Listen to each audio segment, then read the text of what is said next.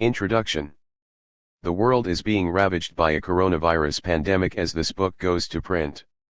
The virus first reared its head at the end of 2019 and by now, April 2020, the known number of COVID-19 cases worldwide have surpassed 1 million, leaving over 100,000 dead, with estimates that the virus will claim still hundreds of thousands of lives, if not more. Yet it has become painfully and tragically clear that it is not merely a virus claiming lives. We are also being assailed by a society that has no problem marshalling bombs and fighter jets, but that will not assemble enough ventilators and masks to battle the pandemic. We live in a society in which decades of budget cuts have made a run on overwhelmed hospitals inevitable and which has set countries and states bidding against one another for ventilators on the free market rather than devise centralized plans for their production and distribution. Governments' responses have been uneven across the globe. In countries where authorities responded early on with widespread testing, the transmission of the disease was slowed, as cases were identified, isolated, and quarantined.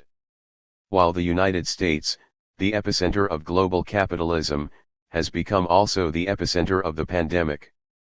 At the first sign of coronavirus-related stock market trouble, the richest country in the world quickly mobilized trillions of dollars to prop up financial capital.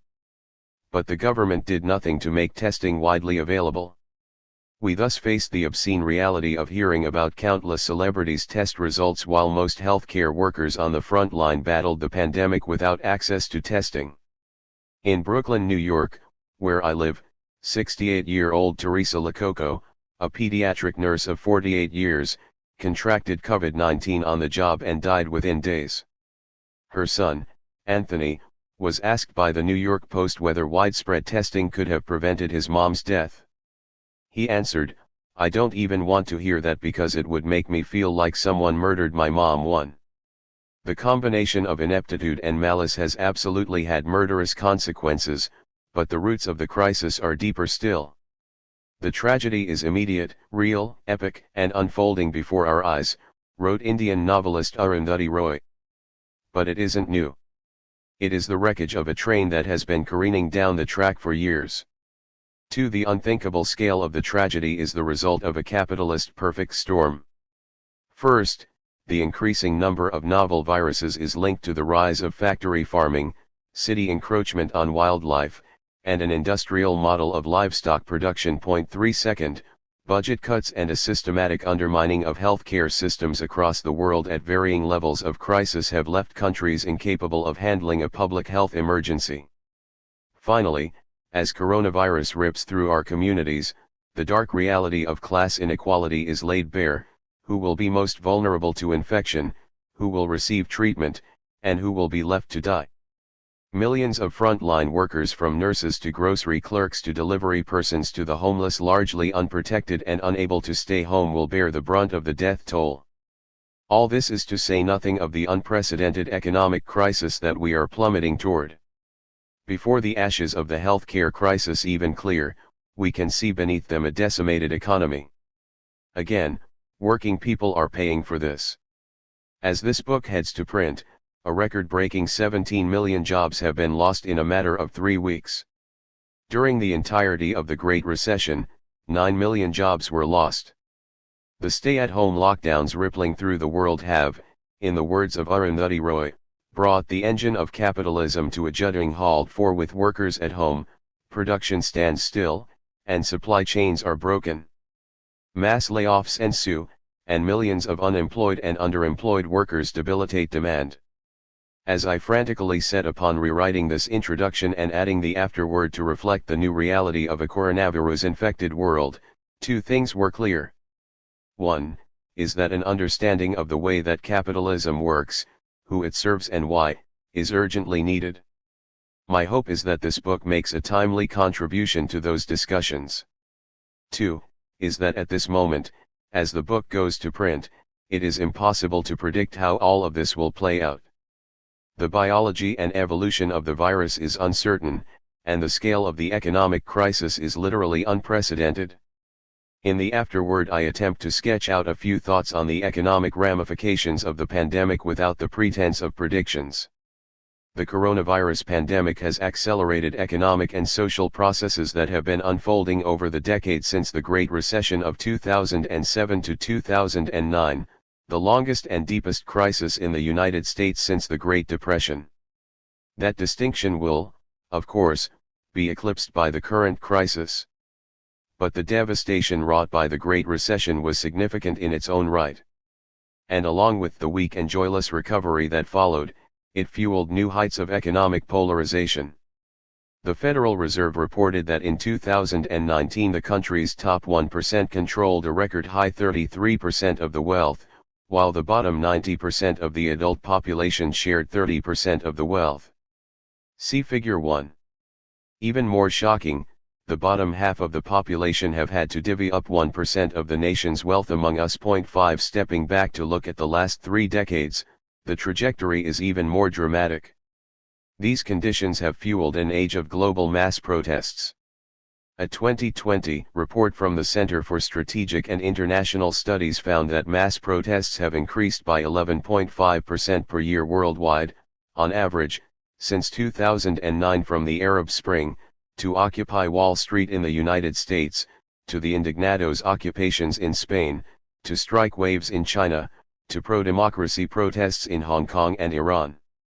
As the report noted, even when accounting for population growth, the relative number of demonstrators over the past 3 years is likely higher than participation in either the anti-Vietnam War movement or the civil rights movement. 6 The need for isolation and distancing may temporarily put a pause on mass gatherings, but the circumstances that fed them, economic inequalities, planetary crisis, and disgust with political corruption, will only deepen in the years ahead.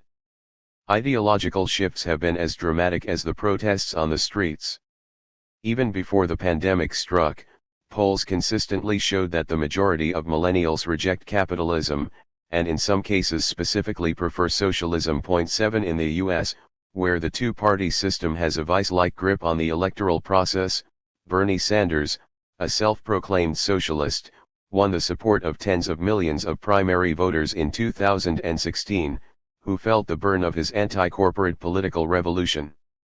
By the 2020 election, the previously fringe candidate became a front-runner in the national elections and fundamentally shifted the national discussion on every major issue, from healthcare and climate change to racial justice and class inequality. Unfortunately, opposition to the rotten status quo has also fed right-wing ideas and movements, from the election of Trump in the US and neo-fascist Jair Bolsonaro in Brazil, to counter-revolution in Egypt, to the rise of racism and xenophobia in Europe and Latin America, and more. Finally, we have to contend with the precipice of planetary destruction that corporate America has driven us to. We are living through the stormiest of political times in generations, and these times are in equal parts exhilarating and terrifying. We need a radical theory to address the questions that millions have asked in recent years. Why are resources so easily marshaled for war yet so impossible to rally towards stopping a pandemic from tearing through our communities? Why do profits always trump human lives and ecological sustainability? How can there be a housing glut, when millions are homeless? Why do 45,000 people a year die, even pre-coronavirus, in the United States, the richest country in the world, from causes linked to lack of health insurance? 9 How could hunger be the leading cause of death among young children around the world, while current global food production supplies enough to feed more than 1.5 times the world's population? 10 Why does money flow to oil, nuclear weapons, and junk food, rather than to fulfill human needs for healthcare and education? Is this rotten system the best we can do? If these questions are ever raised in mainstream discussion at all, they are presented as unrelated issues. Contrary to what we are taught, the economic system of capitalism is intimately connected to society's greatest political challenges of war, health and healthcare, climate change, and oppression. Millennials' turn towards socialism signals an attempt to answer these questions. A new generation is investigating anti-capitalist theories and ideas, which are no longer tainted with the false socialisms of the totalitarian states of the past. Karl Marx, an economist, political theorist, philosopher, and above all revolutionist, developed a profoundly radical analysis of capitalism. Having written 150 years ago, he could not be expected to fully predict the ways the system would unfold. Nevertheless, as Jacobin editor Bhaskar Sunkara wrote, the core of the system he described is little changed. Capitalism is crisis-prone, is built on domination and exploitation, and for all its micro-rationality has produced macro-irrationalities in the form of social and environmental destruction. 11. Marx's economic theory and political method of analysis are critical tools for activists today. Marxism is a means to understand and dismantle the world of the 1%, a world that exploits, disenfranchises, oppresses, and dispossesses the many for the sake of the few, a world that may not make it to the next century with our planet and our humanity intact. I wrote this book for those of us who are attempting to make sense of the world in order to change it. 20 years ago, when I first picked up a book on economics, I made it about 2 pages in before I broke down in tears, feeling hopeless that I could ever understand economics. The capitalist system in general, and economics in particular, are purposefully mystified. Analyzing how capitalism works is left to the experts, and if things look a little askew to you, well, that must be because you don't know any better. This is doubly and triply so for working class people, women, people of color, and other oppressed constituencies who are daily barraged with the message that we cannot hope to comprehend complex systems and ideas, let alone hope to impact them. And so, not long after I had my big cry, I decided that I would figure this thing out. Even the study of Marxist economics, whose purpose is the demystification of the system, is still mostly dominated by men. So I broke open the pages of Capital, Marx's seminal work on economics, and discussed it and rediscussed it, and discussed it some more with fellow comrades, until the world started to come into focus. With the benefit of this experience, my hope is that this book will draw Marx's critical ideas into the reach of broader and more diverse audiences and direct readers toward further investigations of Marxist economics. I also hope that it makes the way the world works a bit clearer and that it only makes you cry tears of joy at better understanding the world. This book aims to follow the content and arc of Marx's Capital. Capital's 3 volumes were written to provide a theoretical arsenal to a workers' movement for the revolutionary overthrow of the system and to do so on the most scientific foundation possible. As Ernest Mondale wrote in his introduction of it, precisely because Marx was convinced that the cause of the proletariat was of decisive importance for the whole future of mankind, he wanted to create for that cause not a flimsy platform of rhetorical invective or wishful thinking, but the rock-like foundation of scientific truth. 12. In Capital, Marx employed a method of scientific inquiry to investigate the inner workings and contradictions of the system. To do so, much as a chemist or a physicist must set up a controlled laboratory, Marx sought to establish a social corollary of such a laboratory, but, as Marx wrote, in the analysis of economic forms neither microscopes nor chemical reagents are of assistance. The power of abstraction must replace both. 13. By distilling, simplifying, and abstracting the key elements of the system, Marx was able to present them in their purest form, isolated from complicating factors. Once he set up the foundations, he built out the layers of complexities so that we are able to apply the deeper concepts to concrete reality. Penetrating beneath the surface appearance of capitalism to its deeper underlying laws and tendencies is central to his method. 14. At its core, capitalism was defined by Marx as a social relation of production.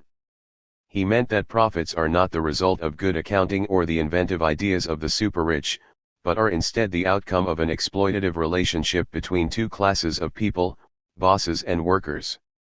In our society, employers and workers meet each other on a very unequal playing field, in which one owns the means to produce value, and the other has no choice but to sell their labor in order to live.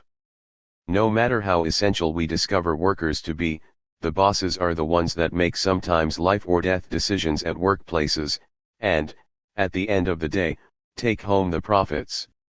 Capitalism is therefore a system in which production and exchange are determined by these positions of exploitation.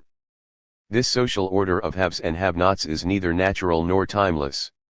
In fact, the precondition for the early development of capitalism was the violent expropriation of the masses of people from their land in order to create the conditions in which capitalism could develop and flourish. The expropriation, wrote Marx, of the agricultural producer, of the peasant, from the soil is the basis of the whole process. 15. Because class and exploitation are central to understanding capitalism, and because their existence can only be understood within a historical context, I begin A People's Guide to Capitalism with the story of the birth of capital. It is perhaps a historical detour to what is otherwise a theoretical exposition of the way that the system works. Here again, I follow Marx, who peppered capital with this same history. My hope is that the first chapter provides a useful context to situate the themes introduced later in the book, and also illuminates the historical, rather than static, reality of these conditions. Looking at the roots of capitalist society also makes it clear from the start that the system is built upon the subjugation of humankind and the planet alike. In the next two chapters, I come back to the basic, but often abstract concepts where Marx began: capital, commodities, value, and money. These are taken up by Marx in the first three chapters of Volume 1, and often stump readers who go no further. As Marx warned, the method of analysis which I have employed, and which had not previously been applied to economic subjects, makes the reading of the first chapters rather arduous. That is a disadvantage I am powerless to overcome, unless it be by forewarning and forearming those readers who zealously seek the truth. There is no royal road to science, and only those who do not dread the fatiguing climb of its steep paths have a chance of gaining its luminous summits. 16. I do my best to offer enough concrete examples and jargon-free descriptions to clarify the points, which will help you keep climbing with minimal huffing and puffing. The following two chapters get to the juicy questions of where profits come from and capitalism's particular form of exploitation. To do so, it is necessary to unpack vital concepts of capital, labor, and class society. And from there we'll be able to see the system's driving tendencies of competition and accumulation. The final chapters of the book look at the contradictions embedded within capitalism, which ultimately can lay the basis for a different kind of society. The anarchy of competition, an unceasing impulse to grow, gives way to regular crises and threatens profitability. I end with an analysis of debt and the financial markets, which so thoroughly and grotesquely score our current economic landscape. The last chapter also includes a substantive analysis of the Great Recession, the world's previous major economic crisis. I write about it in the chapter about finance, not because I think it was primarily a financial crisis, as some do argue. In theory, this discussion belongs in the previous chapter on crises, but it is just not possible to explain the ins and outs of the Great Recession without having under our belts the full picture of crisis theory and the role of credit. It is too late in some respects, given printing timelines, and too early in others, being at the very beginning stages of the current crisis, to include a thorough discussion of the coming recession. I therefore sketched some thoughts in the afterword, which I hope will help connect the dots between the capitalist economic system and its literally poisonous effect on people and planet.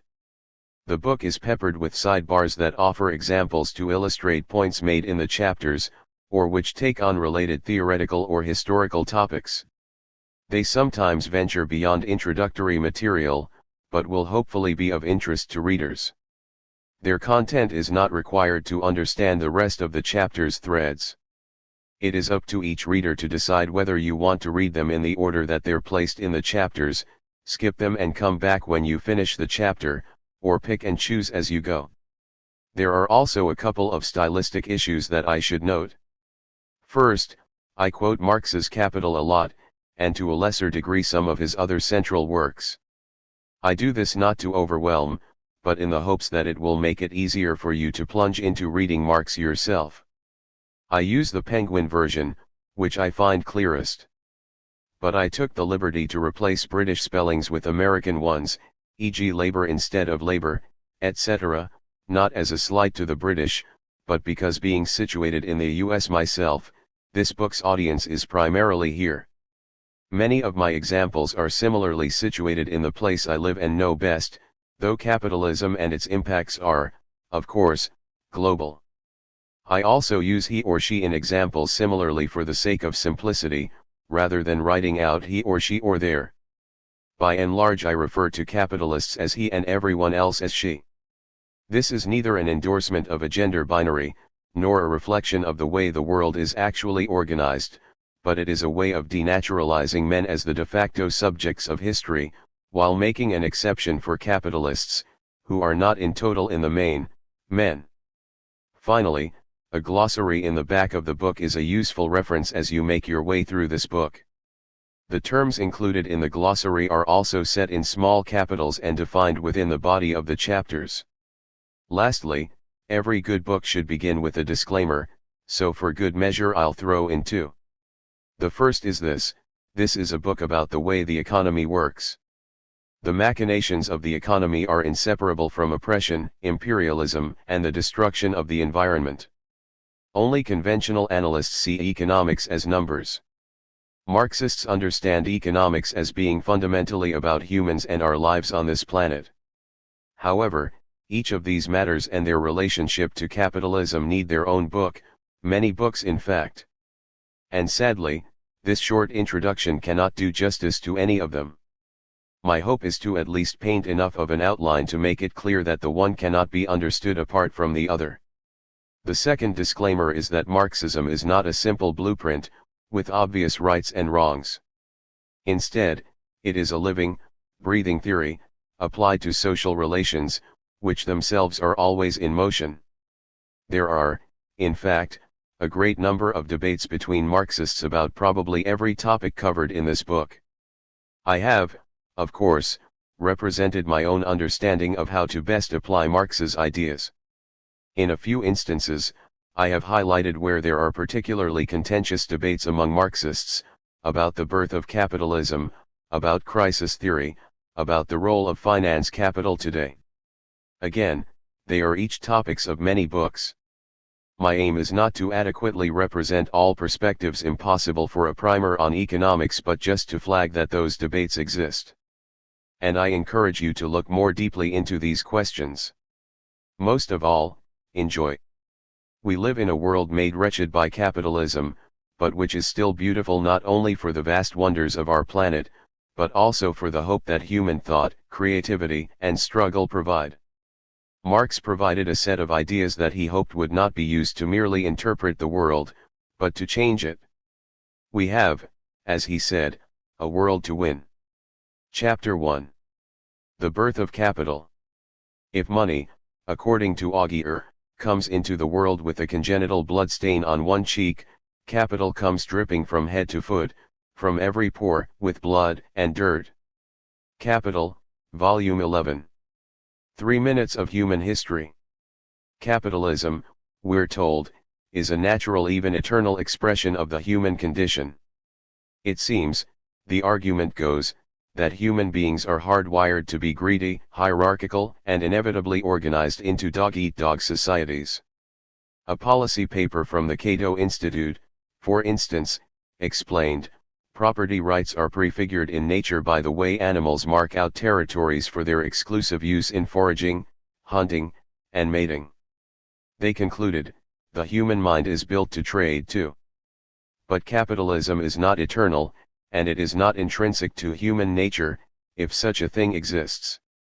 An exploitative system of commodity production and exchange arose over time, neither inevitably nor smoothly, appearing on the scene only recently in human history. The first traces of modern humans date back to more than 200,000 years ago. But it was only in the last 5,000 years, i.e. during less than 3% of human history, that the first-class societies arose. 3 Modern industrial capitalism surfaced just a few hundred years ago, i.e. in the last 0.25% of human history. In other words, if human history took place over the course of a single day, capitalism only unfolded 3 minutes before midnight. Throughout most of our history, humankind lived in hunter-gatherer societies, which organized themselves to meet basic needs: food, water, shelter. Agriculture had not yet been developed, and societies generated little to no excess beyond what was needed for day-to-day subsistence. There was no significant surplus to be hoarded by individuals or communities. Our ancestors tended, in fact, toward common ownership and egalitarianism, and organized themselves by and large into loose-knit collectives with decision-making dispersed among its members. 4. As anthropologist Eleanor Burke Leacock argued, hunter-gatherer societies required great individual initiative and decisiveness among their members. Decision-making in this context calls for concepts other than ours of leader and led, dominant and deferent, no matter how loosely these are seen to apply. 5. Just as greed and deference to authority are attributes encouraged in our current society, autonomy was a much more useful trait for hunter-gatherers. One example quoted by Leacock was the observation of Jesuit missionary Paul Lejeune, who came into contact with the Montagnais people in the 17th century in Canada. He complained, "They imagine that they ought by right of birth, to enjoy the liberty of wild ass colts, rendering no homage to anyone whomsoever, except when they like. They have reproached me 100 times because we fear our captains, while they laugh at and make sport of theirs. All the authority of their chief is in his tongue's end, for he is powerful insofar as he is eloquent, and, even, if he kills himself talking and haranguing, he will not be obeyed unless he pleases the savages." 6. Why and how did it come to pass that hierarchical class societies arose out of communities that had been broadly egalitarian and enjoyed the freedom of wild ass colts for many millennia? And out of these hierarchical societies, what were the historical conditions that paved the way for capitalism, in particular, to emerge and to eventually dominate the world we live in? These questions deserve their own sets of books, and I will only skim the surface here. But from these broad outlines, we can begin to sketch out a framework that can help us understand the anatomy of capitalism. From surplus to class. The story begins with the development of agriculture about 12,000 years ago. The advent of agriculture opened up the possibility of producing a surplus of food items, which could be stored for future need. Rather than the precariousness of hand-to-mouth living, the safety of that surplus on hand meant that communities could settle and grow, and some members of the group could specialize in the production of non-food items. Between the 3rd and 4th millennia BCE, towns spread across the globe from Mesopotamia to India to China to Africa. Throughout several thousand millennia, the need for supervision and control over these surpluses meant that societies became increasingly socially stratified. Initially, this was likely in the interest of the group as a whole, as it provided stability through the ups and downs of weather patterns and access to resources. But ultimately those who maintained and supervised the surplus and who would eventually appropriate the surplus through violence, taxes, or both cohered into a social class, distinct from the majority. 7. It took millennia for conflicting classes, groups of people with different relationships to the production, ownership, and distribution of wealth and goods to form. We'll delve into classes more fully in Chapter 4. In the meantime, for our purposes here, note that various kinds of societies built upon these divisions: slavery, tributary and feudal modes of production, and later capitalism developed worldwide. This process was not smooth or automatic, nor one that came about without resistance. 8. Capitalism's rosy dawn. Capitalism is one type of class society, the type that dominates the globe today. It first emerged in medieval Europe, where feudal societies had been dominant. Exactly how and why the transition from feudalism to capitalism came about is a highly contested and complex history 9 and beyond the purview of this book, but it's useful to examine what distinguished capitalism from feudalism in order to look at what makes capitalism unique. Feudalism essentially divided monarchic lands among local lords. These lords then ruled over the inhabitants of their respective estates. Tied to the lords' estates, serfs, unfree peasants, were put to work. They had to pay their lords with money, or with a portion of their harvest, or by tilling the lord's fields for a certain number of days per week. In feudal society, peasants generally had access to enough land and tools to sustain themselves and their families. The lord's manor included common lands, where commoners had rights to work the land and pasture cattle. As paltry as their subsistence was, it provided some economic independence. Because serfs felt no economic compulsion to work, the need for a wage in order to survive, it was ultimately the lord's capacity to mobilize force that prevented peasants from keeping the total fruits of their labor, or from fleeing bondage altogether. Because the enrichment of the lord was dependent on violence, this incentivized each lord to make ever greater investment in weapons and warfare, rather than develop new, innovative productive techniques, much less tend to the social welfare of his serfs. Point 10. When capitalism emerged, it developed a wholly new social order, one that required severing the masses of people from access to land, tools, and resources. Rather than a peasantry violently coerced to turn over goods to their lords, capitalism created a new underclass of wage workers, a class of people theoretically free to work where and how they pleased, but who would in practice be compelled by economic necessity to produce a surplus for someone else nonetheless. Over the course of 3 centuries, from the 14th century until the Industrial Revolution of 1780 to 1850, the transformation of feudal relationships to capitalist ones created a system of production based on the exploitation of free wage labor, a social order of haves and have-nots. Neither the process, nor the exploitative arrangement that it gave rise to, was natural or automatic. As Marx wrote, "One thing, however, is clear, nature does not produce on the one hand owners of money or commodities, and on the other hand men possessing nothing but their own labor power. This relation has no basis in natural history, nor does it have a social basis common to all periods of human history. It is clearly the result of a past historical development, the product of many economic revolutions, of the extinction of a whole series of older formations of social production." Point 11. What were these past historical developments that created 2 types of people, one owning wealth and the means to generate more wealth, and the other owning little more than the skins on their backs?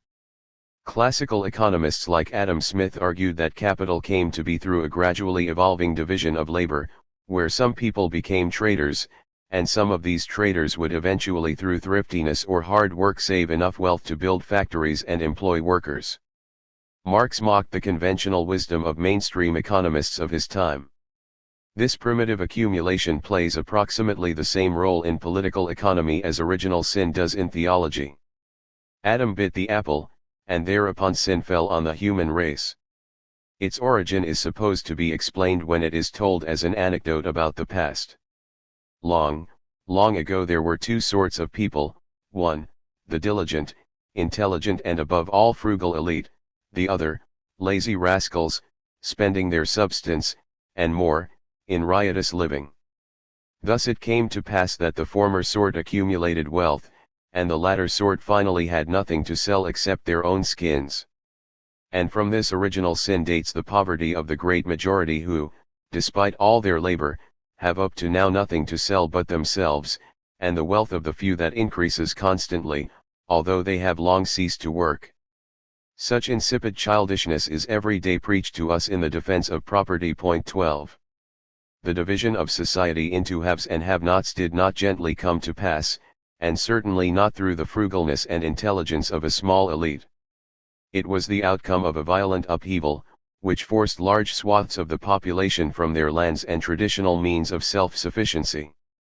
As we'll see, laws and coercive means had to be employed to discipline a new class of laborers.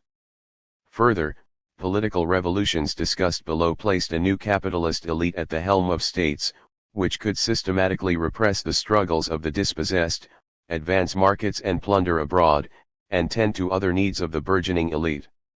The violence, coercion, legislation, and upheavals necessary for the birth of this new system evince just how unnatural and vicious the road to capitalism was. Where wealth accumulates, and men decay. In England, where capitalism gained its first foothold, it did so on the basis of what's referred to as the enclosure movement. 13 millions of acres of common land were violently confiscated and turned into privately owned plots during several centuries. Traditional rights to use common land for farming or grazing livestock were revoked, land was fenced in, enclosed, and restricted to private owners whether through payment, theft, or law. Through this process, land was concentrated into the hands of few landowners, while masses of people were left with no means of self-sustenance, and therefore no means to maintain economic independence.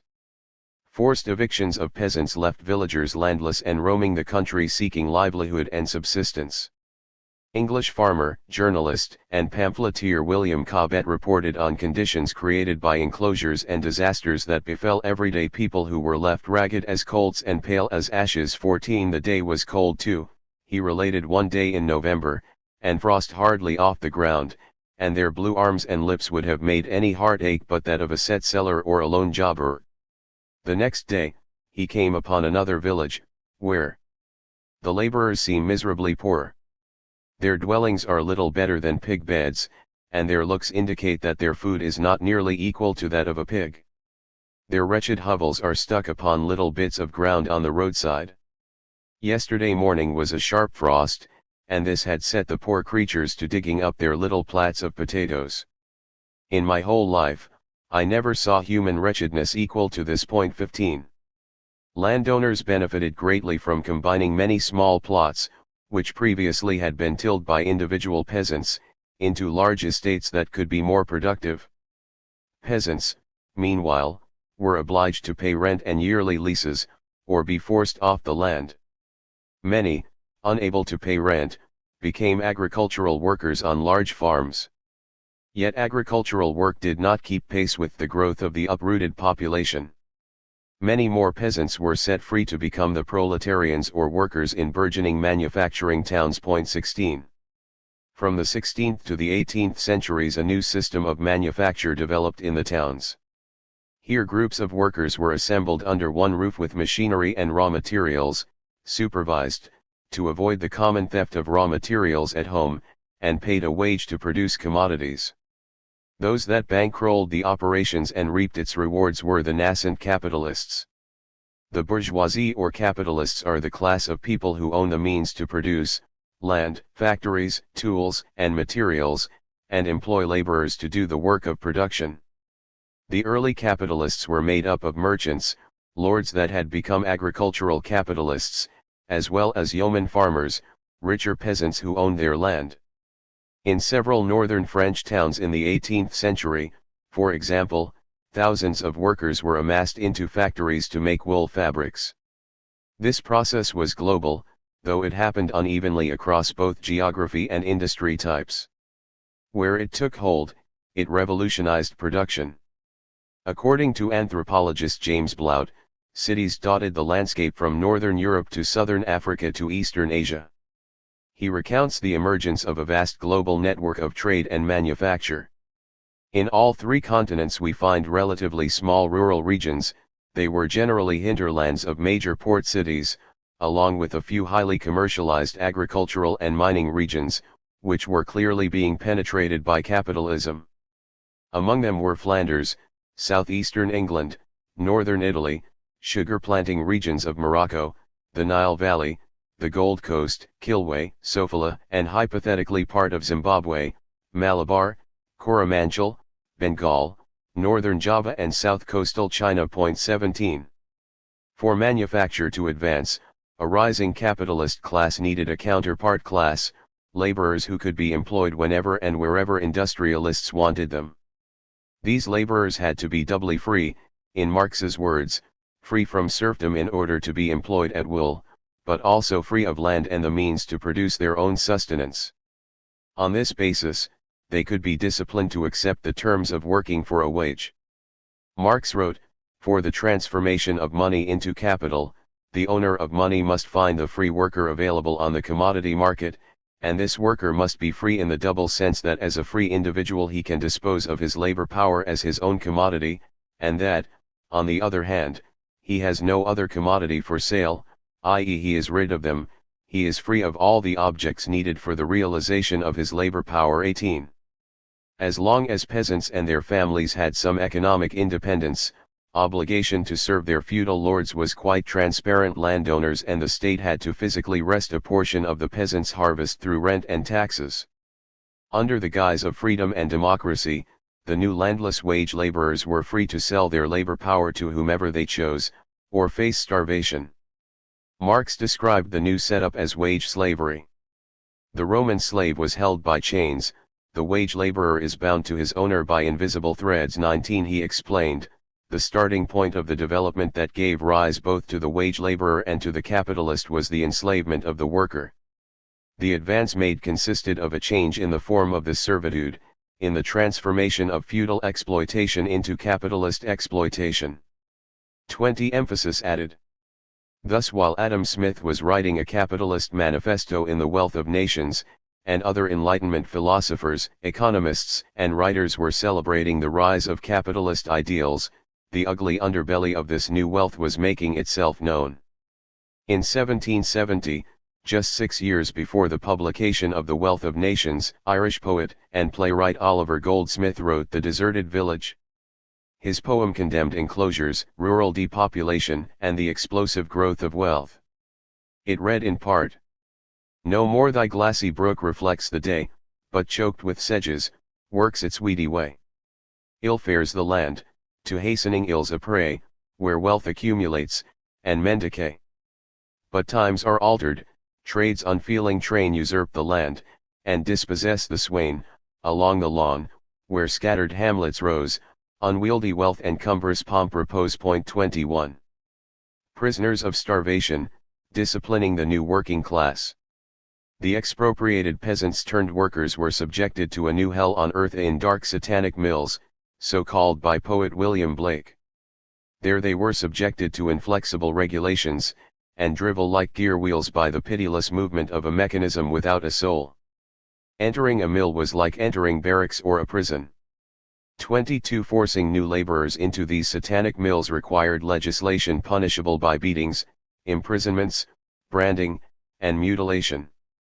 Freely deployed labor was a necessary component for a rising capitalist system. But creating a new laboring class was a bitter, destructive process. And even the threat of starvation was not enough to prevent idleness and loitering. Towns and countrysides became populated with vagabonds and beggars or day laborers looking for work and at the mercy of wealthy landowners and bosses. In 1739, the Marquis of Argenson, a French nobleman, noted in his memoirs, "For a year now misery has been progressing in the kingdom at an incredible rate, men die like flies, poverty-stricken and browsing grass." 23 Not surprisingly, enclosures were met by riots, the tearing down of fences, the destruction of estates, and full-scale rebellions such as Kett's Rebellion of 1549, which swelled to 16,000 strong and briefly captured the second largest city in England. The new working class was forged through brutal legislation against vagabondage, joblessness, and begging. Thus were the agricultural folk first forcibly expropriated from the soil, writes Marx, driven from their homes, turned into vagabonds, and then whipped, branded, tortured by grotesquely terroristic laws into accepting the discipline necessary for the system of wage labor. 24. In England, a law entitled Voluntary Criminals in 1530, for instance, called for whipping and imprisonment for sturdy vagabonds. They are to be tied to cart tail and whipped until the blood streams from their bodies, then they are to swear an oath to go back to their birthplace or to where they have lived the last 3 years and to put themselves to labor. For the second arrest for vagabondage, the whipping is to be repeated and half the ear sliced off, but for the third relapse the offender is to be executed as a hardened criminal and enemy of the common weal. 25. A statute in 1547 condemned idlers to become enslaved, whipped, chained, and branded with the letter V on their breast. 26. Marx eloquently summed up how workers were forced to accept their lot as natural. Over time, the economic relations of capitalism would enforce themselves daily upon the working class as self-evident natural laws and, for the most part, without great fanfare. The organization of the capitalist process of production, once it is fully developed, breaks down all resistance. The silent compulsion of economic relations sets the seal on the domination of the capitalist over the worker. Direct extra-economic force is still of course used, but only in exceptional cases. In the ordinary run of things, the worker can be left to the natural laws of production, i.e. it is possible to rely on his dependence on capital, which springs from the conditions of production themselves, and is guaranteed in perpetuity by them. 27. In other words, at capitalism's dawn, the rising bourgeoisie depended heavily on the power of the state to enforce its collective will. Capitalism today still depends on the state and the threat of violence, but in its everyday running breaks down resistance through the silent compulsion of economic necessity. 28. Lacking our own land, tools, and technology to independently provide for ourselves and our families, we have no choice but to labor for others. A state of their own. Marx wrote that the economic structure of capitalist society has grown out of the economic structure of feudal society. The dissolution of the latter set free the elements of the former. 29. He meant that the development of capitalist relationships and production grew within feudal society before they broke out into fully capitalist societies. The contradictions between the two forms of societies did not automatically translate into clear conflicts between the old order and the burgeoning new elites.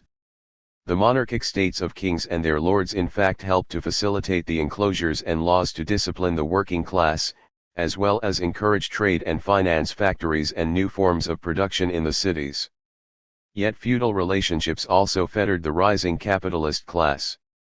The monarchies and the land-holding class were more interested in building up riches, weaponry, and their armies, and tended to slow and squander opportunities for economic advances. Society would increasingly divide between forces of economic progress 30 and forces that still benefited tremendously from the existing feudal relationships. These contradictions broke out into bourgeois revolutions in Western Europe: the Dutch Revolution of the 16th century, the English revolutions of 1640 and 1688, and the Great French Revolution of 1789. Each in turn provided pivot points, which broke apart feudal tenures and helped to establish the state's intervention on behalf of the capitalist class. 31. Most critically, the bourgeoisie gained the economic upper hand through the Industrial Revolution in England and through its political counterpart in the French Revolution. Economic breakthroughs necessitated new political ideology, around which the new bourgeois class, and in some cases lower classes, could be rallied. They propagated worldviews such as the right to private property, freedom from servitude, and an end to hereditary power. As British Marxist Chris Harman argued, that class required its own ideas, its own organization and, eventually, its own revolutionary leadership. Where its most determined elements managed to create such things, the new society took root. 32. The bourgeois revolutions were essential to securing capitalist states. These states defended the new class and its interests, and facilitated the expansion of their economic power domestically and abroad. A primitive accumulation of wealth. Why capitalism first got its footing in Britain and a few other pockets in Western Europe is another source of controversy among Marxists and other radical historians. 33. Whichever the reasons, its eventual domination would not have decisively cohered without the brutal enslavement of as many as 20 million Africans over the 4 centuries of the Atlantic trade of enslaved people. The monstrous horrors of that trade have been well documented: the buying, breeding, and selling of human beings as though they were cattle, the tearing apart of families. 34. The cruelty of slave drivers in whipping, mutilating, raping, and killing enslaved people, put simply, the ultimate degradation of man. 35. American historian Howard Zinn described the capture and journey of Africans to slavery.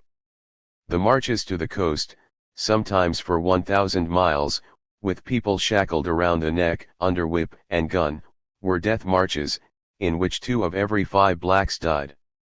On the coast, they were kept in cages until they were picked and sold. Then they were packed aboard the slave ships, in spaces not much bigger than coffins, chained together in the dark, wet slime of the ship's bottom, choking in the stench of their own excrement. On one occasion, hearing a great noise from below decks where the blacks were chained together, the sailors opened the hatches and found the slaves in different stages of suffocation, many dead, some having killed others in desperate attempts to breathe. Slaves often jumped overboard to drown rather than continue their suffering. To one observer, a slave deck was so covered with blood and mucus that it resembled a slaughterhouse. 36. These horrors turned into great riches for the wealthy few. In the New World of the Americas, slave labor cultivated ever greater volumes of cotton. 9,000 bales of cotton in 1791 became 500,000 in 1822, and 5 million bales of cotton by 1861.37. These exponential increases owed themselves to technological innovations in spinning and weaving, and were harnessed by enslaved Africans, who were, in the words of W.E.B. Du Bois, bent at the bottom of a growing pyramid of commerce and industry. Enslaved people not only could not be spared, if this new economic organization was to expand, Du Bois continues, but rather they became the cause of new political demands and alignments, of new dreams of power and visions of empire. 38. In the Old World, this wealth fueled investments that would spur the Industrial Revolution in Britain. The cash reaped from trading enslaved people, and from the products of their labor on sugar and cotton plantations, was the basis for Britain's banking system, and for investments in many of the labor-saving technologies that propelled British capitalism ahead of the rest. Among others, James Watt's steam engine was financed by the trade of enslaved people. Trinidadian historian Eric Williams's famous account of capitalism and slavery, described how the sugar planters were among the first to realize the steam engine's importance. 39. The plantations were among the steam engine's most important market. The trade of enslaved people also encouraged the growth of the iron industry, which supplied chains, padlocks, and fetters for the people's owners, as well as firearms that were traded for enslaved people, and metal used in traders' ship construction. Likewise, the trade of cotton goods stimulated cotton manufacturing by enslaved Africans, and the sugar cane harvested by their counterparts on plantations in turn drove the growth of sugar refinery in English towns. Nearly all of Britain's growing towns and cities flourished as a result of slavery, from seaport towns like Liverpool, centered on trade of enslaved people, to manufacturing towns like Lancashire and Manchester. Thus it wasn't the case that Europe developed capital and industrial growth, while the rest of the world didn't. But rather, as Walter Rodney put it, Western Europe developed economically by actively underdeveloping Africa and other parts of the colonized world. 40. The development of free labor in Europe needed the decidedly unfree labor of plantations. As Marx wrote, while the cotton industry introduced child slavery into England, in the United States it gave the impulse for the transformation of the earlier, more or less patriarchal slavery into a system of commercial exploitation. In fact, the veiled slavery of the wage laborers in Europe needed the unqualified slavery of the New World as its pedestal. 41. Finally, the unfree labor of the enslaved people could only be set to work on land that was stolen. Yet another violent expropriation was required, this time of the indigenous populations in the Americas. The slave plantations and the colonial settlements were built upon over 1.5 billion acres of land inhabited by Native American tribes. Their brutal dispossession and ethnic extermination were nothing short of genocidal. 42. Lest we think the early capitalists piled up their wealth penny by penny, as in Adam Smith's version of the story, the truth has more to do with conquest, robbery, and pillage, from piracy, to colonialism, to the European Crusades, to the enslavement of Africans. 43. You can get a picture of how early capital was accumulated by looking at a 17th century map of West Africa. You'll find Ghana, then called the Gold Coast, called such until its independence in 1957. To its west, the Ivory Coast. And to its east, the Slave Coast. Conclusion. In the chapters that follow we will delve into the features that define capitalism, what makes it tick, what slows its ticking. As a starting point, we can see here that capitalism is not an eternal system embedded in our nature. It has a history and an origin, and therefore, it can have an end. Just as importantly, as we explore themes of value, exploitation, profits, and the accumulation of capital in future chapters, it will be important to understand these concepts within this historical context. So long as families could produce food and clothing for themselves, they did not have to work for a wage. Once the vast majority of people lost access to their lands, the organizing principles of society would change. Private ownership of lands, resources, and tools was firmly established and concentrated into few hands. On this basis arose wage labor and a dependence on the market for goods and sustenance. We will see that capitalism is not simply an economic or a political structure, but a system of social relationships, whose foundation is the expropriation of masses of people from the land. The power of the few to extract labor and profits from the many is based on a relationship of economic dependence, which is historically conditioned. Turning a profit is only possible on the basis of private ownership of the means of production, a free workforce, and a state of the bourgeoisie to enforce and project the power of the new ruling elite. Lastly, the fact that the opening shots of capitalism are processes that simultaneously destroy humans and land expropriation, plunder, slavery, and conquest give us some indication of what's to come in regards to oppression and environmental devastation wrought by the system. See sidebar, Capitalism and Soil. Both soil and worker had to come under the domination of capital. As Marx described, the theft of common land and the transformation into modern private property under circumstances of ruthless terrorism, conquered the field for capitalist agriculture, incorporated the soil into capital, and created for the urban industries the necessary supplies of free and rightless proletarians. 44. With this historical framework in mind, we'll look next at the defining building blocks of capitalism, beginning with the commodity, its elemental form, according to Marx. We'll see that once wage labor and markets, which had operated only on the fringes of feudal economies, became central to the economic activity of capitalist economies, they set the rules for how every aspect of the system operates. Capitalism and soil. The violent social transformations that gave birth to capitalism destroyed the traditional ties that existed between humankind and the earth. The forcible expropriation of peasants alienated humanity from the natural world, and led to a metabolic rift, as Marx described it, beginning a process that has driven us today to the brink of planetary destruction. Labor and the earth constitute society's original sources of wealth, Marx wrote. That is, everything that we require to live and thrive derives from the land and from our ability to do work to harness nature's great powers. Through the process of labor, a metabolic relationship has bound humans and nature together. Labor is, first of all, a process between man and nature, a process by which man, through his own actions, mediates, regulates and controls the metabolism between himself and nature. He confronts the materials of nature as a force of nature. He sets in motion the natural forces which belong to his own body, his arms, legs, head and hands, in order to appropriate the materials of nature in a form adapted to his own needs. Through this movement he acts upon external nature and changes it, and in this way he simultaneously changes his own nature. 45. The enclosures in England put an end to collective use of land, and instead turned both laborers and the natural world into mere inputs for agricultural and industrial production. Marx explained that for the first time, nature becomes purely an object for humankind, purely a matter of utility, ceases to be recognized as a power for itself, and the theoretical discovery of its autonomous laws appears merely as a ruse so as to subjugate it under human needs, whether as an object of consumption or as a means of production. 46.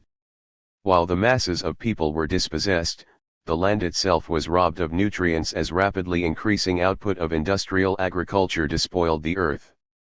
The soil was depleted of nitrogen, phosphorus, and potassium, which reappeared in the cities in the form of urban pollution, simultaneously poisoning the land and the city dwellers. Marx was profoundly disturbed by this development, and considered it a breach in the natural relationship of humans to the earth. In Capital, Marx argued, all progress in capitalist agriculture is a progress in the art, not only of robbing the worker, but of robbing the soil. All progress in increasing the fertility of the soil for a given time is progress towards ruining the more long-lasting sources of that fertility. Capitalist production, therefore, only develops the technique and the degree of combination of the social process of production by simultaneously undermining the original sources of all wealth, the soil and the worker. 47. Since Marx's and Engels's time, a far deeper crisis has befallen the Earth's ecosystem. Among our most timely and life-threatening challenges is that of climate change. Fossil fuels, which first became the dominant form of energy during the Industrial Revolution, now dominate the world economy, and threaten our planet's survival. We'll discuss some of these critical issues in future chapters. But for the time being we see that capitalism could only break through as a world system on the basis of conquering both humankind and the planet and subjugating both to its profit motive. Chapter 2. The Labor Theory of Value. A commodity appears at first sight an extremely obvious, trivial thing. But its analysis brings out that it is a very strange thing, abounding in metaphysical subtleties and theological niceties. It is absolutely clear that, by his activity, man changes the forms of the materials of nature in such a way as to make them useful to him. The form of wood, for instance, is altered if a table is made out of it. Nevertheless, the table continues to be wood, an ordinary, sensuous thing. But as soon as it emerges as a commodity sold on the market, it changes into a thing which transcends sensuousness. It not only stands with its feet on the ground, but, in relation to all other commodities, it stands on its head, and evolves out of its wooden brain grotesque ideas, far more wonderful than if it were to begin dancing of its own free will. Capital, Volume 11. The Cellular Structure of Capitalism. The opening line of Karl Marx's Capital is, "The wealth of societies in which the capitalist mode of production prevails appears as an immense collection of commodities. The individual commodity appears as its elementary form too." It may sound prescient of late-stage capitalism's hoarding disorders. But even in Marx's day, as capitalism was developing and growing in pockets of Western Europe, the world was already overflowing with commodities, goods for sale on the market. Marx began his study of capitalism by examining commodities, which he saw as its building blocks. In this chapter we'll investigate these blocks, and through their examination, work through the Marxist understanding of value and the role of labor. At first glance, a commodity appears to be simple enough. We are surrounded daily by hundreds of thousands of commodities all about us. From the food that we buy at the grocery store, to knickknacks that clutter our apartments, to the apartments themselves, all these commodities, and an infinite number more, are bought and sold on the market. Simply put, a commodity is defined as something that was made through human labor, satisfies a demand, and is produced for the purpose of exchange. If I bake a loaf of bread to eat, then it's just bread. But if I bake it in order to sell it, then the loaf becomes a commodity. Production has existed throughout history. Human beings have always labored to make things: tools, food, clothing, shelter, in order to survive. Things manufactured, mined, or grown were not commodities, however, as long as they were made for direct use, rather than to be sold on the market. In hunter-gatherer societies, production was organized for use and consumption by the producers themselves. In feudal societies, peasants were the primary producers. They harvested crops for themselves, as well as a surplus product for the lord. In the current system, goods are not made for the personal consumption of the workers or bosses of a particular business. They are made for the purpose of exchange, that is, to be bought and sold. Workers at Apple don't come home with fistfuls of iPhones. Nor did Steve Jobs live in a castle of iPads. Apple products are manufactured for sale on the market.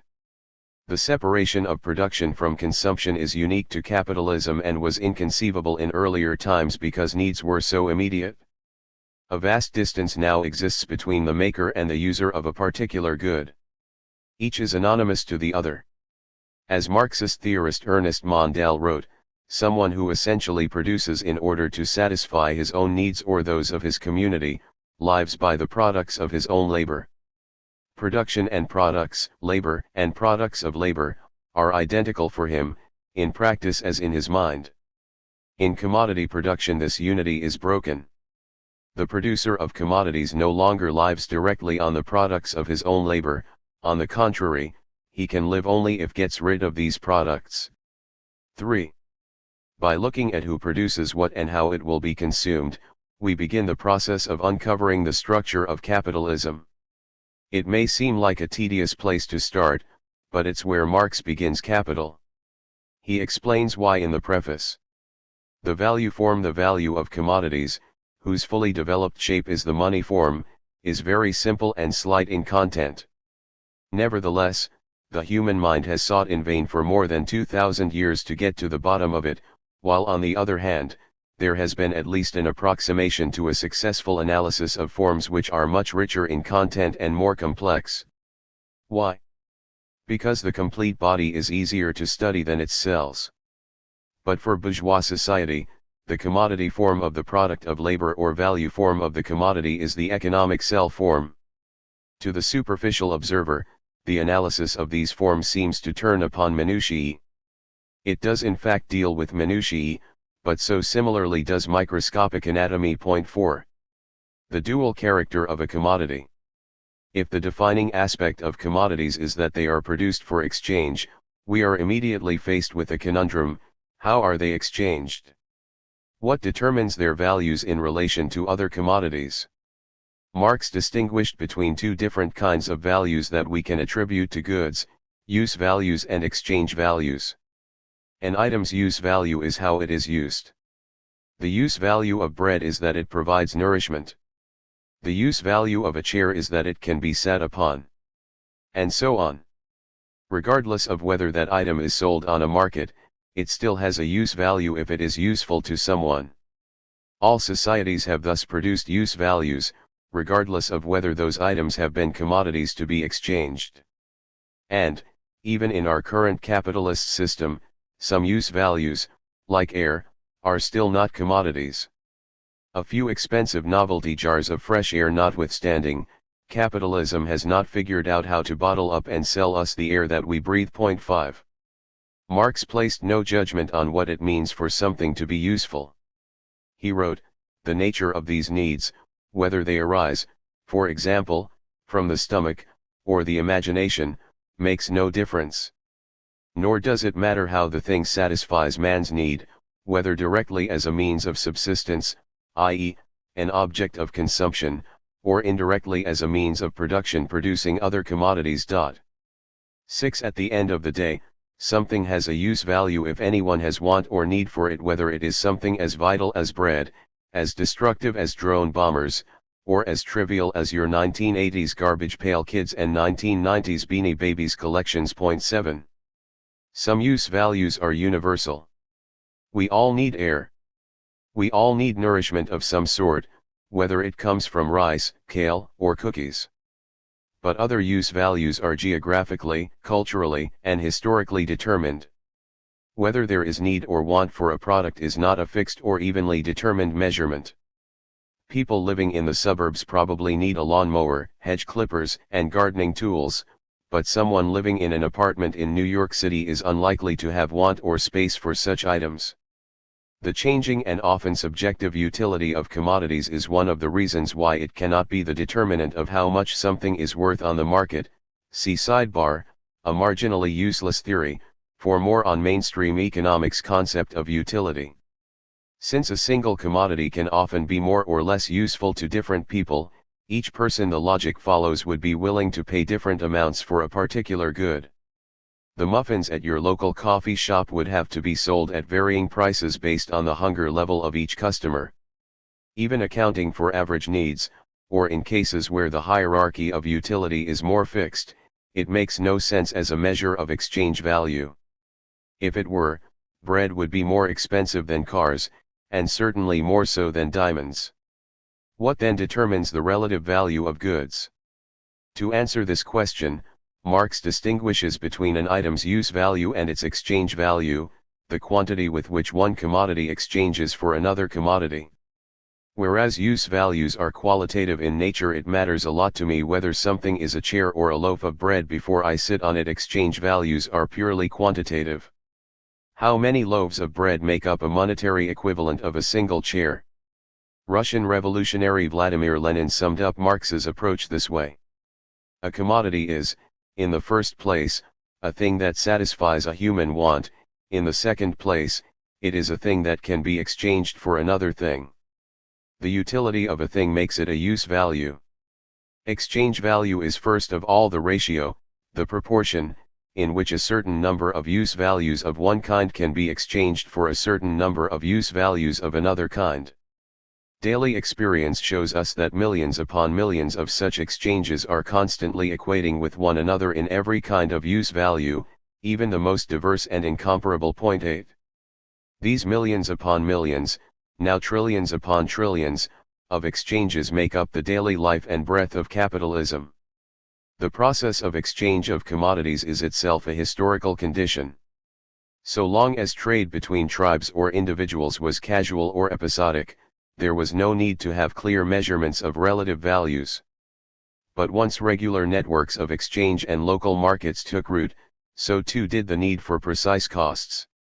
As Marx explained, the exchange of commodities begins where communities have their boundaries, at their points of contact with other communities. However, as soon as products have become commodities in the external relations of a community, they also, by reaction, become so in the internal life of the community. Their quantitative exchange relation is at first determined purely by chance. They become exchangeable through the mutual desire of their owners to alienate them. In the meantime, the need for others' objects of utility gradually establishes itself. The constant repetition of exchange makes it a normal social process. In the course of time, therefore, at least some part of the products must be produced especially for the purpose of exchange. From that moment the distinction between the usefulness of things for direct consumption and their usefulness in exchange becomes firmly established. Their use value becomes distinguished from their exchange value. On the other hand, the quantitative proportion in which the things are exchangeable, becomes dependent on their production itself. Custom fixes their values at definite magnitudes. 9 Emphasis added. Capitalist society is organized around the quantitative exchange values of goods, rather than qualitative human need for use values. While you or I are primarily concerned with the use value of items, whether we can sit on a chair or on a loaf of bread, a capitalist does not care what an item's use is, so long as it will make him money. Use values only matter to capitalists insofar as they know they must produce something that can be sold, and useless things can't be sold. But what matters most is exchange value, how much money can be made from selling those goods. Put another way, the use value of grain and whether there are people that need to eat is not the system's main concern, rather its exchange value is what matters, whether and for how much grain can be exchanged. Point 10 And so capitalism is responsible for such grotesque events as dumping grain reserves into the ocean rather than selling at a loss in order to feed hungry people. At the same time, boundless quantities of plastics and disposable everything are churned out without any regard for human and environmental consequences. See sidebar, the waste of society. The question of how exchange value is determined is, therefore, critical to understanding what makes capitalism tick. The common sense assumption in our society is that exchange value is somehow an innate characteristic of a product. An average car, for instance, is unquestioningly just worth about $30,000. Yet there is no physical manifestation of this value. You can inspect the materiality of a car all you like, but you won't see or feel or weigh the exchange value. So far no chemist has ever discovered exchange value either in a pearl or a diamond. 11. Measuring physical qualities clearly does us no good in the realm of exchange. How do you compare a block of cheese with a bike? If we were trading hay for hay, that would be simple. We could put them on a scale against each other and determine an equal weight for a fair exchange. Of course, that would be a pointless exchange. It's the difference between use values that makes them exchangeable, and yet we obviously can't weigh a bushel of hay against a vat of soup to determine their rate of exchange. How then can two things that possess incommensurate qualities be compared or equated? The one property that all commodities have in common, and through which their value can be determined, is that each is a product of human labor. In Marx's words, despite their motley appearance, commodities have a common denominator. 12 Commodities can exchange according to the relative amount of labor time that it takes to produce them. This basic idea is the core concept behind what's known as the labor theory of value, explained further below. But before turning our attention there, one final point about the dual nature of commodities, use values and exchange values. The difference, contradiction between, and unity of quality, use value, and quantity, value, is a recurring theme in Volume 1 of Capital. One type of value does not cause the other. How useful an item is does not determine its value on the market, nor does its value on the market determine how useful an item may be to us. Yet despite this lack of causality, the two values of a commodity impact each other, and are inseparable. As Marxist economist David Harvey put it, the commodity, a singular concept, has two aspects. But you can't cut the commodity in half and say, that's the exchange value, and that's the use value. No, the commodity is a unity. But within that unity, there is a dual aspect. 13. A thing can be a use value without having an exchange value. If you make a pie, it will be of use to you as you eat it, but unless you put it up for sale, it has no exchange value. At the same time, a thing cannot have an exchange value if it does not have a use value. If you make a bunch of foul, inedible pies for sale at the local market, and if no one has use for foul, inedible pies, then these pies will also have no exchange value no matter how long it took you to make them. The item doesn't have to be useful to the person or people who produce them. But they have to be useful to someone in order to have an exchange value. And that's the purpose of having a market, to find a buyer who will have use for what you've created. In fact, it's precisely the fact that an item has no use value to its producer that allows it to be an exchange value. If a tailor sews a coat to wear, she can't very well sell it to someone else at the same time. An item that has a use value to the tailor can't simultaneously have an exchange value for sale. But if she makes two coats, and can realistically only wear one, the fact that the second coat is redundant and therefore has no use value to the tailor is exactly what gives it the potential to be an exchange value. Simply put, you can either live in your house, or you can sell your house. You can't have your cake and eat it too. A marginally useless theory? The predominant explanation of value in mainstream economics today is the neoclassical theory of marginalism. It assumes that a commodity's worth is determined by laws of supply and demand, mediated by what they term marginal utility. This theory argues that value is established on the one hand by individuals maximizing the amount of utility, or benefit, that they get from purchasing a good, and on the other hand, a corporation maximizing the amount of profit they can achieve through producing and selling those goods. Where these two values meet determines the cost of a product.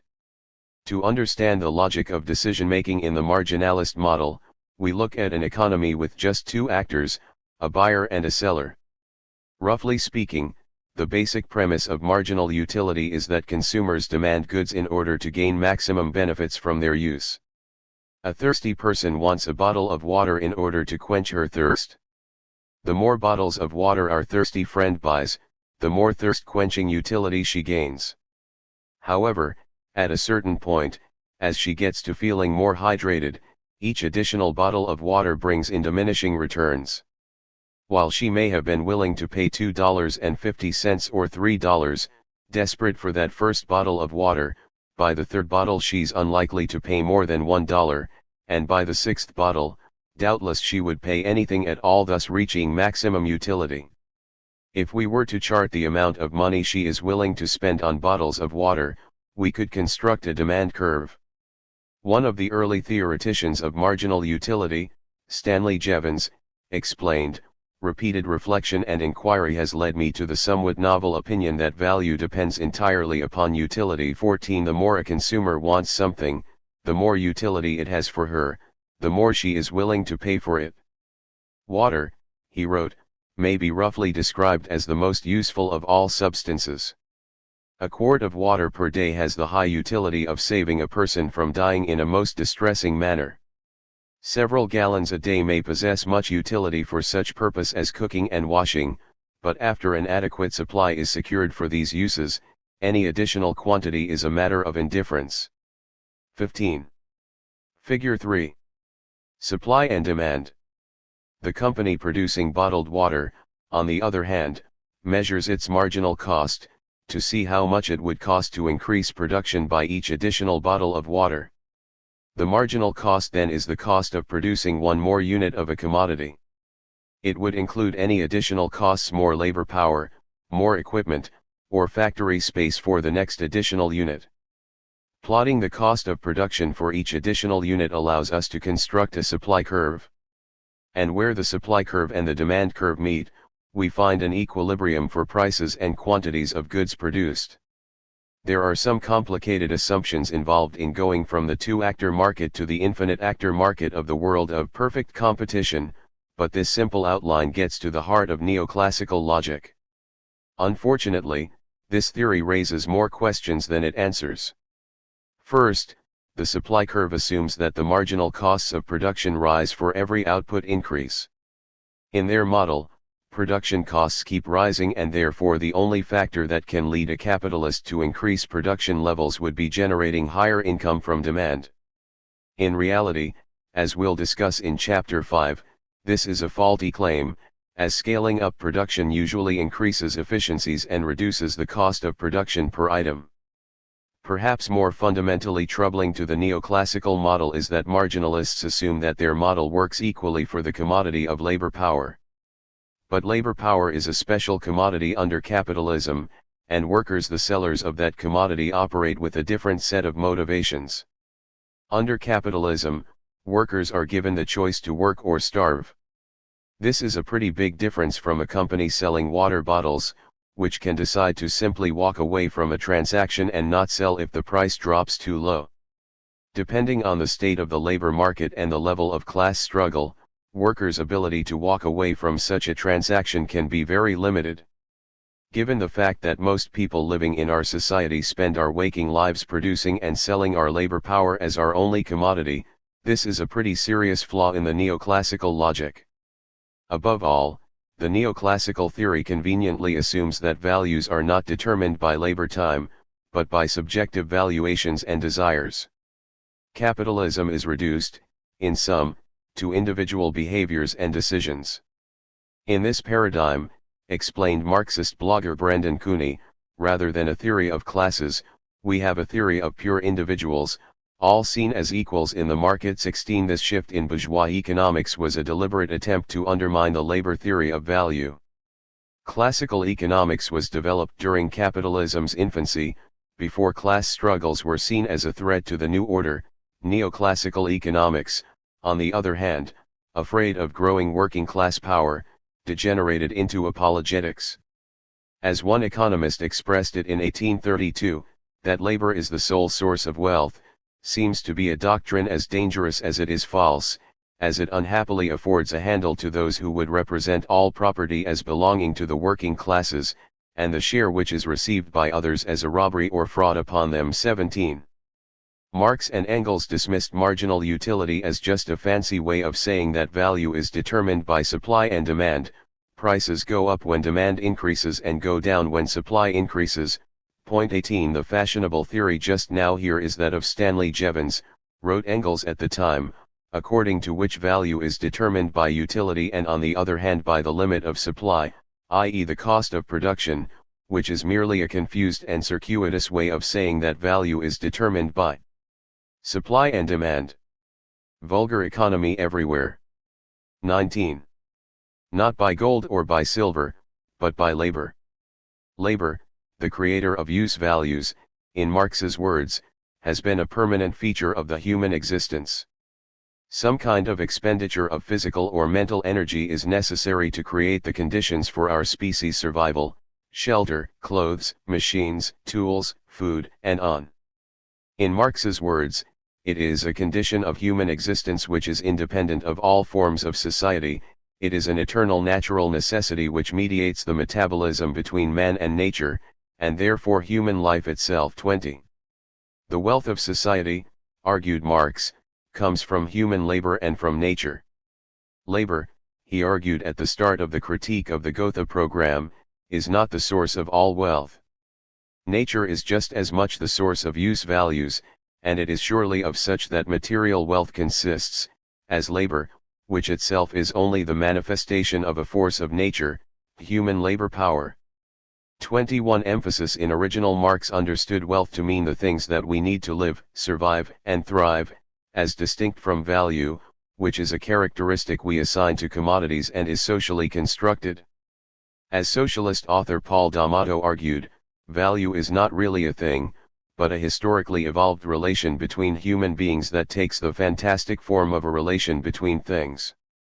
Value is a meaningless category outside of market relations. 22. We can see that labor is necessary to create the various use values that make up the wealth of society. But the labor imbued in goods made for sale commodities has an added role as a measure of exchange value. How does it fulfill the latter function? Some amount of labor is necessary to power the production of every commodity. In that sense, as we've said, it is the common denominator across all goods. The cost to society of making a given commodity its value can be measured by the amount of labor devoted to its production. And exchange value is a quantitative representation of that value. Roughly, if it takes 10 times as long to make a chair as it does a loaf of bread, that would make a chair about 10 times more valuable. To become an effective means of measurement, the labor imbued in commodities has to become generalized. Specific work like baking or woodworking has to be replaced with quantities of generic, or abstract, as Marx calls it, labor time. The real, concrete labor that has gone into producing a commodity is too varied and complex to be used as a measurement for comparison. But all acts of labor can be boiled down, as Marxist economist David McNally put it, to expenditures of the general human capacity to exert muscles, energies, and brain cells to create or produce something. Even if all commodities come into being through different acts of concrete labor, they nonetheless all share the property of being products of the generic act of human labor, or what Marx calls abstract labor, i.e., labor as a general power abstracted from all its specific forms. 23 Emphasis added. Marx used his favorite example of a commodity linen to explain the point in Capital. Human labor creates value, but is not itself value. It becomes value in its coagulated state, in objective form. The value of the linen as a congealed mass of human labor can be expressed only as an objectivity, a thing which is materially different from the linen itself and yet common to the linen and all other commodities. 24. Marx defined this labor time as human labor in the abstract. Abstract because the exchange value of a commodity is not determined by what kind of specific or concrete labor went into making something, only how much of it was required. Whereas use values are defined by the how and the what of labor, exchange values are defined only by the how much. The market thus reduces specific kinds of labor, for example assembling toaster ovens versus baking bread versus teaching a class, into quantities of generalized abstract labor. Baking is the type of concrete labor that results in bread. But an hour's worth of abstract labor determines that the value of the bread is commensurate with 1/10 of the value of a chair. And a toaster oven's price isn't determined by the fact that welding, electronics, mechanics, and assembly went into its production. It is measured only by the number of general or abstract hours of labor this adds up to. Simply put, you don't trade tailoring for mechanics at the store, you trade hour for hour. In Marx's poetic, if not entirely attractive imagery, first labor is abstracted away from its unique, qualitative form, then it congeals back into discernible quantities. He wrote, "The use values coat and linen are combinations of, on the one hand, productive activity with a definite purpose, and, on the other, cloth and yarn.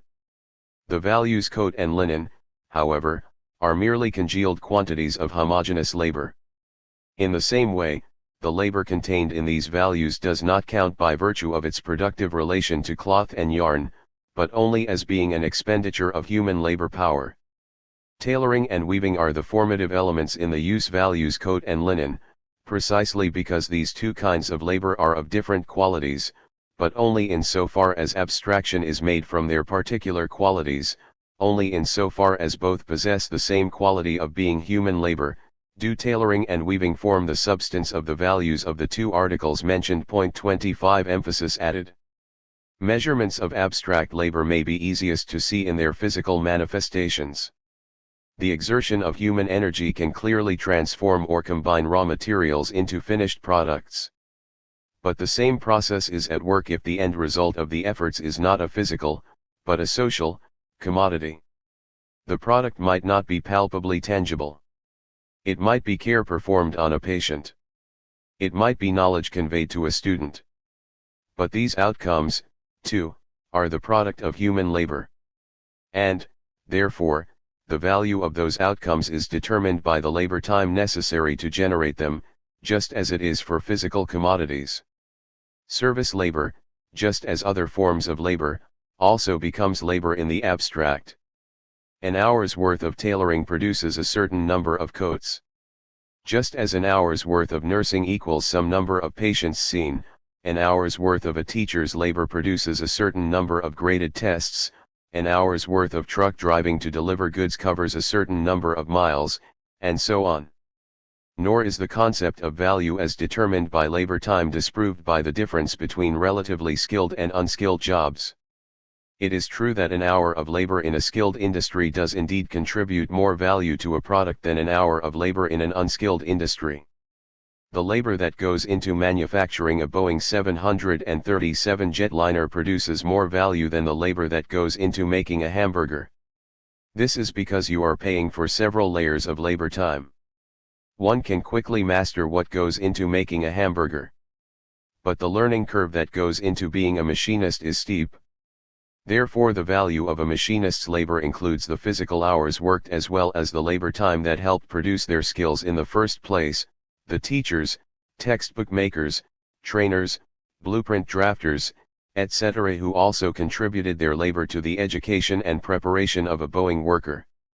Importantly, this also creates an incentive within capitalism to innovate in order to deskill labor, thereby making workers more replaceable and lowering the value of the specific labor in that industry. The point remains that all labor boils down to units of abstract labor, even if they are now multiplied. Finally, it's important to note that Marx's intent was not to determine specific market prices. Prices form the starting point of bourgeois economics, which incidentally is why mainstream economists confuse more than they explain. We will explore, in future chapters, some of the factors that contribute to the formation of prices. These appear at the surface of the system. But Marx was more interested in uncovering the underlying dynamics of capitalism, what drives value, how it is produced, and for whom. Socially necessary labor time. The labor theory of value that a commodity's value in relation to other commodities is determined by how much labor has gone into producing it was not a controversial point during Marx's day. For this reason, he actually spent very little time explaining or defining the concept. The idea that labor is the source of wealth and value in society was considered an obvious point by classical political economists like David Ricardo and Adam Smith. The first line of Adam Smith's Wealth of Nations is, "The annual labor of every nation is the fund which originally supplies it with necessaries and conveniences of life." 26. And if Smith's words could be mistaken to be rhetorical flourish, he flushes the point out more explicitly later in the book. The real price of everything, what everything really costs to the man who wants to acquire it, is the toil and trouble of acquiring it. What is bought with money or with goods is purchased by labor as much as what we acquire by the toil of our own body. That money or those goods indeed save us this toil. They contain the value of a certain quantity of labor which we exchange for what is supposed at the time to contain the value of an equal quantity. Labor was the first price, the original purchase money that was paid for all things. It was not by gold or by silver, but by labor, that all the wealth of the world was originally purchased, and its value, to those who possess it, and who want to exchange it for some new productions, is precisely equal to the quantity of labor which it can enable them to purchase or command. 27. Ultimately, the classical economists did not delve far enough into this potentially revolutionary concept. 28. Marx spent a lot of time taking apart their theories, showing what was worthwhile, and where they fell short. And modern economists who today function more as apologists for capitalism than as social scientists have altogether thrown out the idea, fearing its explosive implications. While Smith, Ricardo, and others developed their ideas in a period before working-class struggle emerged, later economists had seen enough militancy and class struggle to fear the radical implications of working-class power. That's why mainstream economists today are known as neoclassical, rather than classical, economists. They profess dedication to the likes of Smith and Ricardo but have discarded the troubling labor theory of value. After all, if the producers of wealth are laborers and not the bosses, then the popular slogan of May 1968, "The boss needs you, you don't need the boss," is not abstract hyperbole, but a concrete roadmap for the future. Marx's understanding of value was clearly more aligned to the classical bourgeois economists, who, writing at the early stages of capitalist development, were still genuinely trying to understand and explain the workings of the system. But where Smith and Ricardo left incomplete theories, Marx continued on, developing a social and economic framework on the basis of the labor theory of value.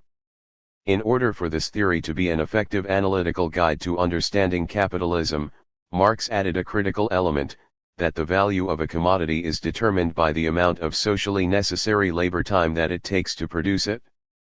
The socially necessary labor time is the average amount of time that it takes to produce a commodity under the conditions of production normal for a given society and with the average degree of skill and intensity of labor prevalent in that society. 29 That is to say, what is the average time, using the common tools and technology within society, that it will take to construct a table? If the average is 2 hours, then this determines the table's exchange value. Without understanding socially necessary labor time, value would be a completely subjective element. If, for instance, the author of this book, being, hopefully, a better writer than a table maker, decided to go into the table making business, my lack of skill and experience might translate into 8 hours of labor to produce a, presumably shoddy, table. But this does not mean that my table would be worth 4 times as much as a table made by an established firm that produces a quality table in 2 hours. It would simply mean I've wasted an extra 6 hours of my life, or all 8, in the likely case that no one wants to buy my shoddy table. Most, if not all, of the time that I took to make the table would be deemed wasted labor by the market. Socially necessary labor time, as its name implies, is socially and historically determined. How long it takes to produce something in a given society changes over time. IBM's first personal computer in the 1970s cost thousands of dollars to purchase and could perform relatively few tasks. Today, the technology available to build computers is much more advanced, and therefore necessitates much less labor to create something a lot more complex. Now you can buy a personal computer that is many times more powerful than its 1970s predecessor for less than $300. Value under capitalism changes over time, further proof that it is not an inherent quality of the item, but socially determined. The regulation of value by the socially necessary labor time required to produce a given commodity takes on a force and momentum akin to the laws of nature. If tables are produced, on average, in 2 hours, all shoddy and inefficient table makers are forced to step up their techniques or bow out of table making. Marx writes, all different kinds of labor are continually being reduced to the quantitative proportions in which society requires them.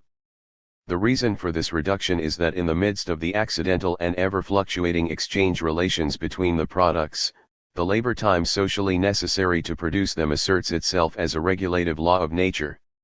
In the same way, the law of gravity asserts itself when a person's house collapses on top of him. 30. We'll see how important this force of gravity is as we proceed. But the basic idea here is that if a corporation uses outdated techniques, lackadaisical work routines, or otherwise slow means to produce goods, it will discover bankruptcy as quickly as a house lacking proper construction will discover gravity. As socialist Alex Kallinicus put it, the pressure of competition forces producers to adopt similar methods of production to their rivals, or find themselves undercut. 31. A graphic design company would be historically obsolete if it designed websites from scratch using HTML tables. And a mining company that does not utilize the new and dangerous remote control and automation methods in mining would not be competitive. Incidentally, a good reason to force safety regulations on industries rather than expecting the laws of the market to help companies regulate themselves. Generations of labor. The value of a commodity is not solely determined by the labor that directly produced it. The worth of a table, a jetliner, or an iPhone must also include the raw materials, tools, and technology used in the production of these commodities, from wood to turbines to microchips. But these raw materials and machinery are themselves commodities created by labor. As such, they all carry their own labor-determined value into the production of a new commodity.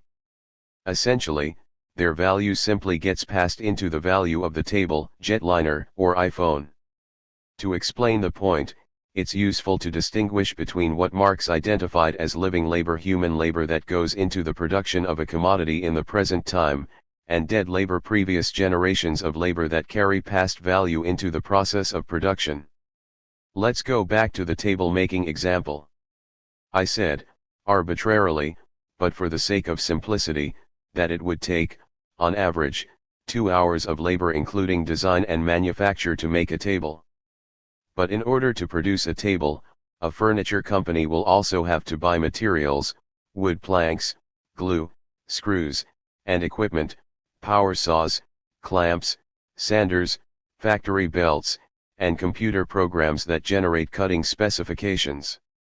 Let's say that 45 minutes of labor produced the amount of wood used and another 15 minutes of labor generated the glue, screws, etc. used for making one table.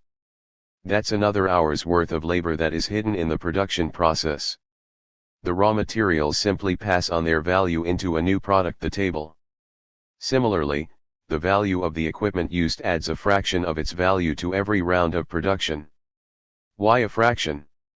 Take, for example, the value of a factory standard wide belt sander. It costs about $12,000. Assume, again arbitrarily, that an average sander lasts for about 4 years before it becomes too worn out to be effectively used. That means that each year, the machine transfers about a quarter of its value to the tables that it sands. During its lifespan it will, the capitalists hope, pass its full value into the goods it's used to produce. By the time we add in the labor passed on from all the other machinery and rent paid for the factory in which it's manufactured, its value will be greater still. The point of this very hypothetical example is of course not to determine exact prices, but to show how every component and input into production is measured by socially necessary labor time. Understanding that previous generations of labor embodied in the equipment and materials are dead labor but labor nonetheless, highlights the point that workers create value, not as mainstream economics asserts a combination of capitalist ingenuity, technology, and, perhaps, a nod to the workers manning that technology. And insofar as they are dead labor, they pass on only the value that was already imbued in them in the past. They cannot, like labor, create new wealth. As Marx explained, a machine which is not active in the labor process is useless. In addition, it falls prey to the destructive power of natural processes. Iron rusts, wood rots. Yarn with which we neither weave nor knit is cotton wasted. Living labor must seize upon these things, awaken them from the dead, change them from merely possible into real and effective use values. Bathed in the fire of labor, appropriated as part of its organism, and infused with vital energy for the performance of the functions appropriate to their concept and to their vocation in the process, they are indeed consumed, but to some purpose, as elements in the formation of new use values, new products, which are capable of entering into individual consumption as means of subsistence or into a new labor process as means of production. 32. Money and fetishism. If we start from this understanding of value, rather than with the surface appearance of prices, the real character of money loses its mystique. Value, which is just a crystallization of abstract labor, is represented by money. We'll see in the next chapter that money is itself a commodity, which by custom and circumstance, has become a universal measure against which all other items on the market are exchanged. Instead of saying that it takes an equal amount of time to produce a ballpoint pen as a lifesaver's candy, we can simply say that they both have a value of 10 cents. Thus, by being a portable and universal embodiment of value, money simplifies and mediates the process of trading goods. In Marx's words, money necessarily crystallizes out of the process of exchange. 33 As markets developed, money became a convenient and necessary substitute for simple barters of commodities based on socially agreed upon labor times. With money, a producer of bread doesn't have to go to the marketplace with 10 loaves of bread in order to buy a chair. At the same time, a chair maker doesn't need to exchange her chair for 10 loaves of bread if she only wants one today and another loaf later in the week. Money conveniently stores value over time, which its owner can dispense of as he or she sees fit. Money also conceals the true nature of value, so that when you go to the supermarket, you don't think you're trading an equivalent amount of your congealed mass of labor with someone else's. As David Harvey explained, you go into a supermarket and you want to buy a head of lettuce. In order to buy the lettuce, you have to put down a certain sum of money. The material relation between the money and the lettuce express a social relation because the price, the how much, is socially determined, and the price is a monetary representation of value. Hidden within this market exchange of things is a relation between you, the consumer, and the direct producers, those who labored to produce the lettuce. The end result is that our social relation to the laboring activities of others is disguised in the relationships between things. You cannot, for example, figure out in the supermarket whether the lettuce has been produced by happy laborers, miserable laborers, slave laborers, wage laborers, or some self-employed peasant. The lettuces are mute, as it were, as to how they were produced and who produced them. 34. The real social relations of production and exchange are therefore hidden behind a veil of what appears to be a relationship between money and commodities. Instead of human relationships, we have economic relationships between goods. Or, as Marx put it, it is nothing but the definite social relation between men themselves which assumes here, for them, the fantastic form of a relation between things. 35 The hidden relations of production, wage, labor, and, as we'll see, exploitation behind this fantastic form are specific and peculiar characteristics of capitalism. They did not exist in pre-capitalist class societies, which, despite their brutality, lacked the cloak of fairness that capitalism purports. 36 The process of producing commodities, Marx wrote, has mastery over man, instead of the opposite. 37. This is the essence of what Marx dubbed commodity fetishism. What other way can you describe the modern worship of every new generation of Apple products than fetishism? We idolize these things that we consider to be outside and external to us, but in fact are our own creations. By using the term fetishism, Marx was also taking a jab at the philosophers of the Enlightenment, who saw superstition as primitive, and hailed the rationality of capitalism. The thinkers of the Enlightenment promoted science and logic, yet had no problem with a warped reality in which things are powerful and valuable, while human beings relate to each other through the exchange of those things. Conclusion. We've traced here the basic contours of Marx's theory of value. We can see now that capitalism is a system where social relations are determined by, and subordinated to, the exchange of commodities. Each of these commodities has a use value, whether good, e.g. fruit, bad, e.g. nuclear arsenal, or indifferent, e.g. garbage pail kids. But it is exchange value that concerns capitalists, and becomes the criteria through which society determines what is or isn't produced, what is or isn't worth investment.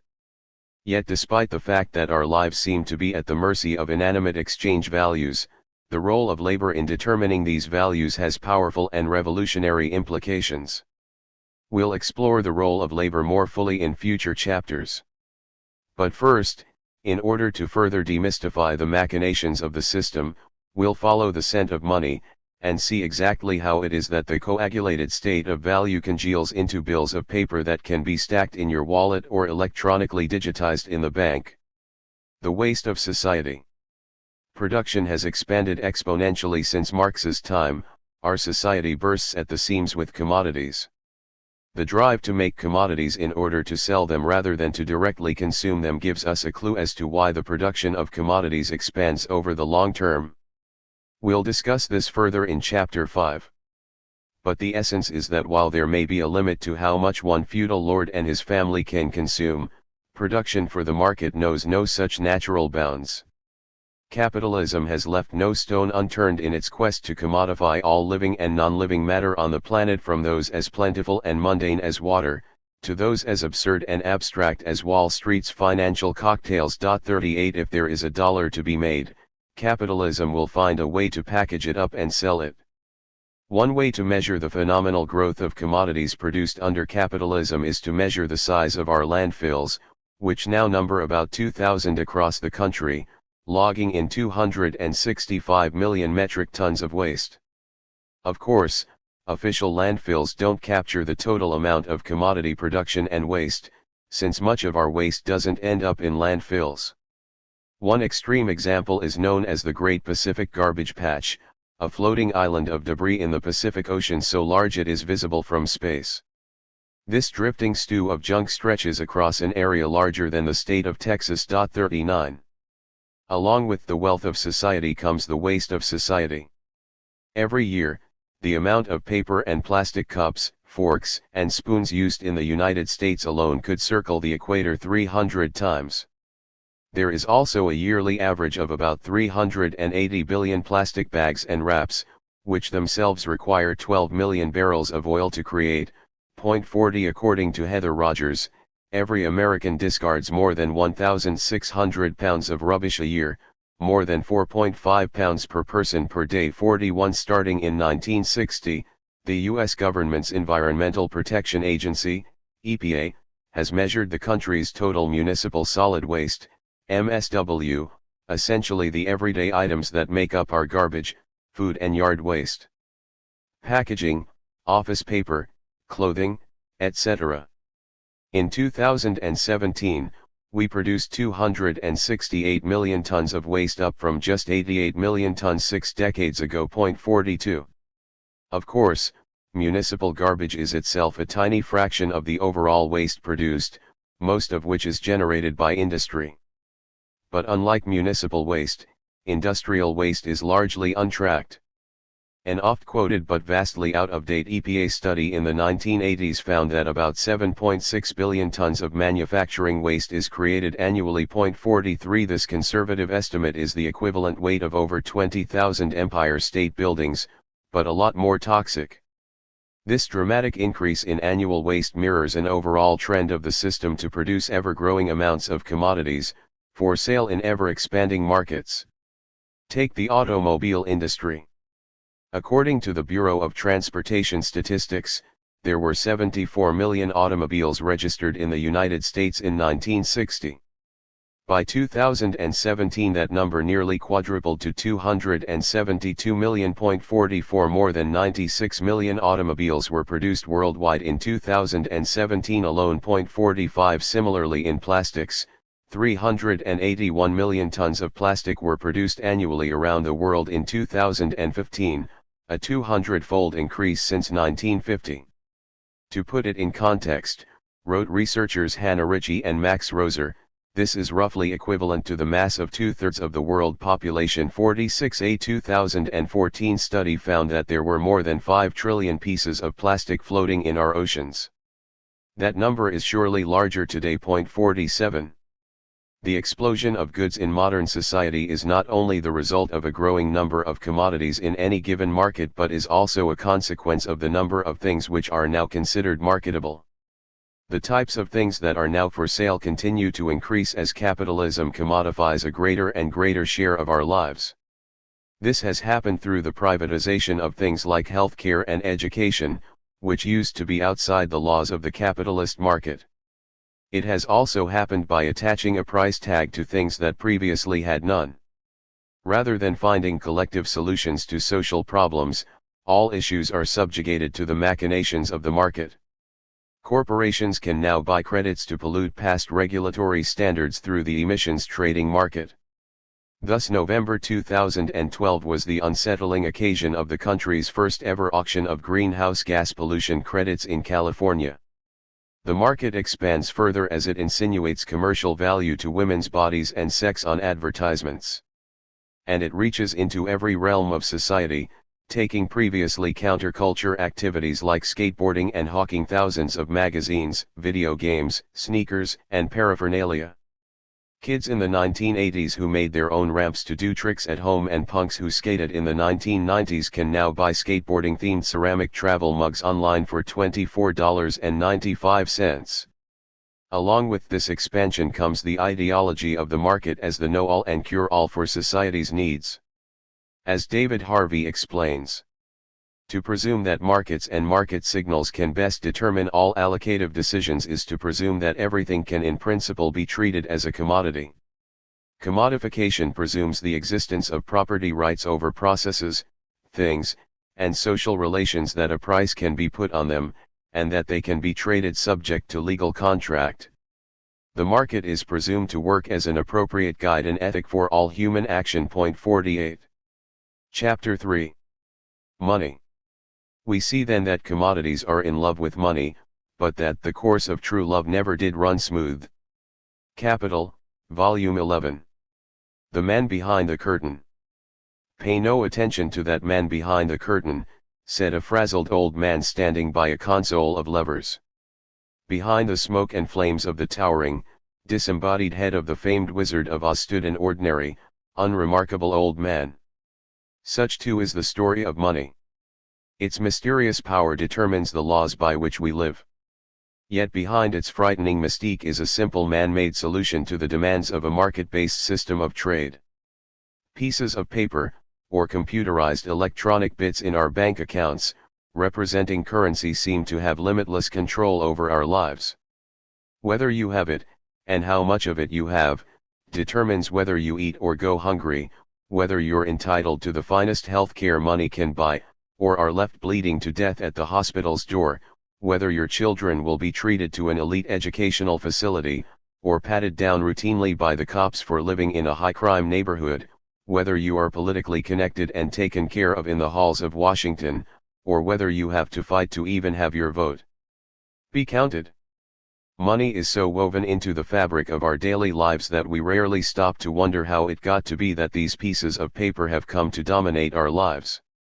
Every day it slips in and out of our hands every time we get on the train to work or fill up our car with gas, stop for a sandwich, pay the electric bill to keep the lights on and the internet running, get an item of clothing or a piece of furniture. Each of these things is procured by money. It seems as natural as the air we breathe. Marx took great pains to break down the processes and logic underlying the physical appearance of money. Money, or the money form, as Marx explained, is simply a particular physical format representing the development of value in market-based societies. It is a universal measure against which all commodities reflect their value. As we said at the end of the last chapter, we can count the worth of a pen and a lifesavers as 10 cents, instead of saying that they both embody an equal amount of labor time. Having a universal measure of value is critical to any society that depends on trade and exchange, even relatively simple barter economies.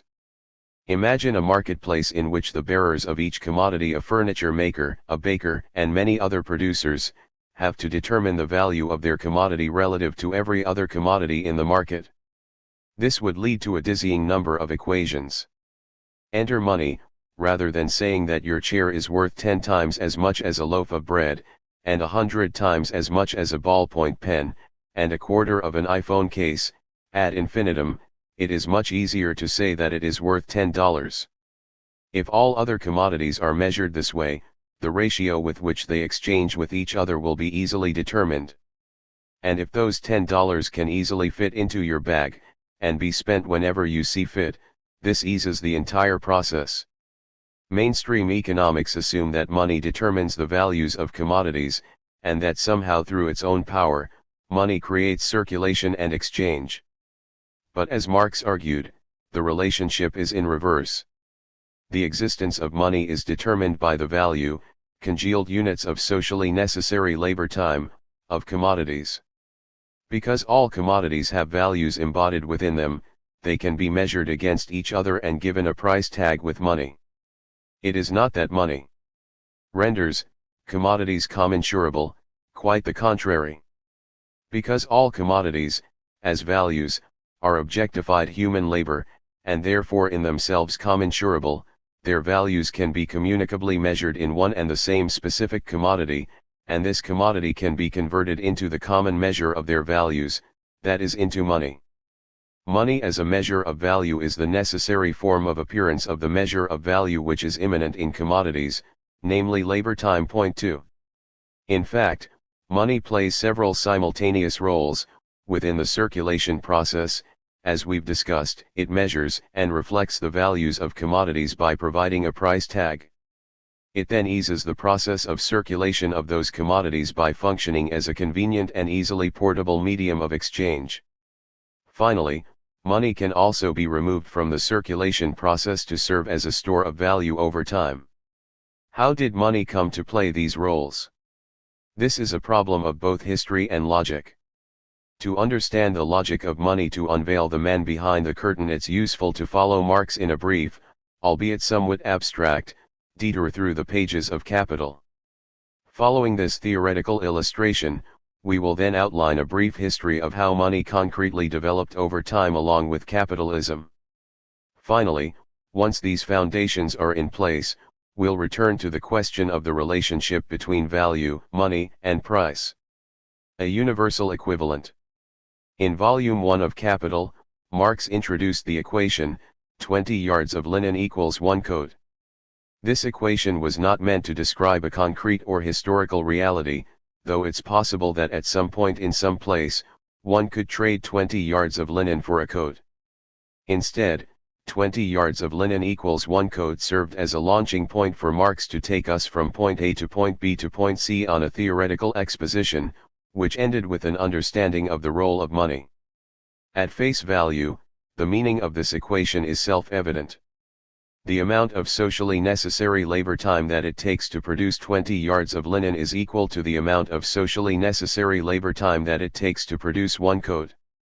But Marx picked apart this seemingly simple equation by distinguishing between the two poles of this equation. The 20 yards of linen, he explained, is the relative value, and the coat is its equivalent value. By relative value, Marx meant that the linen's value is the one being determined, it is the active part of the equation.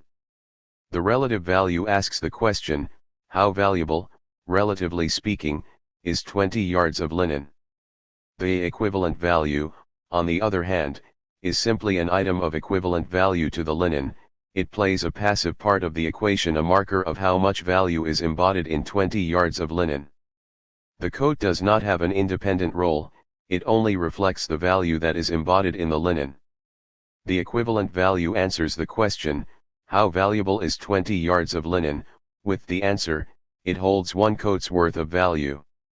As Marx explained, the relative and equivalent forms are two inseparable moments, which belong to and mutually condition each other. 3. It does us no good to say that 20 yards of linen equals 20 yards of linen.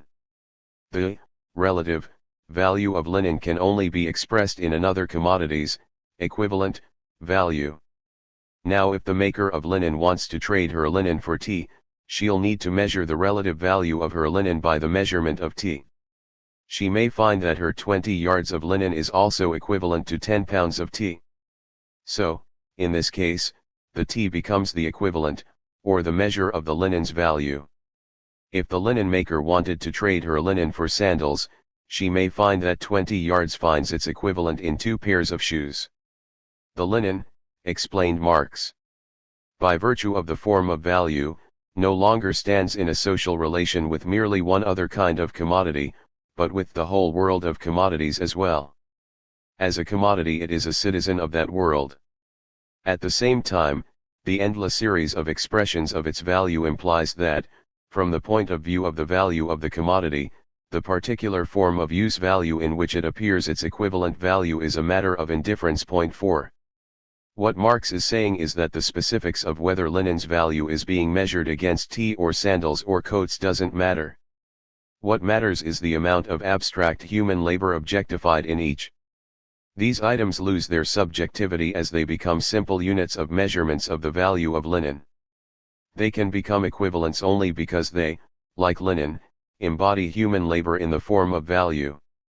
Despite the coat's buttoned-up appearance, the linen recognizes in it a splendid kindred soul, the soul of value. 5. As markets develop, the limitations of these equations become self-evident. Whereas societies that only bartered specific products could do so in accordance with ritual or traditional procedures, generalized exchange and commerce require a great number of such equivalent relationships. As Ernest Mondale explained, the relations of equivalence concern no longer just two products, or two categories of product, but an infinite variety of different goods. It is no longer the labor time of the potter that is compared with that of the agriculturist.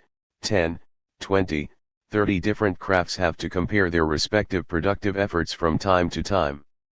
In order that these exchanges may go on without interruption, the owners of the commodities must be able to get rid of their goods before they have had the luck to encounter purchasers who possess the products they themselves want to obtain in exchange for these goods. 6. Imagine going to the mall to procure a cookbook. You have 40 pounds of tea with you, and you go up to the owner of the bookstore and pull out a sheet of endless equations. Well, I see here that my 40 pounds of tea are equal to 80 yards of linen or 4 coats or 8 pairs of shoes or... And scroll down till you find, it's equal to 2 books. And then the bookseller has to confirm with her sheet of endless equations, well, I see my book is equal to such and such and such and such, and 20 pounds of tea. The problem, Marx argued, is one, that the equation is incomplete, because the series of its representations never comes to an end. 2, that it is a motley mosaic of disparate and unconnected expressions of value, and 3, that each commodity will have its own endless series of expressions of value which are all different from the relative form of value of every other commodity. So, the solution to this inefficient and incomplete set of equations is to flip the equation around. So now it would read, 1 coat or 10 pounds of tea or 2 shoes and so on are all equal to 20 yards of linen. Now linen becomes not only the equivalent part of the equation, but it becomes a universal equivalent against which all commodities are measured. So, no matter which store I go to, every store owner sells their commodities on the basis of how many yards of linen they're worth. This equation imposes the character of universal equivalent on the linen, which is the commodity excluded, as equivalent, from the whole world of commodities. 7. The linen becomes the bearer of abstract, undifferentiated human labor. Again, Marx wasn't making a historical point here about linen's role in the market.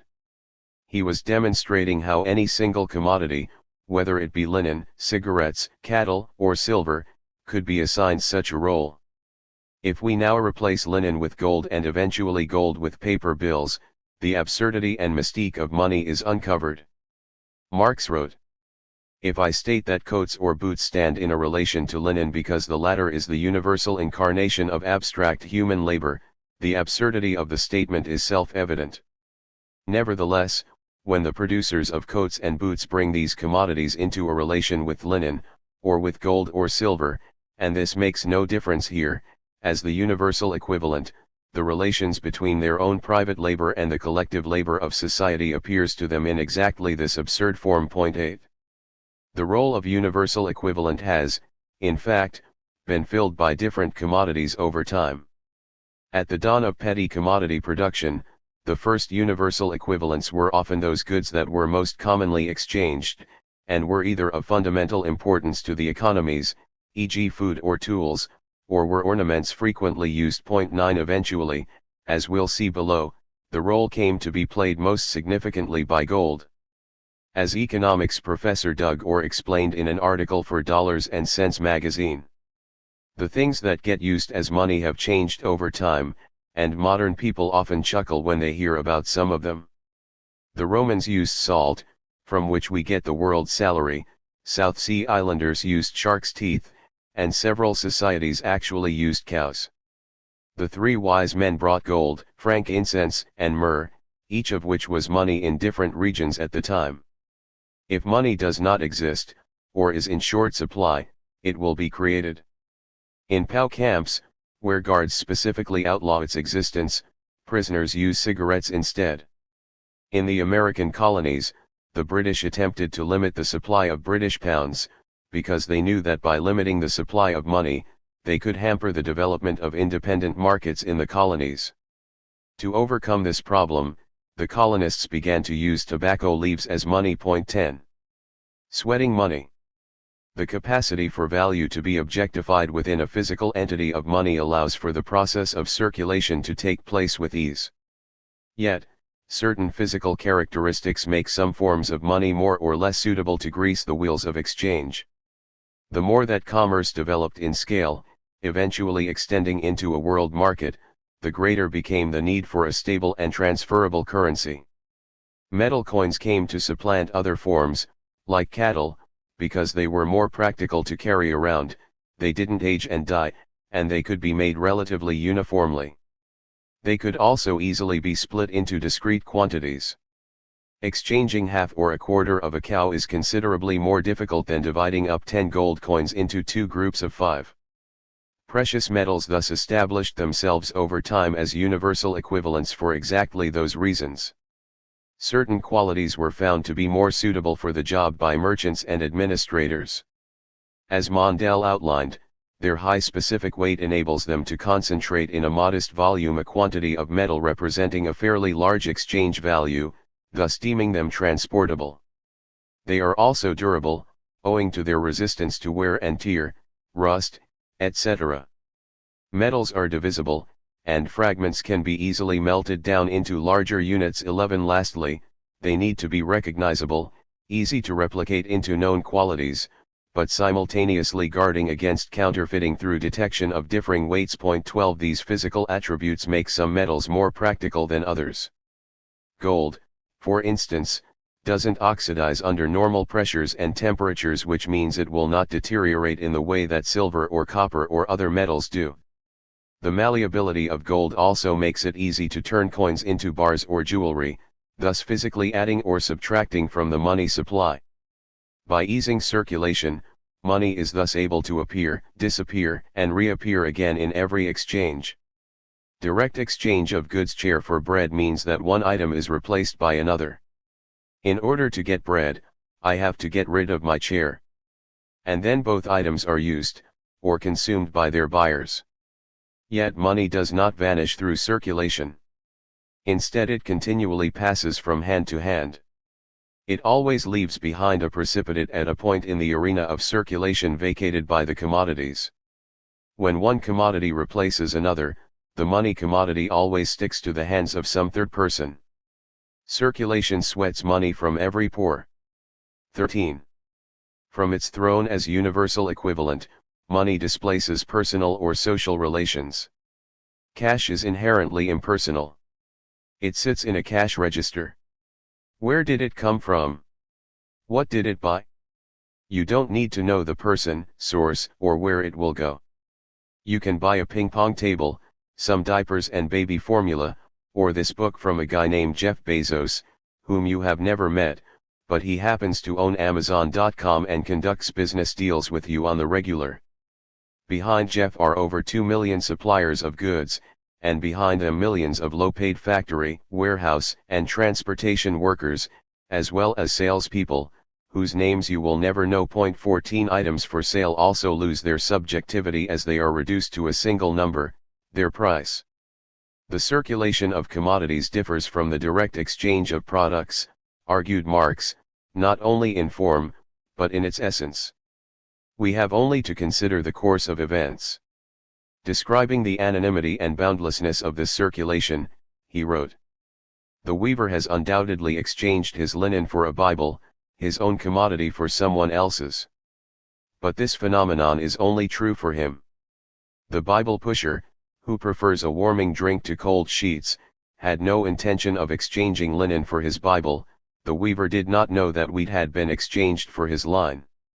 B's commodity replaces that of A, but A and B do not mutually exchange their commodities. It may in fact happen that A and B buy from each other, but a particular relationship of this kind is by no means the necessary result of the general conditions of the circulation of commodities. We see here, on the one hand, how the exchange of commodities breaks through all the individual and local limitations of the direct exchange of products, and develops the metabolic process of human labor. On the other hand, there develops a whole network of social connections of natural origin, entirely beyond the control of the human agents. Point 15. A store of value. Lastly, as Marx's above example may also imply, money can store value over time. Were the Bible pusher to sell his Bible on Monday, but want to wait till Friday to purchase brandy, the intermediary of cash could be used to hold his earnings until he's ready to spend them. This solves the problem of a coincidence of wants of a barter economy, as classical economists dubbed it. I may have a chair to sell today, but can I find a person who wants a chair and at the same time has exactly the equivalent amount of bread to exchange it with? Even worse, my chair may be worth 10 loaves of bread, but I only need 2 and on different days of the week. Instead of each producer and buyer on the market bringing out all their goods and finding a simultaneous and comparable exchange to meet their needs, trading goods for money allows the seller to use that money when and how they please. So I can sell my chair, or, more likely today, my labor power, on Friday for $30. I may then get a pint to celebrate the end of the week for $7 at the end of the day. The following Monday and Wednesday, I'll spend $6 for 2 loaves of bread, and put the rest away to pay my rent at the end of the month. This simplistic example is meant to highlight a broader point. An artisanal feudal market could perhaps operate several times a year for people to gather and swap their goods. But a market economy, made up of an infinite amount of mass-produced goods, must function with a speed and fluidity that can only be facilitated by money. The convenience of cash clearly suits the modern capitalists as well. A coffee shop may sell enough drinks to generate a few $1,000s a day. This capital can be put away and used in part for payroll on Friday, while the rest is saved for a mass expenditure at the end of the year for the newest line of cappuccino maker. Conversely, an agricultural company that sells wheat harvests their crops at the beginning of the summer but will have expenses all year round. Meanwhile, hotels make their biggest returns during tourist seasons, and so need to hold on to their revenue in order to pay their bills during off-seasons. Money can also be a means to preserve wealth during recessions. This is a more complicated question, which we'll take up later on. But in a nutshell, you can see how capitalists would want to hold onto their wealth rather than invest it in new production if they see no potential for profitable investments. Point 16. In a sense, this is the same idea, but on a larger scale, of a hotel holding onto its savings through an off-season. But rather than ensure that the system continues to function, uninterrupted by on and off seasons, withholding investment during a recession achieves the opposite effect, a further breakdown of the economy. A glittering incarnation. The role that gold played as the dominant currency, or universal equivalent, for much of capitalist economic history is implied by mainstream economists to be its natural function. The precious metal's worth is assumed to be as intrinsic to its physicality as the color of its shine. The French postmodernist Michel Foucault philosophized. The signs of exchange, because they satisfy desire, are sustained by the dark, dangerous, and accursed glitter of metal. An equivocal glitter, for it reproduces in the depths of the earth that other glitter that sings at the far end of the night, it resides there like an inverted promise of happiness, and, because metal resembles the stars, the knowledge of all these perilous treasures is at the same time knowledge of the world. Point 17. A contemporary, albeit less poetic, internet explanation from onlygold.com is a typical illustration of the same principle. Humans almost intuitively place a high value on gold, equating it with power, beauty, and the cultural elite. And since gold is widely distributed all over the globe, we find this same thinking about gold throughout ancient and modern civilizations everywhere. 18. It seems as though humans all over the world, easily impressed by shining metal, spontaneously attached great value to gold. If this were indeed the case, We are hard-pressed to explain why humans seem to be as easily impressed by decidedly unshiny green bills of paper currency. In reality, while gold is itself a commodity and has always carried its own value equal to the socially necessary labor time required to find, mine, and smelt it, its Wizard of Oz-like power grew out of its role as the accepted universal equivalent. As discussed above, there is a long history of other commodities serving that same role. Thus for thousands of years, gold was used alongside many other commodities and types of metallic coins from ancient Egypt to the Greek and Roman Empire, up until the development of modern capitalism in Western Europe in the 16th century. Yet by the end of the 19th century, gold had become the preeminent universal equivalent. Countries around the world had developed their own systems and currencies, but the need for a universal equivalent that could be used across countries grew as capitalism became a worldwide system. A global system under a gold standard, whereby local economic units, such as the British pound, could be fixed and convertible to weights of gold, took centuries to unfold. 19 Ultimately its predominance followed the hegemony of Britain as a world power financially and militarily. As historian Pierre Vilar explained, if late 17th century England laid the basis for what was to become the world monetary system, the gold standard and bank notes, this can only be understood in terms of the establishment of England's power, especially her international and maritime power, which was then taking place. 20. British power grew in strength from the 16th to the 18th centuries, based on its advancing industrial development and a massive upheaval of agrarian relations. The enclosure movements discussed in Chapter 1.21. Among the most powerful arms that the state used to establish monetary order was the Bank of England, founded in 1694.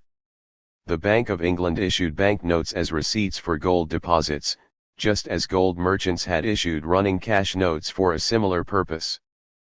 But the bank's notes became authoritative and eventually accepted and encouraged by merchants as payments to circulate in the economy.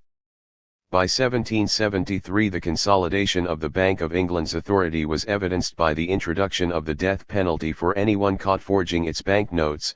22.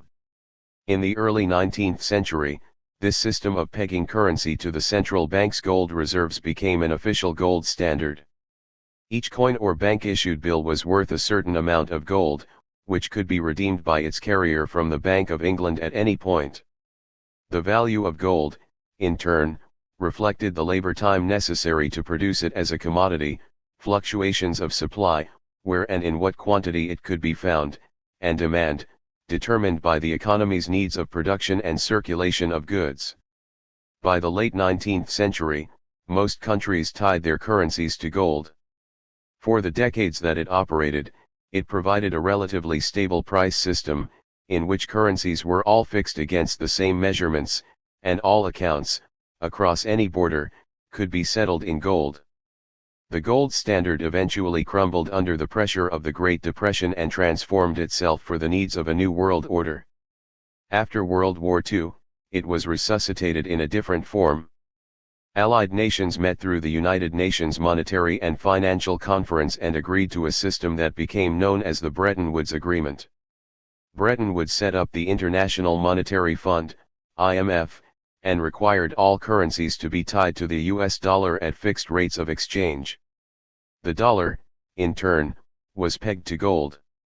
The post-war system now affirmed and strengthened the actuality of the United States' preeminent economic and political position in the world.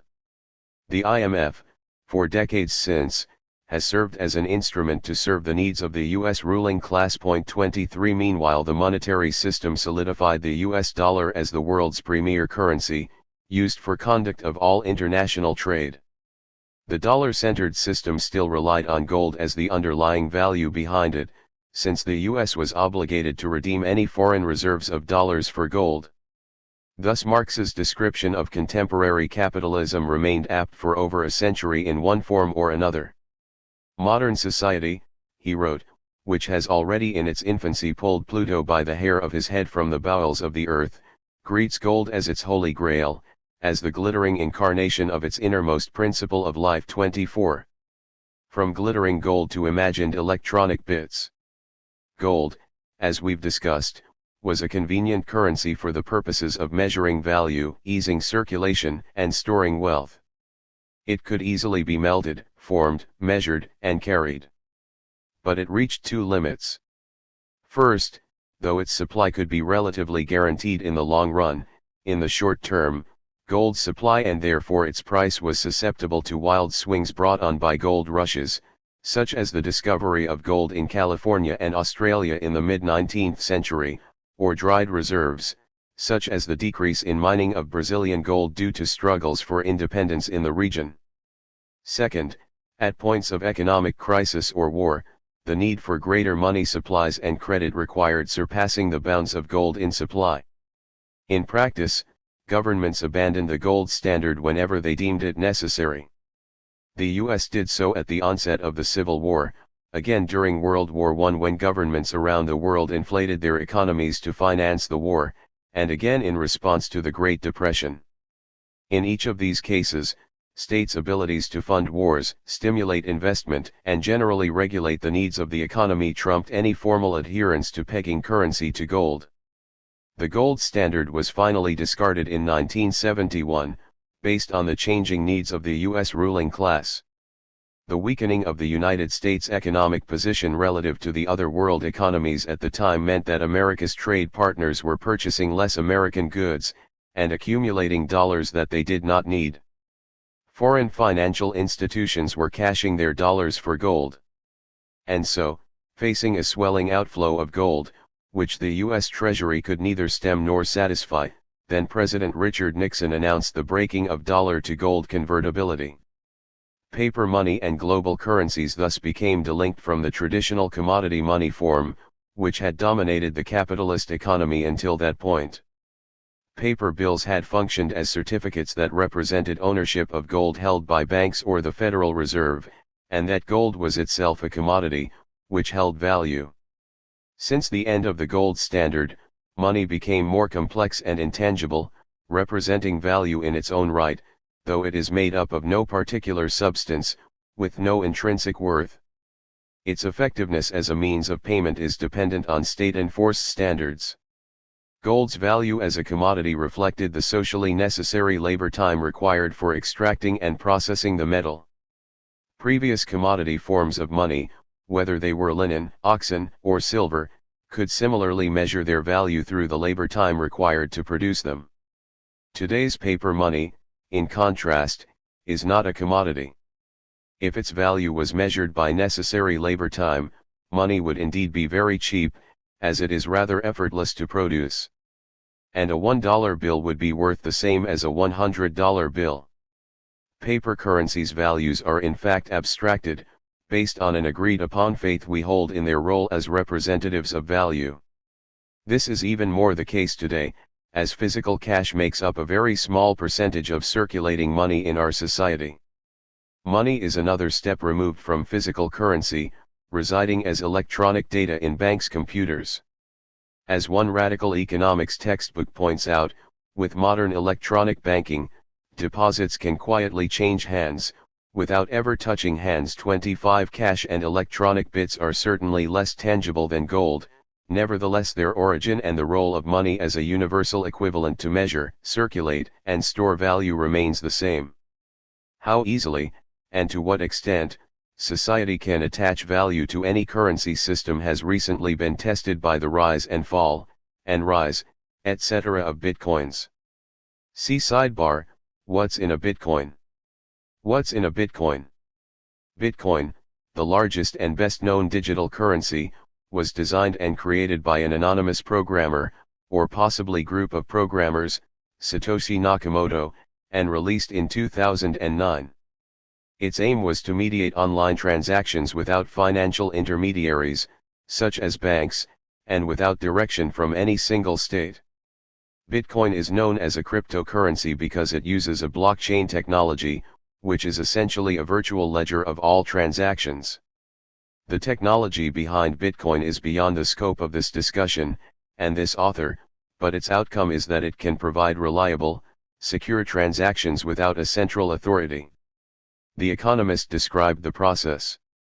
Every 10 minutes each machine or group of machines involved in documenting and producing bitcoins takes a block of pending transactions, and uses it as the input for a mathematical puzzle.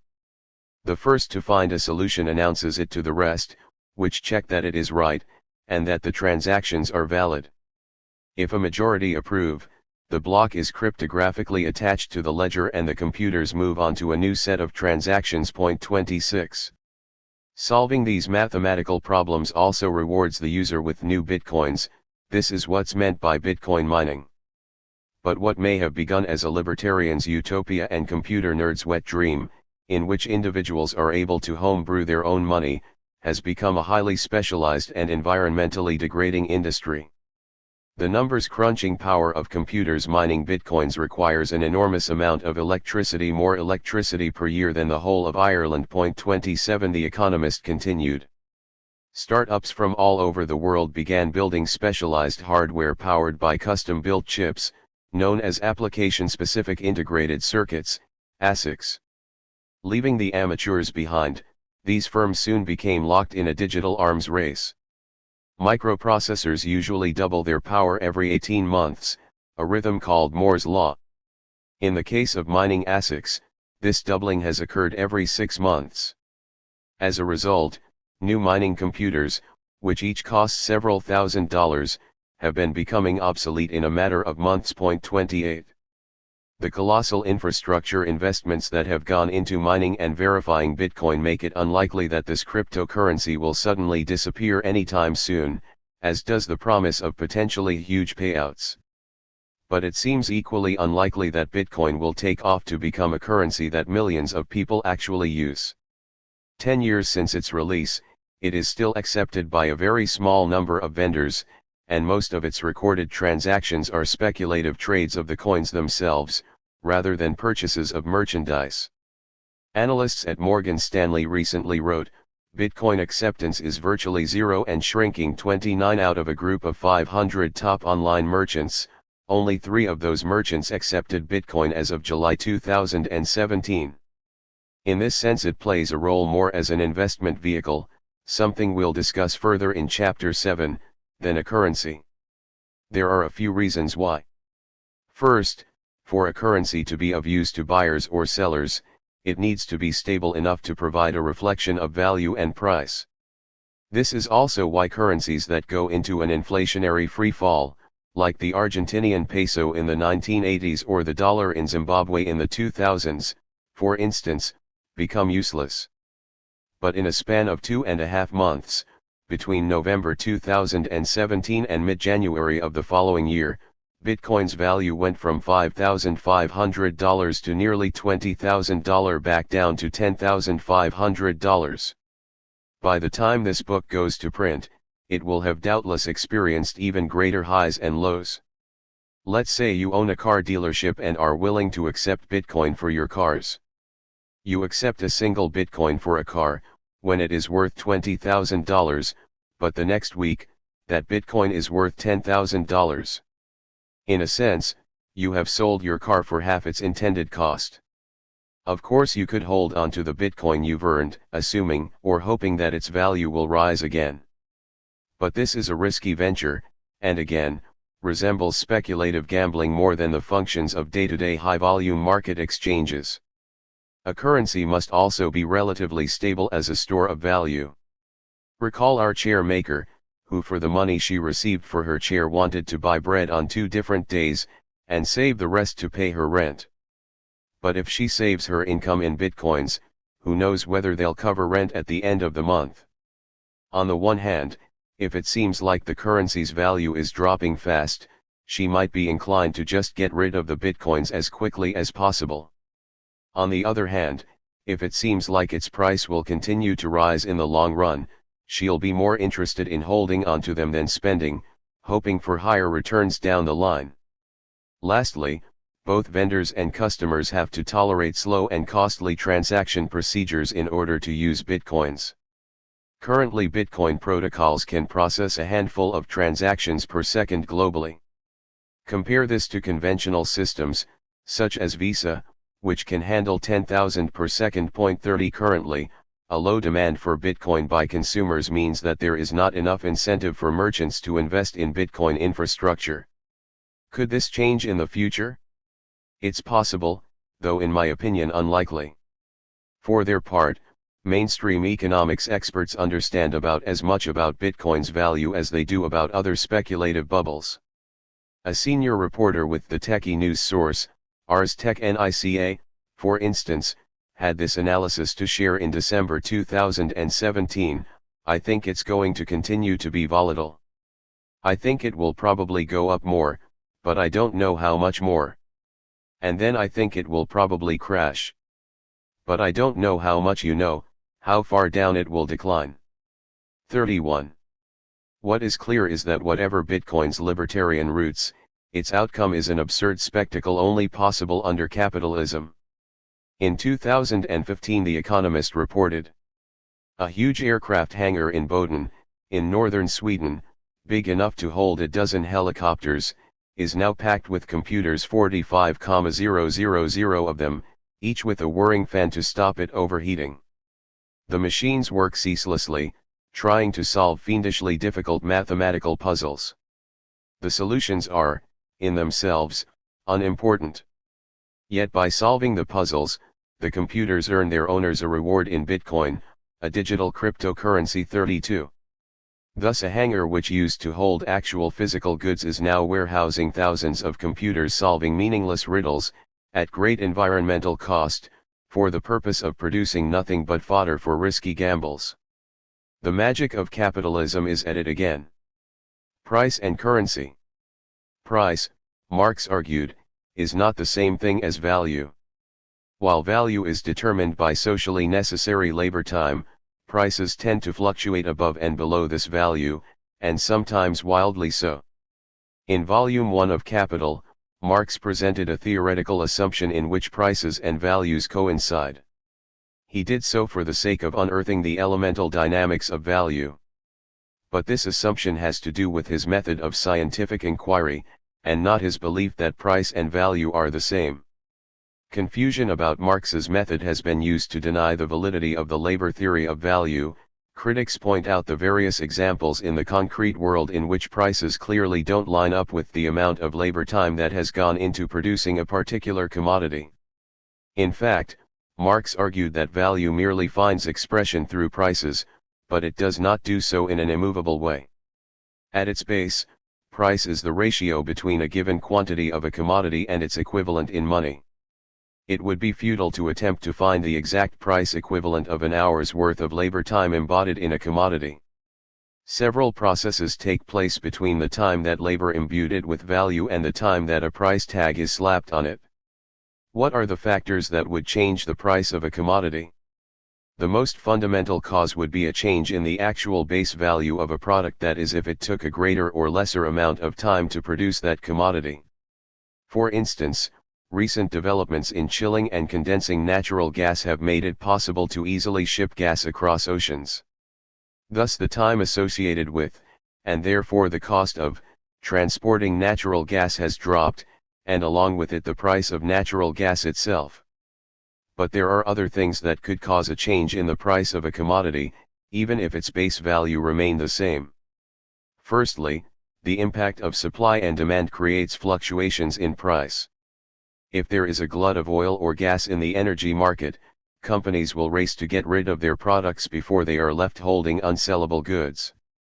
To do so, they may drive down prices below their value to ensure that their goods, and not their competitors, are bought first. On the other hand, if oil fields dry up or political fallout against drilling shale reserves causes a scarcity of energy products, they can feel secure in being able to jack up the price above its real value.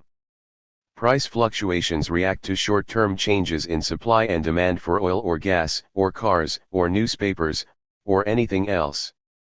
But as prices undulate up and down, they average out to a base value and make it clearer where the range of equilibrium lies, its natural price, as mainstream economists call it.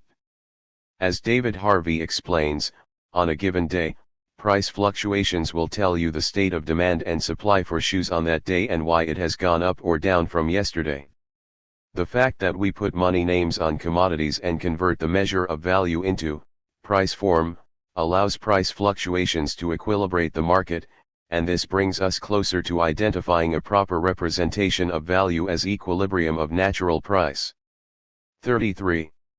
The rise and fall of prices allow for flexibility and fluidity in the determination of value, and in this way allows society to reallocate resources in response to market changes. The process also forces more complex, longer-term adjustments on prices, which we will explore in future chapters. In short, capital flows to more profitable industries from less profitable ones. This process tends to increase supplies of commodities in profitable industries, thereby lowering prices, and decreasing supplies in the less profitable ones, thereby raising prices. The end result is an overall equalization in profits in a way that distorts the base value of goods. 34. Finally, the price of a commodity is also determined by the value of money itself. Marx explained in Value, Price, and Profit that the values of necessaries might remain the same, but a change might occur in their money prices, consequent upon a previous change in the value of money. Nothing would have changed except the money names of those values. 35. Emphasis in original, that is to say, a change in the exchange value of a particular currency does not change the value imbued in a commodity, but it will change the price. Let's return to gold as an example. Its value, we've said, is determined by how much labor has gone into its discovery and production. If the amount of labor time that goes into producing gold drops in half, its value drops in half. So now a chair, instead of being worth 1 gold coin, would be worth 2 gold coins, because each coin is worth half as much as it was before. But that doesn't mean that the value of the chair changed. It just means that the same value is now represented by 2 gold coins versus 1.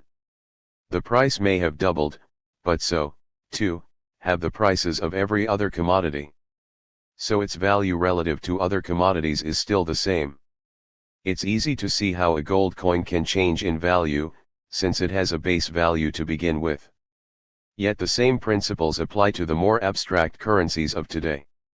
As David Harvey explains, gold, recall, is simply depicted by Marx as a representation of value, of socially necessary labor time.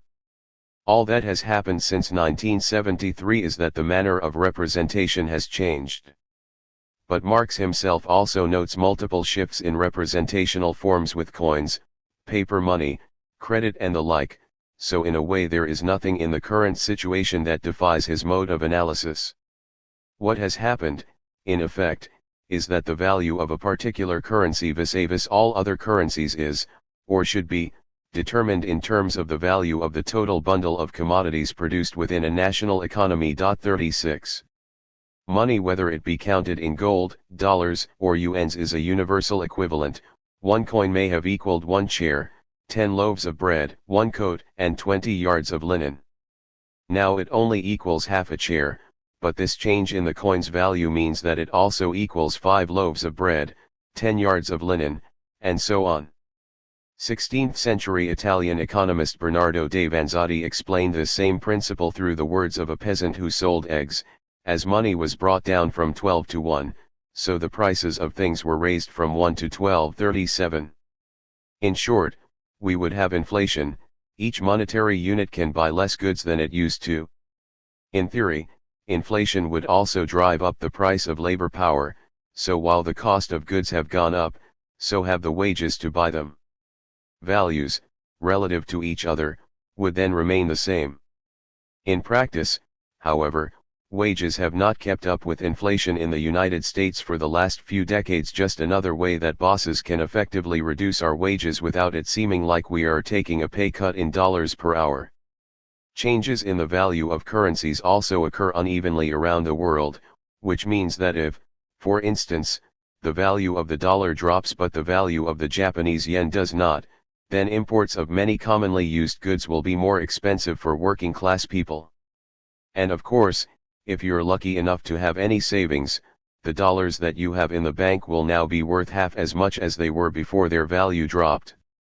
To sum up, There are several complex processes that stand between value and price. But as Marx explained, they work together in a way that supports, rather than detracts, from our understanding of the labor theory of value.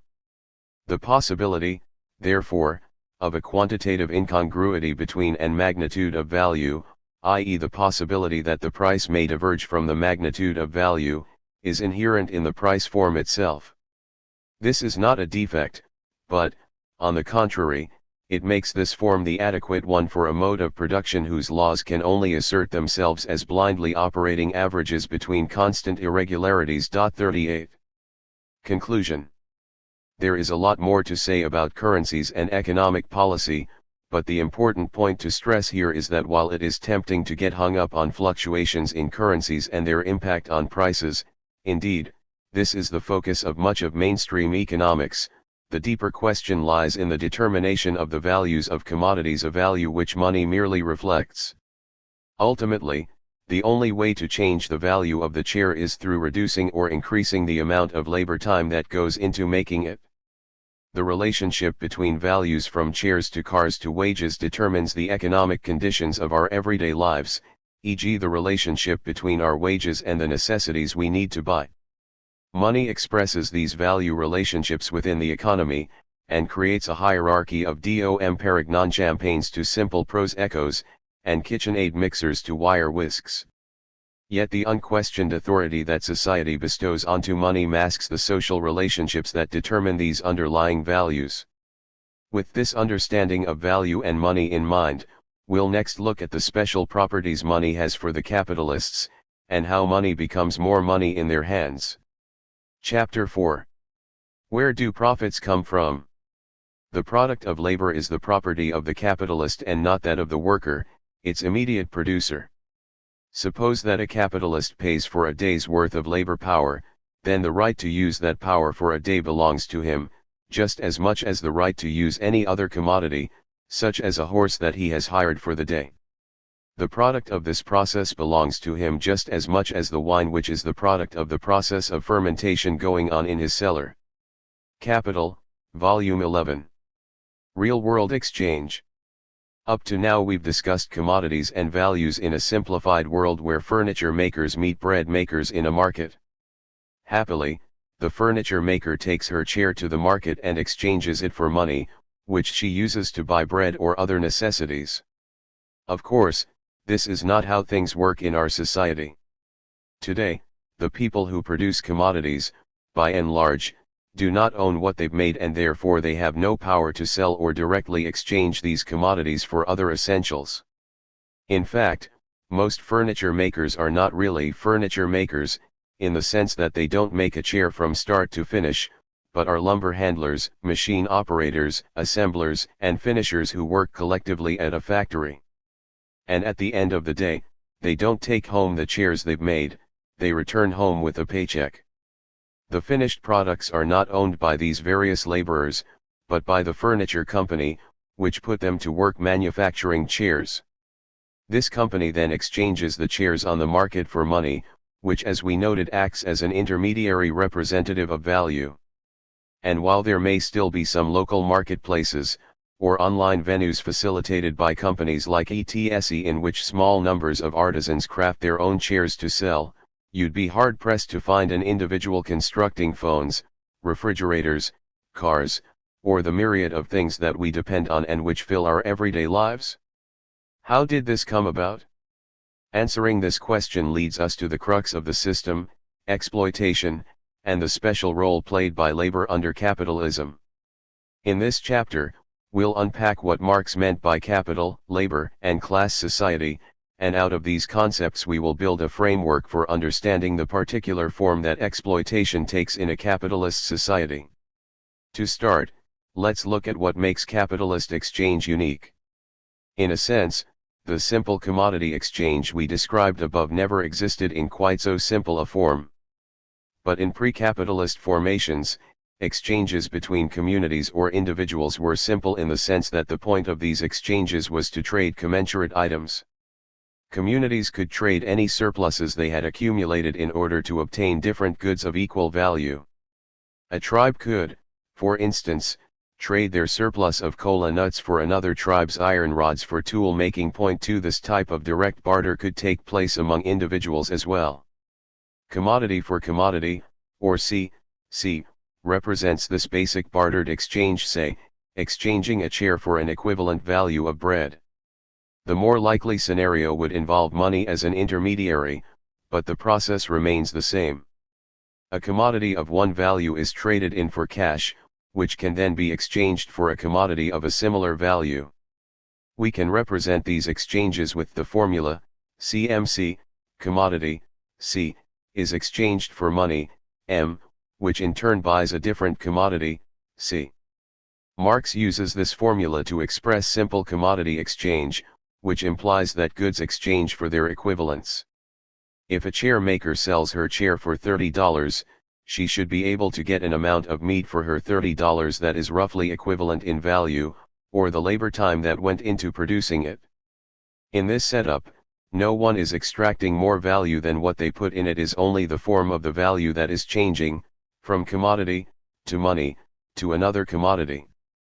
Everything equals out. Therefore chair equals $30 equals 7 pounds of beef is the same as saying $30 equals $30 equals $30, or X hours of labor equals X hours of labor equals X hours of labor. This is a theoretical example that simplifies the process of exchange in order to better elucidate the processes of capital. Point 3. The point to note is that the goal of such an exchange is qualitative, gaining new use values, rather than quantitative, making money. The purpose is to procure a different item, which you did not possess before. The development of professional traders transformed the goal of exchange from the procurement of like items for use to the accumulation of money. The equation thus changed from CMC to MCM, or more accurately MCM. The doohickey above the M prime, technically speaking, represents more money, or an increase of value above and beyond the money initially invested. In pre-capitalist societies, the basis for this added wealth was, more often than not, pilfering loot. Merchants from more economically developed centers were able to take advantage of societies that did not rely on large-scale internal trade. They could thus purchase goods on the cheap, and then sell them at a higher price in places where these goods were scarce and their values unknown. Not surprisingly, while the merchant class grew and developed, stories from around the world during this time emphasize the thievery, dishonesty, and piracy found at the source of the wealthy man's riches. Yet for all this piracy, the circulation of money, wrote Mondale, is sterile from a global point of view. It does not increase the total wealth of human society. It consists in fact of a transfer of wealth, pure and simple, what one gains the other loses, in absolute value. Social value remains unchanged. 4. The hidden abode of production. Modern capitalism, on the other hand, is characterized by an immense expansion of wealth. Its entire history is marked by growth. The U.S. economy, when healthy, grows by about 4% per year. The Chinese economy, until recently, was growing by as much as 10% per year. And the world economy as a whole has expanded by roughly 3% annually since 1980, according to data from the World Bank. In fact, if any country's output stops expanding, it goes into recession. How do capitalists generate this ever-expanding surplus? Like the merchant class that preceded them, capitalists produce and exchange goods through an MCM circuit. They start with money, M, invest in the production of commodities, C, and then sell those commodities on the market to get back more money than they started with, M. Marx referred to this as the general formula of capital. Rather than money serving an intermediary role, it is the driver of the process. Capitalists don't exchange goods for the sake of qualitative enrichment. Steve Jobs didn't decide he had more iPhones and MacBooks than he reasonably needed and therefore might as well trade them for something he didn't have. What didn't Steve Jobs have? A capitalist invests for the sole purpose of accruing further wealth. To exchange like for like items and wind up with the same amount of money that they started with would be, to use Marx's words, absurd and empty. The purpose of exchange is the accumulation of extra value, or surplus value, which forms the basis of capitalist profit. As Marx argued, the simple circulation of commodities selling in order to buy is a means to a final goal which lies outside circulation, namely the appropriation of use values, the satisfaction of needs. As against this, the circulation of money as capital is an end in itself, for the valorization of value takes place only within this constantly renewed movement. The movement of capital is therefore limitless. 5. The satisfaction of even the most extravagant of needs can only go so far. But the boundless goal of acquiring money through its circulation is an inexhaustible endeavor.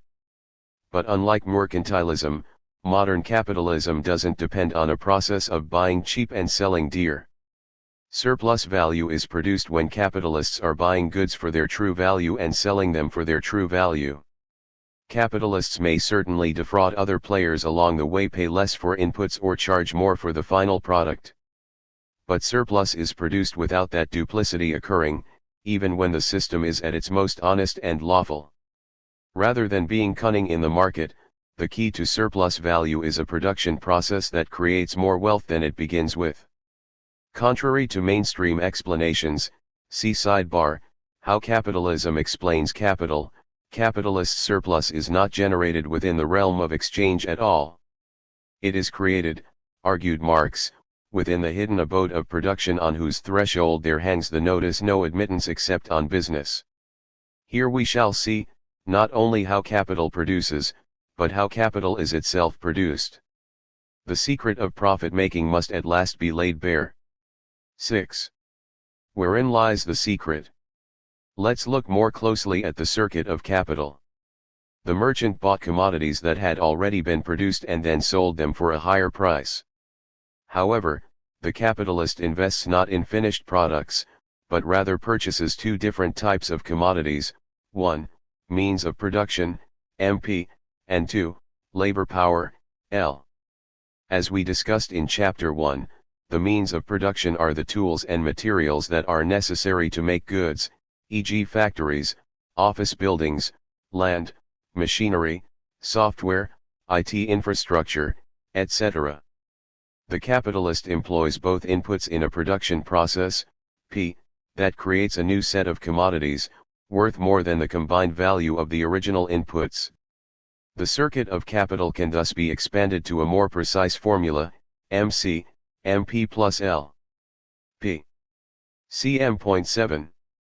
The secret hidden within the production process lies in a special commodity of labor power, the ability to work. Marx explained that the ability to work has become a commodity under capitalism, which the capitalist buys in exchange for a wage, its exchange value. At first look, this seems self-evident. We wake up, go to work, come home with a wage, or at least the promise of one to be paid at the end of the pay period. We are selling our ability to work, our labor power. And since selling our old Beanie Baby collection will only get us so far, by and large, for most of us, if we are lucky enough to be considered employable, our labor power is the only commodity we really have to sell. But what makes this commodity special, and to whom? Marx wrote, "In order to extract value out of the consumption of a commodity, our friend the money owner must be lucky enough to find within the sphere of circulation, on the market, a commodity whose use value possesses the peculiar property of being a source of value, whose actual consumption, therefore, is itself an objectification of labor, hence a creation of value. The possessor of money does find such a special commodity on the market, the capacity for labor, in other words labor power. 8 Emphasis added. The exchange value of labor power is paid out in a wage. But the use value of labor power is labor itself, the source of value, as we discussed in Chapter 2. What's more, the exchange value of labor power, and the value that labor then produces for the bosses, are two very different things. The worker is paid one thing, but then will normally create much more value during her shift than she is paid. The value of labor power, and the value which that labor power valorizes in the labor process, are two entirely different magnitudes, and this difference was what the capitalist had in mind when he was purchasing the labor power. What was really decisive for him was the specific use value which this commodity possesses of being a source not only of value, but of more value than it has itself. This is the specific service that the capitalist expects from labor power, and in this transaction he acts in accordance with the eternal laws of commodity exchange. Point 9.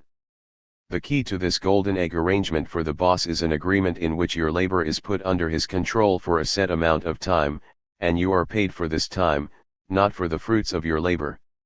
Just as a baker parts with the use value of bread once she sells it, so too does the worker part with the use value of her labor power once she has sold it.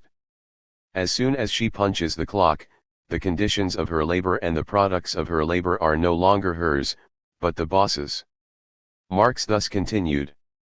In fact, the seller of labor power, like the seller of any other commodity, realizes its exchange value, and alienates its use value. He cannot take the one without giving the other.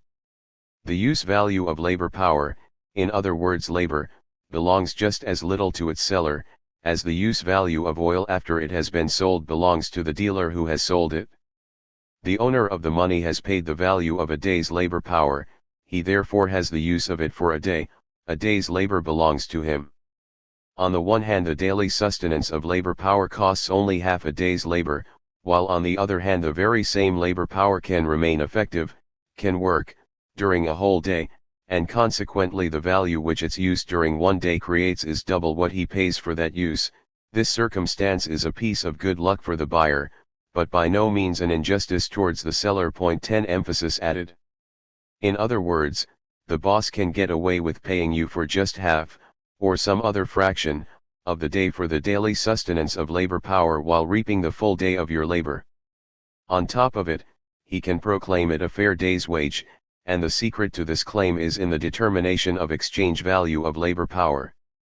Marx explained, the value of labor power is determined by the value of the means of subsistence habitually required by the average worker. 11 That is to say, its value, like that of any other commodity, is based on the amount of labor that has gone into producing it.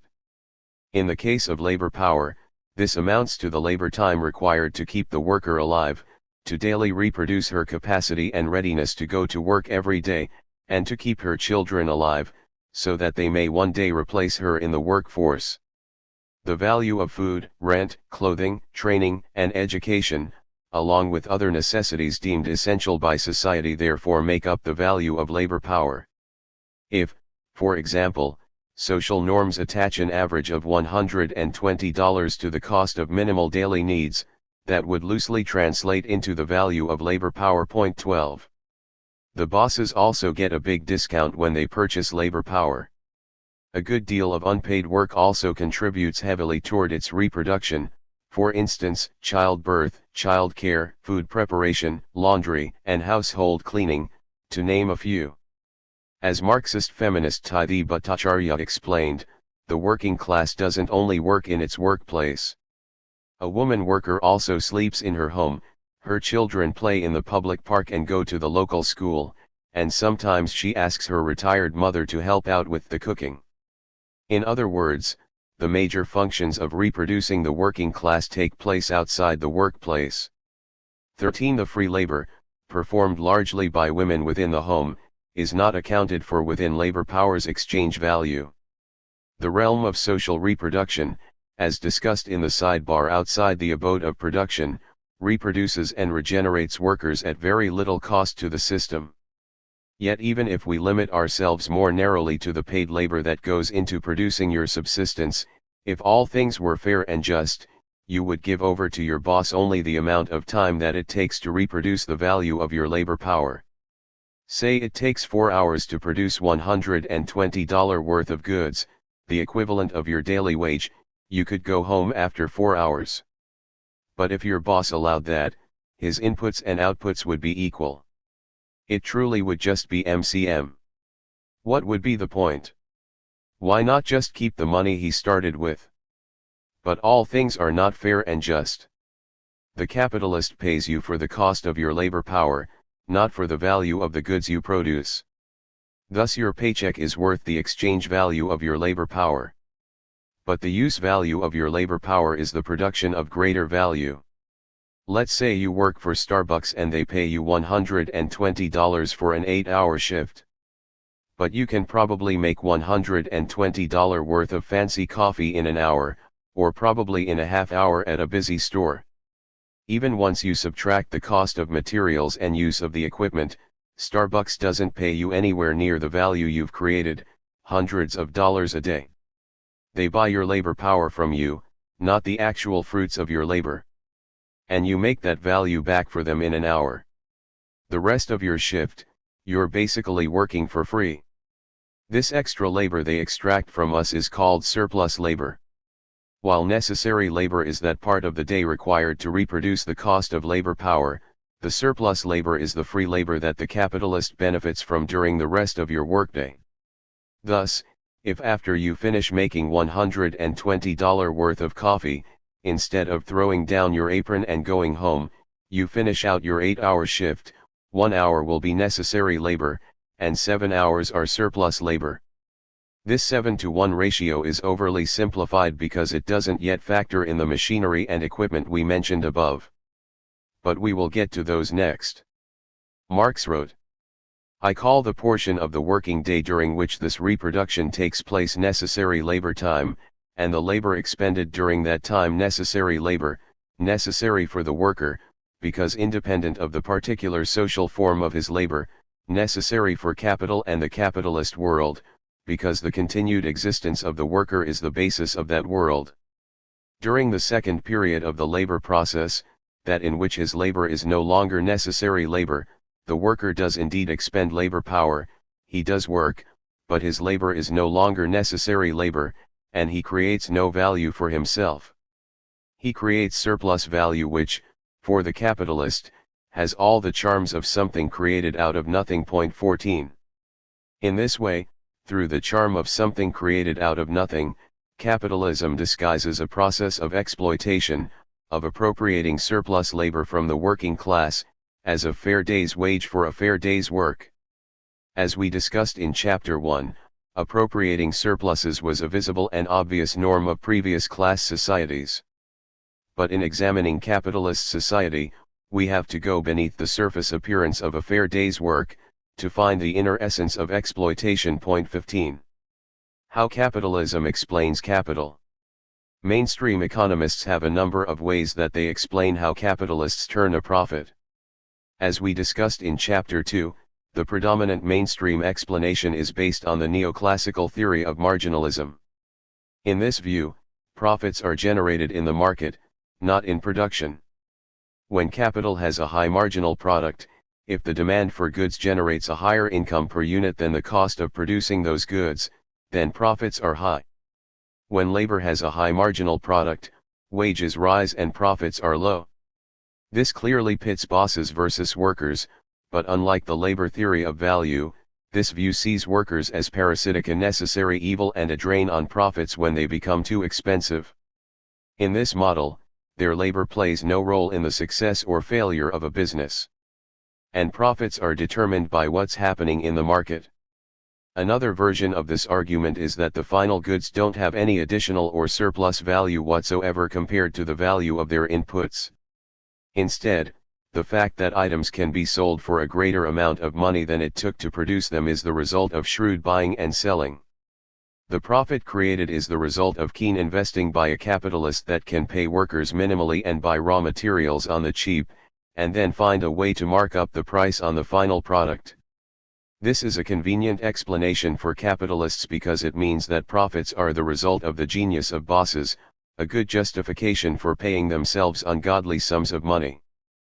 But where this argument fails is that it implies that every sale must have winners and losers. A car manufacturer would benefit by buying materials and parts from suppliers at cut-rate prices. But the suppliers must then lose out, having sold materials for below their worth. Say, for example, that steel plates are worth $750 a ton. This is the average price paid throughout the market for steel plates by all steel producers and all buyers of steel plates. But our savvy automaker investor is able to cut a deal with their supplier to pay just $650 a ton. That steel is used in the production process and becomes part of the car. Additionally, our automaker, when figuring out the price of the car, pre-rates the cost of steel in each car at a price of $800 a ton. But by doing this, our investor hasn't created $150 of new value. All that has happened is that he has stolen $100 from the steel manufacturer and $50 from the car buyer. He has been able to buy something worth $750 for $650. And he's been able to sell something worth $750 for $800. In the process, he is $150 richer, but it has come by taking advantage of other parties.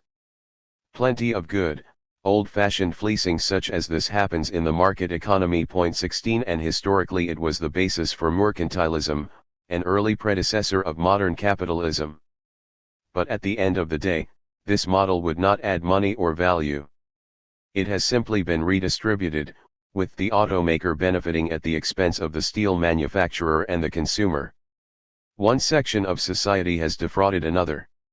If this defined how capitalism worked, our less savvy suppliers would have no profits and be forced out of business, unless somewhere in their production process they, too, were buying their inputs cheaply and marking up the price of their outputs.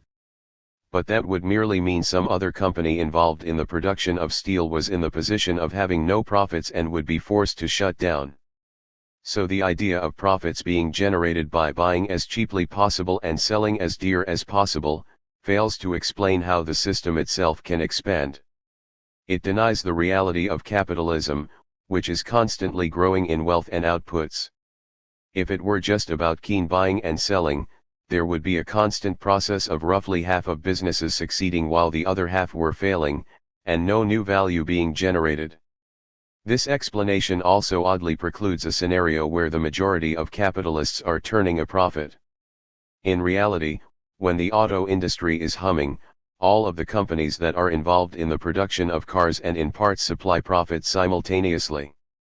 In times of economic boom, investment, employment, and profits all ride high, bosses grow elated, miracle economies are declared, and economists proclaim that the days of economic busts are over. Yet another argument is that profits are a reward to investors for putting their capital at risk. The logic here is that capitalists are putting up the capital and tying it up into a production process for which they will not be paid back quickly, or perhaps at all. Profit therefore provides incentive to the capitalist for taking this risk rather than sitting on their money, thus the rate of return should be higher than if the capitalists safely tucked their capital away in a low-interest savings account. This explanation essentially equates capitalism with gambling. If a gambler wins at a hand of cards, is this too a profit that is the reward for his risk? Or is it merely the result of someone else losing money? Similarly, if profits are the reward for taking risk, doesn't it imply that there is somewhere a loser in the transaction? The Marxist understanding of capitalism reveals, however, that surplus value is produced when capitalists are buying goods for their true value and selling them for their true value. It illustrates that surplus value, and therefore profits, are rooted in the production process, in the difference between paid and unpaid labor, not in the cunning of market-based exchanges. Defining capital. Marx called the capital invested in labor power variable capital because it both reproduces the equivalent of its own value, and also produces an excess, a surplus value, which may itself vary, may be more or less according to circumstances. 17. Labor's use value is a source not only of value, but of more value than it has itself. That is, its value expands through its use. But how much extra value is produced can vary, as we'll discuss below. Money advanced to purchase equipment and materials, however, passes its value on to the newly created goods without any quantitative change in its worth. Marx called this part of the capitalist's investment constant capital. Its value merely reappears in the commodities produced. 18. As we discussed in Chapter 2, the inputs of machinery, resources, and tools embody generations of dead labor manufactured by previous groups of workers. This value is transmitted as is through the production process. Raw materials transfer their total value when they are consumed by production, Marx called this productive consumption of the means of production. Machinery and equipment, on the other hand, pass on fractions of their value during every use. Let's say a piece of machinery was expected to last for a year before breaking down, and it cost the capitalist $365 when he purchased it. Every day, the machine would pass on $1's worth of value. In this way, argued Marx, it enters piecemeal in proportion to its average daily depreciation. 19. A machine can deteriorate physically, through wear and tear as it's used. Or it can eventually be consumed by the elements while it sits on a shelf unused. But in addition to the material wear and tear, Marx pointed out, a machine also undergoes what we might call a moral depreciation. It loses exchange value, either because machines of the same sort are being produced more cheaply than it was, or because better machines are entering into competition with it. In both cases, however young and full of life the machine may be, its value is no longer determined by the necessary labor time actually objectified in it, but the labor time necessary to reproduce either it or the better machine. It has therefore been devalued to a greater or lesser extent. 20. Emphasis added. For example, a tractor may lose its value over time through rust and wear of its body in a physical depreciation. Or it can lose value in a moral depreciation once newer lines of tractors equipped with wireless maps and monitors of machine data can do more work for the same price. An agricultural company that uses outdated machinery will incur losses because it will require greater time, and therefore higher costs, to do the same amount of work as its competitor. If we return to Starbucks, perhaps the executives there invest $360 a day in constant capital, a store's espresso machines, coffee grinders, refrigerators, dishwashers, cash registers, coffee beans, milk, cream, sugar, etc. The coffee beans and other raw materials pass on the whole of their value as they are consumed. The machinery passes on fractions of its value during every use, which will eventually add up to the full value of the machine getting passed on during its lifetime. They invest another $120 worth of variable capital in employing the store's barista. This barista, for her meager paycheck, sets to work on the coffee grinders and espresso machines, producing the first $120 of lattes, cappuccinos, and caramel macchiatos in the first hour, enough to cover her paycheck. She produces another $840 of drinks in the next 7 hours, for a total of $960 worth of drinks. After paying out wages and expenses, an extra $480 is left. By investing in constant, C, and variable, V, capital, the capitalists set in motion a productive process. At the end of the process these values will have replicated themselves, along with an additional surplus value, S. Marx expressed this with the formula, C plus V dash C plus V plus S. In the case of our made-up Starbucks example, this would be $360, C, plus $120, V, turns into $360, C, plus $120, V, plus $480, S. The rate of surplus value measures the rate at which we are exploited, synonymous with rate of exploitation.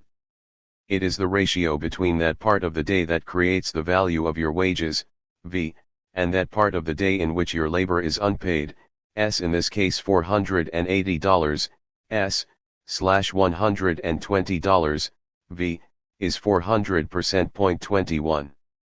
If a 400% rate of exploitation seems far-fetched to you, consider this real-life example quoted in a 2018 Oxfam report. Oxfam interviewed Lan, a Vietnamese garment worker who explained, "When I got pregnant, they let me work in the warehouse. There were many boxes full of shoes, and my job was to put the stamp on. Those shoes would fit my son perfectly, they are very nice. I'd like my son to have shoes like these, but he can't.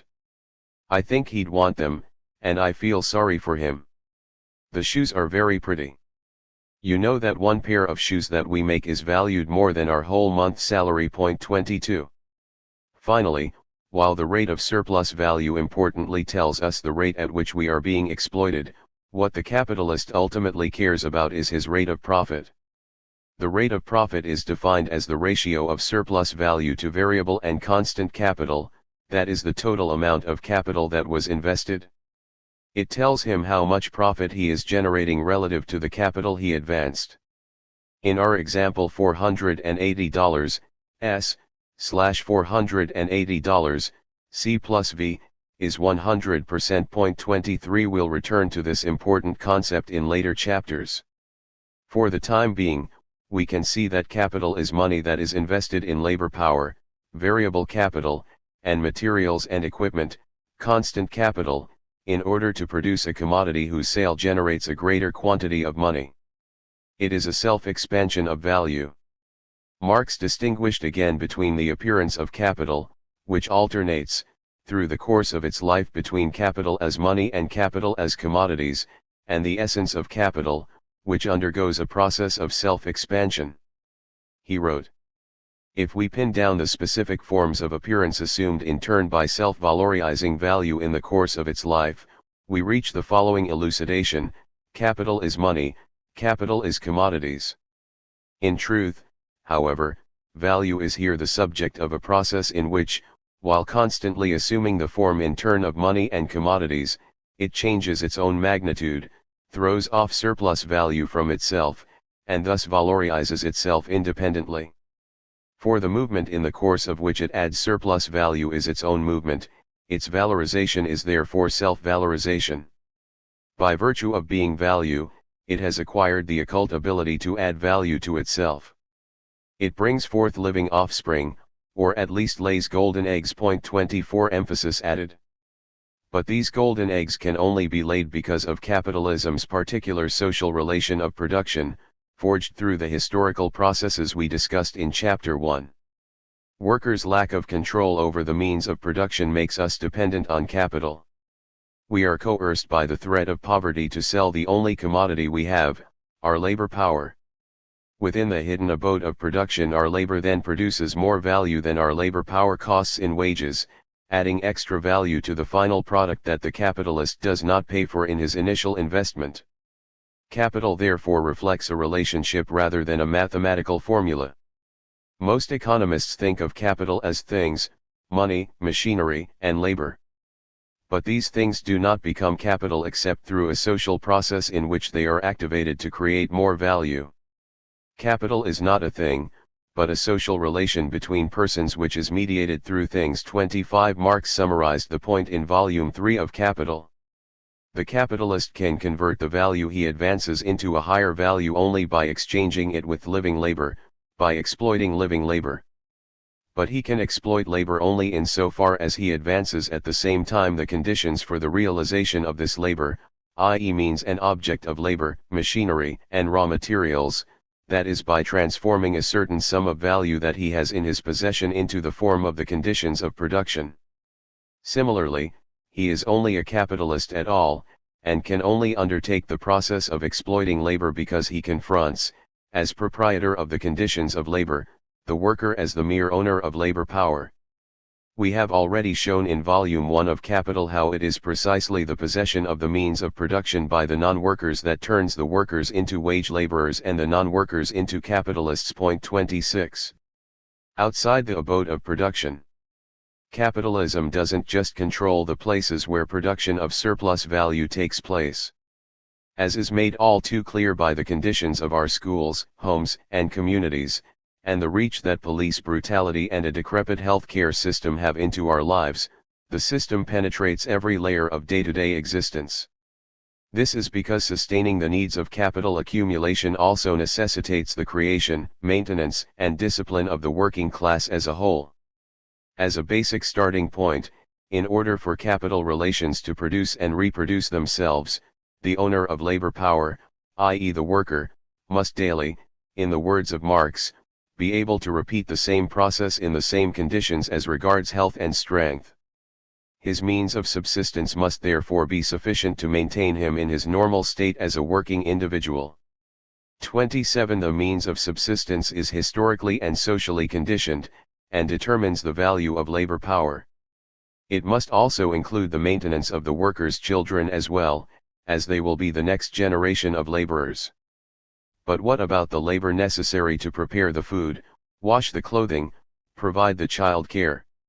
This, essentially, is extra labor that is mostly produced outside of the sites of capitalist production. Point 28 While Marx and Engels rightly located the reproduction of labor power for the system within the nuclear family, they did not delve deeply into this topic.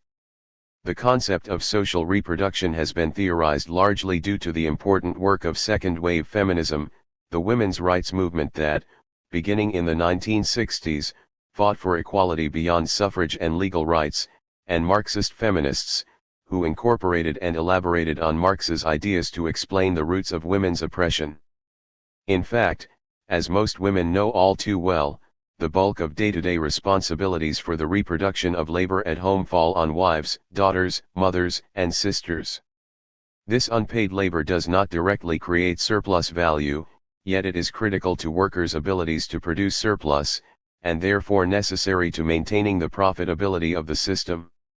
And so it is no coincidence that sexist ideologies that relegate women to second-class citizens emphasize women's nurturing capacity, which make us naturally suited to prioritizing husbands and children over our own lives.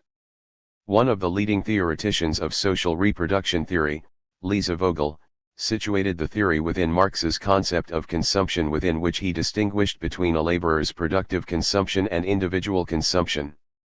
Productive consumption Marx defined as the process by which workers consume the means of production while on the job, not by eating the machinery of course, but by activating it. Individual consumption compromises the daily functions, eating, having clean clothes to wear, and so on, of reproducing our ability to live and go back to work the following day.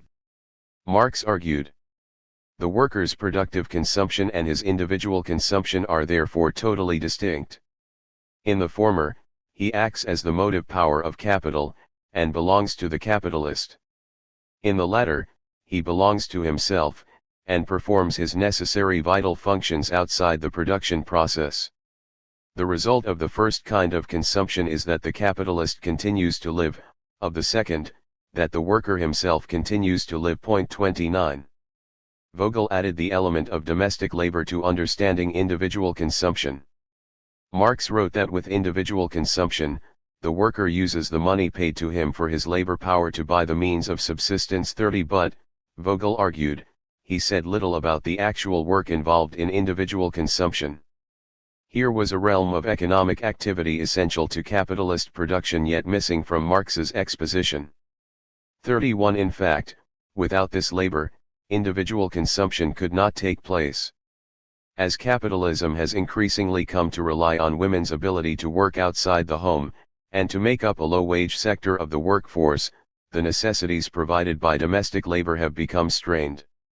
All the more so since those elements of social reproduction that do take place outside the home, public education, pensions and retirement for the elderly, public transportation, have come under systematic attack over the last several decades. In part this tension has been mitigated by the increasing use of things like laundromats, microwaves, and frozen foods, which reduce the amount of time necessary for domestic labor. But in the main, the contradictory needs of capital to depend on women's labor both inside and outside the home has been solved through the ruthless intensification of the double burden faced by women. More paid and unpaid labor is expected of women, outside and inside the home. So the same woman who is being forced to spend extra hours at work as a teacher also faces increasing pressures as a mom when childcare costs rise out of reach. Diverging rates of exploitation. We simplified the cost of labor power above to an arbitrary $120 per day in order to distill the basic mechanism of this special commodity. In reality, the cost of the subsistence and reproduction of workers is both socially and historically determined. It reflects the changing cost of producing food or acquiring skills, as well as differences based, for instance, on the balance of class forces in what is deemed a socially acceptable requirement for subsistence. For both of these reasons, the cost of labor differs, too, between countries or regions with disparate levels of productivity and histories of class struggle. This is why US-based companies chase cheaper wages to other countries like China or Mexico, or to the closer distance of the right-to-work states within the US. 32. The cost of labor also reflects the injustice of oppression. As of 2019, women in the United States were still paid 79 cents to a man's $33, or in the case of the country's most talented and famous soccer team, the United States women's national soccer team earns 38 cents to their male counterparts, despite generating greater revenue. 34. Black men are paid 70 cents and black women 61 cents in comparison to their white counterparts. 35. Latina women earn 53 cents to a white man's $36. Increased education does little to change this ratio for women or people of color. 37. Blacks, Latinx, and women at all education levels earn less than white men. Women of color occupy the bottom of the totem pole. American capitalism relies upon women and people of color to populate permanent, low-wage sectors of the labor force. 38. The disparities in racial and gender wage gaps point to the fact that socially determined is not only dependent on public perception of what is acceptable, but is also based on historic and systemic institutions of oppression. People of color, for example, have less inherited familial wealth on average to draw from, and therefore disproportionately suffer from the accumulation of considerable amounts of debt in order to go to college or earn an advanced degree. Combined with the reality of severely underfunded, under-resourced, segregated public schools, this ensures that they never enter a level playing field.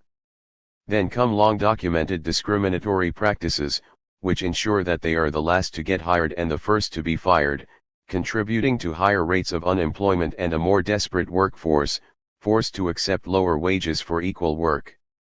Capitalism also depends on the super-exploitation of immigrants and particularly those who are not protected by legal documentation. Disenfranchised and disempowered by the threat of deportation, undocumented workers are subject to draconian conditions and wages, and fired if they protest or attempt to unionize. As author Justin Akers-Chacon has written, the criminalization of immigration has been used widely by employers to structure lower wage tiers within and across whole industries, setting the low wage standard of immigrant labor by the early 1990s. The declining wage benchmarks for undocumented labor had the further effect of holding all wages down within those same industries. 39. Inequality has long been built into the core fabric of the American business model. Pitting black workers against white workers against immigrant workers has been a particularly potent, tried and true tactic of employers to drive down all wages. But the cursory sketch laid out here does not even begin to discuss the very many oppressions of people with disabilities, of gay people, of transgender people, of native peoples, of elders, and more that play an integral role in upholding the profitability of U.S. capitalism. In fact, any place where bosses can hold down the wages of one section of the workforce not only ensures a cheaper labor pool among the oppressed demographic, but also, in the words of abolitionist Frederick Douglass, divides both in order to conquer each, so that everyone's wages are pushed down. Lastly, the value of labor will also vary among industries and skills. One reason is the cost of education and training required for different jobs, and another is the expectation of how stable of a workforce bosses are looking to buy. Fast food workers, home health aides, farm workers, and other low-wage workers are consistently paid wages far short of the cost of living, and therefore their true value. The capitalists bank on getting away with it because they expect, in fact depend on, a high turnover rate and unemployment rate, which will ensure that those positions will fill easily. Bosses see low-wage workers as quickly replaceable commodities, bought and employed as easily as one would buy other cheap inputs. Meanwhile, higher-paid workers don't suffer the crushing weight of poverty, but this does not mean that they are not exploited. In fact, they often face even greater rates of exploitation if the value of the goods that they produce are significantly higher. A Boeing engineer may earn over $100,000 a year, but she contributes to products that sell for millions or billions of dollars. 40 More importantly, varying rates of exploitation make up an integrated web of labor. The extraction of value does not happen on a case-by-case basis, but is a collective process. Google's high-paid programmers work in buildings cleaned by low-paid janitors. The one's work is, in fact, dependent on the others, and therefore so is the extraction of its value. The working class majority. Across these experiences, workers collectively make up a class of people exploited to create surplus value for the bosses. 41 A very basic definition of classes as they exist in capitalist society begins with this premise. Workers have to sell our ability to work, and capitalists buy and command our labor power. You can't understand either the workers' or the boss's class position without understanding that the whole of the system is one in which labor is set to work on means of production, in order to produce a profit for someone else. Class, in other words, is a relationship of exploitation. This understanding of class as a social relationship is completely absent in mainstream analysis. If class is discussed at all in the mainstream, it is considered in terms of wealth and social stratification. Income levels, education, lifestyles, and patterns of consumption are used to divide people into a society that is mostly middle class, with some rich and poor people around the fringes. Indeed, in most accounts, the majority of us are middle class, and there is no working class at all. We are reminded of this fact at least every 2 to 4 years in election seasons, when politicians appeal to the struggling middle class, a category that apparently includes all good Americans, or as former President Bill Clinton said, people who work hard and play by the rules. 42 Bernie Sanders's presidential campaigns have been so notable precisely because he uttered the words working class. An explanation of classes based on levels of wealth also has a more progressive version, as popularized by the Occupy Wall Street movement in 2011. The slogan "We are the 99% caught on like wildfire as activists identified the top 1% of the country's economic elite, which owns about 40% of the nation's wealth, as culpable for creating the financial meltdown of 2008 and the Great Recession that followed. While this analysis is a substantial leap forward from that which assumes that we are nearly all middle class, it still assumes that the quantity of wealth is the determinant of class positions. Class and wealth surely have everything to do with each other, but they are not the same thing. A stable, well-paid job, to the extent that these still exist, such as a train conductor in New York City may pay upward of $70,000 a year, and a small bodega owner in the Bronx may earn much less. But the former is a worker who does not control her own hours and conditions of work, and the latter is a small business owner, charged with his own exploitation, as well as that of others, even if few in number. The numbers on someone's paycheck can't tell you everything. It can't tell you, for instance, that a manager at Starbucks, who makes less than a subway conductor, has the power to fire every worker in the store. We can see then that wealth is just one part of the picture, and one that is more symptomatic of class inequality than explanatory of its origin. In fact, power, control over working conditions, and financial decision-making are the bedrocks of exploitation. Economics professor Michael Zweig explained it this way: by looking only at income or lifestyle, we see the results of class, but not the origins of class. We see how we are different in our possessions, but not how we are related and connected, and made different, in the process of making what we possess. 43 Emphasis added: the Marxist explanation instead emphasizes that one's position in society is not measured quantitatively, but is determined by a person's relationship to labor, the fruits of labor, and the means of production. Anyone who controls the means of production, has political power, dictates the terms of others' working conditions, or owns capital that can be invested in production, is part of the capitalist class. And anyone who must sell their labor power for a wage and has no access to the means of production themselves is part of the working class. This does not just extend to workers engaged in production of physical goods. Teachers and nurses must sell their labor in order to provide services, and thus are part of the working class. 44 As Marx argued, if we may take an example from outside the sphere of material production, a schoolmaster is a productive worker when, in addition to belaboring the heads of his pupils, he works himself into the ground to enrich the owner of the school. That the latter has laid out his capital in a teaching factory, instead of a sausage factory, makes no difference to the relation. 45. It is in this sense that Marx and Engels wrote that the proletarian is without property. Proletarians is another word for workers, and private property does not mean personal belongings, like your TV or laptop, but the means of production, the buildings, machinery, software, equipment, tools, and other materials owned by capitalists. Marx wasn't saying that workers literally have nothing, although that is often and increasingly true. He meant that we are without any means to produce and reproduce our livelihoods, and therefore we are at the mercy of capitalist exploitation. A construction company has mechanical shovels, drills, and dozers, which allow them to exploit laborers and turn a profit. I have a shovel, which I can use to grow flowers or tomatoes. Historian Geoffrey de Ste. Croix put it this way. Class is the collective social expression of the fact of exploitation, the way in which exploitation is embodied in a social structure. Class is essentially a relationship, just as capital, another of Marx's basic concepts, is specifically described by him as a relation, a social relation of production, and so forth. And a class, a particular class, is a group of persons in a community identified by their position in the whole system of social production, defined above all according to their relationship, primarily in terms of the degree of control, to the conditions of production, that is to say, to the means and labor of production, and to other classes. 46. Using this definition, we see that wealth and poverty do not determine class, rather they are manifestations of it.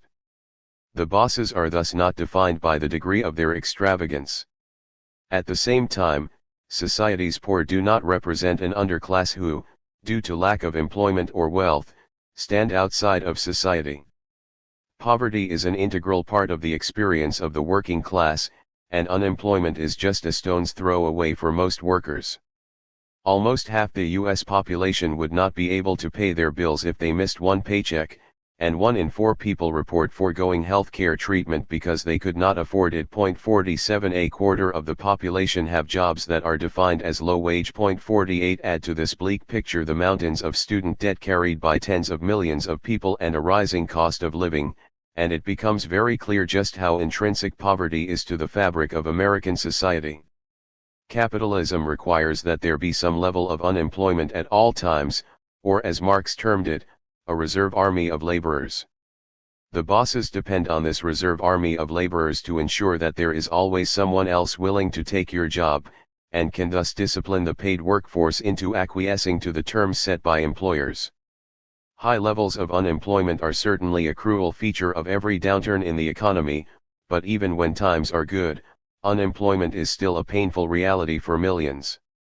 What mainstream economists consider full employment is in fact about 5% unemployment. The introduction of new machinery, a growing labor force due to demographic or migration changes, regular changes in the structure of the economy, what is and isn't produced, and where, can all contribute to unemployment during the best of times. This understanding of society yields a much different picture than the popularized version of the United States as a middle-class country. To be sure, there is a middle class. They do not just live in a glossy alternate universe on television screens. The middle class is a layer of society that stands between the working class and the ruling class. It includes small business owners, as well as middle managers, supervisors, and professional occupations that have a fair amount of autonomy within the system, such as doctors and lawyers. They are often the daily face of exploitation. You see your manager every day at work. He may reward your work with a raise, or reprimand you for being late, but you will rarely encounter the CEO who profits from this arrangement. Still, this middle class is much smaller than usually assumed, and many of those traditionally deemed professionals are being shoved into the working class, or proletarianizing, as computer programmers become routine code writers punching time cards.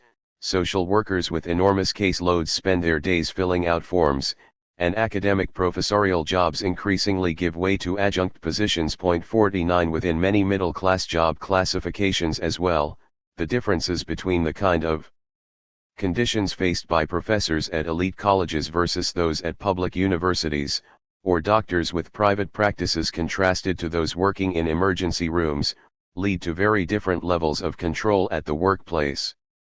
The bourgeoisie has stripped of its halo every occupation hitherto honored and looked up to with reverent awe, wrote Marx and Engels. It has converted the physician, the lawyer, the priest, the poet, the man of science, into its paid wage laborers. 50. Michael Zweig and labor journalist Kim Moody have both estimated that the working class makes up about 63% of the U.S. labor force. The corporate elite makes up 2%, and in between, the middle class makes up 35%. 51 Further, if you include broader society beyond the accounted for labor force, family members not working, elderly people, people permanently unemployed because of disabilities, etc., the numbers reflecting the working class would be even higher. As Moody argued, if working class people in employment make up just under 2/3 of the workforce, those in the class amount to at least 3/4 of the population, the overwhelming majority. As teachers, nurses, and other professionals are pushed down into the working class, the majority grows even larger. 52 This highlights a broader point: classes are fluid and plenty of gray area exists between them. These numbers only offer a general guide to emphasize the broader trend toward increasing polarization. As Marx and Engels wrote in the Communist Manifesto over 150 years ago, at a time, incidentally, when the working class was a clear minority of the world's population, society as a whole is more and more splitting up into two great hostile camps, into two great classes directly facing each other, bourgeoisie and proletariat. 53. Lastly, one belongs to a class regardless of whether one believes in the notion or identifies with the interests of that class. Whether Democrats tell you that you are part of the middle class they are trying to save, or Donald Trump promises tax breaks to the forgotten middle class, and whether you believe any of them, have little to do with whether you still have to wake up to go to work tomorrow morning, follow someone else's instructions for what to do, and return home with little more than a meager paycheck and a backache. Class position is therefore determined by material reality rather than ideology. At the same time, the structure of the working class does then lend itself to the development of class consciousness. In that sense, we can identify a secondary definition of the working class on the basis of its consciousness and activity. Along these lines, Marx distinguished between the working class as a class in itself, defined by a common relationship to the means of production, and a class for itself, organized in active pursuit of its own interests. As St. Croix explained, the individuals constituting a given class may or may not be wholly or partly conscious of their own identity and common interests as a class, and they may or may not feel antagonism towards members of other classes as such. Class conflict, class struggle, Klassenkampf, is essentially the fundamental relationship between classes, involving exploitation and resistance to it, but not necessarily either class consciousness or collective activity in common, political or otherwise, although these features are likely to supervene when a class has reached a certain stage of development and become what Marx once, using a Hegelian idiom, called a class for itself. 54. The working day. The opposing class positions and therefore interests of workers and bosses pits these classes against each other. Bosses try to squeeze more profits out of workers. The working class is always trying in some way to relieve the intensity of exploitation and oppression. As Marx argued, the history of capitalism is, at its heart, the history of class struggle, carried on an uninterrupted, now hidden, now open fight. It isn't always a clear conflict, like a strike or a protest, and it is never an evenly two-sided fight, but it is an ongoing struggle nonetheless. The battle between capitalist and worker over the terms of exploitation has historically been centered on the terms of the working day, to determine how much surplus value bosses are able to extract from their employees. If we start with a baseline scenario in which a worker delivers 4 hours of necessary labor, to replace her own wages, and 4 hours of surplus labor, to go to the capitalist's profits, the rate of exploitation is 100%. Capitalists will attempt to impose faster, more intensive working conditions or lower the value of labor power in order to extract more surplus labor and a greater profit.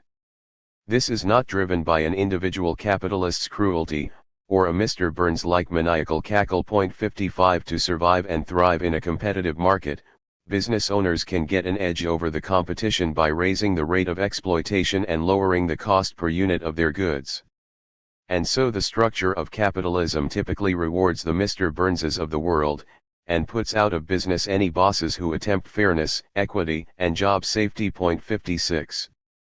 There are two main roads to increase the rate of exploitation. One is raising the absolute surplus value, how much total surplus value is created during the day. The other is increasing relative surplus value, altering the ratio of value produced during the course of the day so that less of it goes toward the reproduction of labor power, paid out in wages, and more of it goes over to the capitalist in the form of surplus value. To increase absolute surplus value, capitalists lengthen the working day without paying any additional wages. By doing this, forcing workers to toil for 2, 3, or 4 additional hours, the capitalist will accumulate additional surplus labor. If the working day is lengthened from 8 hours to 12 hours with no additional pay, the rate of exploitation will change from 4 hours/4 hours equals 100%, to 8 hours/4 hours equals 200%. 57. In Marx's day, the battle over whether workers would be forced to work 12-hour days or 10-hour days raged on over decades. Today, working 10 or 12 hours is still very much a reality for many working-class people, from restaurant workers, to unregulated sweatshops in the garment industry, to Apple's infamous Foxconn factories. Salaried middle-class jobs in IT and other office workers regularly work 10 and 12-hour days without extra compensation. Even seemingly secure jobs with union protections are vulnerable to unpaid increases in the working day. Lengthening the school day without compensating teachers is a common example. Of course, it's also completely normal for teachers to spend countless hours of unpaid work as it is, grading homework and preparing lesson plans. Just as it is for home care nurses to spend many unpaid hours filling out reports. On the whole, U.S. workers labor for a month longer per year than our European counterparts. This has been one of the prevailing strategies of American capitalism to increase profitability since the 1970s. Figure 4. Absolute surplus value. Of course, there are human limits to the level to which people can be driven to work. There are, unfortunately for the bosses, a finite number of hours in a day. And the human body can cope with only so much work before it collapses. Indeed, many of the 19th century regulations on the length of the working day stemmed from the fact that the damage done to the working class was so severe as to undermine a sufficient labor pool from which businesses could hire. Marx noted that the British ruling class set limits on the working day and took measures to strengthen the working class families in order to prevent future generations of laborers from literally being worked to death before they came of age. Bosses gave male workers a family wage just high enough to provide for their families. Most importantly, labor, unlike machinery and other production inputs, is made up of thinking, toiling humans who can organize to fight back against their own ruination. Workers' resistance, as Marx put it, is that obstinate yet elastic natural barrier to capital. 58 Thus bosses must rely on a second strategy of increasing relative surplus value, that is to change the ratio of who gets what from the fruits of the working day. In this case, the length of the working day doesn't change, but how much surplus value is produced does. The prolongation of the working day beyond the point at which the worker would have produced an exact equivalent of that surplus labor by capital, this is the process which constitutes the production of the absolute surplus value, wrote Marx. For the production of relative surplus value, he continued, the necessary labor is shortened by methods of producing the equivalent of the wage of labor in a shorter time. 59. In other words, the ratio of necessary labor to surplus labor changes in favor of the bosses, because the amount of labor time that is necessary for a worker to reproduce her wage will be reduced. If the worker's wages can be reproduced in 3 hours' time, rather than 4 hours, the rate of surplus value will jump from 100%, 4 hours of surplus labor / 4 hours of necessary labor, to 166%, 5 hours of surplus labor / 3 hours of necessary labor. Figure 5. Relative surplus value. We can see roughly 4 ways to increase relative surplus value. First, increasing the intensification of labor, that is forcing workers to deliver more value in the same amount of time than they had previously. Marx described this process as a condensation of labor, or a closer filling up of the pores of the working day, 60 more commonly referred to today as speed-ups and attrition of workers, so that fewer bodies do the work that more employees used to do. As Marx explained, this compression of a greater mass of labor into a given period now counts for what it really is, namely an increase in the quantity of labor. 61. In the United States, older workers in the auto industry can remember a time when workers would work up the line by moving faster than the belt, and would wind up with some downtime during their shift. Now the belts move at the fastest rate possible, so there is no downtime possible. Motions are timed and regulated such that they are in motion 57 seconds in every minute. Compare this to 45 seconds per minute on a traditional Fordist assembly line. The result, explained political science professor Tony Smith, is an equivalent to hiring an extra 333 workers to work a 40-hour week. 62. This process of intensifying labor was first turned into a science by Frederick Taylor in the late 19th century and dubbed Taylorism, see sidebar, a scientific obsession. Since then, the 21st century version of the same is often referred to as lean production, speed-ups, deskilling, use of temporary and contract workers, greater management flexibility on hours and tasks, etc. These processes have resulted in the greatest work intensification in U.S. history, according to Kim Moody, far surpassing the now quaint norms of Taylorism. 63. Here we see that the value of labor power, paid out in wages, remains the same, but the time that it takes to reproduce it is lessened.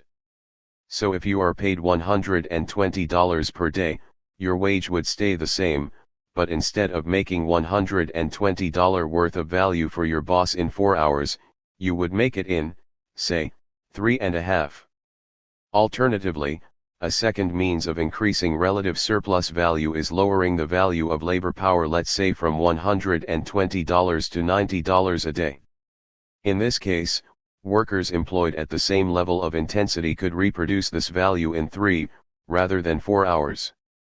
This happens if technology in other industries producing necessities like food and clothing create cheaper commodities for workers, and wages are reduced accordingly. For instance, a 75% drop in the cost of buying food and other requirements could lead to wages being cut by 75% as well. These costs can also be lessened by reducing the worth and quality of the things that workers need. Thus, household items bought from discount stores, cheap shoes, and fast food dinners increasingly make up what is considered an acceptable standard of living. This is not necessarily a deliberate strategy on the part of the capitalist class, but a convenient byproduct of competition. As Marx explained, when an individual capitalist cheapens shirts, for instance, by increasing the productivity of labor, he by no means necessarily aims to reduce the value of labor power and shorten necessary labor time in proportion to this. But he contributes toward increasing the general rate of surplus value only insofar as he ultimately contributes to this result. 64. A third means of increasing relative surplus value is the deskilling of jobs, lowering the amount of education or training necessary, and therefore the value of the labor power. Consider, for instance, the trend to have home health aides, who have minimal training requirements and are usually paid $7 to $10 per hour, administer medications, which used to be solely the job of highly trained and well-paid nurses. Or, there are jobs that have become so automated that an afternoon's worth of training is sufficient for their execution. These deskilled jobs correspond to vastly lower wages, which have the same impact as reducing the pay of current employees. In fact, a division of labor in the workplace is key to creating efficiency in production, and is also critical to the process of deskilling and cheapening labor. Charles Babbage, the English mathematician and zealous advocate for a strict division of labor, wrote on the economy of machinery and manufactures in 1832. In it, Babbage argued that by dividing crafts into their simplest component parts, each can be devalued to its lowest possible point. Writing about the meatpacking industry, Babbage explained, "It would be difficult to find another industry where division of labor has been so ingeniously and microscopically worked out. The animal has been surveyed and laid off like a map, and the men have been classified in over 30 specialties and 20 rates of pay, from 16 cents to 50 cents an hour. The 50-cent man is restricted to using the knife on the most delicate parts of the hide, floorman, or to using the axe in splitting the backbone, splitter, and wherever a less skilled man can be slipped in at 18 cents, 18½ cents, 20 cents, 21 cents, 22½ cents, 24 cents, 25 cents, and so on, a place is made for him and an occupation mapped out. In working on the hide alone there are 9 positions, at 8 different rates of pay.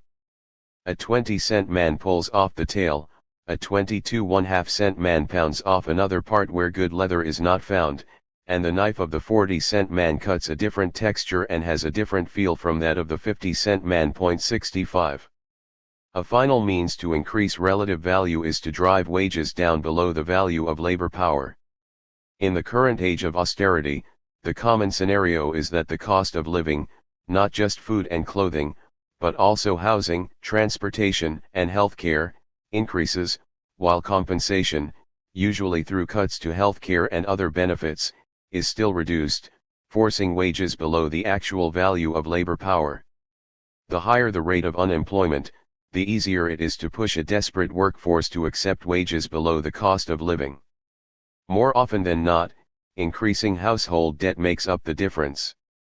While recessions are frequently the excuse to drive down living standards, wages don't usually bounce back once bosses start making record profits again. Each of these routes to increasing surplus value, lengthening the working day, lowering the value of labor power, lowering the wages paid, and increasing the intensification of labor yields gains to capitalists. And if they push on multiple fronts at the same time, they can dramatically increase the rate of exploitation.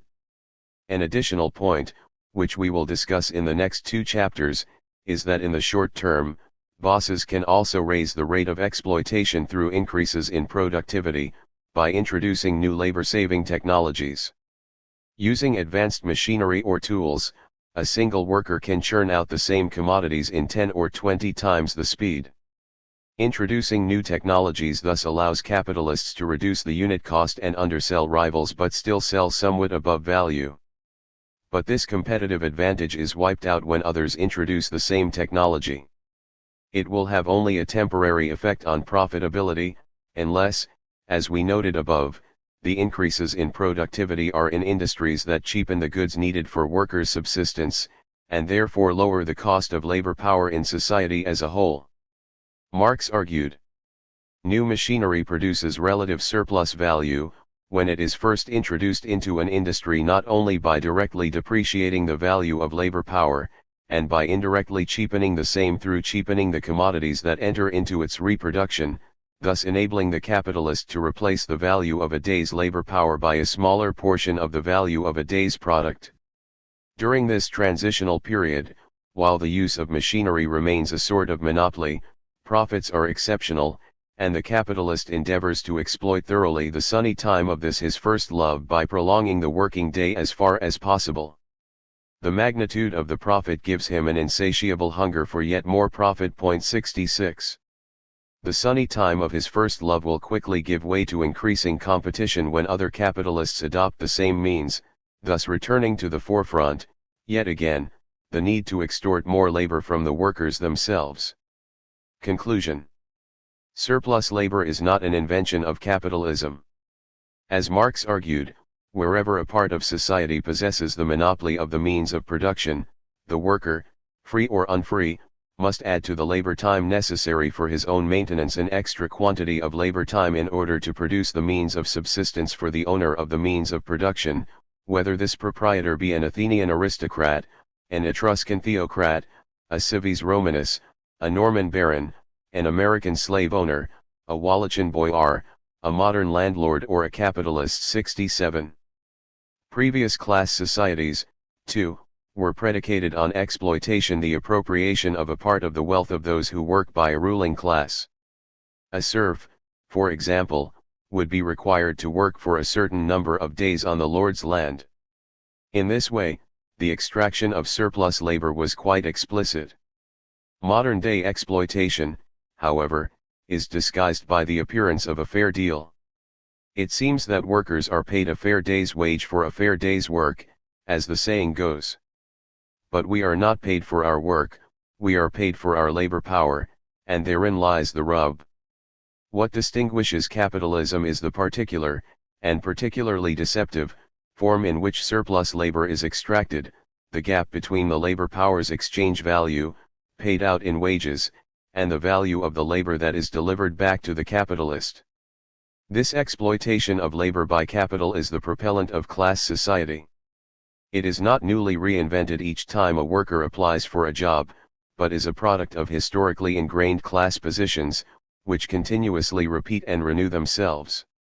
As Marx wrote, it is no longer a mere accident that capitalist and worker confront each other in the market as buyer and seller. It is the alternating rhythm of the process itself which throws the worker back onto the market again and again as a seller of his labor power and continually transforms his own product into a means by which another man can purchase him. In reality, the worker belongs to capital before he has sold himself to the capitalist. His economic bondage is at once mediated through, and concealed by, the periodic renewal of the act by which he sells himself, his change of masters, and the oscillations in the market price of his labor. 68. We've gotten a glimpse of what this economic bondage means for the working class. In the next chapter we'll see that capitalists, too, in their own opulent ways, are bound to the economic laws of the system, ones that they clearly benefit from tremendously, but which bind them to a certain modus operandi nonetheless. A scientific obsession. The compulsion to increase the intensity of labor ratcheted up to an obsession in the 1890s with the methods of scientific management. Frederick Taylor developed the ideas of industrial efficiency first as a manager at Midvale Steel Works and later at Bethlehem Steel. Every task was studied, broken down into individual components, and timed in order to determine the minimal intervals required to accomplish each. The timing and methods of work could then be standardized, whether that be through speeding up the conveyor belt in an auto plant or using keystroke counters to mechanize office jobs. Scientific management is based on a severe alienation of labor, which assumes that the greatest and most specific level of supervision will yield maximum productivity. So long as workers have any control over the labor process, goes the argument, they will try to thwart their full productive potential. According to Taylor, managers should specify not only what is to be done but how it is to be done and the exact time allowed for doing it. 69. Taylor wrote at length about his own experience as a manager at Bethlehem Steel. While studying the physics of loading pig iron, he discovered that a pig iron handler ought to handle between 47 and 48 tons per day, but in fact they averaged 12½ To resolve this situation, he set upon buying off the most fit workers and training them to follow second-by-second instruction in order to produce optimal efficiency. These workers were then set as examples and their work speed imposed as the standard on the shop floor. Taylor outlined the process by which this was accomplished in his book, The Principles of Scientific Management. First they picked out a man who seemed physically capable and who they assumed could be sufficiently convinced to work harder by the promise of a raise, a little Pennsylvania Dutchman who had been observed to trot back home for a mile or so after his work in the evening about as fresh as he was when he came trotting down to work in the morning. 70. Imagine the nerve, leaving work still feeling fresh. Taylor recounted a very patronizing conversation with the man he called Schmidt, which ended in the following lecture.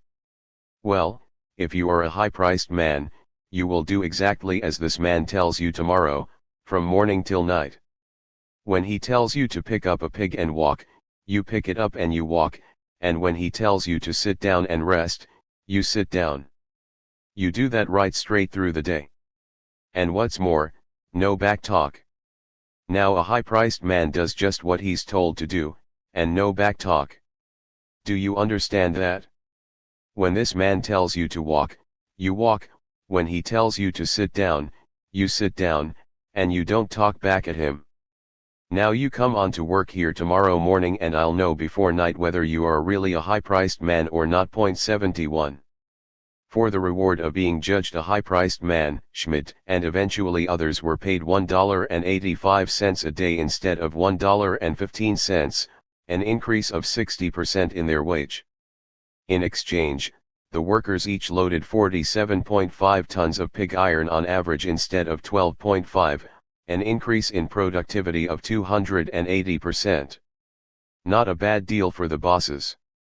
Taylor justified his astonishing condescension toward the workers by explaining that they were too mentally sluggish to understand how to efficiently do the work themselves.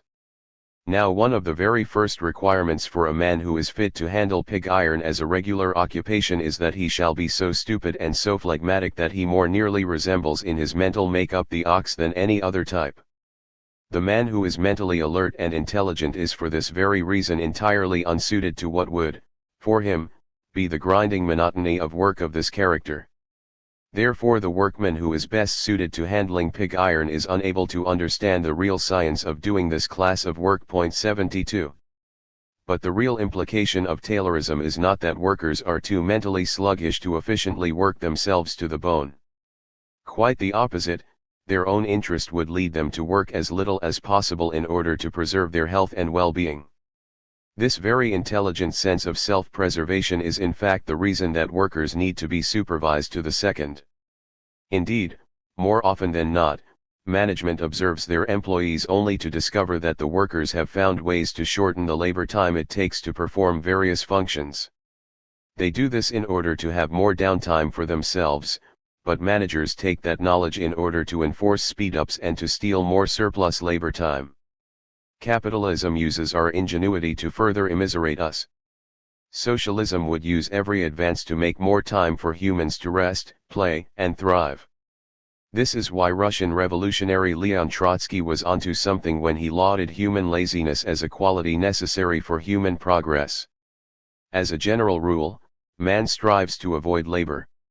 Love for work is not at all an inborn characteristic, it is created by economic pressure and social education. One may even say that man is a fairly lazy animal. It is on this quality, in reality, that is founded to a considerable extent all human progress, because if man did not strive to expend his energy economically, did not seek to receive the largest possible quantity of products in return for a small quantity of energy, there would have been no technical development or social culture. It would appear, then, from this point of view that human laziness is a progressive force. Old Antonio Labriola, the Italian Marxist, even used to picture the man of the future as a happy and lazy genius. 73. Chapter 5. The accumulation of capital. The capitalist shares with the miser an absolute drive towards self-enrichment. But what appears in the miser as the mania of an individual is in the capitalist the effect of the social mechanism in which he is merely a cog. Capital, Volume 11. Compete or go bust. Henry Ford might insist, as he continually did, wrote socialist novelist Upton Sinclair, that competition was wrong, and that he did not believe in it, but the fact was that he was competing at every moment in his life, and would continue to do so as long as he made motor cars. In 100 different plants scattered over the United States, efforts were being made to beat him. In the long run, the successful ones would be those who contrived, by one method or another, to get the most out of a dollar's worth of labor. 2. Competition is the beating heart of capitalism. It drives production forward and, as we'll see, fuels the dynamism of the system. Individual capitalists may fancy themselves as above the fray. They may want to position themselves as caring capitalists. or they may rise to heights in their industry that make them appear to be untouchable. But in the end, no capitalist can opt out of competing and none is protected from upstart challengers. Even powerful monopolists, whether Henry Ford or Bill Gates, can't stay ahead of the competition indefinitely. It was, after all, competition, the need to dominate the automobile market at the expense of any emerging car company, that drove Ford to revolutionize how cars were produced. Mass assembly created the conditions for less labor-intensive and therefore cheaper car production. This allowed Ford to sell Model Ts at half the price of other cars, winning the company the dominant position within the new automobile industry. To understand why competition is central to capitalism, consider again the circuit of capital, MCM. Money, M, is invested in order to create commodities, C, which are then sold for more money than originally outlaid, M. But the dash between C and M is always a question mark for the capitalist. It is one thing to produce surplus value, it is another thing to then sell the goods and make an actual profit. In other words, surplus value is created in production, but only realized in exchange. Will commodities find buyers? The free and anonymous market forces capitalists to compete with one another to capture consumers. In the previous chapter we saw just how organized production under capitalism is, often time to the second. This level of internal coordination by individual capitalists is a necessary means to staying on top of, or ahead of, socially necessary labor time. In this chapter we will discuss the very disorganized and unplanned process of capitalist exchange faced by capital as a whole. The organization of production, as Engels argued in Anti-Düring, is mirrored by its exact opposite in the anarchy of the market. Every society resting on commodity production has the peculiarity, that in it the producers have lost the command over their own social relations. Each produces for himself with the means of production which he happens to have, and for his individual exchange requirements. No one knows how much of his article is coming on the market, or how much of it will be wanted, no one knows whether his particular product will meet an actual demand, whether he will be able to cover his costs of production or even be able to sell his commodity at all. Anarchy reigns in social production. The anarchy of social production made itself evident and became more and more extreme.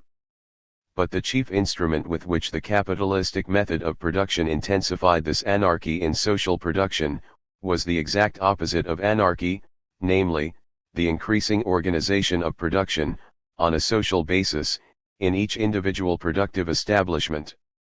With this lever, it made an end of the old peaceful stability.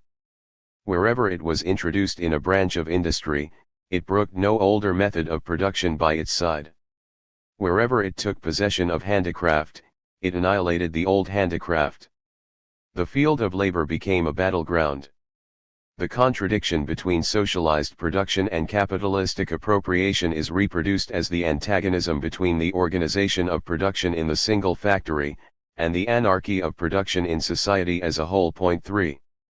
As we unpack the workings of the market, doing so will shed light on why capitalists are obliged to accumulate ever more capital, invest in mechanization, and continually advance the forces of production. We'll see too the consequences of that accumulation, which gives rise on the one hand to inventiveness and technological vigor, and on the other hand to their counterparts, monopolies, companies that are too big to fail, and imperialist instability. Anarchy reigns. In the idealized version of capitalism touted by mainstream economics, everything that is produced is consumed, and capitalists reap the full benefit of their investments by selling the whole of their product. In reality, they must distribute their profits among a number of other capitalists, see sidebar, capitalist hangers-on. What's more, selling all or even most of their product is far from guaranteed. Each firm must compete for buyers within a market that they do not control. And even if they could control the market, they cannot control their competitors. If every industry were made up of just one company selling goods, then that business would only need to make sure that its commodities were useful to some group of people with the cash to purchase them. Instead, several, and sometimes many more, firms compete with each other to reach potential buyers. Each need to command ever greater market shares in order to survive. If they don't, others will grow at their expense. Companies can expand their share of the market through branding and marketing or through pricing reductions. Or they can reinvest their capital elsewhere if their current line of business is tapped out, much as phone companies did when they shifted financing from landlines to cellular networks. But they neither make these calculations in collaboration with other capitalists, nor do they know with certainty which direction the market will go. Their first problem is that markets are anonymous and undefined even in the days of big data, which follows potential consumer activity online and offline. No matter how diligently or creepily Facebook tracks your every movement for marketers, companies can only take guesses as to who their potential buyers are, where they can be found, and whether or when they will ultimately decide to pull the trigger to buy. Trying to predict the answers to these questions in order to plan investment and production has driven a boom in data mining and marketing analytics. As New York Times journalist Charles Duhigg explained, companies purchase information about your ethnicity, job history, the magazines you read, if you've ever declared bankruptcy or got divorced, the year you bought, or lost, your house, where you went to college, what kinds of topics you talk about online, whether you prefer certain brands of coffee, paper towels, cereal, or applesauce, your political leanings, reading habits, charitable giving, and the number of cars you own. Andreas Weigand, former chief scientist at Amazon.com, told Duhigg, "It's like an arms race to hire statisticians nowadays, for yet these and other tools of demand forecasting still do not offer a reliable means to predict the size and scope of a market." Point 5.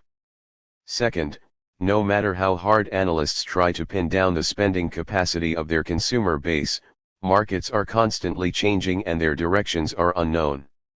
They contract and expand, new ones are created, old ones collapse. Failing to predict or set the terms of the market in a given industry can drive a once thriving company out of business. Automakers, for example, cannot be sure which types of cars will dominate in the coming years.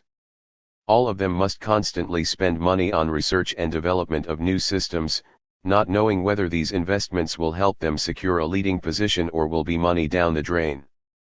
As Toyota's chief executive complained, for the last 100 years, gasoline engines have occupied the mainstream, but if you look forward 100 years, it will not just be gasoline, but diesel, electrics, plug-in hybrids, and fuel cell vehicles.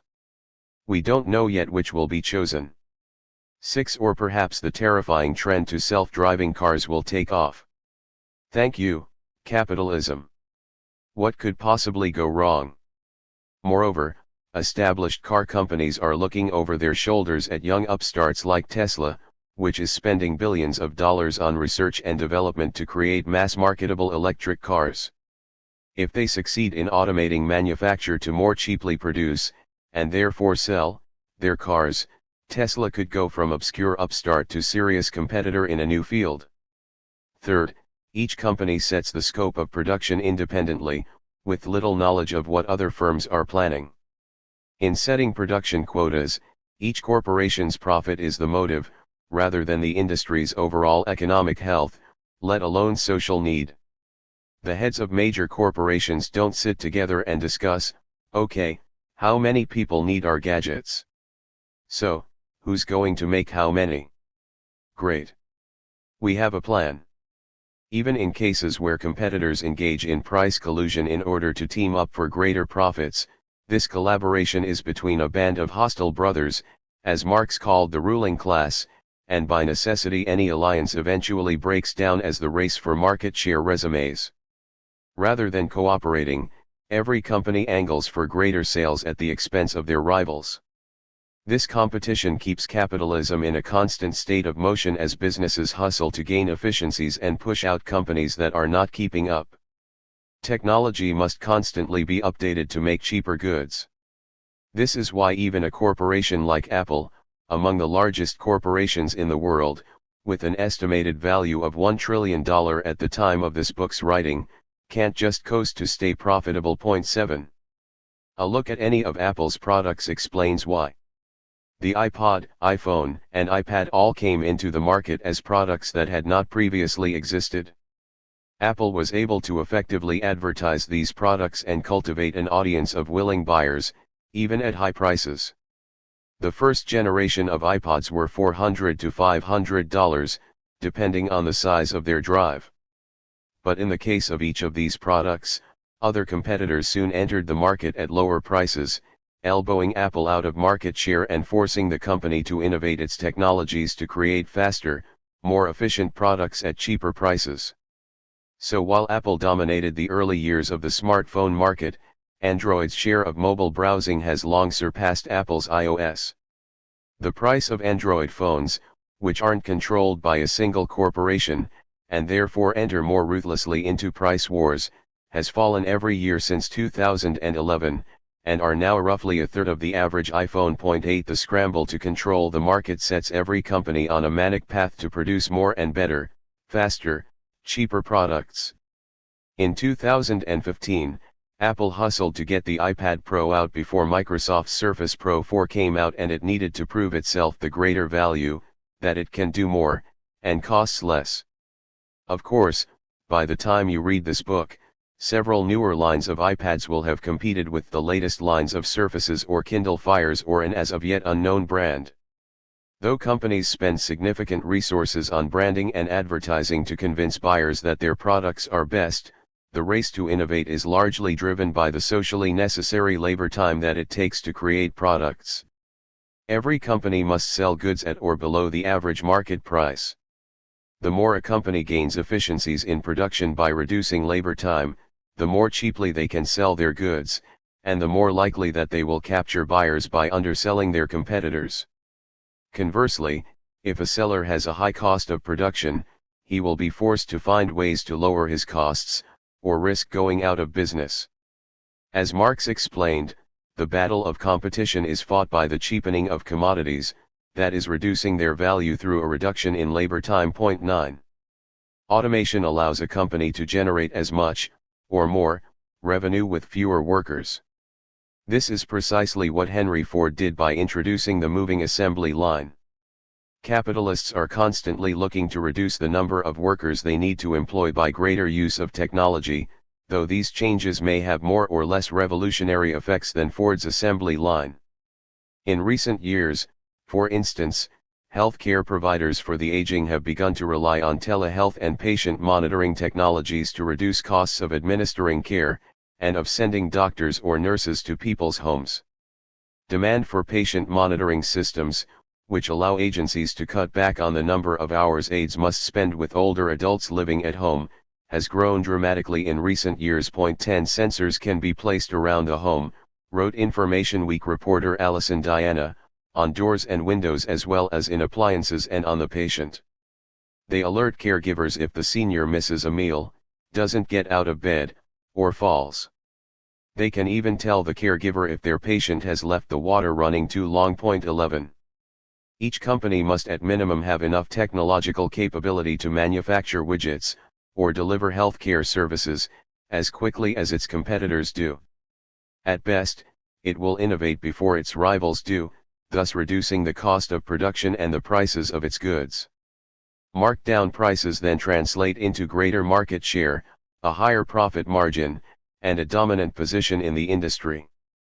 The scramble to reduce the cost of production forces capitalists to ceaselessly advance the instruments of production, or be left behind. SAS Marx and Engels vividly described in the pages of the Communist Manifesto. The bourgeoisie cannot exist without constantly revolutionizing the instruments of production, and thereby the relations of production, and with them the whole relations of society. Conservation of the old modes of production in unaltered form, was, on the contrary, the first condition of existence for all earlier industrial classes. Constant revolutionizing of production, uninterrupted disturbance of all social conditions, everlasting uncertainty and agitation distinguish the bourgeois epoch from all earlier ones. All fixed, fast-frozen relations, with their train of ancient and venerable prejudices and opinions, are swept away, all new-formed ones become antiquated before they can ossify. All that is solid melts into air, all that is holy is profaned, and man is at last compelled to face with sober senses his real conditions of life, and his relations with his kind. Point 12. Capitalist hangers-on. Capitalists must distribute their profits among a number of other capitalists before reinvesting the rest into the next round of production. Let's say you're in the business of making action figures. Your initial output of $10,000, is split into a few components: 1. Materials such as rubber, acrylic paints, glue, and so on; 2. Sculpting tools and assembly machinery; and 3. Labor costs for the designers, engineers, assemblers, and marketers. As we discussed in the previous chapter, the first two components are constant capital. The plastic and other materials pass on their complete value into the final product, while the machinery and tools pass on their value piecemeal through the wear and tear of their use. The final component, labor power, is variable capital, and reproduces itself, and additionally a surplus value. At the end of the production cycle, the action figures sell for a total of $15,000. The increased profit reflects the added value of labor that went into converting raw materials into a new product. Within this total, $10,000 replaces the initial investment, but the last $5,000 doesn't all go back to you as extra profit. Presumably, if some or all of the initial outlay of $10,000 was borrowed either from a bank, or in the form of stocks or other means, at least some of the extra $5,000 will then pay back the interest on those loans, or dividends to shareholders. Other sections of the profits are dispersed to cover real estate costs in the form of rent to a landlord or as a mortgage payment to a bank. In addition, a part of the surplus goes to the state through taxes. In this way, the exploitation of workers must support not only the capitalists that directly employ them, but a whole string of other hangers-on. A capitalist producing action figures is a productive capitalist because workers employed by him are producing commodities and surplus value. Other sections of the capitalist class, unproductive capitalists, don't directly engage in the production of surplus value, but nonetheless play significant roles in allowing surplus value to be created. Finance capitalists, for instance, play the role of taking surplus value realized in one part of the system and deploying it to another through loans or direct investments. The financial system will be discussed further in Chapter 7. States create the conditions that allow for production to happen smoothly, police to protect private property, infrastructure that allows for ease of transporting commodities, trade laws that favor domestic business, etc. And landlords manage properties, in some cases indirectly contributing value to production. Take, for example, Chicago, where there is a high concentration of warehouses stemming from the city's geographic centrality. The ability of companies to stock their goods in these warehouses is central to their ability to then deploy and sell them. All of these processes facilitate the creation and realization of surplus value, though none produce surplus value in and of themselves. Moses and the Prophets. The disciplining force of socially necessary labor time propels capitalists to constantly accumulate, that is, to transform surplus value into further capital. It isn't the case that each capitalist wants to make a greater profit than his neighbor so that he'll feel himself a bigger man. Nor is the drive for profit driven by his insatiable thirst for more luxuries. Rather, he desperately needs to accumulate more capital in order to get hold of the latest, most efficient, labor-saving automation. The bigger the profit of an individual capitalist, the more quickly he'll be able to invest in these technologies, ahead of his competitors. In the words of Dell Computers founder and CEO, Michael Dell, corporations must grow or die. See sidebar, capitalists grow or die.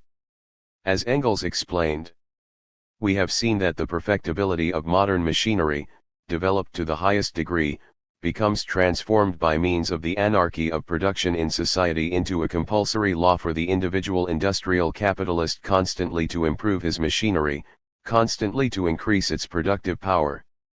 The bare factual possibility of extending his sphere of production, becomes transformed, for him, into a similar compulsory law. The enormous expansive force of modern industry, in comparison with which that of gases is veritable child's play, appears now before our eyes as a qualitative and quantitative need to expand which laughs at all resistance. 13. In the auto industry, for instance, the average time between redesigns of new models is 5 years. Automobile technology for electric motors, multi-speed automatic transmissions, battery power, and engine power is continually updated to provide more car for your money. If a car company comes out with a new vehicle that does not significantly improve upon older models, it will spend those years between redesigns losing market share until it can produce a new model. 14. Marx, therefore, made the point that it is not enough to generate surplus value, it must be reinvested. The part of surplus value that is consumed by capitalists themselves is revenue, while the part that is employed as capital is accumulated. If bosses merely spent their profits on luxuries, production would not expand, and capitalists would not have the means to innovate. Does the surplus product consist of, asked Marx, only of things destined to satisfy the needs and desires of the capitalist class, things which consequently enter into the consumption fund of the capitalists? If that were all, the cup of surplus value would be drained to the very dregs, and nothing but simple reproduction would ever take place. 15. Of course, the ruling class does spend an exorbitant amount of money on themselves. Millions of dollars are poured into mansions, yachts, parties, watches, art, and all manner of sundry luxuries.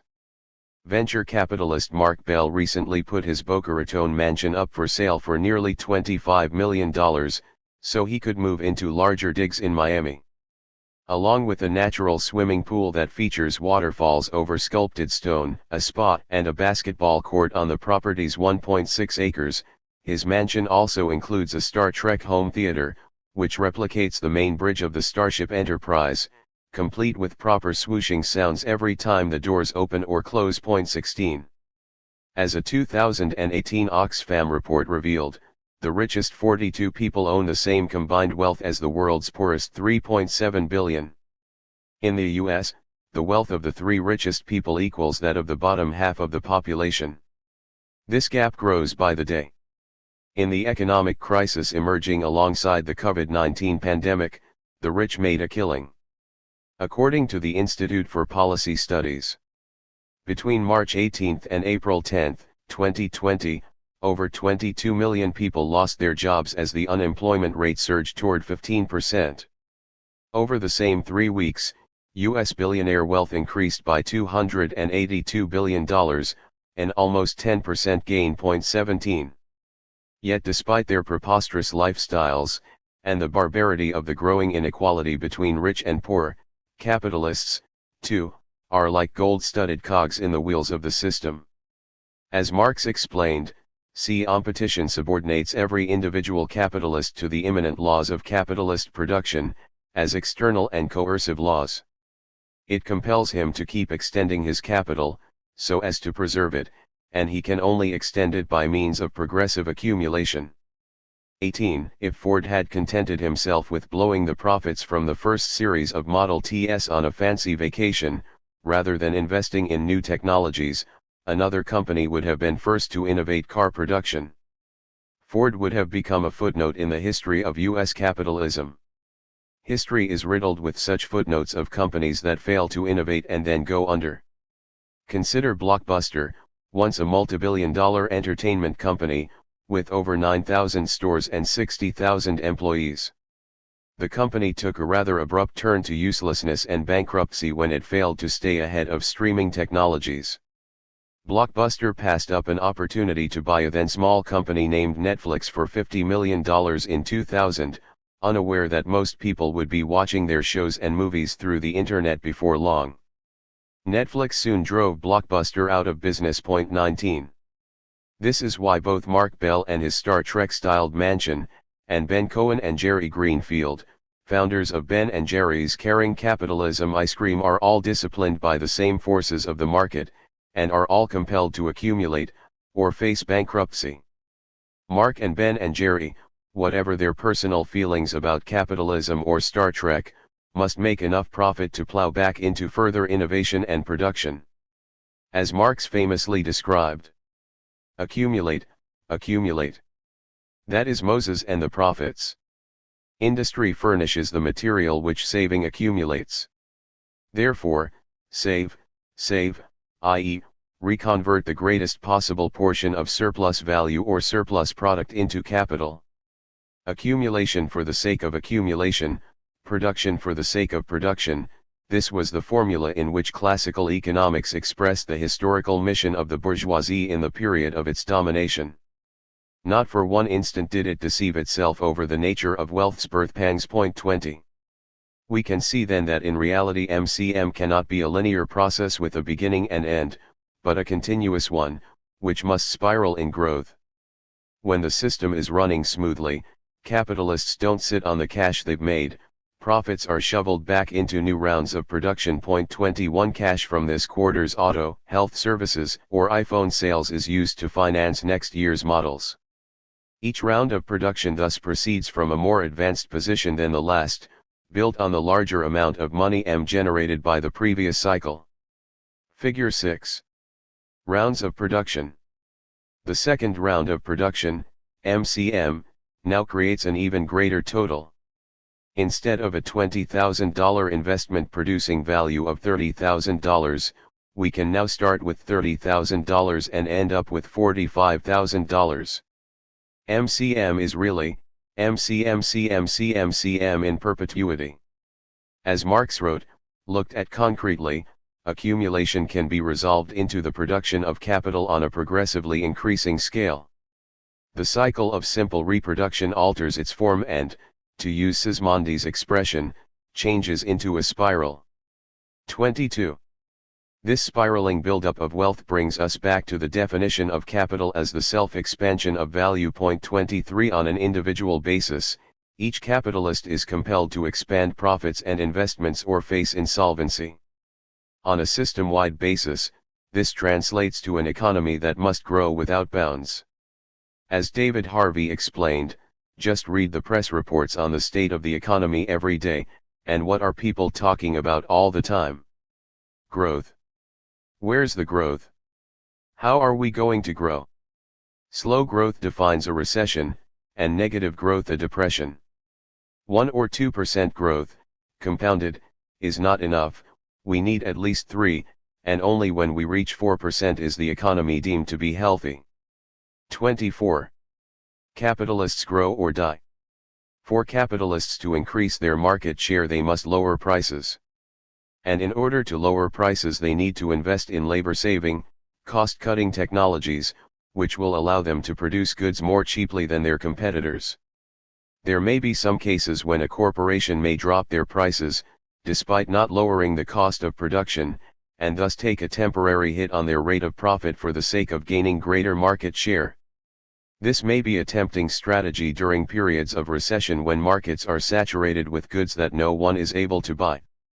A company that is able to lower their prices can force their competitors to pay the consequences of unsold products. Retail companies call this strategy being a loss leader.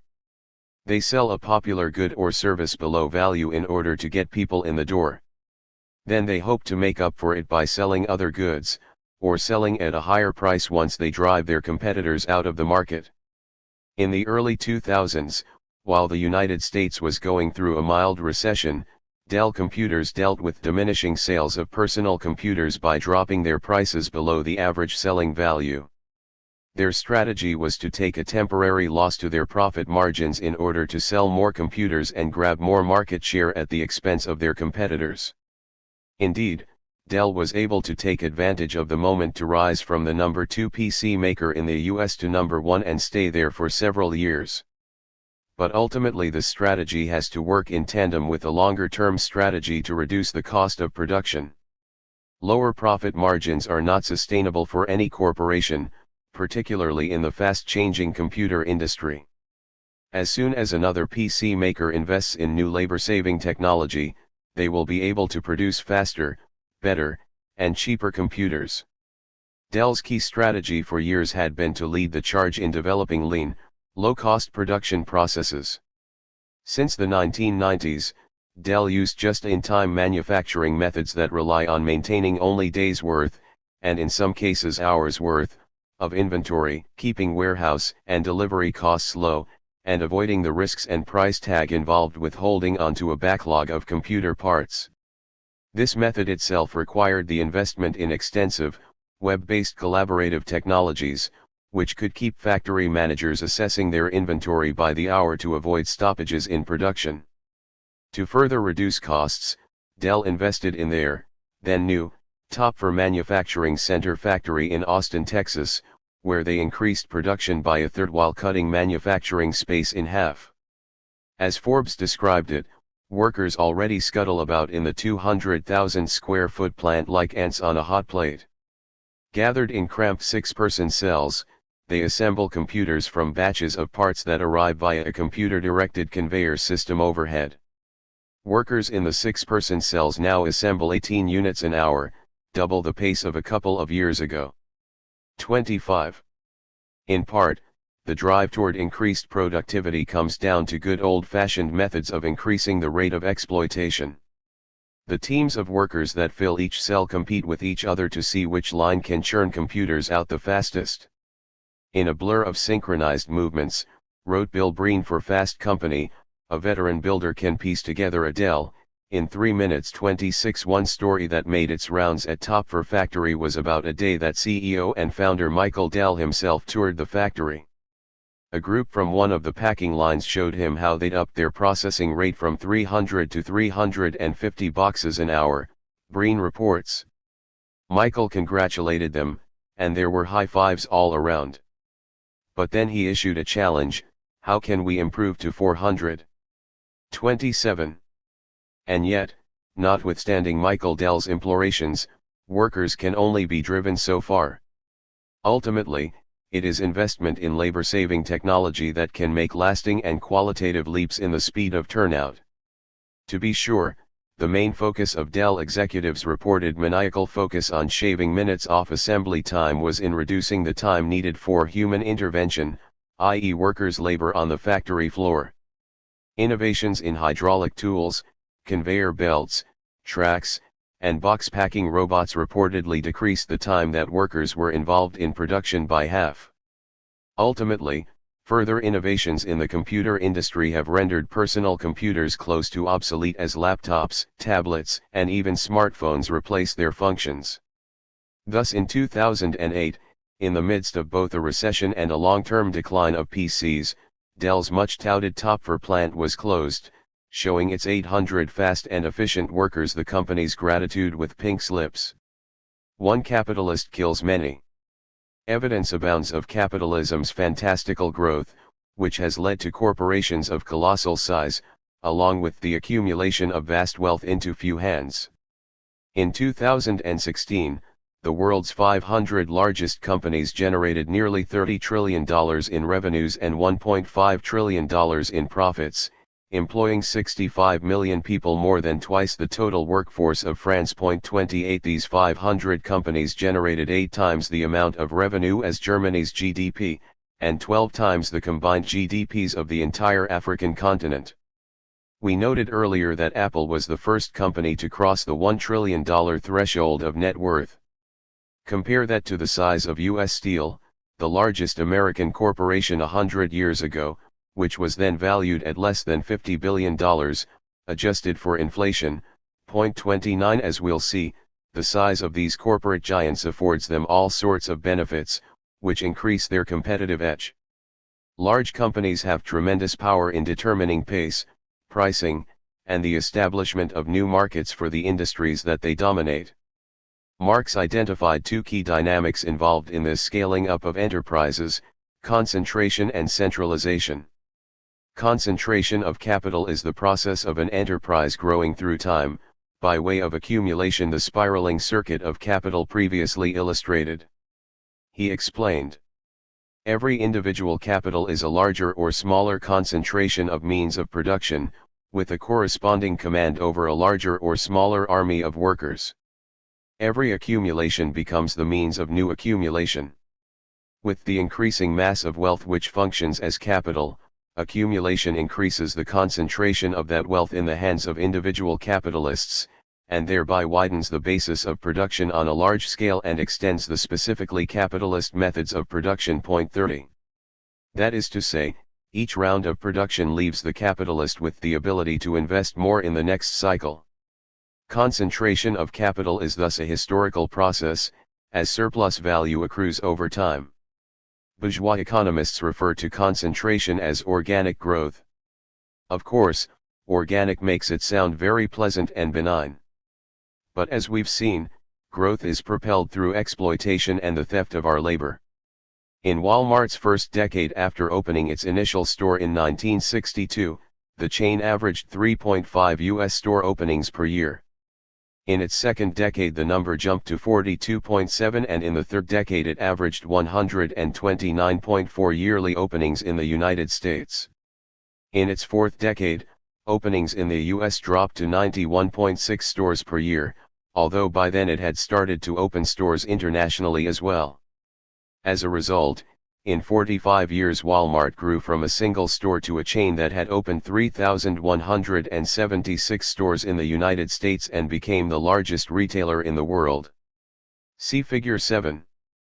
Figure 7. Walmart yearly and cumulative openings, U.S., 1962 to 2005.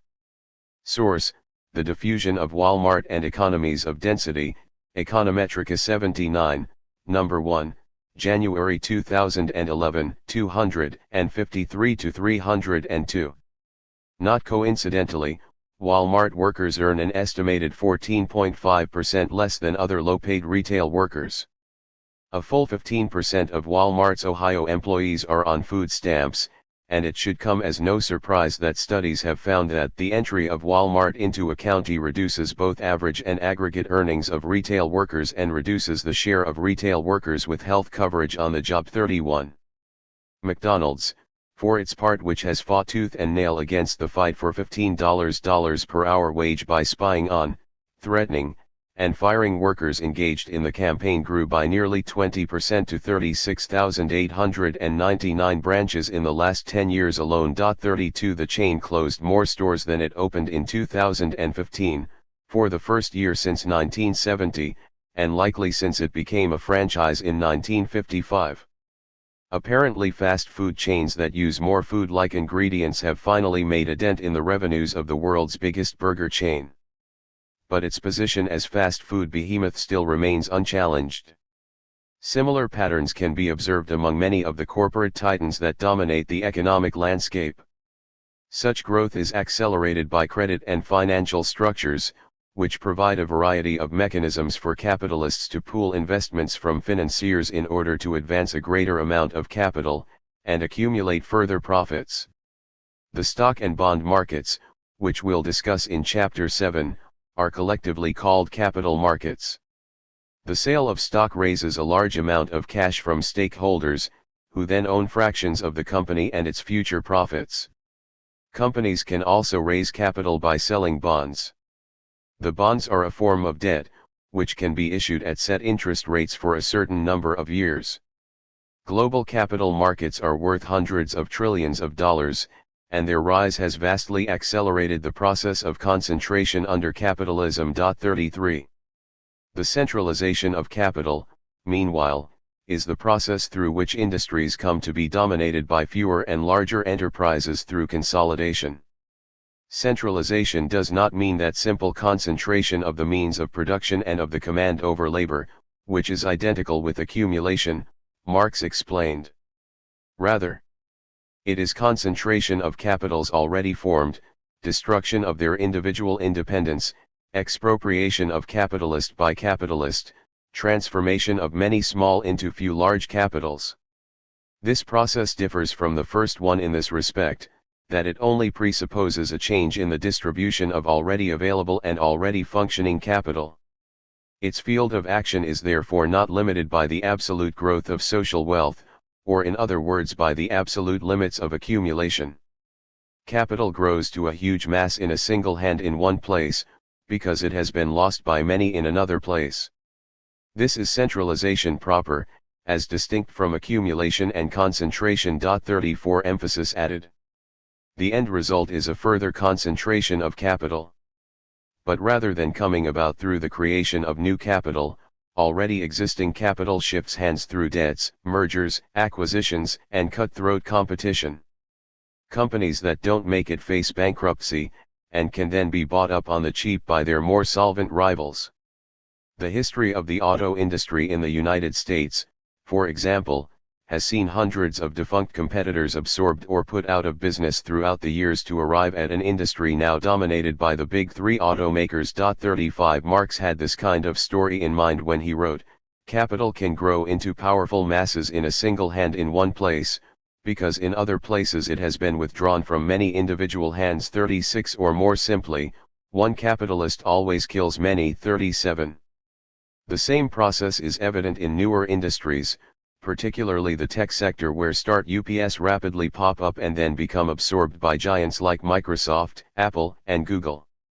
Since the late 1980s, Microsoft has acquired more than 200 small firms and amassed ownership stakes in 60 others.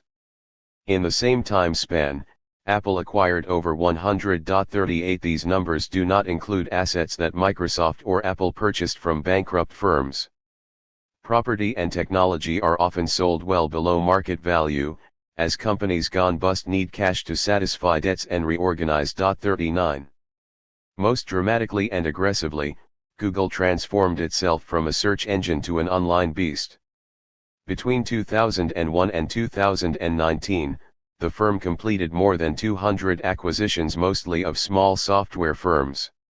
It now clocks in an average of one acquisition a week, and controls about 3/4 of the market for digital search ads. Acquisitions have been used or integrated into services such as Google Groups, Blogger, Picasa, Google Maps, the Android operating system, Google Docs, YouTube, and a myriad of other products, which puts Google at the center of almost anything you do online. Google is growing past its online home, to driverless cars, artificial intelligence, healthcare technologies, and other products. 40 In 2013, Google bought Waze, the navigation app with real-time transportation information, for $1.1 billion. Was this a necessary technological innovation to Google Maps? In fact, they have yet to integrate most of Waze's technology into Google Maps. More likely, as with many acquisitions, it has more to do with strategic positioning in the market. That is, make sure that you have no competitors who may pose a greater threat down the road. It is the same principle that spawned several Starbucks stores on one block.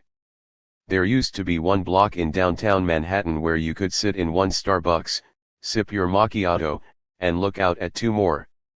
How many more customers could Starbucks possibly hope to attract with three identical cafes facing each other on the same street?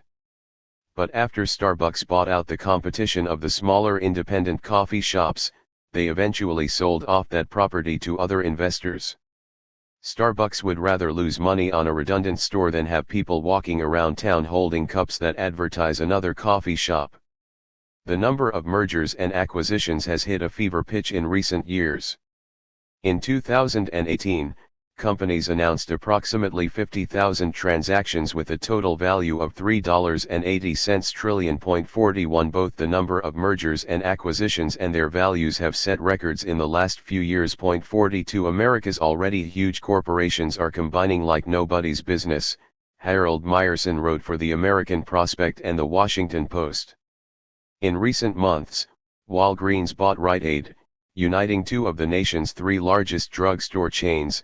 In Beerland, Molson Coors is buying Miller, mega health insurers Aetna and Anthem, respectively, bought mega health insurers Humana and Cigna. Heinz bought Kraft, good news for those who take ketchup with their cheese, and American Airlines completed its absorption of U.S. Airways, reducing the number of major U.S. airlines to 4, which now control 70% of the air travel market. On Wall Street, the 5 biggest commercial banks hold nearly half of the nation's bank assets. In 1990, the 5 biggest held just 10%. 43 As it does for the process of concentration, Credit works as a powerful lever for centralization. First, as a means by which companies and other investors can pool capital. Second, companies often borrow massive amounts in order to buy out their competitors, or bring smaller firms into their folds. Such has recently been the case in China, where companies and investors feared slowing growth, leading to a surge of debt-fueled acquisitions in the quest for more revenue. Large companies with good banking relationships, explain the Financial Times, can spend heavily overseas as a way to diversify away from their dwindling earnings at home. 44.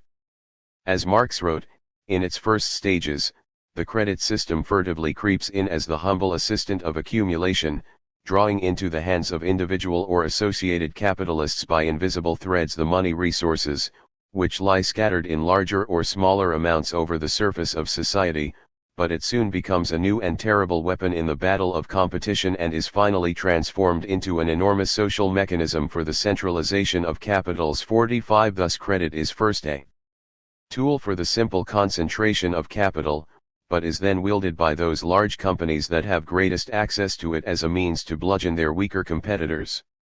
Size matters. Concentration and centralization are not merely byproducts of accumulation, or the organic growth of companies gaining compound profits. Centralization, aided by credit and financial structures, transforms the speed and scale at which the economic landscape is revolutionized in the twinkling of an eye. Marx's eloquent description of this process is worth quoting at length. Centralization supplements the work of accumulation by enabling industrial capitalists to extend the scale of their operations.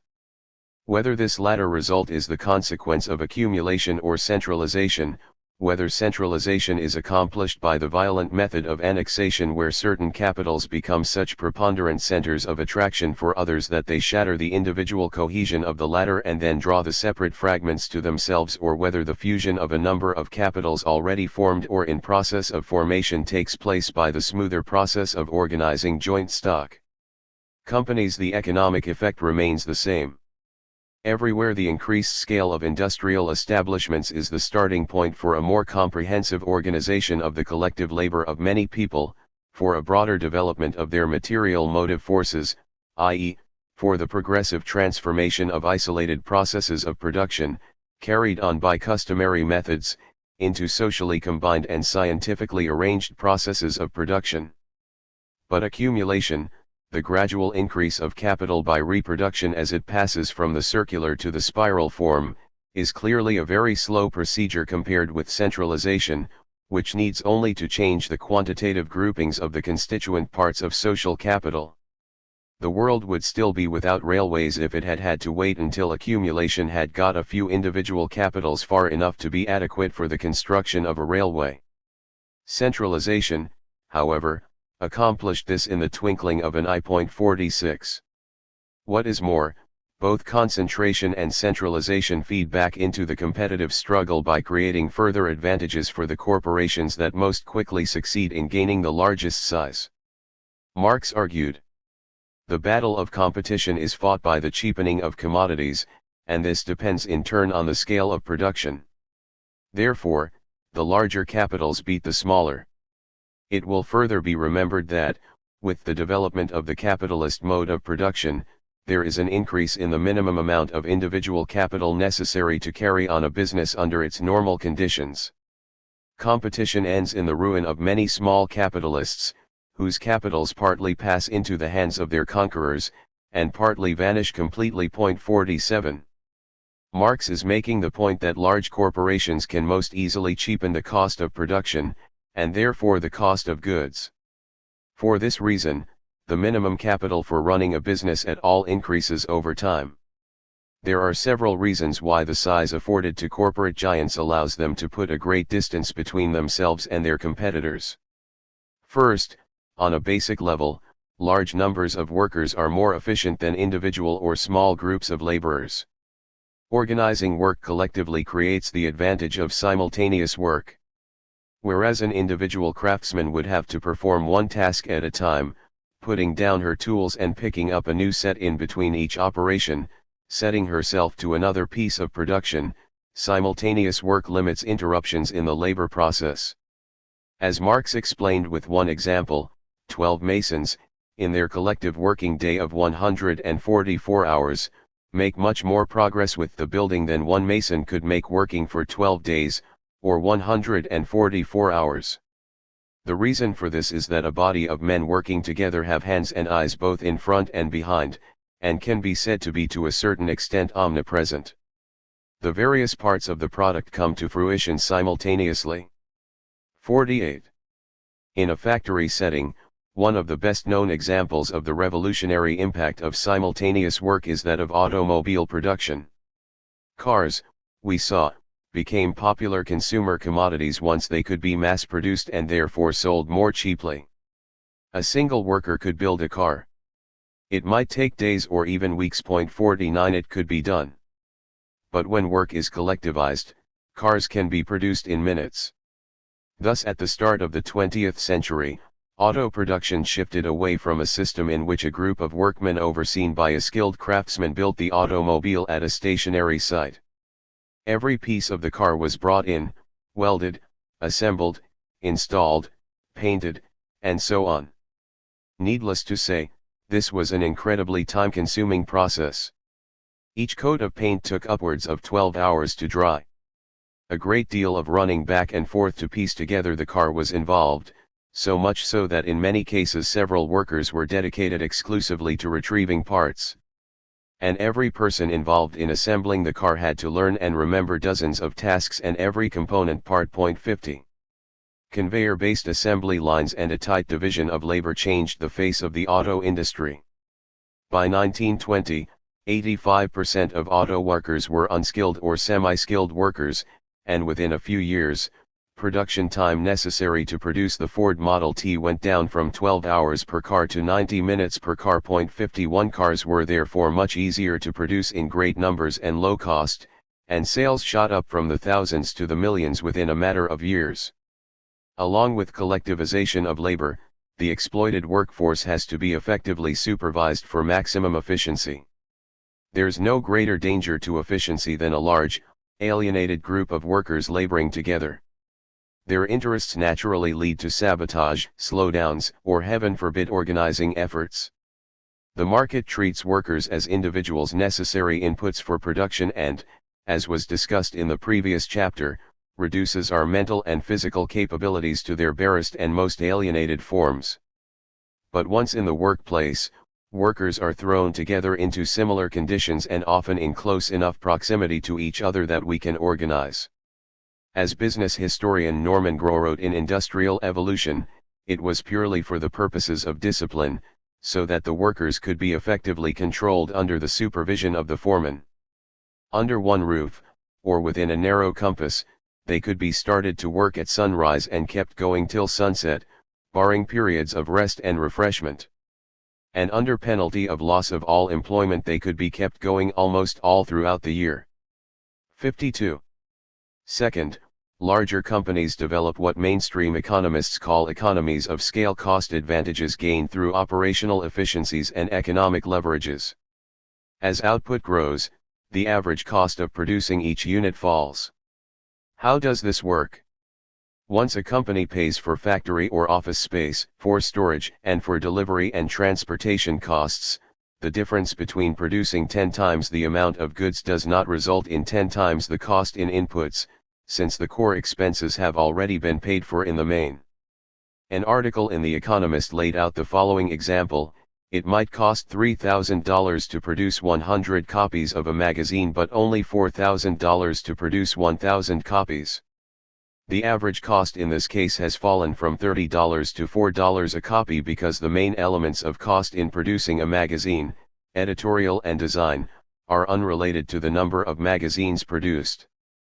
53 Similarly, if you were to build a factory with 10 times the productive capacity, the additional electric wiring and piping would not require a significant amount of additional labor or materials. Or if you were to ship 1,000 books, this would not be 10 times more expensive as shipping 100, since the operating crew size for ships and planes does not increase in proportion to capacity. Some costs, like advertising, don't increase at all no matter how many units of a good are being advertised. A billboard on the highway or an ad on the subway cost the same for a small or a large company. Costs also drop as production scales up because large technological investments are spread out over a greater number of units of output. A printing company must invest in high-grade printers for fast, high-quality printing. But a printing company that produces 10,000 pages a day will recoup the cost of these printers much more slowly than one that produces a million pages. 54 Other sources of cost efficiencies have to do with leverages that large companies have over smaller companies, including the ability to purchase raw materials in bulk or forcing distributors to sell goods more cheaply. Small firms depend on large corporations, but the reverse is not true. Walmart is notorious for ruthlessly driving down prices with its suppliers in its efforts to lower costs. But its distribution reach is unparalleled. Walmart's more than 60,000 suppliers have no choice but to play ball, even if it means minimal profits in return. 55. A final aspect of economies of scale lies with corporate access to credit. Obtaining lower interest rates from banks and having the ability to utilize a range of financial instruments affords economic advantages. Bigger companies can more easily secure credit to drive investments and expansion, and then carry great amounts of debt for long periods of time, taking advantage of low interest rates. They can also circumvent banks altogether through bond markets. A paper from the Federal Reserve Bank of New York explained, small firms tend to rely more on credit obtained through intermediaries, such as banks, incurring greater fees, while larger firms have more varied sources of financing, such as direct credit, including the issuance of equity, corporate bonds, and commercial paper. 56. Third, during periods of shrinking markets, large companies can more easily weather the storm, and even find opportunities to make gains at the expense of smaller, weaker companies going bust. They can carry a large debt load for longer periods of time and can keep the spigot of credit going through more diverse means, which allows large corporations to wait out a recession, and keep payroll and bills paid despite absorbing losses to profitability. This is why, as the Financial Times noted, the crisis of U.S. oil companies between 2014 and 2016, brought about by a precipitous drop in prices, impacted some more than others. Some companies, though, are more stressed than others. It is no coincidence that the 4 companies that sold bonds in the first quarter were some of the largest and most secure in the sector. 57. At the same time, big companies can afford to close down the least profitable wings of production and still keep money flowing. As Marx wrote, the larger size of his capital compensates him for the smaller profits, and he can even bear temporary losses until the smaller capitalist is ruined and he finds himself freed from this competition. In this way, he accumulates the small capitalist's profits. 58. This plays out on an international scale, as big multinationals use their global reach to cushion the impact of recessions at their home bases, and diversify their investments to take advantage of any part of the global economy that is growing.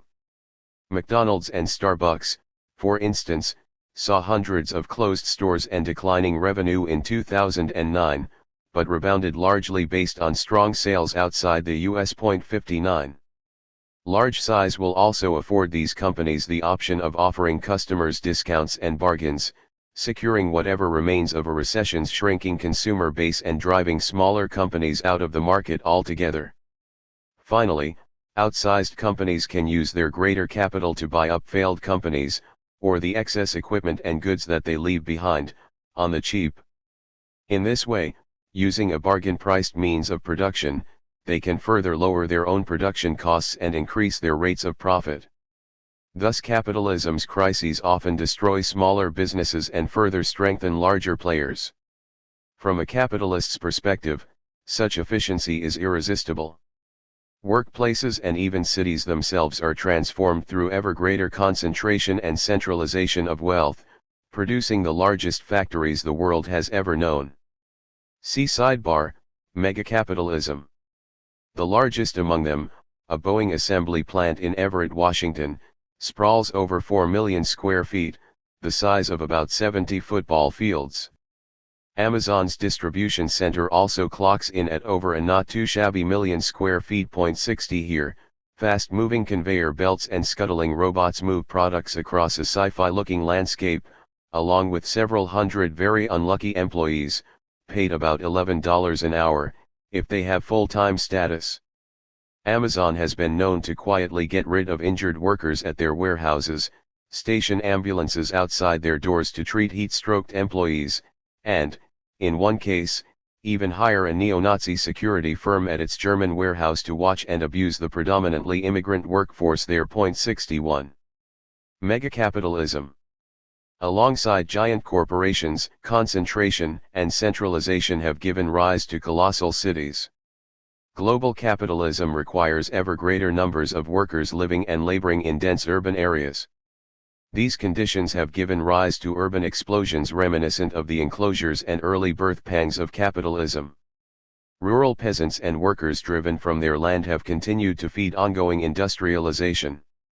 The majority of the world's population now lives in urban areas, and are increasingly concentrated in very large cities. 62 United Nations projections to 2025 suggest that the future list of megacities, cities with populations of over 10 million, will include a growth of African, Asian, and Latin American cities from Lima to Tianjin. The World Economic Forum reports, in 1960, the only city in sub-Saharan Africa with a population of over 1 million people was Johannesburg. 10 years later, there were 4. By 2010, that number had skyrocketed to 33 cities. It is estimated that by 2050, 70% of the world's population will be living in urban areas. 63. Some of the most explosive of these urban eruptions can be found in China, where the number of people living in cities has nearly tripled between 1990 and 2018, adding approximately 527 million people to the ranks of the working class. 64 As of 2017, China is home to 15 of the world's 47 megacities. Among the most widely known is Shenzhen, often referred to as a city without history, for its seemingly overnight conversion from a small fishing village of scarcely 3,000 people to a city of approximately 13 million and counting. 65 But Shenzhen does, of course, have a history. Its path to urbanization began in 1979 with economic modernization policies driven by Deng Xiaoping. The city was established as one of Deng's special economic zones, which functioned as experimental grounds for market capitalism, dubbed by the Chinese government in Orwellian doublespeak as socialism with Chinese characteristics.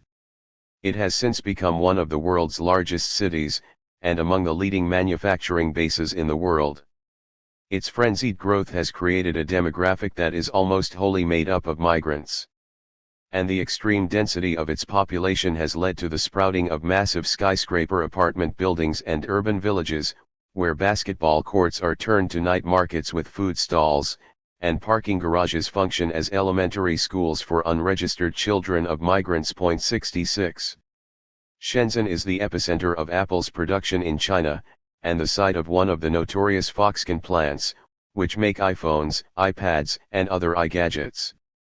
Apple employs almost 500,000 workers in Shenzhen, many of them living in the plant's barracks in cramped rooms with triple-decked bunks. In 2010 the plant made national headlines after 14 suicides took place within the year. Despite Steve Jobs' assertion that the plant was pretty nice and not a sweatshop, a Fair Labor Association audit in 2012 found that employees typically work more than 60 hours a week and almost half had witnessed accidents at work. Other reports found incidences of child labor, guards beating workers, and new recruits drilled along military lines. The British newspaper, Daily Mail, went undercover at Shenzhen's Foxconn plant where they reported dystopian work conditions alongside disturbing suicide prevention practices. These include forcing all Foxconn employees to sign documents that they will not take their own lives, the installation of 10-foot-high wire fences on the roofs and 15-foot-wide nets at the base of all buildings, along with the enlistment of hundreds of monks and social workers to the plant. Workers who fail to respond to the chanting monks or the entreaties of social workers, reports the Mail, are secretly shipped to Shenzhen Mental Health Center, A private facility where there are several wards crammed with Foxconn employees. 67. Employees are kept under tight watch and fined for things such as having long nails or talking to co-workers. But their morale is surely lifted by the daily playing of the national anthem over the loudspeakers.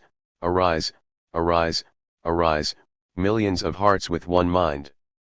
The public address system, explains the Mail, relays propaganda, such as how many products have been made, how a new basketball court has been built for the workers, and why workers should value efficiency every minute, every second. Workers meanwhile wear jackets bearing slogans such as, "Together everyone achieves more." 68.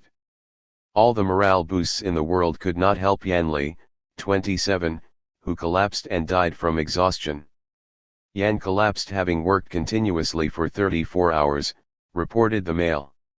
He was on the night shift for a month and had worked overtime every night, according to his wife.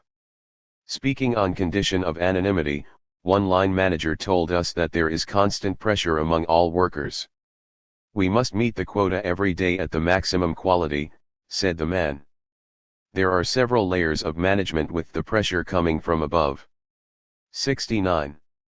900 miles northwest of Shenzhen, Chongqing City's population grows by 4,000 people each week. There, migration is largely driven by the displacement of people by the Three Gorges Dam, the largest infrastructure project in the world. Some of these new residents took jobs at local manufacturing plants and moved into instant skyscrapers, wrote blogger Alyssa Walker, as other residents continue to farm the land between them as they have for centuries. The building boom is unprecedented. Chongqing is home to some of the largest bridges in the world, the scale of which is needed simply to get the people from one side of the city to another. 70. Driving these developments is the international scramble to find low-wage flexible workers, such as those supplied by China's huge rural population. He Penyuan, a manager at a Beijing-based courier company, explained it simply to the Financial Times. Not one of the workers he supervises is actually from Beijing. "We had 2 people from Beijing last year but they quit, they couldn't handle the workload," he said. "People from the city are too soft and spoiled. China's rural labor force is a huge army that keeps advancing. They come to the cities and keep the cost of labor relatively low." 71. The Financial Times described the conditions underlying this profitability. "The jobs come with a frightening human toll. Most couriers say they are grateful for a job in the city, but they describe long hours, months away from their families and hard labor in a city to which they will never properly belong. I hope my son remembers who I am," says Chen Bing, a ZTO courier who hails from neighboring Hebei province. He says he is only able to return home to his wife and child once every 3 months due to the workload. During peak time, work starts at 7 a.m., and doesn't end until midnight. 72. The despotic conditions of unregulated capital faced by ZTO couriers, Foxconn employees, just as those endured by undocumented workers in New York's or Los Angeles garment districts. 73. Recall the devastation of laborers described by Marx and Engels in the early stages of the Industrial Revolution. Within the capitalist system, all methods for raising the social productivity of labor are put into effect at the cost of the individual worker.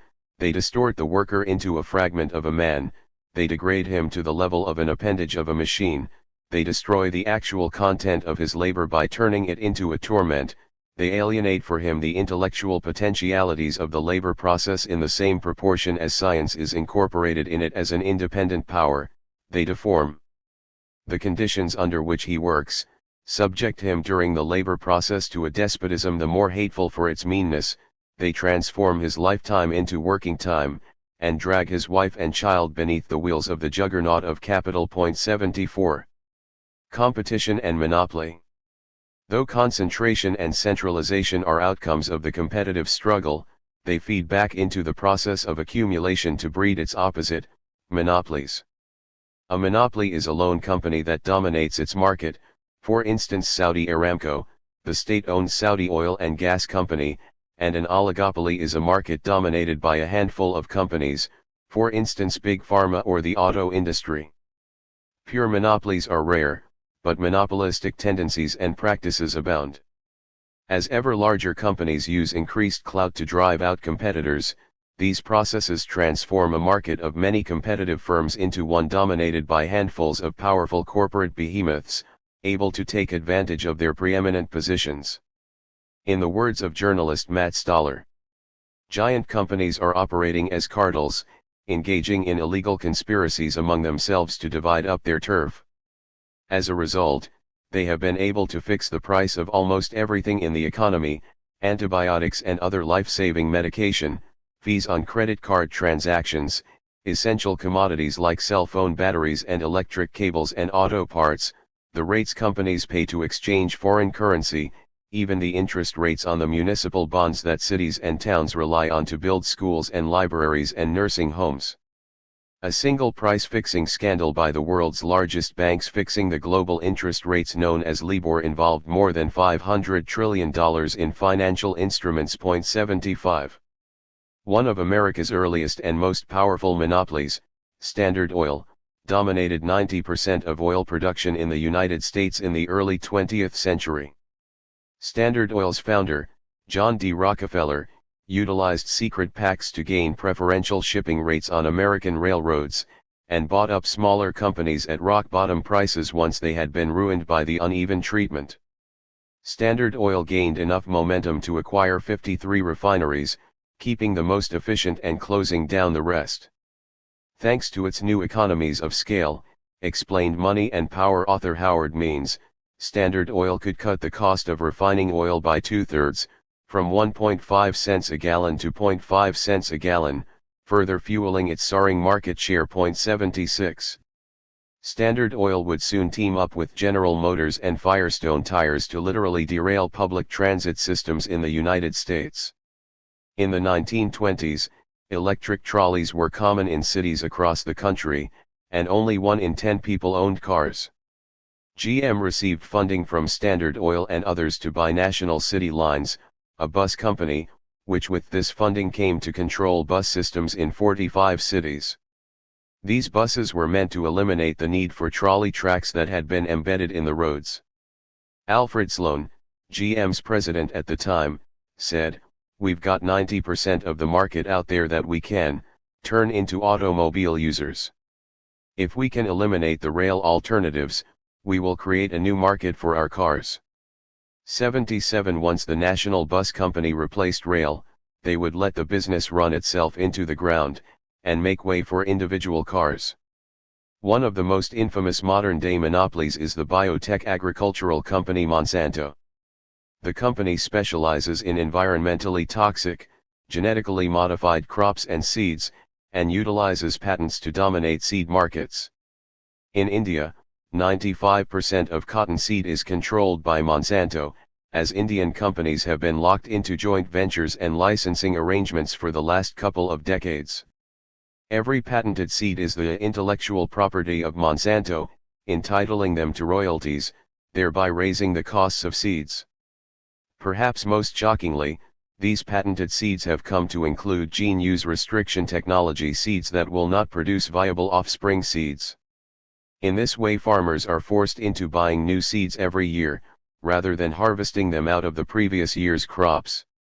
The swelling of Indian farmers' debt along with increasing farmer suicides are a product of what Indian environmentalist and ecofeminist Vandana Shiva has dubbed Monsanto's seeds of suicide. 78. Monopolization clearly has a very distorting impact on the purportedly free market principles touted by mainstream economists and ideologues.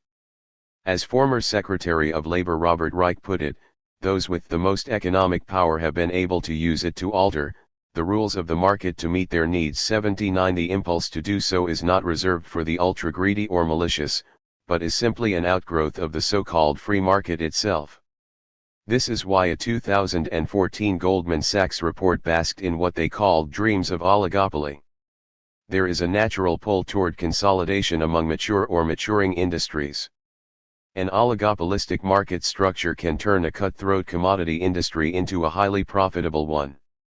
Oligopolistic markets are powerful because they simultaneously satisfy multiple critical components of sustainable competitive advantage. A smaller set of relevant peers faces lower competitive intensity, greater stickiness, and pricing power with customers due to reduced choice, scale cost benefits including stronger leverage over suppliers, and higher barriers to new entrants all at once. 80.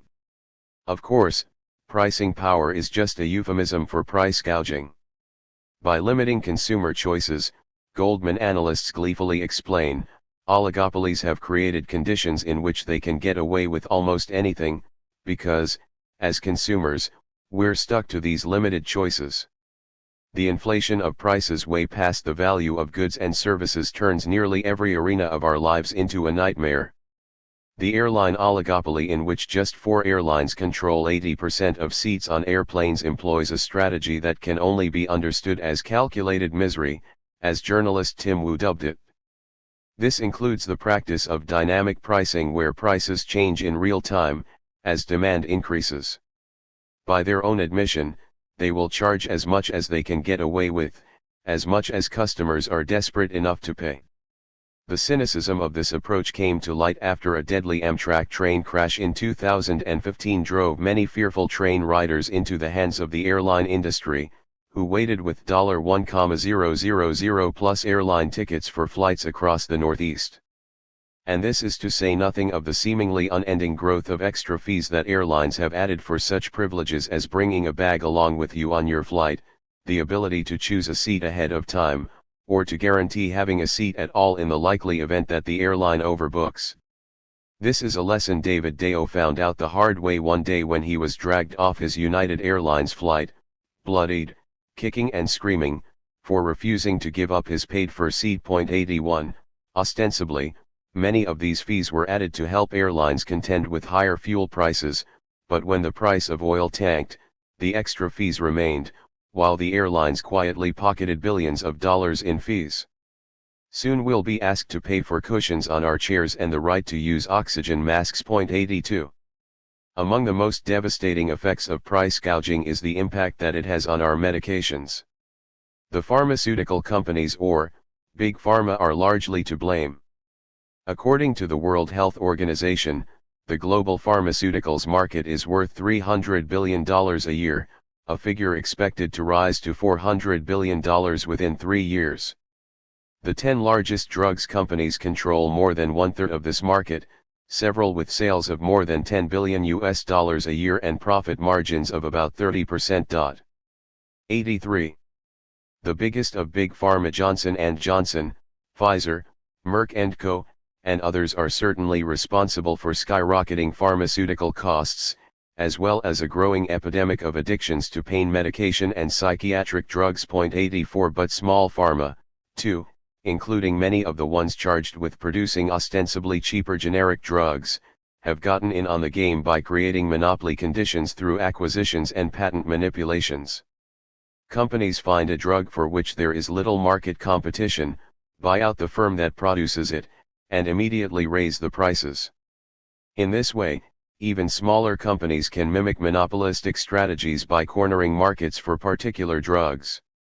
This was exactly what Martin Shkreli and Turing Pharmaceuticals did in acquiring and then jacking up by 5,000% the price of Daraprim.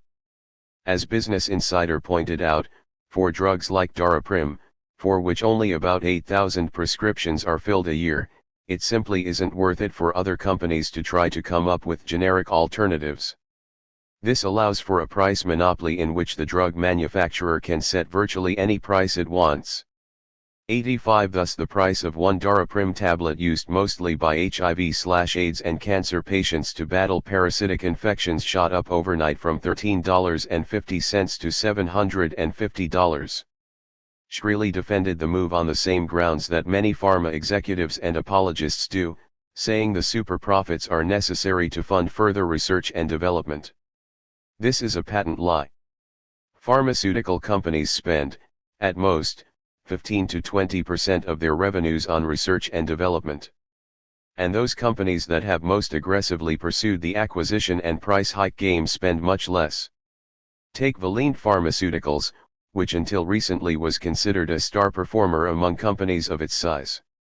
Valiant's business model is to use colossal amounts of debt to fund a string of acquisitions.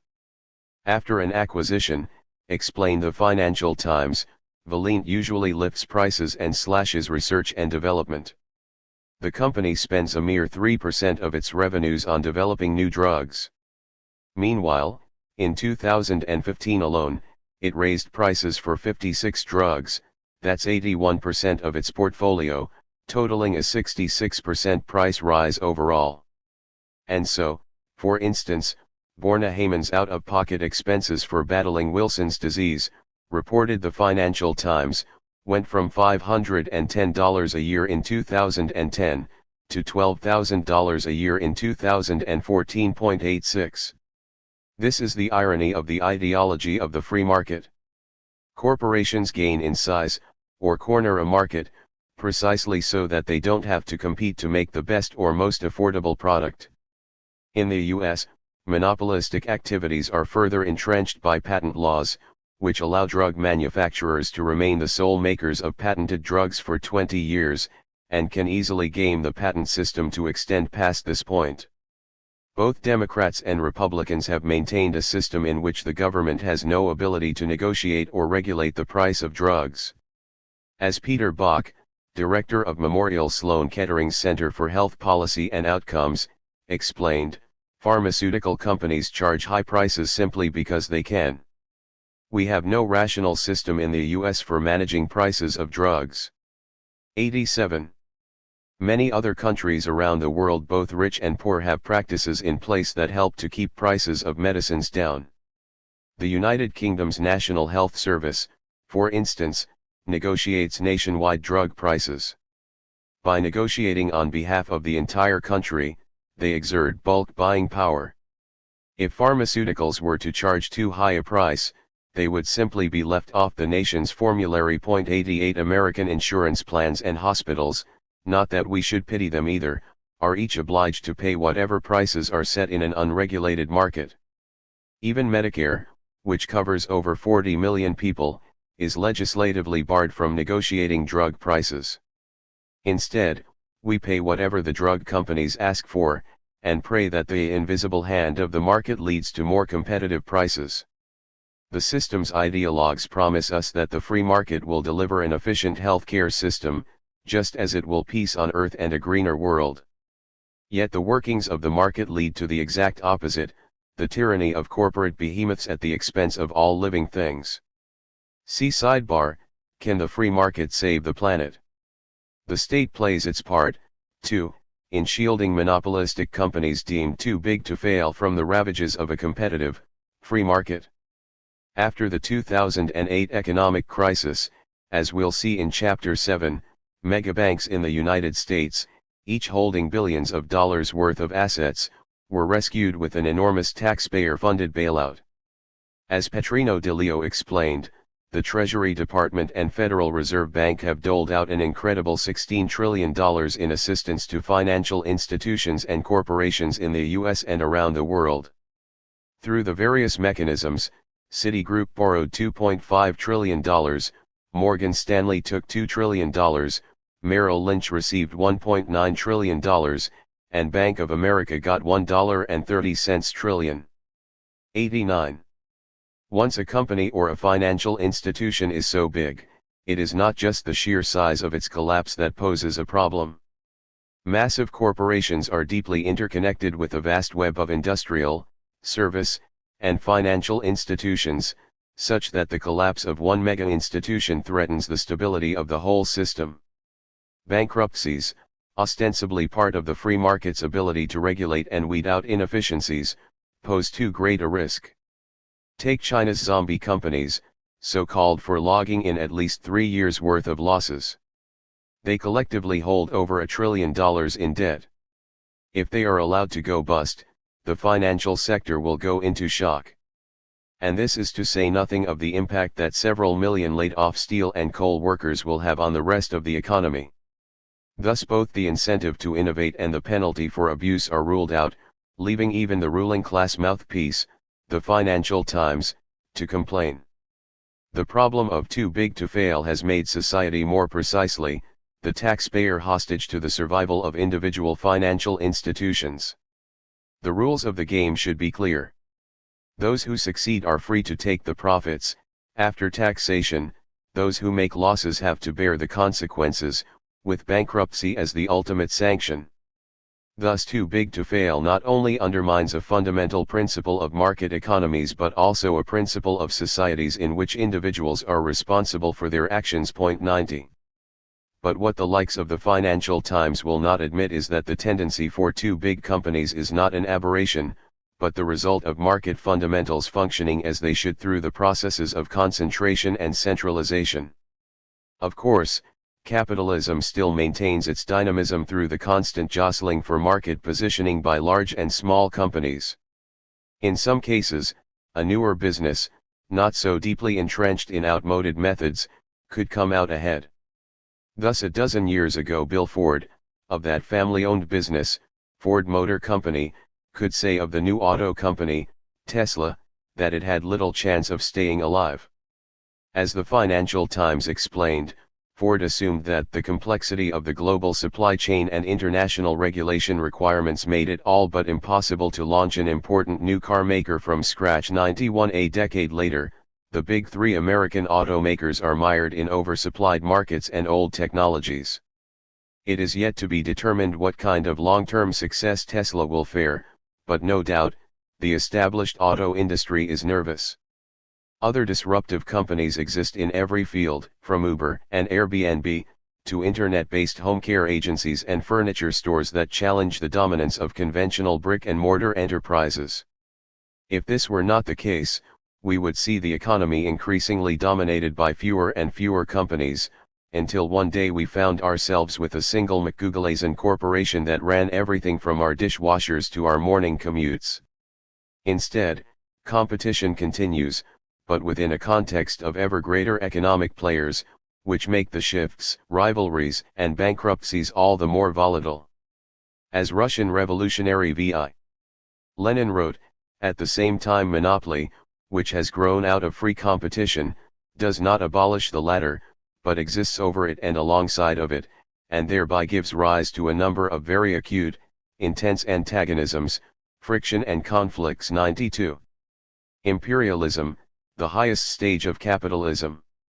A final point about the implications of concentration and centralization can only be briefly touched on here.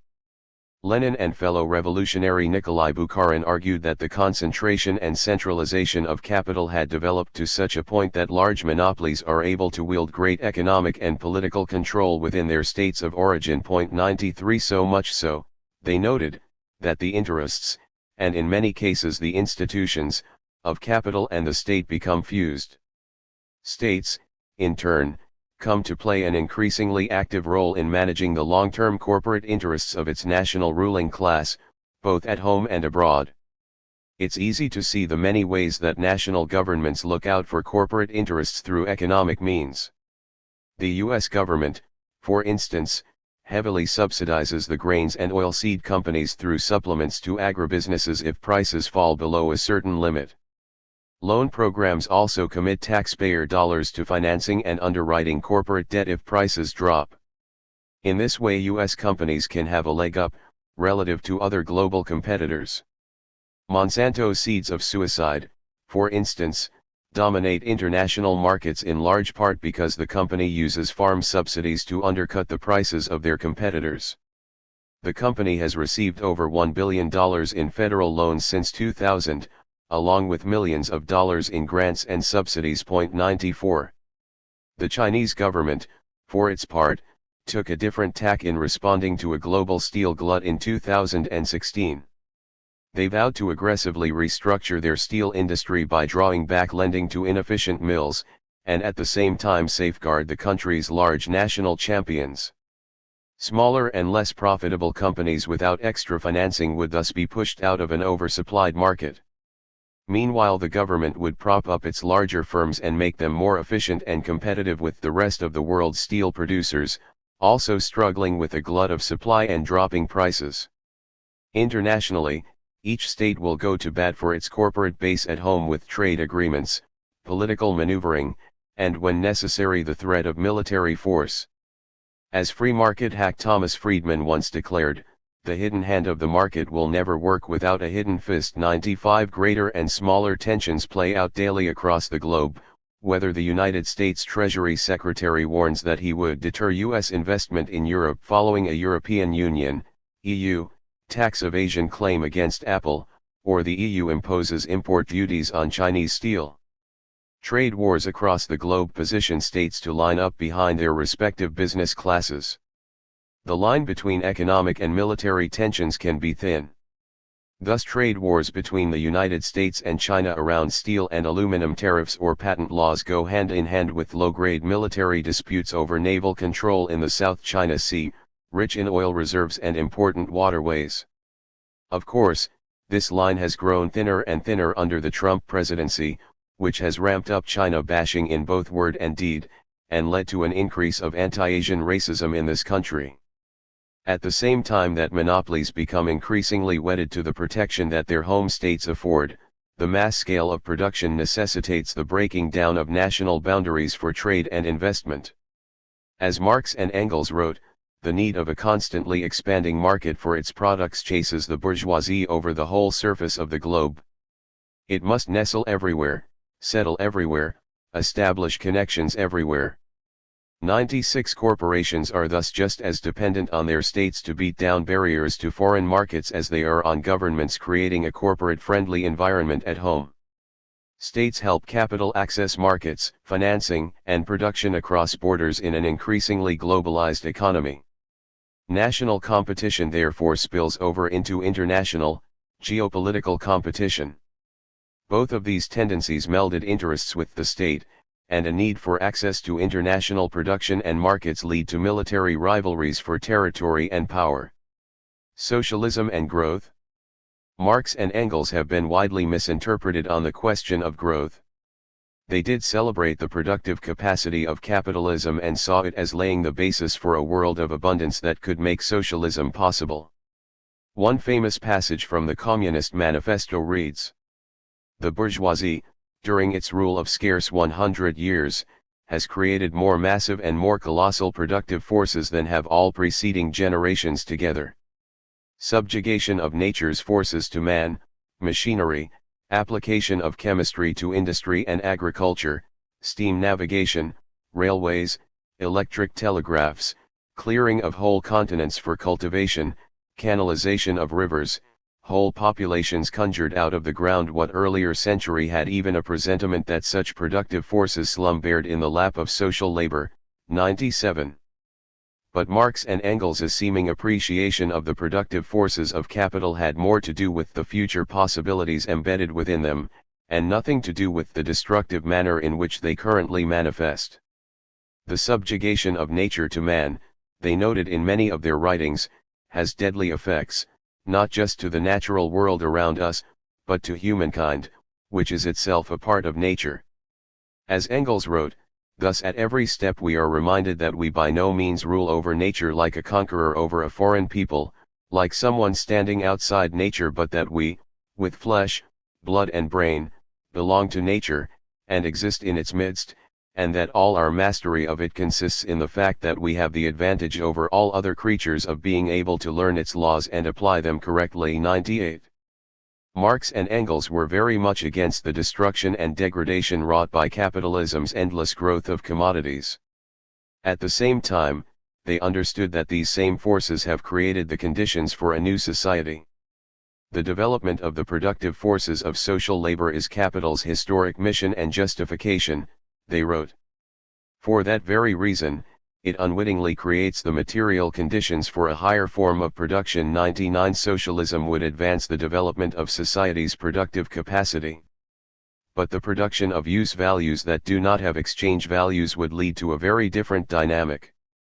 Rather than the compulsion to produce more and more stuff in order to accumulate more and more profits, the purpose of production in a socialist society would be use, rather than profit.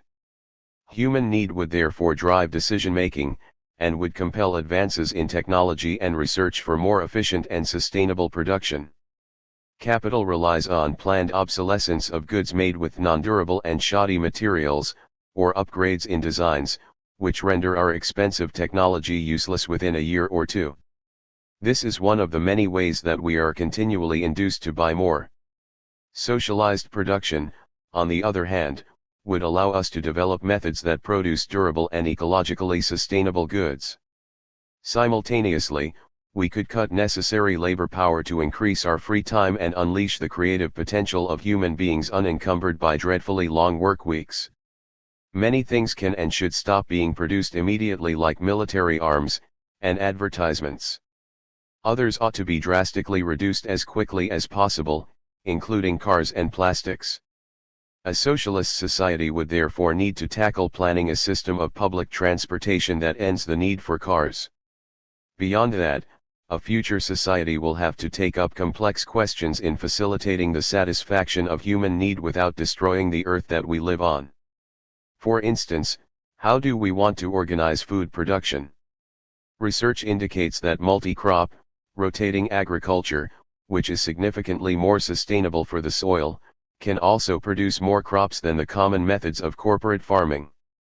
Discussion of a future socialist society is beyond the scope of this book, but the key point to emphasize here is that capitalism forces us into a spiral of accumulation for the sake of accumulation. Planned development to improve the quality of life for the vast majority of humanity on the basis of sustainable production and planning is its polar opposite. That is the vision of a socialist society. From there, wrote Marx, the private property of particular individuals in the earth will appear just as absurd as the private property of one man in other men. Even an entire society, a nation, or all simultaneously existing societies taken together, are not owners of the earth.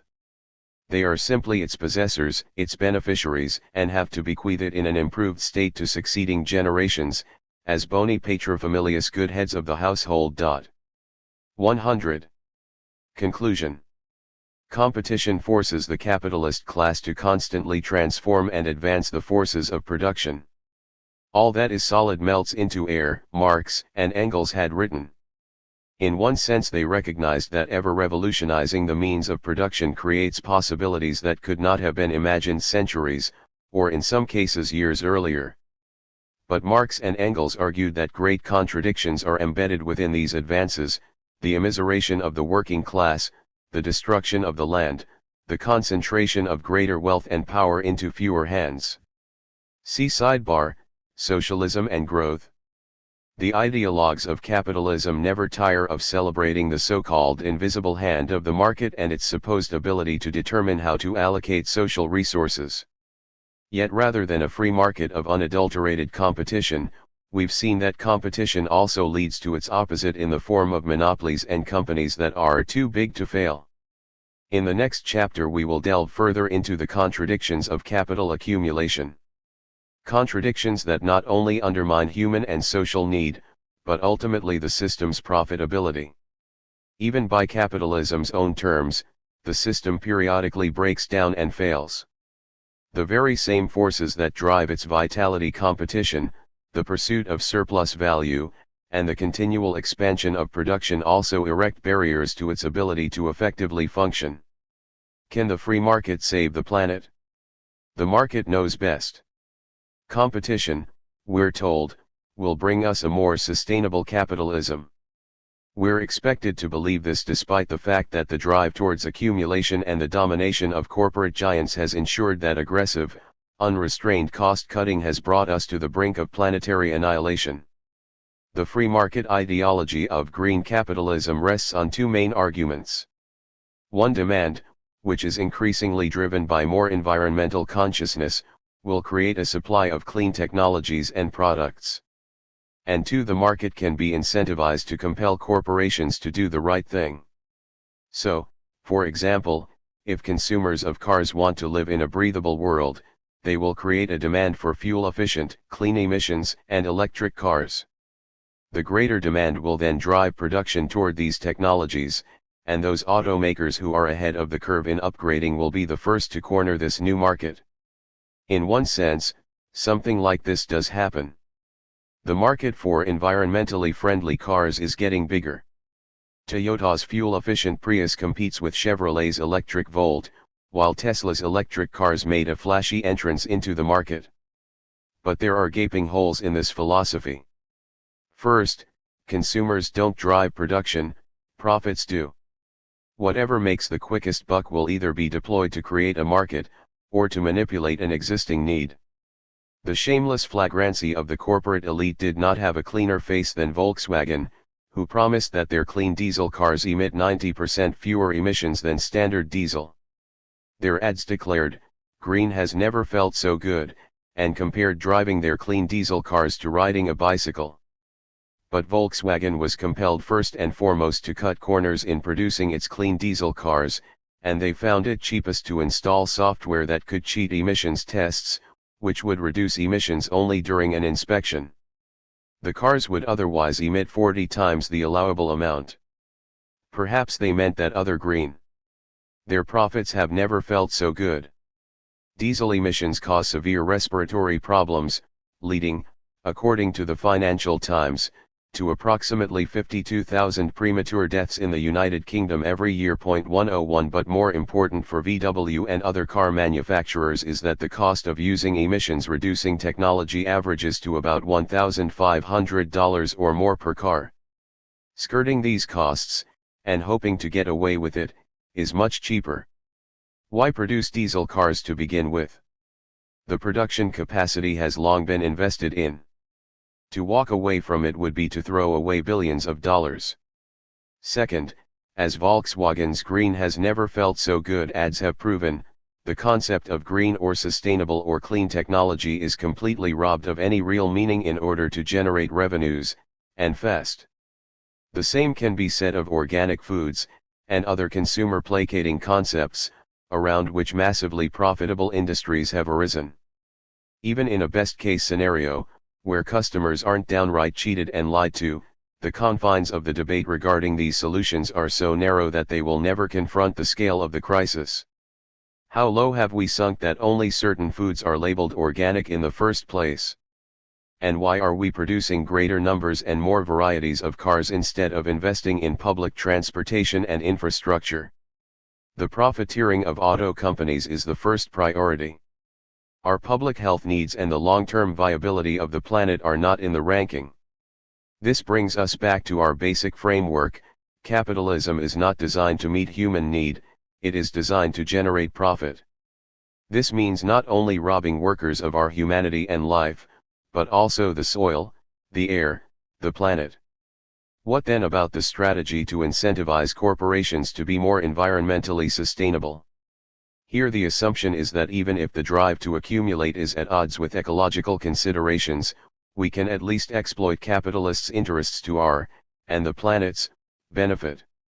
The best known example of this is cap and trade, touted by mainstream environmental groups such as the Environmental Defense Fund, the Nature Conservancy, Audubon, and others.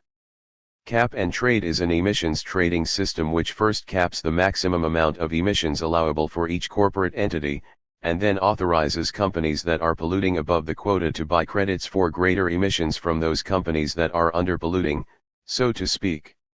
In this way, the theory goes, it would be more profitable to reduce emissions below the quota and generate income by selling credits on the cap and trade market. And it would cost polluting companies more money to have to buy pollution-enabling credits. There are many problems with this scheme. The first is, again, scale. If we are to reduce carbon levels in the atmosphere to 350 parts per million that scientists agree is necessary for our survival, the United States, for one, will have to reduce our carbon emissions by 80%. This requires a tremendous shift in the whole way our economy runs. Our factories, cars, and major transportation of goods via ships and trucks run on carbon-emitting gases.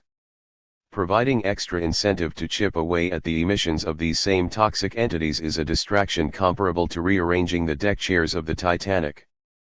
The other problem is that the large companies that dominate our economy can afford to buy extra credits in order to continue business as usual. Why are they given the option to buy their way out of capped emissions? The Clean Air Act, passed in 1963, long ago defined carbon as a pollutant that can be regulated by the state. Yet the government continues to subsidize the politically connected fuel industry at twice the rate of renewables. Lastly, these programs, which are written by the likes of ex-Enron executives and bankers at Goldman Sachs, are set up to benefit businesses and financial institutions. Thus countless loopholes for free permit giveaways and easy-to-access credits for companies that barely have to show emissions reductions only act to incentivize cheating the system. Most importantly, both consumerism and market incentives fly in the face of the need to regulate corporations, whose interests are fundamentally at odds with ecological, health, and workplace demands. If we understand that capitalists are driven through mutual competition toward frenzied accumulation and the maximization of profits, then we know that capitalists do not have any interest in slowing down their own production with cleaner and less hazardous methods, any more so than they have an interest in raising their workers' living standards and sharing out profits. The market cures all mantra is a way to counter any steps toward regulation. The American Petroleum Institute, for its part, jumped to claim that emissions are already dropping due to the introduction of new technologies, and therefore government intervention is not necessary. And yet they gave lie to this claim when they also argued that any new regulations could put the shale revolution at risk, by raising costs and diverting investment from further production. 102 Cost is the real concern, not an interference with the natural process of gradually decreasing emissions. In reality, capitalism views the earth merely as a source of raw materials and a sinkhole for dumping waste. As Marx put it, under capitalism, nature becomes purely an object for humankind, purely a matter of utility, ceases to be recognized as a power for itself. The theoretical discovery of its autonomous laws appears merely as a ruse so as to subjugate it under human needs, whether as an object of consumption or as a means of production. 103 Capitalists must think only of short-term profits in the scramble to stay ahead of competitors, and not the long-term impacts of their actions. We can see how this plays out all too clearly in relation to the life-or-death issue of global warming. After decades of hand-wringing, the major world powers cannot produce a climate change agreement with any bite. Is it incompetence or a lack of scientific evidence? Neither. No country can risk restraining the toxic emissions of its own domestic capitalists, while other nations continue to push ahead and make quicker, dirtier profits. Capitalists, and their representatives in government, never forego short-term economic benefits, because to do so would mean falling behind in the unceasing race to produce more for less. As climate activist Chris Williams explained, for over 2 decades, no agreement has been reached that would move the world toward the 80% reduction in greenhouse gas emissions that many scientists believe is necessary to avoid destabilizing the planetary climate system. Instead, atmospheric levels of carbon dioxide, the most common greenhouse gas, have increased every year and recently surpassed thresholds not seen since 3 million years ago. 104. The reason that governments around the world obstruct emissions agreements is not only to provide a short-term favor to the corporate elite, but also for broader geopolitical gain. Think of the benefits to the U.S. ruling class of the climate-crushing shale revolution, which utilizes extreme extraction techniques to extract oil from previously unyielding shale rocks. The U.S. now plays a dominant role in the international energy market. The American elite is no longer beholden to Organization of the Petroleum Exporting Countries, OPEC, or politically hostile nations like Venezuela.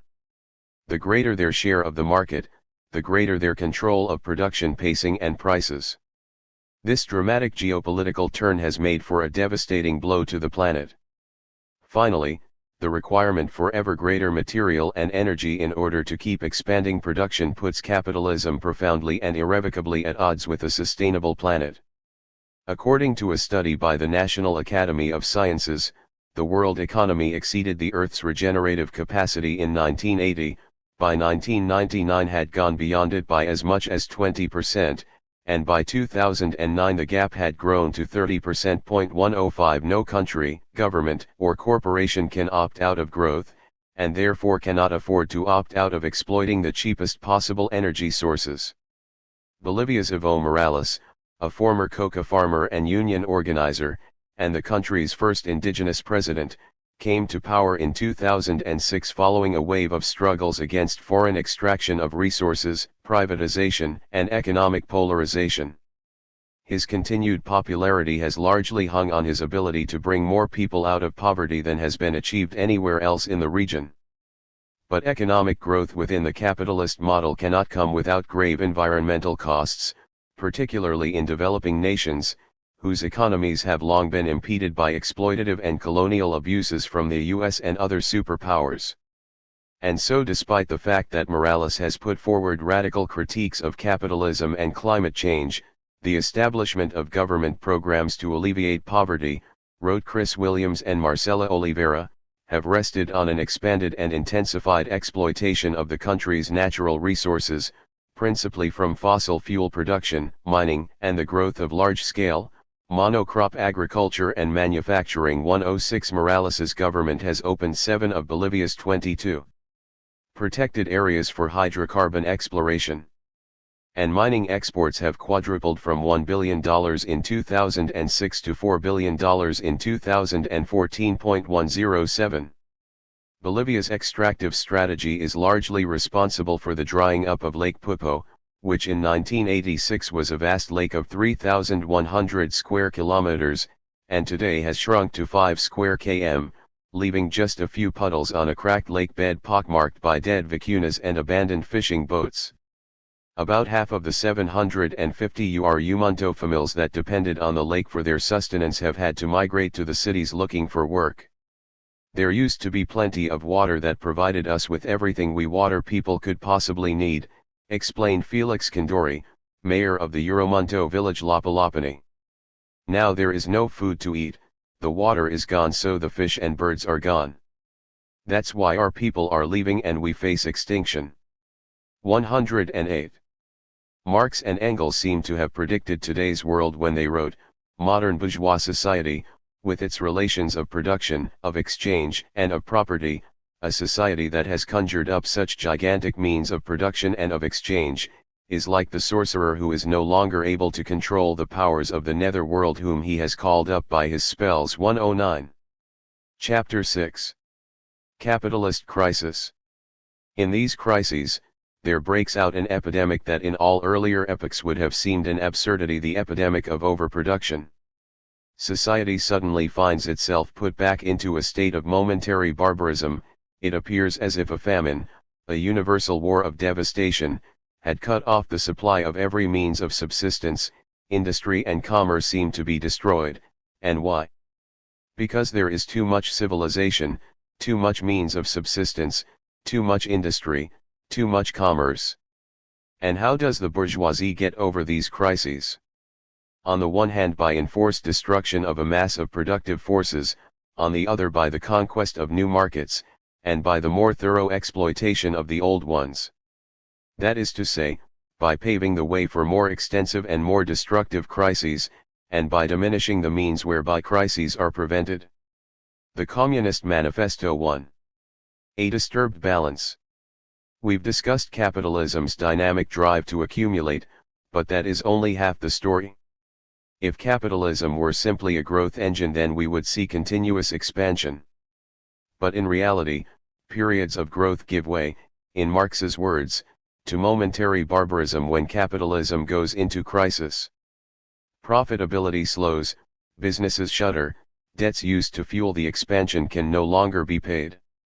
The chain of payment obligations, as Marx wrote, suddenly breaks in 100 places too. The system seems to have gone into a state of shock. All this, continued Marx, therefore leads to violent and acute crises, sudden forcible devaluations, an actual stagnation and disruption in the reproduction process, and hence to an actual decline in reproduction. 3. We said that competition is capitalism's beating heart. Profits are its lifeblood. Without them, capital crashes.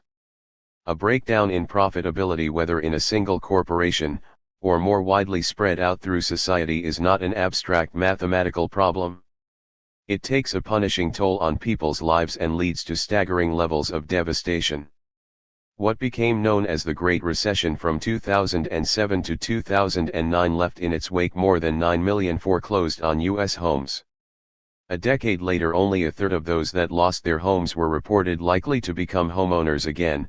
For unemployment figures, which always underestimate true unemployment, hit 10% in 2009, and job growth has since depended on low-wage, temporary work. Meanwhile, banks were bailed out to the tune of trillions, as working-class people were left drowning in debt. A decade after the recession, student loans topped $1.3 trillion, an increase of 120% since 2008.6. Among readers' stories collected by The Nation during the Great Recession, Joseph, a 29-year-old veteran of the Iraq War, explained that he graduated college in 2007. In the 2 years that followed, he held 2 jobs lasting for a total of 5 months. I currently am living in my parents' basement, Joseph wrote, where I have to share time on the PS3 PlayStation 3 with my 55-year-old also unemployed father. 7. Joshua, another recent college graduate, wrote, a year and a half ago, I was on cloud 9, the very first of my entire immediate and extended family to go to college. That was then. After hundreds of applications and job fairs alike, I was not even given the opportunity for an interview, let alone a full-time job. Saddled with $65,000 in student loans, and working a part-time job with no benefits, he reported, I have no health insurance, have high blood pressure, and have to decide whether or not I can afford my medicine or not.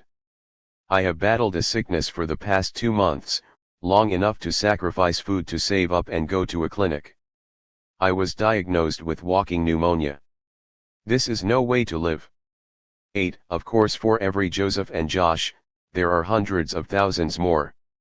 Many regions in the world reckoned with even deeper recessions or depressions, and in some cases, entire countries faced bankruptcy. Workers across the globe were forced to pay the price. In Greece, a quarter of the population remained unemployed for several years, and youth unemployment hit double that rate. Greek workers, along with those in Jamaica, Spain, Ireland, Brazil, Puerto Rico, and other countries, faced crippling austerity measures in order to service the public debt of the state. 9. Despite the widespread turmoil and suffering caused by the financial meltdown, the recession that followed, and the limping recovery since, mainstream economists were largely caught flat-footed as to its causes. In the midst of the crisis, former chairman of the Federal Reserve and humble rock star of economics Alan Greenspan said he was in shocked disbelief, eventually coming to the conclusion that the crisis was precipitated by an inexplicable once-in-a-century credit tsunami. 10. Economist Eugene Fama, considered the father of the efficient market hypothesis, essentially the idea that markets are fully democratic and always lead to the correct economic outcomes, said, we don't know what causes recessions. I'm not a macroeconomist, so I don't feel bad about that. We've never known. Debates go on to this day about what caused the Great Depression. Economics is not very good at explaining swings in economic activity. 11. See sidebar, Why mainstream economists get it wrong. For Marxists, understanding the system's propensity to break down is central to our analysis of capitalism, as well as the potential for its revolutionary overthrow. We've seen that at its best, a healthy capitalist economy depends on exploitation, poverty, oppression, and environmental destruction in order to function. But even this health gives rise to contradictions, which are only resolved through crises. As Marx put it, crises are never more than momentary, violent solutions for the existing contradictions, violent eruptions that re-establish the disturbed balance for the time being. 12. Mainstream economic analysis starts and ends at the surface of the economy: price fluctuations, monetary policy, and financial markets. But Marxists argue that crises originate at the system's core and are not imposed on the system from outside. Capitalism's own process of accumulation, the very thing that drives it forward, also undermines it from within. As Marxist sociologist Simon Clark explained, for Marx, crises were not exceptional periods in which a normal, uncontradictory, pattern of accumulation breaks down, but the most dramatic expression of the inherently contradictory foundations of accumulation. 13. Understanding capitalist crisis is central to the theory and politics of revolutionary Marxism. The volatility and destruction brought upon by endemic, periodic crises make capitalism a fundamentally precarious system, and at the same time open the way toward class struggle and the potential for revolution. Below, we will outline in broad brush strokes the contradictions embedded within the process of capital accumulation. With these contradictions in mind, we'll then describe the form that crises often take under capitalism. Finally, the chapter ends by taking up longer-term tendencies that may contribute to periodic crises, but also play a role in undermining the stability and integrity of the system as a whole. Why mainstream economists get it wrong. Despite the regular occurrence of disruptive crises throughout the history of capitalism, bourgeois economics by and large denies that crises are intrinsic to the system. The market self-corrects, and crises are aberrations, exceptional departures from the norm. With every boom, amnesia sets in about the devastation wrought by the previous recession, and apologists for capitalism claim that the boom and bust cycle have been overcome. Yet when the boom goes bust, economists and mainstream commentators are dumbfounded, grappling for particular and exceptional explanations of what went wrong. As Simon Clark put it, the crisis of the early 1990s was the result of the incautious lending of the 1980s. The crisis of the early 1980s was the result of excessive state spending in the late 1970s. The crisis of the mid-1970s was the result of the oil price hike and the inflationary financing of the Vietnam War. The crisis of the 1930s was the result of inappropriate banking policies. Every crisis has a different cause, all of which boil down to human failure, none of which are attributed to the capitalist system itself. Point 14. After 200 years of repeating this nonsense, Clark continued, one would have expected that the economists would have begun to smell a rat. The economist's explanation of crises is as if a scientist were to deny that the recurrence of the seasons was a natural phenomenon, attributing the return of spring each year to the whim of a supernatural force. 15. Mainstream economists were largely at a loss to explain the financial meltdown of 2007 to 2008 and the recession that followed.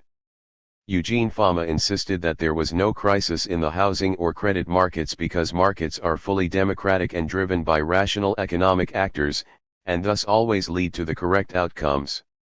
Another school of thought, known as chaos and behavioral theory, attributes movements in the economy to animal spirits. 16. Unlike Fama's theory, economic players are here assumed to be driven not by rational behavior, but by animalistic impulses, which can fly out of control and have the potential to create massive fluctuations and disruptions in the system. These animal spirits include things like overconfidence and corruption. Characteristics which, incidentally, animals are not known to exhibit. In the 1990s, Alan Greenspan added to the lexicon irrational exuberance. 17. Then there are popular weather pattern explanations, which go back to neoclassical economist William Jevons, who hypothesized that the number of sunspots help create a business cycle. 18. Many contemporary versions of this exist, including a paper by two American economists called Good Day Sunshine, Stock Returns and the Weather, which studied sunniness and cloud patterns at 26 cities around the world for 15 years to find that sunny days often translated to better stock trading patterns. 19. Beyond poking fun at economists, the question remains as to why their theories fail to properly analyze or in many cases recognize the occurrence of economic crises in the system. One of the most important foundations of bourgeois economics is known as Say's law, which originated with the classical economist Jean-Baptiste Say. Say's law argues that supply and demand exist in equilibrium. There may be occasional disruptions to that symmetry, but the market eventually evens them out. Say's assumption is that supply always creates an equal demand because every time a capitalist produces and sells a commodity, he then turns around and uses that money to buy someone else's product. In a treatise on political economy, Say argued, it is worthwhile to remark, that a product is no sooner created, than it, from that instant, affords a market for other products to the full extent of its own value. When the producer has put the finishing hand to his product, he is most anxious to sell it immediately, lest its value should diminish in his hands. Nor is he less anxious to dispose of the money he may get for it, for the value of money is also perishable. But the only way of getting rid of money is in the purchase of some product or other. Thus the mere circumstance of creation of one product immediately opens a vent for other products. Point 20. That is to say, the prospect of the value of commodities and money declining over time compels producers to both sell and buy as quickly as possible. In reality, the purpose of money is to not be perishable. As we discussed in Chapter 3, money can be used to hold on to value over time. Its value may go up or down. Point 21. And capitalists often sit on the profits they've made or use it to pay back their debts if it doesn't look like investment will turn out a profit. Say's law is predicated on the assumption that goods will be sold, thus creating the funds that can then be used to purchase other commodities. But this is not the case.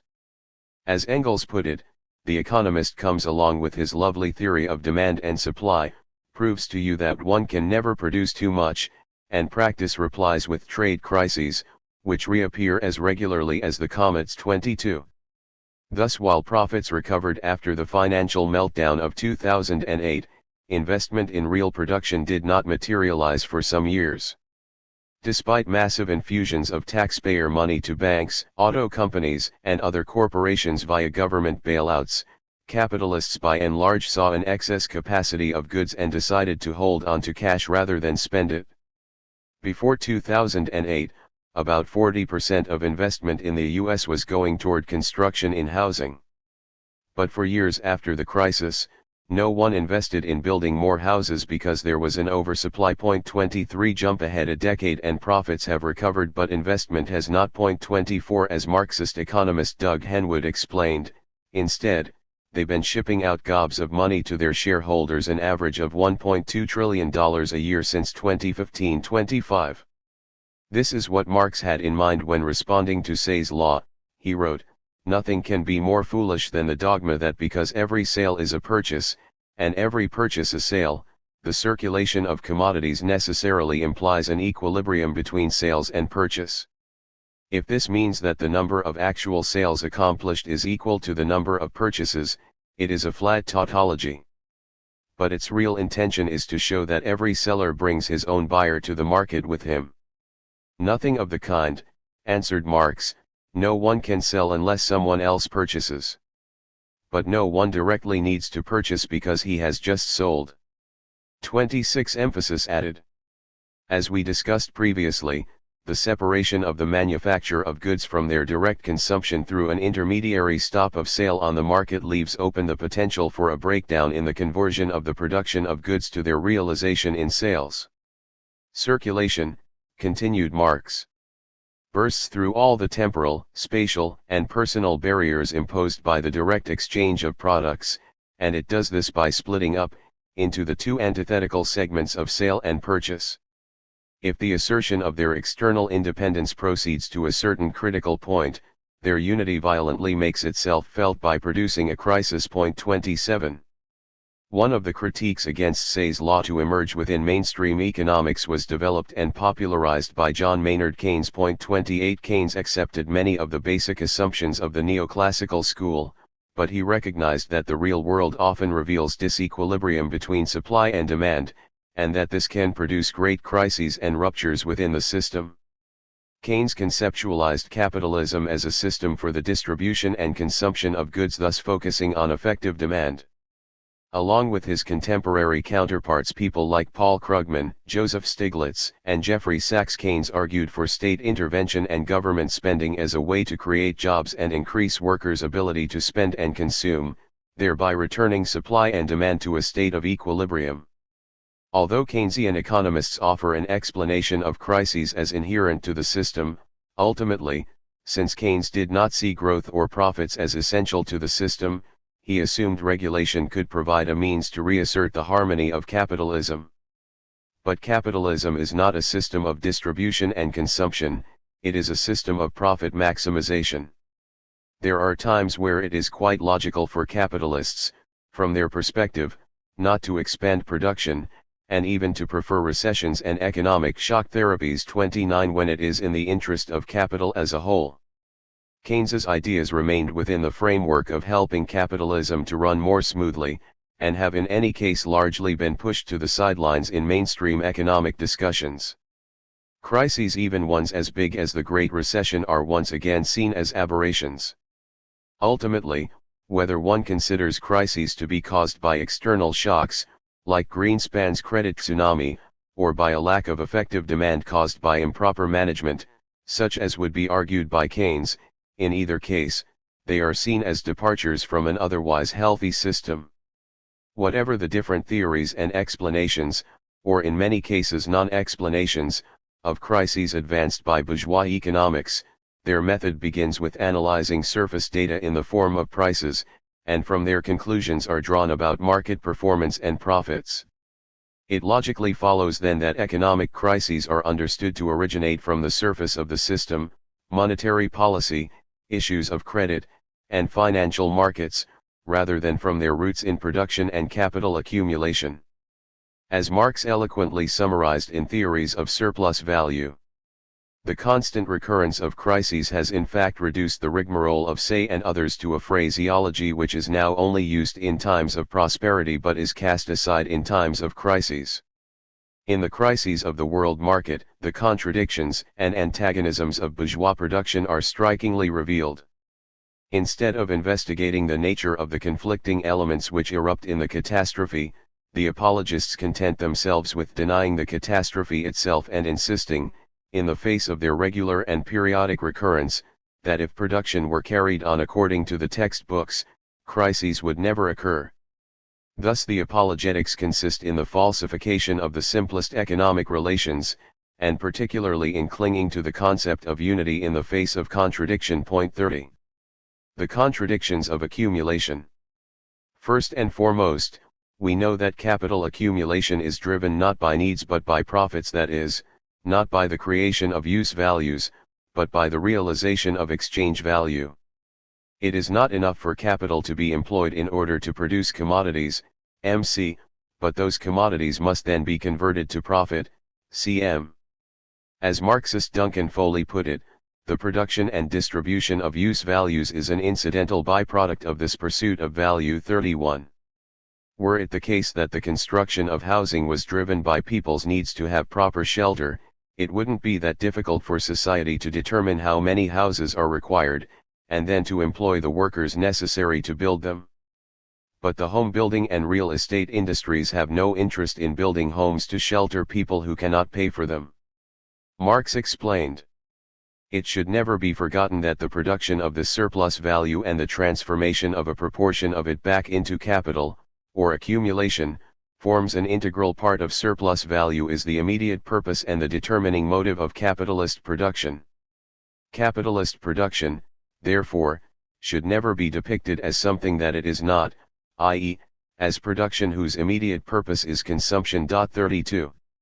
Rather than needs, investment in construction is driven by market prices and profits. And there is no guarantee that the houses built, no matter how desperately needed, will be profitably sold. The creation of surplus value through the exploitation of labor, and the realization of surplus value in exchange are two different actions. Capitalism first separates the production of goods from their consumption through an intermediary stop of sale in exchange for money. These processes therefore occur at different times and places, and the time lag separating them is precisely what leaves open the potential for a breakdown in the conversion of the manufacture of goods to their realization in sales. Second, because capitalists must continually expand production on pain of extinction, any limitations to expansion are seen simply as barriers to be overcome. This drive to produce, accumulate, and reinvest is done without system-wide planning, and with little regard to the limits of the market. Production and consumption are, in Marx's words, not only separate in time and space, they are also separate in theory. As we'll discuss below, the laws that govern each are distinct and often conflicting. Marx explained, the former is restricted only by the society's productive forces, the latter by the proportionality between the different branches of production and by the society's power of consumption. And this is determined, within a given framework of antagonistic conditions of distribution, which reduce the consumption of the vast majority of society to a minimum level. 33. In previous societies, supply and demand were more or less in proportion because supply was determined by demand. It was demand that dominated supply, preceded it. Production followed close on the heels of consumption. Now large-scale industry, forced by the very instruments at its disposal to produce at an ever-increasing scale, can no longer wait for demand. Production precedes consumption, supply compels demand. 34. Recall our discussion of Ford's assembly line in Chapter 5. In the 1910s, Ford revolutionized car manufacture by vastly reducing the amount of time required to make each car. Prices for the new Model Ts were half of those of their predecessors. It was not a sudden desire for cars that produced this innovation. Rather, the innovation was motivated by the need to push out competitors through cheaper prices.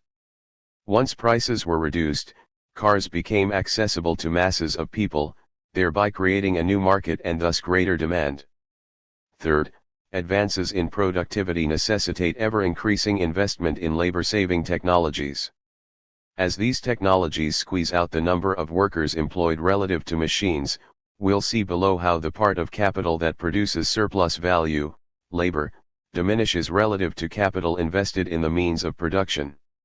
While individual capitalists gain in the short term by increasing productivity, the long-term implications of this compulsion create instability in the system. Finally, all of these contradictions are further exacerbated by the slow speed at which market conditions are evaluated and at which production quotas can be adjusted accordingly. Changes in demand are only signaled through fluctuations in prices and profits. But these fluctuations themselves only happen once imbalances in production and exchange have already developed beyond a certain point. Capitalists necessarily respond after the fact, and do so slowly, as large-scale investments can't simply be erected and destroyed overnight. Poverty amid plenty. We've seen that competition forces each capitalist to accumulate for accumulation's sake. Every industry does not collectively take stock of the need, and, more importantly for capital, the ability to pay, for the goods that they produce. Rather, each company is concerned with expanding their individual share of the market. In order to do so, they must drive down prices through increases in productivity. Marx wrote, "The market must be continually extended, so that its relationships and the conditions governing them assume ever more the form of a natural law independent of the producers and become ever more uncontrollable." 35. The extension of the scale of production must, of course, lead to a greater volume of goods. If Ford were to cut the prices of automobiles in half but still sell the same number of cars that had been sold before, it would result in half as much money earned in sales. Instead, Ford could gain market share by cutting prices in half, while doubling, or tripling, the number of cars produced. This way the company is assured a greater customer base and greater profits. Otherwise, what would be the point of gains in productivity? As Simon Clark wrote, the result of these efforts is that the capitalists throw an increasing mass of commodities onto the market. However, this increase in production has not been motivated by a desire to meet expanding demand, but by a desire to increase the production of surplus value. 36. This compulsion creates a tendency for capitalists to overproduce for production to run ahead of demand, often way beyond what the market can absorb. Any limits that consumptive demand imposes on the expansion of capital are seen as obstacles to overcome. Capitalists never take these conditions as given, but rather confront these challenges by means of further increases to productivity, the intensification of labor, and conquering new markets. In other words, capital confronts the limits of the market by producing even more. As Marx argued, when considering the production process, we saw that the whole aim of capitalist production is appropriation of the greatest possible amount of surplus labor, in other words, the realization of the greatest possible amount of immediate labor time with the given capital, be it through the prolongation of the labor day or the reduction of the necessary labor time, through the development of the productive power of labor by means of cooperation, division of labor, machinery etc., in short, large-scale production, i.e., mass production. It is thus in the nature of capitalist production, to produce without regard to the limits of the market. 37. Or as Engels put more succinctly, the expansion of production laughs at all resistance. 38. One outcome of this tendency is that while the forces of production seem to know no bounds, the ability of workers to buy increasing masses of goods that we ourselves have created, is limited. Our wages sadly do not have the same expanding quality as capital, quite the contrary, they are under constant pressure to be reduced. Thus demand for consumer goods can have a hard time keeping up with supply. In Marx's words, since capital's purpose is not the satisfaction of needs but the production of profit, there must be a constant tension between the restricted dimensions of consumption on the capitalist basis, and a production that is constantly striving to overcome these imminent barriers. 39. Yet, in and of itself, this dynamic is not enough to throw the system into crisis because capitalists don't just produce commodities for workers to consume. See sidebar, the problem with theories of underconsumption. They also produce luxury goods for the rich, and more importantly, raw materials and means of production for other productive capitalists. The key commodities that drive our economy are indeed oil, steel, and other goods necessary to fuel production. These markets keep expanding as long as money is being made and investment continues to move forward. When we consider the accumulation process as a whole, wrote Clark, it is clear that the expansion of production in one branch of production expands the market for another, so that the balanced growth of production remains a formal possibility. 40. Nevertheless, this expansion happens unevenly and in an unplanned way. Every industry is susceptible to a variety of natural, technical, or social limits to manufacture and exchange. Raw materials, for instance, make up a good deal of production costs for industries. Consider the consequences of a contracting supply of natural gases. This will increase the price of oil as an input to production. On the other hand, new advances in oil extraction processes will cheapen the inputs. Weather conditions too and increasingly global warming can have drastic impacts on crops, such as corn, grain, or cotton, which are central to many branches of production. A sharp rise in the price of cotton due to drought conditions will impact the production of goods that require cotton as a raw material, from textiles, to livestock feed, to food products. Unexpected changes in the limits or affordability of production inputs can give way to certain branches of production producing far beyond the limits of the market, while other branches may fall short of producing enough to meet growing demands. These asymmetries across branches of industries, often referred to by Marxists as disproportionalities, can easily lead to an overproduction of goods in one or another branch of production, relative to the supply needs of other connected industries.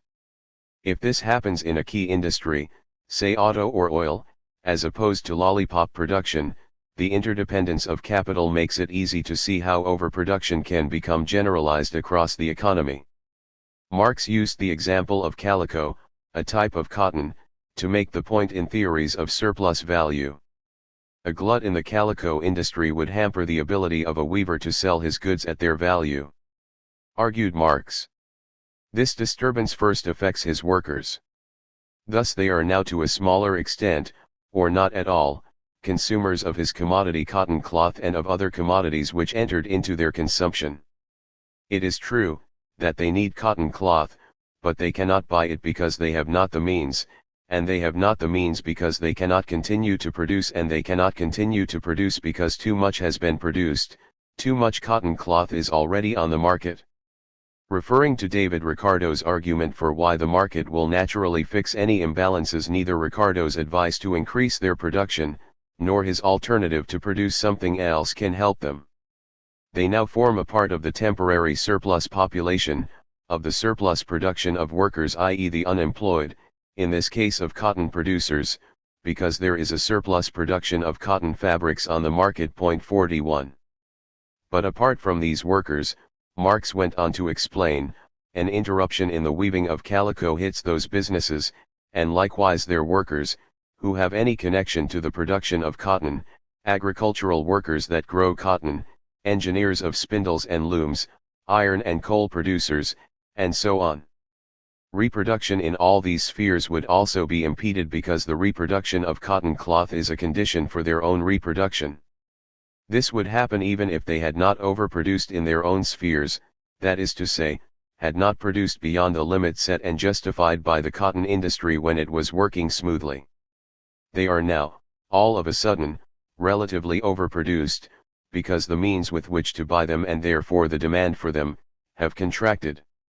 If overproduction has taken place not only in cotton, but also in linen, silk, and woolen fabrics, then it can be understood how overproduction in these few, but leading articles, calls forth a more or less general, relative, overproduction on the whole market. On the one hand there is a superabundance of all the means of reproduction and a superabundance of all kinds of unsold commodities on the market. On the other hand bankrupt capitalists and destitute, starving workers. 42. A more modern-day example of oil makes the same point. If refineries sit idle because there is an overproduction of oil, the workers are laid off, and the creditors, who finance the investment, are dragged down as well. But as future oil extraction and refining projects are pulled back, so too are demand for the raw materials, steel, concrete, plastics, electricity, etc., and engineering necessary for the production of oil rigs, pipelines, and so on. The construction business, and service, and retail companies, which had benefited from the springing up of oil boomtowns, suffer as well. See sidebar, overproduction, the case of oil. In this way what may begin as overproduction in just one or a couple of industries, can spread and become a more general crisis in the system.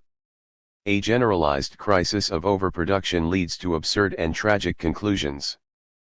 Previous societies suffered from crises of scarcity when plagues, famine, or wars destroyed the ability of society to adequately produce necessities for the majority of people. Yet economic crises under capitalism are not the result of too few goods, but of too few profits. In other words, as we've said, capital is not concerned with the consumption of use values, but with the production of exchange value and the realization of profits through its sale. As Ernest Mondale put it, pre-capitalist crisis is a crisis of underproduction of use values. A capitalist crisis, however, is a crisis of overproduction of exchange values. 43. As a result, we see an overproduction not of things that are needed, but an overproduction of what can be profitably sold, whether these are tangible goods, or, as we'll discuss in the next chapter, complicated financial cocktails. This is what mainstream economists refer to as effective demand. Effective because there are dollars behind the need for this or that good. So, for instance, a surplus of housing is part of what led to the recession that began in 2008. But this is not because there isn't a need for homes. It's just that people don't have the money to buy those homes. Marx wrote, "It is not that too many means of subsistence are produced in relation to the existing population. On the contrary, too little is produced to satisfy the mass of the population in an adequate and humane way. Secondly, not enough means of production are produced to allow the whole potential working population to work under the most productive conditions. It is not that too much wealth is produced. But from time to time, too much wealth is produced in its capitalist, antagonistic forms. 44. From here proceeds a downward spiral in which profits tank, businesses and creditors go bust, and workers lose their jobs. The problem with theories of underconsumption. Theories based on underconsumption argue that the working class is paid too little in the form of wages, and therefore workers' demand cannot keep up with the continually expanding supply. Underconsumption sounds like it should be the other side of the overproduction coin, and some of Marx's writing, taken in isolation, has been interpreted to make this point. In theories of surplus value, for instance, he argued, overproduction is specifically conditioned by the general law of the production of capital, to produce to the limit set by the productive forces, that is to say, to exploit the maximum amount of labor with the given amount of capital, without any consideration for the actual limits of the market or the needs backed by the ability to pay, and this is carried out through continuous expansion of reproduction and accumulation, and therefore constant reconversion of revenue into capital, while on the other hand, the mass of the producers remain tied to the average level of needs, and must remain tied to it according to the nature of capitalist production. 45. That is to say, capitalist production tends to accumulate and expand, while workers' consumptive abilities are constrained by capital's hunger for maximum exploitation. Therefore, it would seem supply would always exceed demand. Yet if it were the case that capitalism depended on workers' consumption to survive, it would not only be prone to crises, it would fail to function at all. The fact that many commodities remain out of reach for much of the working class is a constant feature of life under capitalism, during booms and busts alike. As an article in Socialist Voice put it, if underconsumption were the cause of crises, then crisis would not be cyclical but permanent. 46. The logical implication of theories of underconsumption is that capitalists could be convinced to follow their own self-interest and invest in jobs and higher pay so that workers could purchase more goods and keep supply and demand in equilibrium. But in actuality many crises arise just when workers' wages are at a high point and unemployment is at a low. As Marx argued, it is pure tautology to say that crises are provoked by a lack of effective demand or effective consumption. The fact that commodities are unsaleable means no more than that no effective buyers have been found for them. If the attempt is made to give this tautology the semblance of greater profundity, by the statement that the working class receives too small a portion of its own product, and that the evil would be remedied if it received a bigger share, i.e., if its wages rose, we need only note that crises are always prepared by a period in which wages generally rise, and the working class actually does receive a greater share in the part of the annual product destined for consumption. From the standpoint of these advocates of sound and simple, common sense, such periods should rather avert the crisis. It thus appears that capitalist production involves certain conditions independent of people's good or bad intentions, which permit the relative prosperity of the working class only temporarily, and moreover always as a harbinger of crisis. 47. In fact, Marx was clear that capitalists are compelled to produce not because of the demands of consumption, but because of the drive to appropriate surplus value. That surplus value in turn is used to accumulate further capital. Profits therefore enter back into the production process, employing additional labor and means of production. So long as there are outlets for profitable investment to be made, these will provide a demand for manufacturing equipment, software, and other means of production. In a nutshell, capitalists do not just produce commodities meant for working class, or middle class or capitalist, consumption, but also the means of production. What goes boom? To see how crises unfold, let's start with a healthy economy in which profits are strong and capitalists readily expand production, invest in new technologies, and employ more workers. Times are good for business, and some sections of the working class will likely see a rise in living standards, though many workers, disproportionately people of color, immigrants, women, will just as surely be left behind. We're usually told at this point that good times are here to stay and crises are a thing of the past. A low level of unemployment gives workers greater bargaining power to demand higher wages. These workers are in turn more likely to buy goods and services. And productive goods, the means of production, are in high demand as well, as businesses eager to get in on rising profits invest in more machinery, technology, and raw materials. Because investment is expanding quickly, demand for such goods typically outstrips supply. Companies which produce the means of production race to keep up with demand, and to capture as much of the expanding market's share as possible. Businesses hustle to produce more, knowing that it is likely that their goods will find buyers. And those firms that invest most quickly in labor-saving technology will be able to produce goods most cheaply. Since markets are undersaturated, and since they were among the first to cheapen the cost of production, they won't need to fight hard for buyers.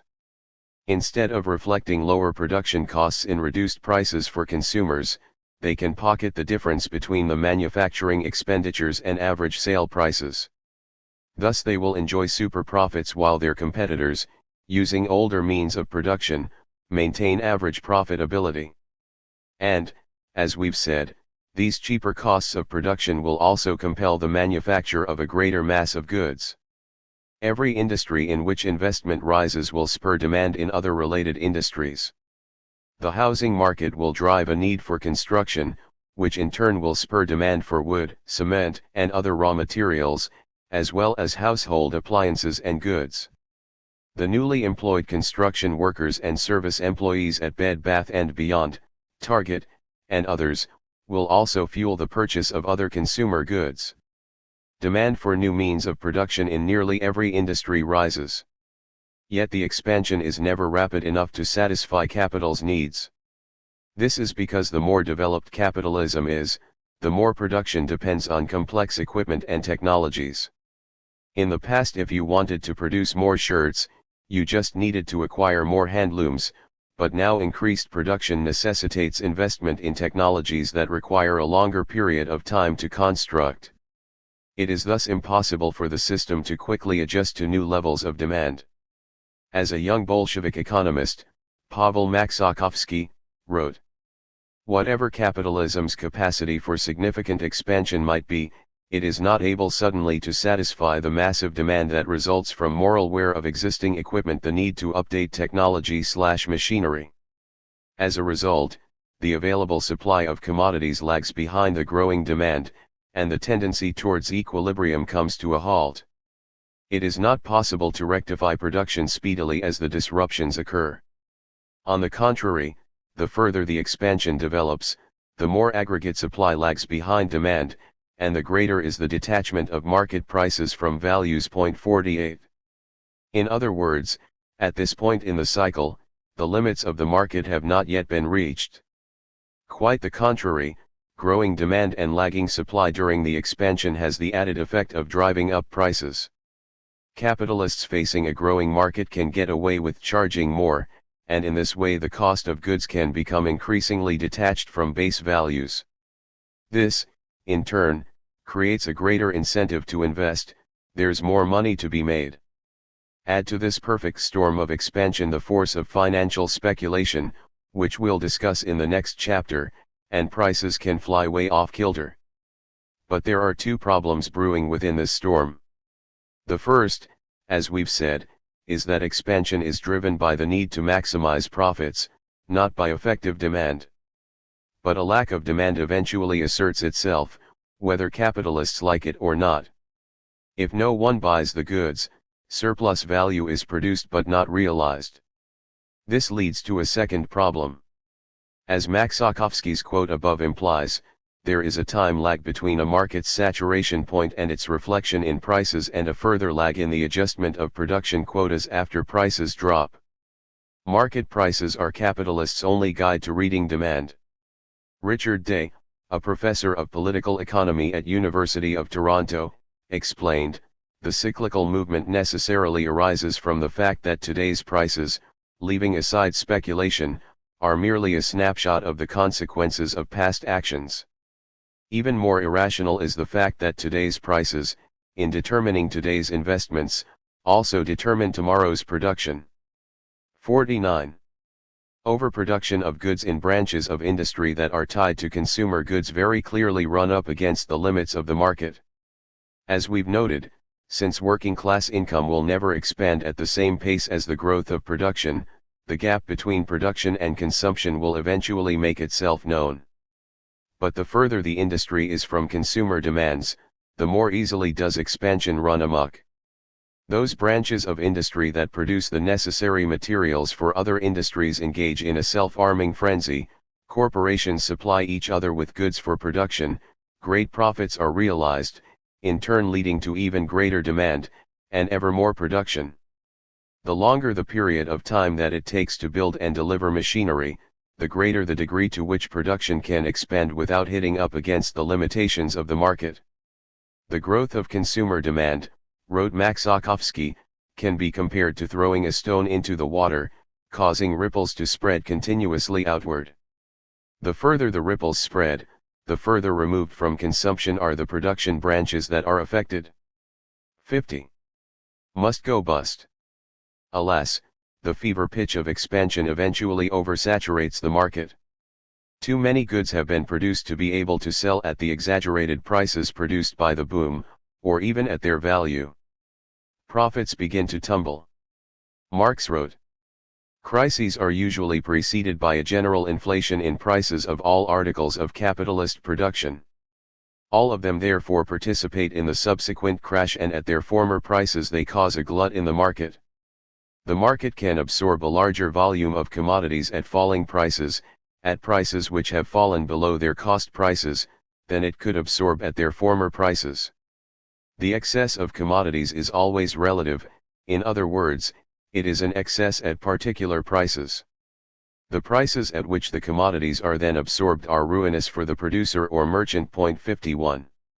That is to say, the inflation of prices hits a point at which they threaten effective demand, much as rising real estate prices during the housing boom of the mid-2000s gave way to foreclosures and plummeting demand. 52. Once they do, the low prices at which excess supply must be sold off devastate the profits of business.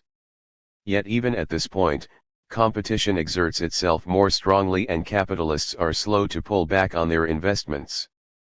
As the pressures of overproduction squeeze industry, competition between the capitalists of that field increases and the compulsion to expand the production of surplus value enforces itself. A timid approach is anathema to capital. As Argentinian Marxist Claudio Katz put it, the law of rising profits prevented them from adopting a conservative attitude in the proper moment. What seems rational after the explosion is discarded beforehand so as to not lose opportunities for profit. 53. There are several reasons why capitalists do not draw down production levels once the market is saturated. In part, as we've said, they don't know exactly when this happens. Once they do, they can't adjust production levels immediately. Economists William Foster and Waddell Catchings explained it this way: when this point comes, few men are aware of the fact, because the volume of commodities offered for sale does not indicate either the large volume in the making of the invisible supply in the hands of the speculators, on account of the time it takes to produce commodities and get them into the shops. The markets do not feel the full effects of maximum productivity until months after that stage has been reached. Production, therefore, continues at a high rate, and the volume of commodities coming upon the market, as a result of loans previously made, continues to increase. 54. The lack of effective means to read the market and to correct production quotas accordingly aren't the only reasons that capitalists don't draw down production. During the boom, prices rise fantastically, responding to increasing demand and lagging supply. When prices fall just as dramatically, no player is willing to leave the table and give up market shares to their rivals. Instead, they must jockey for their cut of a dwindling market and wait for their competitors to give ground. This dynamic plays out all the more so because during the boom, corporations invested heavily in new machinery and technologies. Letting these new investments go unused means losing more profit. Because the value of machinery depreciates over time, even if businesses resume production in the future, the value that the machines will pass on to the goods produced will have been diminished. Lastly, those capitalists using more advanced methods of production achieved super profits during the boom. Once the market is saturated, they can lower their price to increase market share and still maintain profitability. These capitalists are likely to expand production further in order to capitalize as rapidly as possibly on market opportunities while they still exist. Even those capitalists whose production methods are lagging behind are likely to try whatever it takes: cut wages, intensify production, close down less profitable wings in order to weather the storm while giving up as little market share as possible. Never content to let profitability dry up, capitalists keep pushing the market further, delve deeper into the pockets of credit, and intensify exploitation. Capitalist production, wrote Marx, seeks continually to overcome these imminent barriers, but overcomes them only by means which again place these barriers in its way and on a more formidable scale. 55. Thus the necessary adjustments in levels of production take months or years to take place. As they do, they will wreak havoc on countless lives in their wake. Eventually a crisis of overproduction appears to be a can that can no longer be kicked down the road. A glutted market drives down prices and capitalists must try to get rid of their commodities. The diminishing returns on their investments finally lead to a pulling back on investment, and a downward spiral begins. Just as the overproduction of goods in one or more key industries can spill over to other related industries, so too does a retreat in one branch have a ripple effect on other industries. If auto factories draw down production, the demand for rubber and steel that goes into making cars also drops. Workers at auto, rubber, and steel factories, among others, are laid off, and this limits their ability to buy more cars and other commodities. Thus, discussing the future of diesel cars, for instance, the Financial Times warned of the cascading effect for parts suppliers and slackening demand for wires, door handles, air conditioners, and plastic components. Any prolonged slump, the article continued, would rebound around the interconnected web of European car parts manufacturers, damaging economies, exports, and outputs across the European Union. 56. Now, rather than a self-arming frenzy of investments, production and financing will stiffen. Factories go idle. Capitalists sit on cash. While mainstream economists insist that supply must always equal demand because for every sale there is a purchase, and for every purchase a sale, reality proves otherwise. Capitalists and bankers tend to hoard money during crises, rather than invest. As Marx put it, during crises, after the moment of panic during the standstill of industry, money is immobilized in the hands of bankers, bill brokers, speculators, etc. 57. Just at the moment where it is most needed, credit dries up. Industrial and financial capitalists alike refuse to invest in production, which means less labor and less constant capital is employed, thereby spreading and intensifying the crisis. State governments, as we'll discuss in the next chapter, may step in to make cheap credit available, but investors still won't bite. There is no incentive to do so, as long as a glut of goods is making it impossible to sell at a profit. In the wake of the Great Recession, for instance, a worldwide overcapacity of steel led to more than 20% of steel factories and capacity sitting unused. There's not enough demand for steel to motivate capitalists to invest in production, even if the factories and equipment are on the ready and cheap credit is made available to them. Overproduction, the case of oil. Between 2004 and 2013, annual spending by the 18 largest oil companies in the world quadrupled from $90 billion to $356 billion. 58 In the US, oil boomtowns sprang up seemingly overnight. The Financial Times reported that in North Dakota, drilling rigs doubled from May to December 2009, from 35 to 75, and then doubled again to 173 by the end of 2010. The sleepy rural town of Williston, residents say, went crazy. 59 The town's population more than doubled. The roads were jammed with trucks and Ford pickups. You might have to wait in line for 90 minutes to get your hair cut at Walmart, or for 2 hours to get a table at one of the town's handful of restaurants.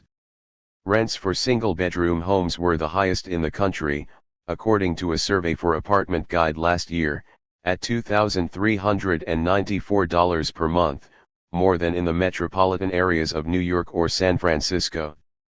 Businesses catering to the predominantly male oilfield workforce, including bars, strip clubs, and tattoo parlors, did roaring trade. Boomtown Babes, a bright pink hut in a hotel car park, opened with women in vests selling the Bachan's breast coffee, charging more than $7 for a large double-shot latte. Williston's infrastructure scrambled to keep up.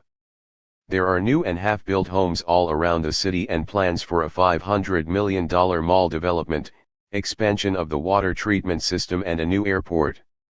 We're playing SimCity in real life, says Jeff Zarling of Dawa Solutions, a local web design and marketing firm.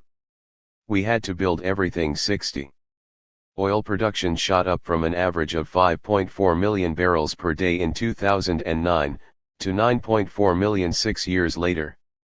At its peak, it sold for $107 per barrel. Yet by mid-2014, a glut of crude oil forced prices down by about 70% to below $30 a barrel. This glut was the result of increased supply due to the technological innovations involved in extracting shale oil, as well as depressed demand due to weak economic growth in much of the world. 61 The price fall, continued the Times, has been like a bucket of cold water in the face for Williston and other oil boomtowns, waking them up from the frenzy of the past half-decade to a more sober reality. 62. The market indicators professed by bourgeois economists to keep supply even with demand and prices in check, completely failed. 2 years after the drop in prices, oil production kept on churning. An optimistic analyst at the Swedish bank, SEB, told the Financial Times in March 2016, "There is a rebalancing on the way, but," he admitted, "we are still running a surplus and stocks are building as far as we can see." 63.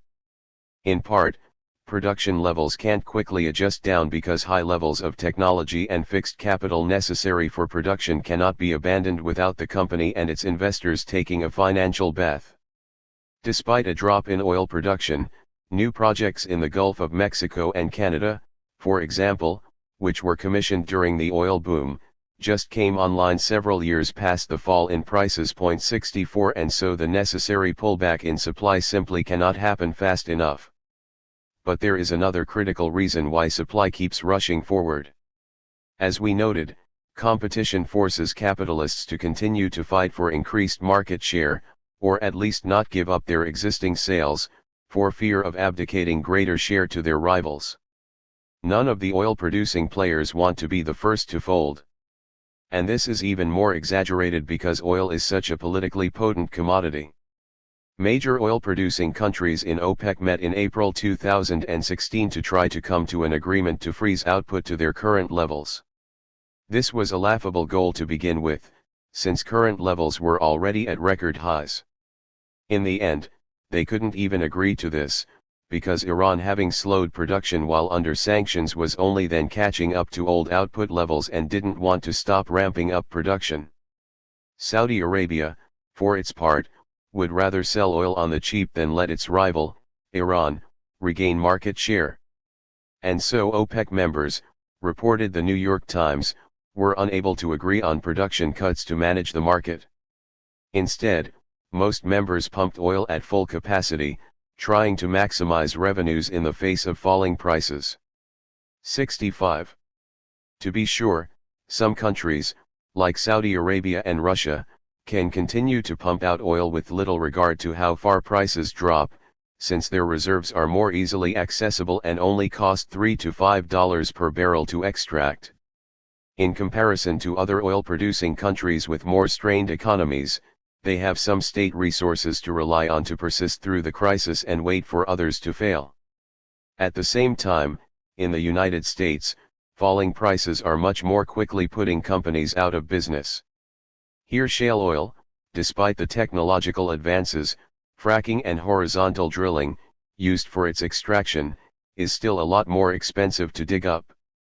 Even companies like Royal Dutch Shell, large enough to weather the storm, suffered major losses. Happily, for the rest of the planet, Shell altogether abandoned its exploration of the Arctic for drilling, despite a $7 billion, 9-year investment. Of course, even this news is bittersweet, as capitalism always makes workers pay for hits to profitability. Thus the New York Times reported, earnings are down for companies that made record profits in recent years, leading them to decommission more than 2/3 of their rigs and sharply cut investment in exploration and production. Scores of companies have gone bankrupt and an estimated 250,000 oil workers have lost their jobs. 66. As prices crashed, the oil industry was left to reckon with a $3 trillion mountain of debt following its borrowing binge during the boom. The North American shale boom of the past decade, explained the Financial Times, was driven by real technological progress but also a rapid accumulation of debt. Now the boom has gone, but the debt remains, and it will hang over the sector for many years to come. 67. Thus in early 2016, as oil prices bottomed out, Eagle Ford Shale was selling its trucks, trailers, and earthmovers at rock-bottom prices at a machinery auction in San Antonio. A flatbed truck for moving drilling rigs, usually worth about $400,000, was sold for $65,000. And mobile sand containers used for fracking, worth about $275,000 new, were going for $17,000 a pop. Terry Dickerson, the machinery auctioneer's founder, recounted to the Financial Times that many of the sellers were disappointed with the prices they got. "I feel like a funeral director. I'm the one that has to tell them the bad news." This kind of fire sale in San Antonio, reports the Times, is just a small part of the worldwide value destruction caused by the oil decline. From Calgary to Queensland, oil and gas businesses are scrambling to sell assets, often at greatly reduced prices, to pay back the debts incurred to buy them. 68. The nature of the boom and bust cycle is that the crisis in the oil industry does not remain forever. Rather, it was in large part resolved on the backs of bankrupt companies, laid-off workers, and hollowed-out boomtowns. 69 And those who have survived the bust figured out ways to boost productivity and cut costs in order to maintain profitability at a far lower selling point per barrel. When oil prices fell, the industry scrambled to adjust, the New York Times reported. It initially relied on tried-and-true tactics, cutting jobs and investment. But then companies realized they had to go further, starting a far-reaching reworking of their businesses to embrace new technologies and construction methods to stretch each dollar just a little more. The result has been drastically lower operating costs and higher cash flows. Learning to live in a weaker oil price environment gives them an upside if prices firm up. 70.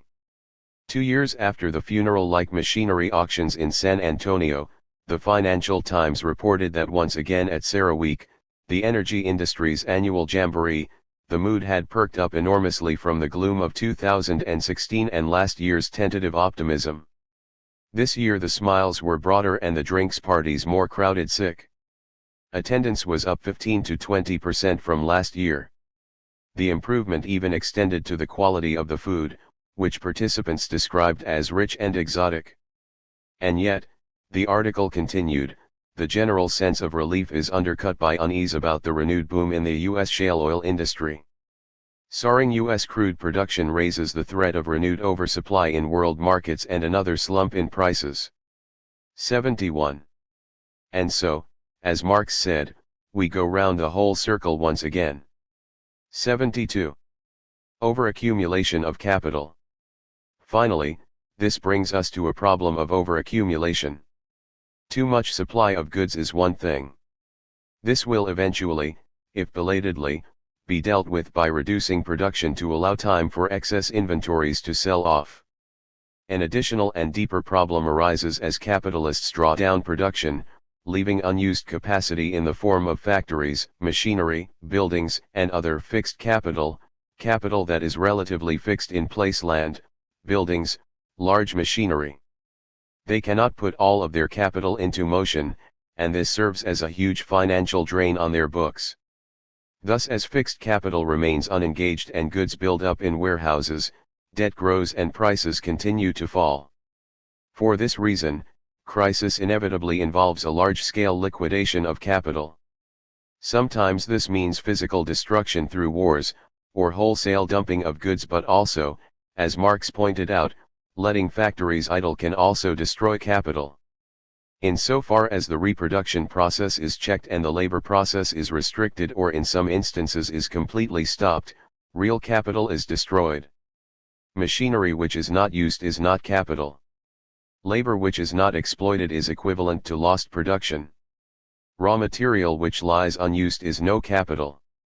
Buildings, also newly built machinery, which are either unused or remain unfinished, commodities which rot in warehouses, all this is destruction of capital.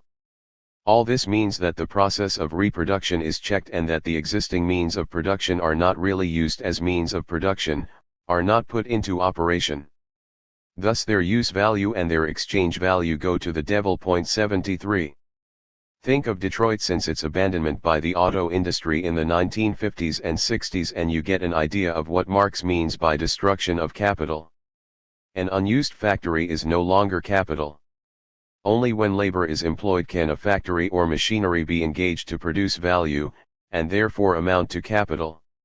Of course, sometimes certain industries are allowed to limp along through state intervention, extending and exacerbating the overaccumulation of capital by not letting inefficient companies go bust. Consider the case of steel, which has experienced a colossal level of overcapacity for at least a decade since the Great Recession.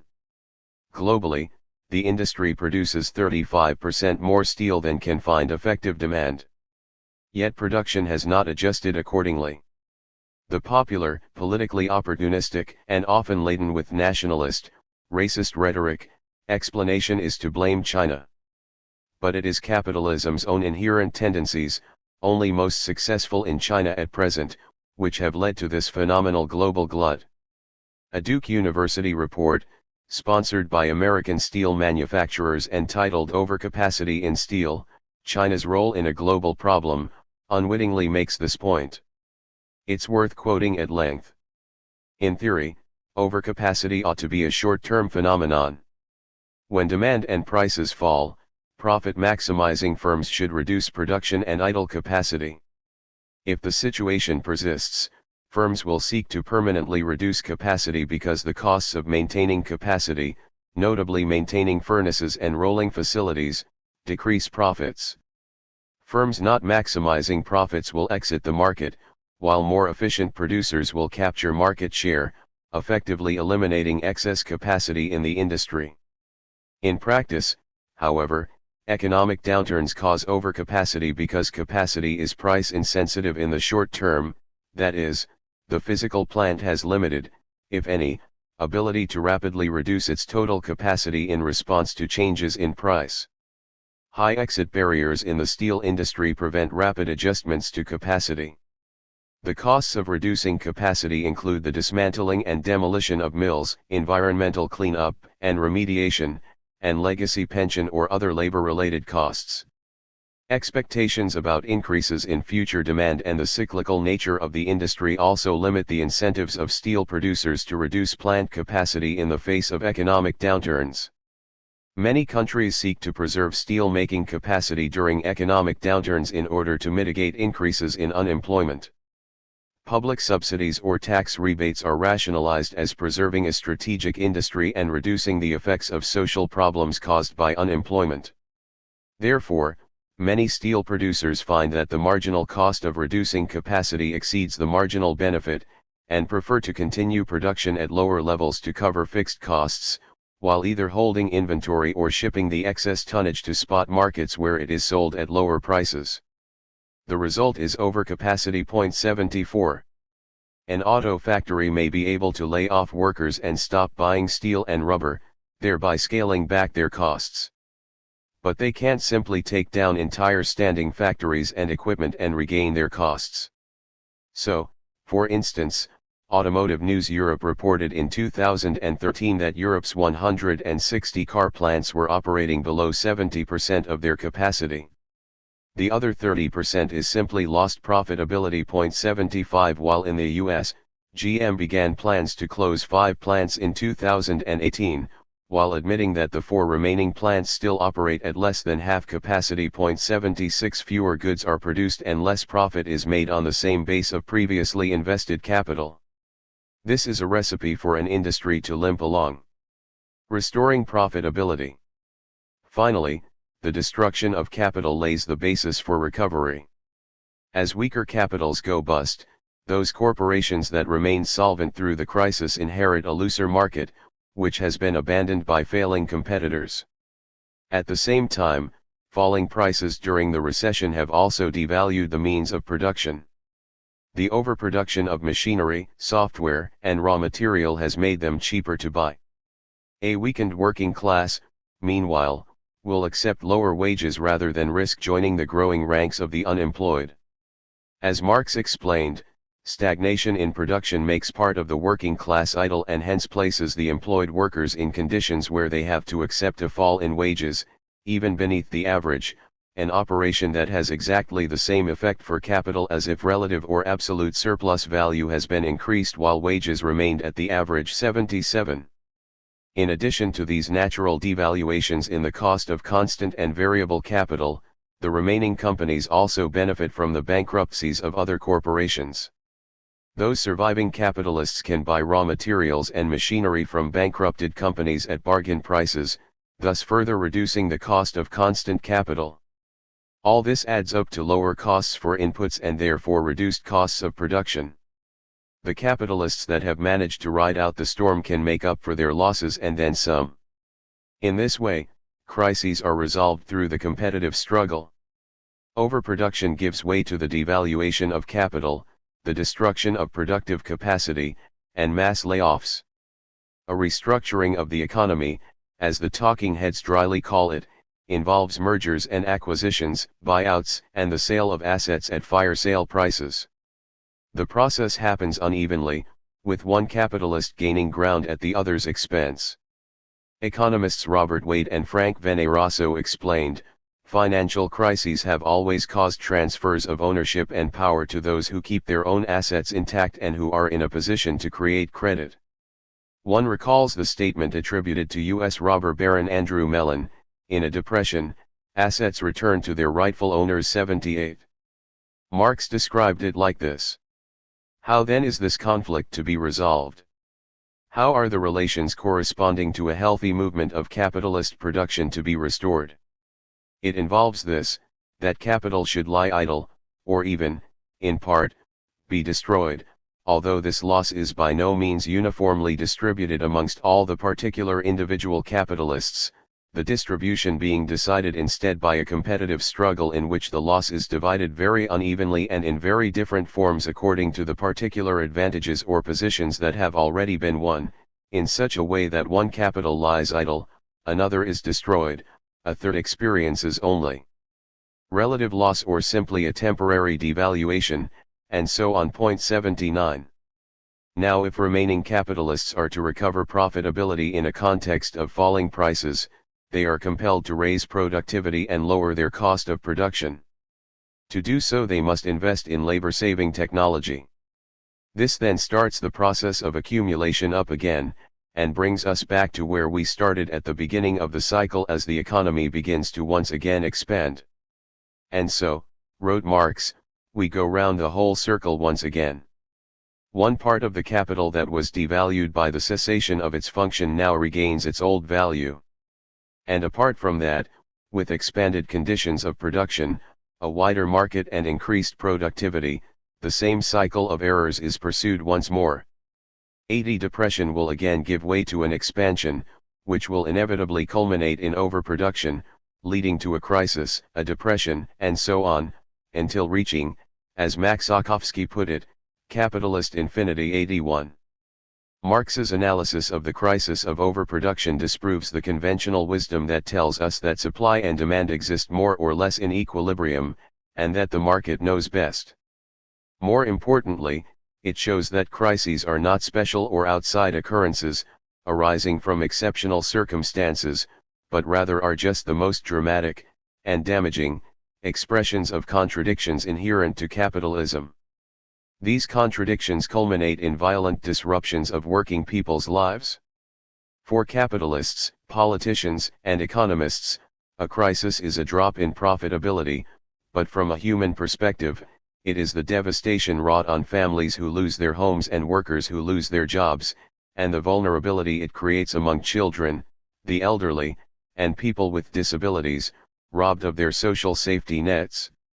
The Marxist understanding of the inevitability of crisis, and what's more, its origins at the heart of the process of accumulation, make its regulation and reform akin to a band-aid on a gaping wound. Crises instead show the possibility and the necessity, certainly of class struggle, and ultimately of revolution. Within the ruling class themselves, the foreboding is emerging that the present society is no solid crystal, wrote Marx, but an organism capable of change, and is constantly engaged in a process of change. 82. A falling rate of profitability. We've seen that the very process of capital accumulation leads to crises, which play out in a boom-bust cycle.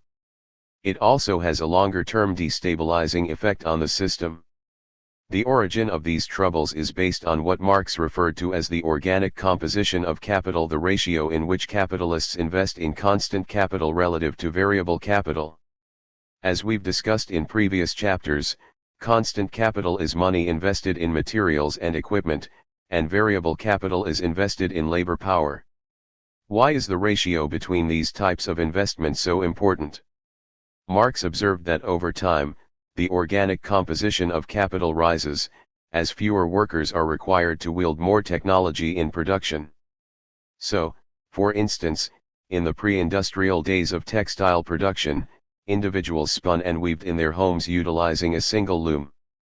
A single weaver to a single loom would imply a 1:1 ratio of machinery to labor power. 83 The invention of the power loom in the early 19th century automated the process such that a child could operate 6 looms at once. Today a weaver is expected to run up to 30 looms simultaneously, and is trained to ensure that no machine should stop running for more than a minute. Each loom produces around 3,000 meters a week. 84. You can find similar trajectories in nearly every industry. Early print houses required journeyman printers who prepared ink and sheets of paper, compositors who set type for printing, and pressmen who each manually worked a press. Today, web-based printing orders are highly automated.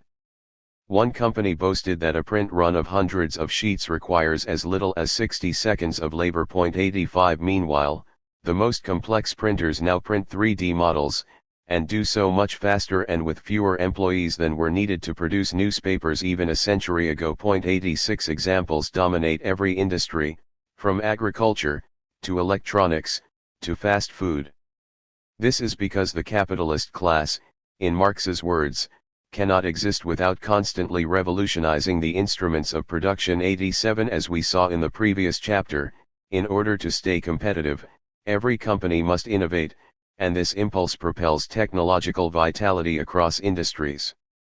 But the problem for capitalists is that no firm can privately hold on to their advances. Whichever company is first to pioneer new methods can undersell its competitors by producing goods more cheaply. But once the faster mode of production becomes the standard throughout the industry, then the average amount of socially necessary labor time required to make the commodities drops, and prices fall accordingly to reflect this fact.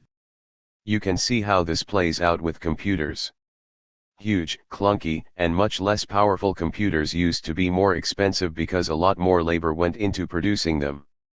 Now the technology that is used to make computers has vastly reduced production time.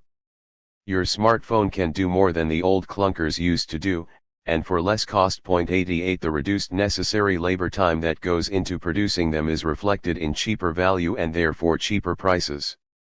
Labor-saving technologies, by definition, squeeze out the number of workers employed relative to machinery. As we discussed in previous chapters, labor creates new value for capitalists, while investment in machinery and raw materials doesn't. Constant capital simply embodies and passes on the existing value of previous generations of labor. Essentially, you can't squeeze extra value out of a piece of machinery, you get what you pay for. So, when the organic composition of capital rises, the part of the investment that generates new, added value drops. The surplus value per unit of capital falls. This whole process leads to what Marx calls the law of the tendency for the rate of profit to fall. For the sake of numerical ease, let's use a made-up company, Big Bucks Printing, to follow the path of this process. Big Bucks Printing runs 3 traditional lithographic presses, which each produce 2,000 sheets an hour. Their 20 print press operators and technicians each earn $50,000 per year and split daytime and nighttime shifts such that they can run the presses 24/7. This allows Big Bucks to maximize the time that the presses are running, and produce a total of 144,000 sheets a day. If the going rate was 10 cents per sheet, they would produce a daily value of $14,400, or approximately $5.3 million per year. Big Bucks purchased each of their printers for $5 million. Anticipating a 10-year life for this equipment, every printer would then pass on $500,000 of value into the products per year, over the course of 10 years. Myriad costs beyond labor and printers are associated with printing ink, paper, rent, advertising, executive pay, research and development, just to name a few. In order to keep the numbers simple, we'll lump these costs together, since they won't impact the changes we are trying to understand. Our very simplified annual budget might look something like this. Labor power, V. 20 workers x $50,000. $1 million. Printing presses, C. 3 printers x $500,000 per year. $1,500,000. Rent, materials, other machinery, C. Combined costs. $1,500,000. Total. $4 million.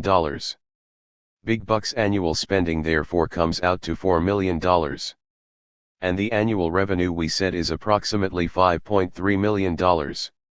Once Big Bucks pays back its expenses, this nets a profit of $1.3 million. Thus, surplus value, S, equals $1.3 million.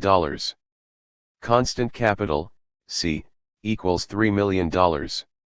Variable capital, V, equals $1 million. In Chapter 4 we define the rate of surplus value, which measures the rate at which workers are exploited to produce surplus value.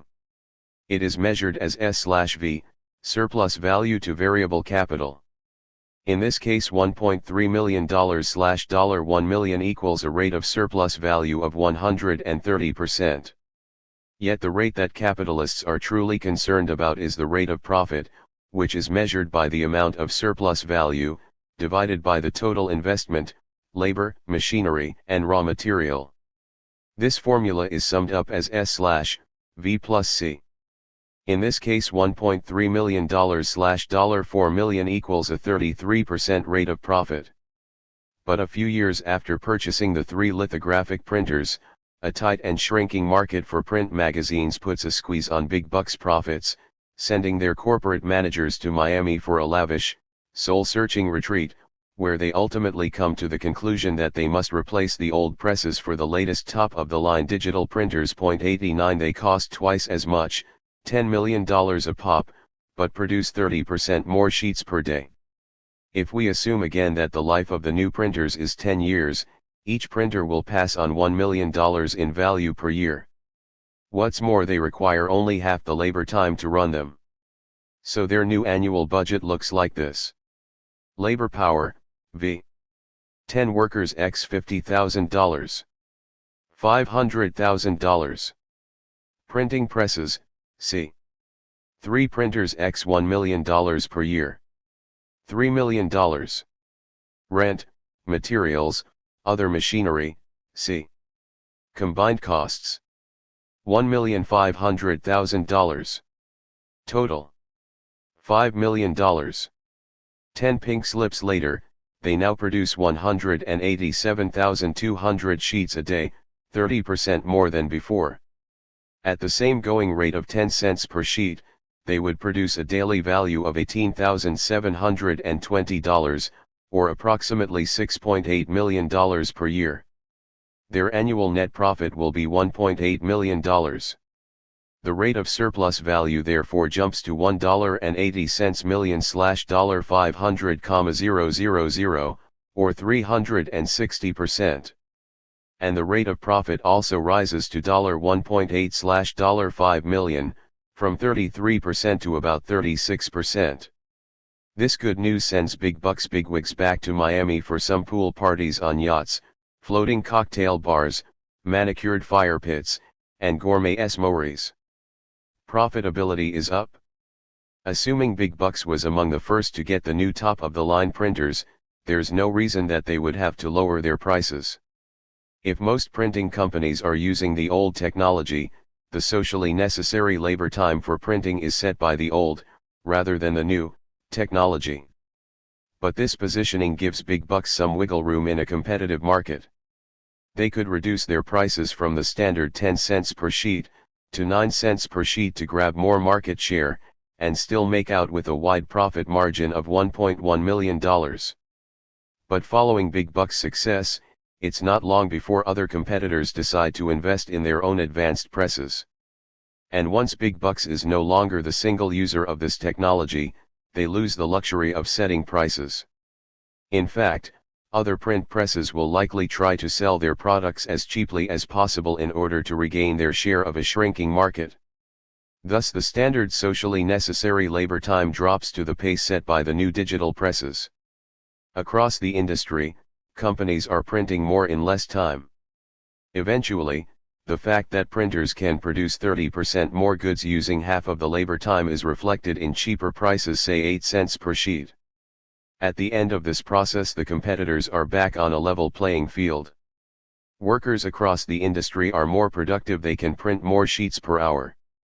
But each company is left with having to make a much greater investment in constant capital than they had before, relative to the surplus value that their workers produce. The cost of production has increased, owing to the new, more expensive technology that is now the standard, and prices have dropped to reflect these productivity increases. How does this impact the rate of profit? Let's go back to the last iteration of Big Bucks' budget. The cost of variable and constant capital remains $5 million. But at 8 cents per sheet, the 187,200 sheets a day produces a daily value of $14,976, or approximately $5.5 million per year. Surplus value has therefore dropped down to about $500,000. The rate of surplus value is $500,000/$500,000, or 100%. The rate of profit is $500,000/$5 million, or 10%. Figure 8. Big Bucks printing, stages of profitability. Of course, big bucks, and their competitors as well, will try to answer with speed-ups and salary cuts, but the overall trend is toward a slackening rate of profit. Marx summarized the process like this. A very new method of production of this kind makes commodities cheaper. At first, therefore, the capitalist can sell them above their price of production, perhaps above their value. He pockets the difference between their costs of production and the market price of the other commodities, which are produced at higher production costs. This is possible because the average socially necessary labor time required to produce these latter commodities is greater than the labor time required with the new method of production. His production procedure is ahead of the social average. But competition makes the new procedure universal and subjects it to the general law. A fall in the rate then ensues, first perhaps in the sphere of production, and subsequently equalized with the others. A fall that is completely independent of the capitalists will point 90. In short, an ever greater proportion of capitalists' investments go to machinery and technology rather than increasing the size of the workforce. The workforce may very well expand, but not at the same pace as the growth in machinery. While individual companies may enjoy a short-term bump in profits, these benefits prove disastrous for the capitalist class as a whole. Once again, the short-term impetus of capital runs up against the long-term health of the system. The process of accumulation therefore tends to increase the rate of surplus value through advances in productivity, but at the same time, it raises the organic composition of capital, and consequently lowers the rate of profit. As Marx wrote, the tendential fall in the rate of profit is linked with a tendential rise in the rate of surplus value, i.e. in the level of exploitation of labor. The profit rate does not fall because labor becomes less productive, but rather because it becomes more productive. The rise in the rate of surplus value and the fall in the rate of profit are simply particular forms that express the growing productivity of labor in capitalist terms. Point 91. These two tendencies, increases in the rate of exploitation and decreases in the rate of profit, go on together, but in such a way that the former does not keep up with the latter. Rising levels of capital investment, and with them the organic composition of capital, have no natural limits, while increasing the rate of exploitation most certainly does. No matter how much the bosses push, the working day cannot be infinitely extended past 24 hours. Nor can capitalists lower our wages to zero. Further, the more capitalism develops its productive forces, and the more machinery is employed in production relative to labor, the smaller the impact of rising exploitation, as the ratio of necessary to surplus labor take up a smaller piece of the overall capital investment. Surplus labor may rise but in an ever smaller relation to development of the productive force. 92. System failure. Marx understood that this process occurs in the whole of the economy, not just in particular industries. Even in the most stubbornly labor-intensive industries, the tendency still exists to develop higher rates of productivity through the introduction of machinery, thereby increasing the organic composition of capital. Indeed, today almost every industry uses computers to coordinate its accounting, shipping, and supply chain. 93. More importantly, declining profitability generalizes across the system because a mature capitalist economy develops an average rate of profit throughout the economy. In Volume 3 of Capital, Marx explained that all industries regardless of their individual organic composition of capital have an average rate of profit. If this were not the case, capital-intensive industries with higher organic compositions would disappear, because no one would invest in businesses that yield lower profit margins. The equalization of a rate of profit across industries develops through the effects of supply and demand. Let's pause here for a moment to see how this works. If, for instance, the auto industry is generating rates of profit of 4% while the biotech industry is generating rates of profit of 8%, capitalists will want to invest less in auto and more in biotech. The ultimate result of this less auto production and more biotech investment will affect the profit rates in both industries in opposite directions. The increased supply of biotechnology will flood the market, forcing companies to reduce their prices in order to gain customers. In other words, increased supply will eventually drive down their prices, and therefore profitability. At the same time, drawing back the scale of auto production will decrease the supply of cars, eventually allowing for prices and therefore profit rates to rise. In this way, increased competition and investment drive down the rate of profit in one industry while the other industry may cool down and its profits grow. Thus rising profit rates in low-profit industries and falling rates in high-profit ones leads to an equalization of the rate of profit for the economy as a whole as capitalists chase the best rate of return across the economy. 94. With an average rate of profit in effect across the economy, the tendency of rate of profit to fall operates not only in those industries where the organic composition of capital rises precipitously, but in all industries. Countervailing tendencies.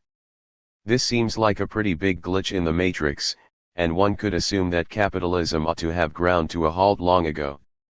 Profits are, as we said, the lifeblood of capitalism. And if the rate of profit keeps dropping until it reaches zero, the system will undoubtedly shut down. As Marx put it, if we consider the enormous development in the productive powers of social labor over the last 180 years alone, and particularly if we consider the enormous mass of fixed capital involved in the overall process of social production, then instead of the problem of explaining the fall in the profit rate, we have the opposite problem of explaining why this fall is not greater or faster. Counteracting influences must be at work, checking and cancelling the effect of the general law and giving it simply the character of a tendency, which is why we have described the fall in the general rate of profit as a tendential fall. 95. There are two main reasons why the tendency of falling profitability has not already dealt a death blow to the system. One reason is that while the rate of profits may drop, so long as it stays above 0%, the mass of profits does not necessarily have to fall. A declining rate of profit can, and often does, occur alongside a rise in the mass of profits. Tracking the rate of profit tells us the amount of profits reaped relative to investment in labor and technology. If capitalists are able to grow the mass of products and therefore the mass of profits, they can compensate for this drop and keep cash flowing.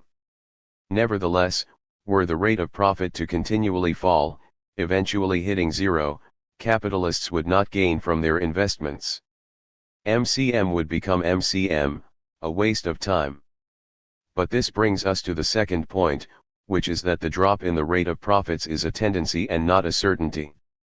Marx argued that capitalism was plagued by the law of the tendency for the rate of profit to fall rather than law of the rate of profit to fall.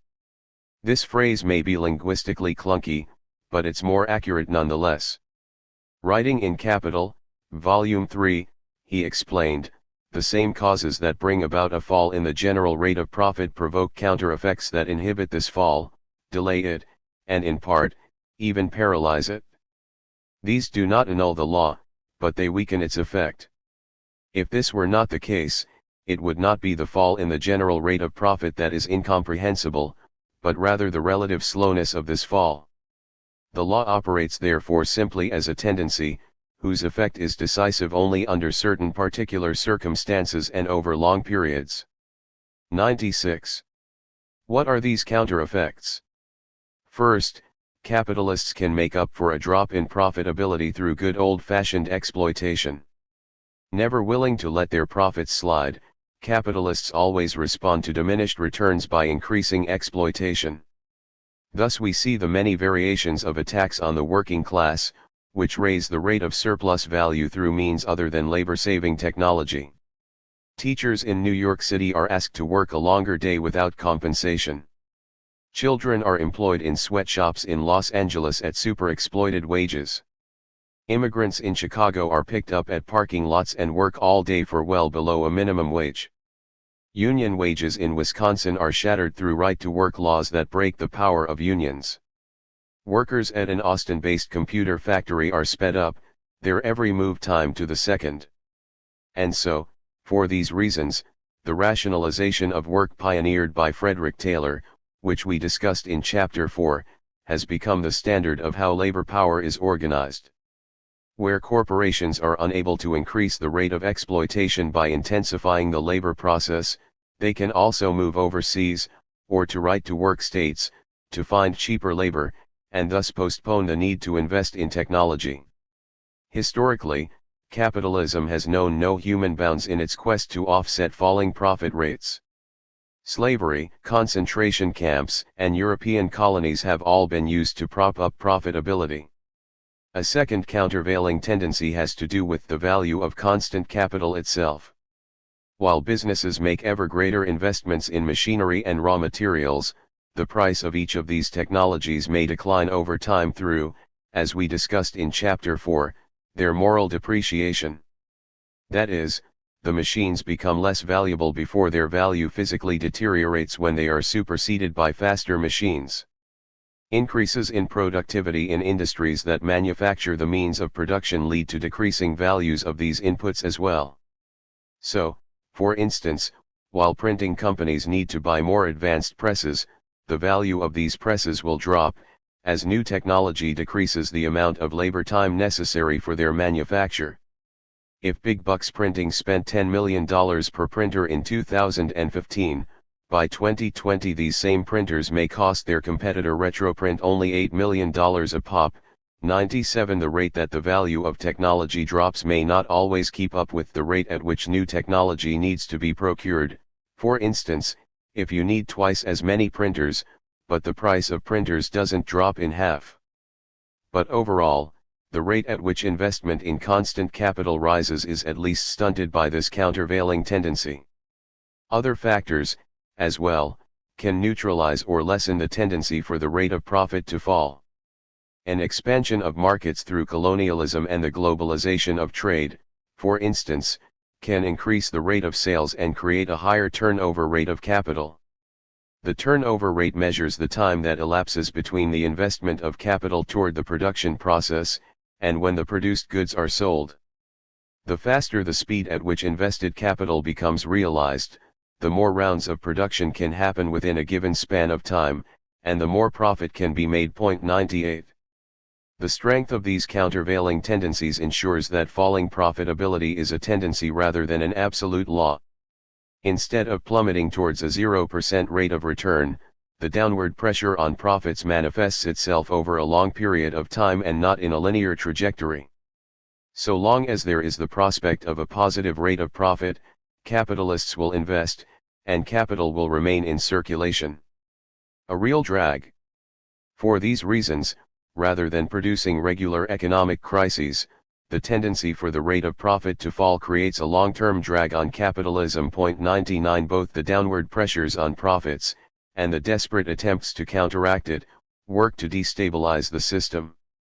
First, workers are disposed of and replaced by more machinery, creating higher unemployment or surplus population as Marx called it. 100 Those workers who remain on the job are forced to work harder and harder as bosses drive up the rate of exploitation. As the mass of profits grow, class relations become increasingly polarized. Second, a fall in the rate of profit brings about a competitive struggle among capitalists to drive out the least efficient and the smallest capitalists.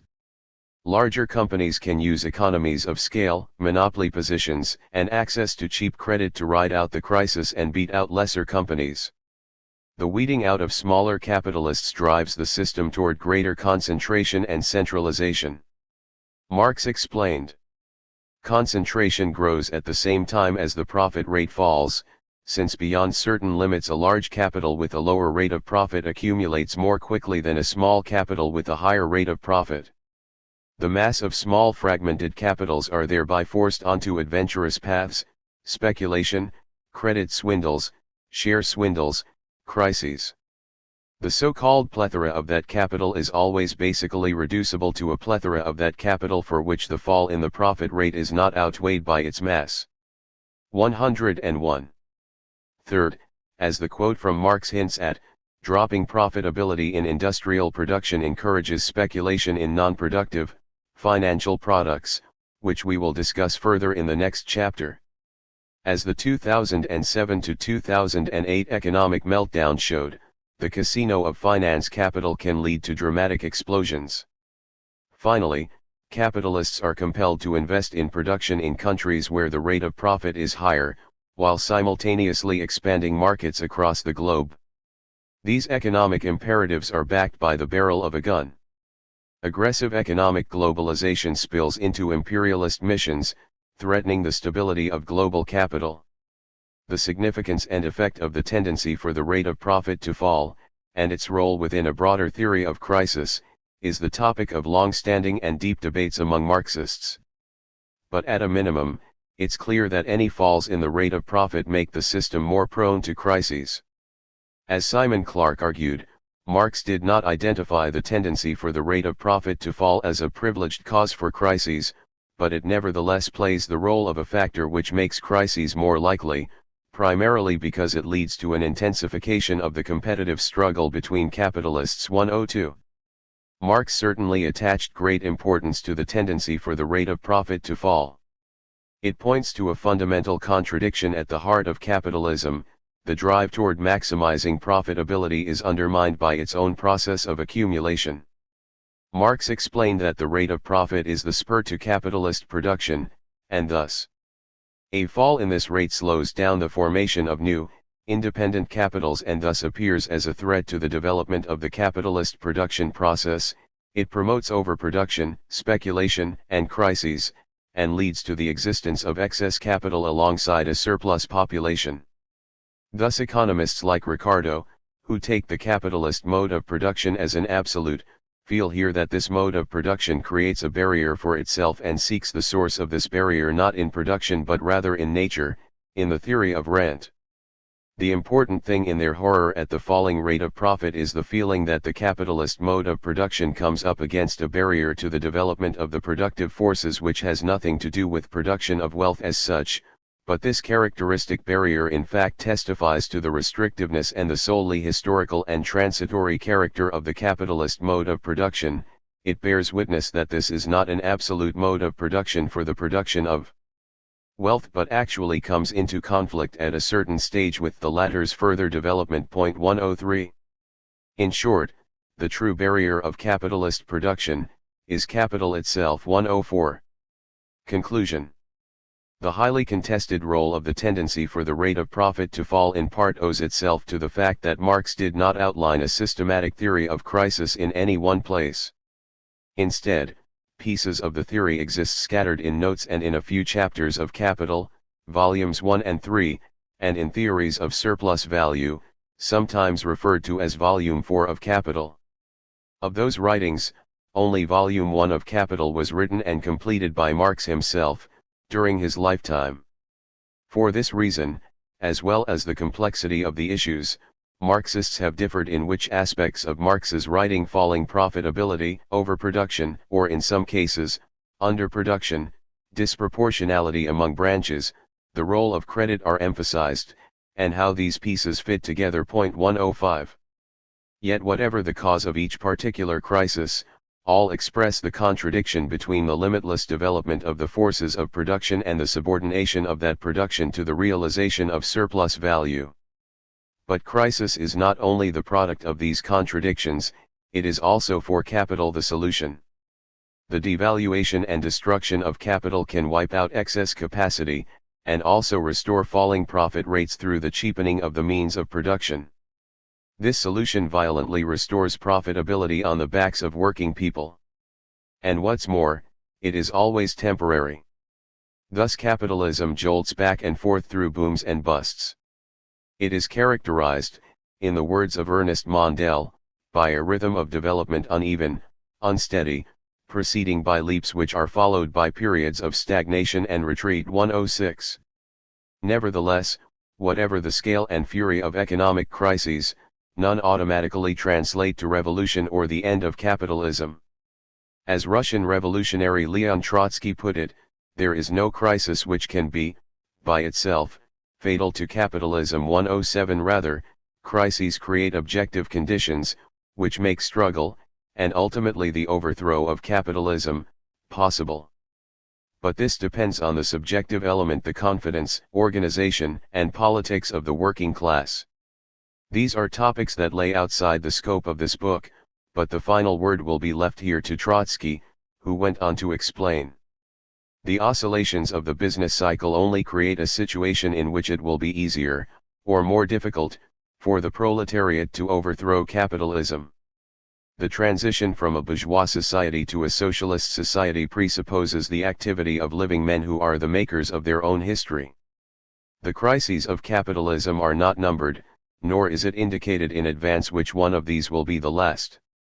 But our entire epoch and, above all, the present crisis imperiously command the proletariat, seize power. If, however, the party of the working class, in spite of favorable conditions, reveals itself incapable of leading the proletariat to the seizure of power, the life of society will continue necessarily upon capitalist foundations until a new crisis, a new war, perhaps until the complete disintegration of European civilization. Chapter 7. Credit and Financialization. If the credit system appears as the principal lever of overproduction and excessive speculation in commerce, this is simply because the reproduction process, which is elastic by nature, is now forced to its most extreme limit. Capital, Volume 31. Swindlers and Cheaters. We've seen that the very process of accumulation comes into conflict with the system's own goal of profit-making. Capitalism simultaneously bursts through the barriers set in front of it, and in so doing erects new barriers, which threaten its stability and integrity down the line. An additional element must be added in order to understand how these contradictions play out, and that is the role of credit and finance. Although the size and complexity of today's financial markets have grown tremendously since Marx's day, his writings on finance capital, in his words, an entire system of swindling and cheating, to provide a framework for breaking down this mystifying component of today's economy. In this final chapter we'll discuss why credit is necessary to the daily functions of capitalism and outline some of the specific roles that it plays. From there we'll see how finance has evolved to occupy a greater and more absurd stature in today's economy.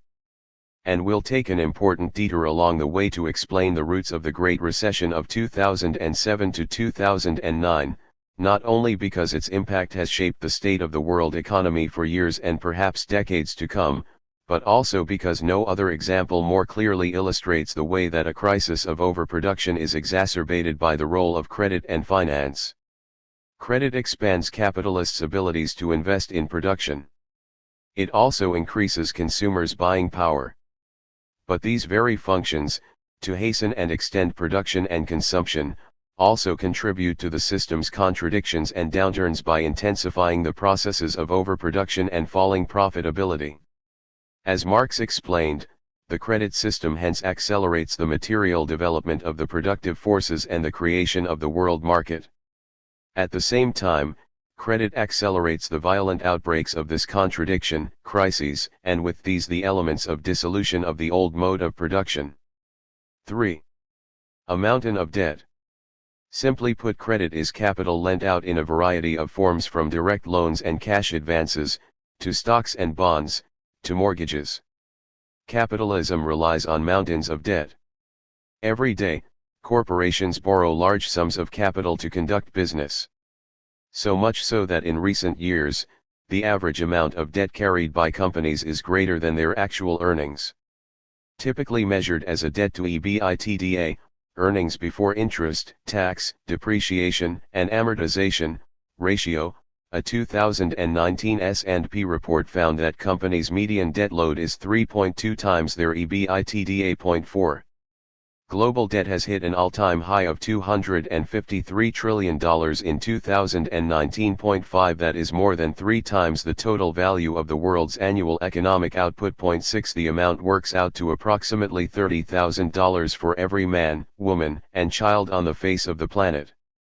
This gigantic debt pile is divided amongst non-financial companies, which hold the largest share, $68 trillion, followed by governments, $63 trillion, financial institutions, $58 trillion, and households, $44 trillion. 7. Why capital needs debt to function is easy to see. We defined M as the circuit of capital. But these stages don't take place in a linear succession. Companies must grow or die, and therefore stay in constant motion. Production is ongoing, as is the attempt to sell finished goods. So too then is the need for credit. If companies waited until all their goods were sold before investing in the next round of manufacture, production would happen in fits and starts. Given how integrated the economy is, this would cause the system to stall out. The sheer volume of investment that capitalists need to make is massive, and individuals or corporations typically don't have enough on reserve themselves to make this happen on the scale and in the speed with which they need to invest. Capitalists must therefore regularly borrow funds to cover the basic costs of reproduction. Fictitious capital. Finance capital, the sector of the economy singularly devoted to lending money, has thus always been a necessary component of capitalism. For as long as large-scale corporations have existed, so too has the issuance and centralization of loans in the form of credits and shares. The Dutch and English East India Companies issued shares in the early 17th century, and stock exchanges existed loosely in 17th century Amsterdam and 18th century London. Present-day stock exchanges like the London Stock Exchange and the New York Stock Exchange emerged at the beginning of the 19th century, alongside of modern corporations. The synchronicity of the histories of financial and industrial capital is not coincidental. Neither can exist without the other. Corporations depend on investments to fund their growth, while investors bank on shares of companies' profits, granted through interest payments or dividends. As we know, capitalists invest money to buy materials, equipment, infrastructure, and labor power. Workers engage in a production process in which we are exploited, our unpaid labor turned into surplus value for capitalists. But a section of capitalists take an alternate route. Banks and other financial capitalists are capitalists that do not invest in their own production of goods or services, but rather enable production to take place by loaning their funds to other capitalists. In return, financial capitalists are paid back what they loan plus more than a little extra in the form of interest. These payments come out of the productive capitalists' realized profits. In a sense, productive capitalists must share out their profits because they need finance in order to operate. As Marx explained, the part of the profit paid to the owner is called interest, which is just another name, or special term, for a part of the profit given up by capital in the process of functioning to the owner of the capital, instead of putting it into its own pocket. 8. While M represents the basic circuit of productive capital, from a financial capitalist standpoint, the process seems to be M. Money is turned into more money through the mechanisms of loans and interest. But what actually occurs is an extension of our previous formula. Rather than M, what we have is M1, M1. Here M1 is a portion of the total capital, M, invested that is borrowed from a bank. And at the end of the circuit, the M1 is returned to the bank in the form of loan payments plus interest. It is a share of the M generated by the productive capitalist. Put in monetary terms, a capitalist may have $20 million in cash on hand to invest. He borrows $80 million from a bank to expand production. Let's assume a rate of profit of 5% and a rate of interest of 5%. The values would be M1 equals $80 million. M equals $100 million. $20 million of cash plus the $80 million borrowed from a bank.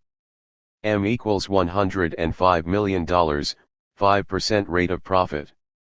M1 equals $84 million. $80 million in the loan plus $4 million in 5% interest. The bank has turned $80 million into $84 million. While the capitalist, after paying off his loan, has turned $20 million of cash into $21 million. In this model, both productive and financial capitalists have an identical profit rate. What drives capitalists to borrow heavily, however, is an attempt to invest where their profit rates are higher than their interest costs. This can raise their returns above and beyond what they would have otherwise realized with their own cash. But when their bets go bad, they are saddled with a large amount of debt. Marx explained the relationship between the creation of value and credit as that of fictitious capital. Fictitious capital is not real, existing capital, but claims on future capital. The value of debts extended whether through direct loans, stocks and bonds, mortgages, or more complex derivatives, which we'll discuss later in the chapter, are fictitious because their current values are based on an assumption of the creation of future values and therefore repayment of the loans. 9. In a simple extension of credit, let's say you lend your roommate $100 to cover the rent in the beginning of the month. You are then entitled to $100 from her at mid-month, when she gets her paycheck. But your right to this future $100 is fictitious in that it is based on the anticipation of a forthcoming paycheck. If your roommate should lose her job, or keep the job but need to spend her next paycheck on an unexpected health crisis, or if she's just a flake and blows it on slot machines, that $100 will never materialize. On a larger scale, corporations may invest extra funds in other companies by lending capital or issuing credit. If, for instance, an auto company cannot profitably employ its capital to produce more cars, i.e. there is not effective demand to sell cars at a profit, it might invest some of its revenue in a growing biotech company instead. Thus idle capital profits that have outgrown a corporation's internal investment needs is converted into active capital, by investing in another corporation's production. This movement of capital is also what leads to a process we touched upon briefly in the last chapter, in which the rate of profit adjusts across the economy. See sidebar, equalizing profit rates. With the development of the banking system, issuing credits and mediating investments among capitalists became the specialized function of the banks. As Marx explained, to put it in general terms, the business of banking consists in concentrating money capital for loan in large masses in the bank's hands, so that, instead of the individual lender of money, it is the bankers as representatives of all lenders of money who confront the industrial and commercial capitalists. They become the general managers of money capital. A bank represents on the one hand a centralization of money capital, of the lenders, and on the other hand a centralization of the borrowers. Point 10. One of the foremost early theoreticians of finance capital was Austrian Marxist Rudolf Hilferding. Writing in 1910, at the dawn of modern finance, he described the process. Special institutions are required for this purpose. The collection and clearance of credit instruments is a task performed by the banks. Bills of credit can only function, he explained, to the extent that they can be guaranteed. There must be, he continued, certainty that they will be redeemed, that is if their security as a medium of circulation and means of payment is publicly recognized. This, too, is one of the tasks for the banks. Banks perform both functions by buying bills of credit. In so doing, the banker becomes a guarantor of credit and substitutes his own bank credit for commercial craft insofar as he issues a banknote in place of industrial and commercial bills. 11. Imagine the alternative. You go to buy a $300,000 home, and you arrive at the homeowner's door with a briefcase of $50,000 in cash and a note that you swear to God, you will pay back the rest. Banks play a necessary mediating role by guaranteeing that loan. They run you through credit checks, debt and income assessments, an assortment of hoops, and ultimately hold the legal power to take your possessions should you fail to pay up. With this small and gracious favor, they take on the risk of holding your debt along with the significant economic benefit of collecting on your interest payments, likely for the rest of your life. The same is true for the millions of loans that corporations count on daily in order to stay afloat. In facilitating and centralizing credit, be it corporate or consumer debt, banks play a social role of moving money through the economy. Finance capital ensures that money that would otherwise be sitting in a cash reserve is put into circulation. As Financial Times columnist Gillian Tate put it in her book Fool's Gold, money is the lifeblood of the economy, and unless it circulates readily, the essential economic activities go into the equivalent of cardiac arrest. 12. Thus finance capital draws investment from individual or private holders, combines and depersonalizes it, and then extends it for use in the production process. As Hilferding explained, in order for sums of money to become usable capital, the following conditions need to be in place. 1. The individual sums must be collected until, through centralization, they are sufficiently large to be used in production. 2. They must be made available to the right people, and 3. They must be available for use at the right time. In short, banks have taken charge of the conversion of idle capital into active money capital by assembling, concentrating, and distributing it. 13. As Doug Henwood explained, the transformation of a future stream of dividend of interest payments into an easily tradable capital asset is the founding principle of all financial markets. This enables a whole class to own an economy's productive assets, rather than being bound to a specific property as they once were. 14. Of course this role is a social one, not in the sense that it improves the health and sustainability of any society, but in the sense that it increases the pace of capitalist accumulation. At great social cost. Financial capitalists, for their part, don't take on the risks associated with these tasks for nothing. They charge interest to make the extension of credit worthwhile. A bank provides a loan at a certain rate of interest to a corporation, assuming the corporation will stay in business, maintain profitability, and pay back the loan plus interest. Likewise, a credit card company will assume that you will eternally pay back the interest on the debt that you owe.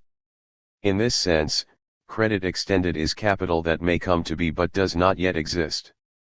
If it never comes into being, only then does the fictitious nature of that capital become plain to see, as it did when trillions of dollars disappeared from the stock market during the Great Recession.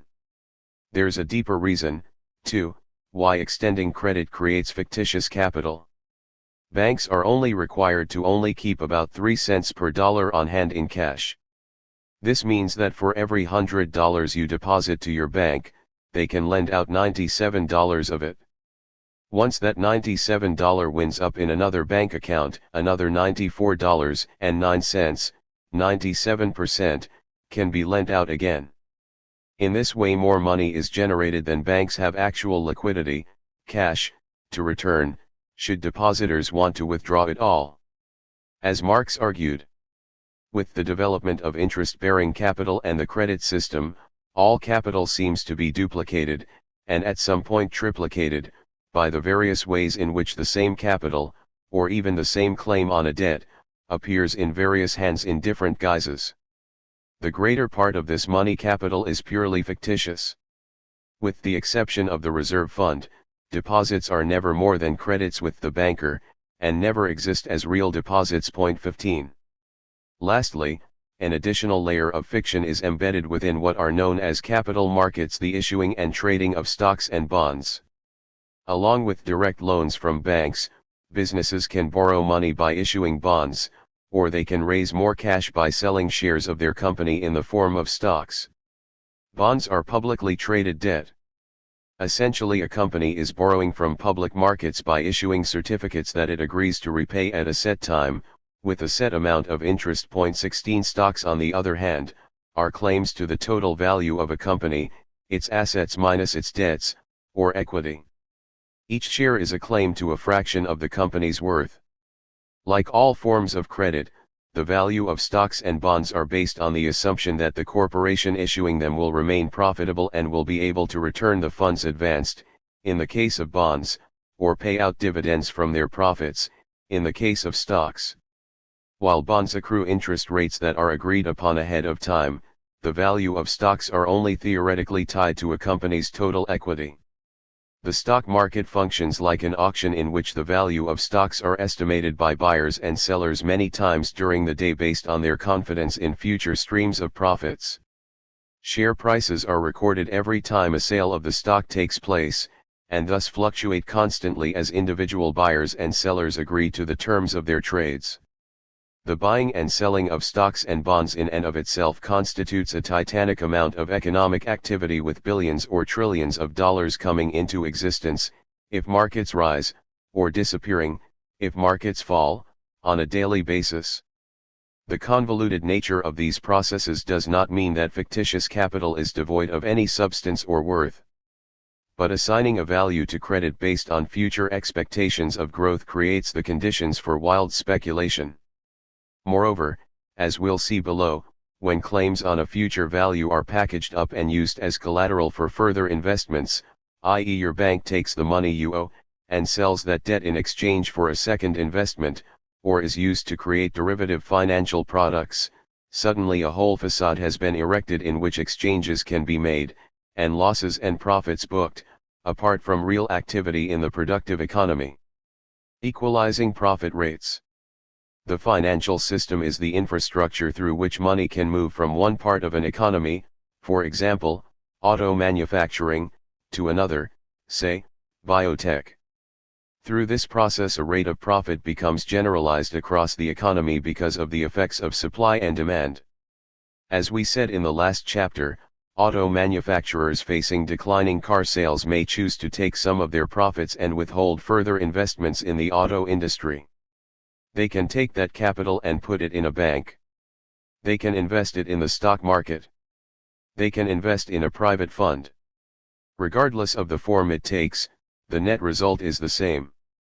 The capital is withdrawn from the auto industry and placed at the disposal of other capitalists, either directly, through the form of direct investment or purchase of a stock or bond, or indirectly, placed in a bank where the deposit becomes the basis for loans. The capital is rooted to an industry where the expected rate of return is higher. The process represents two sides of the same coin. It is a reduction of investment in an industry where the profit rate is low and the increase in an industry where the profit rate is higher.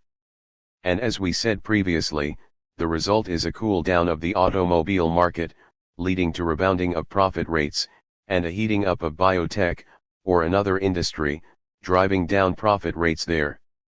As capitalists move their capital from less profitable industries to more profitable ones, profit rates equalize across the economy as a whole. It's very difficult to simply shut down an auto plant and convert production toward biotech. It would require massive capital outlays, time, and expertise to build new factories and compete with existing firms. but credit mechanisms are one way in which capital can be redeployed quickly, and for capitalists to gain a share of the profits in a high-profit industry, without starting up new companies from scratch.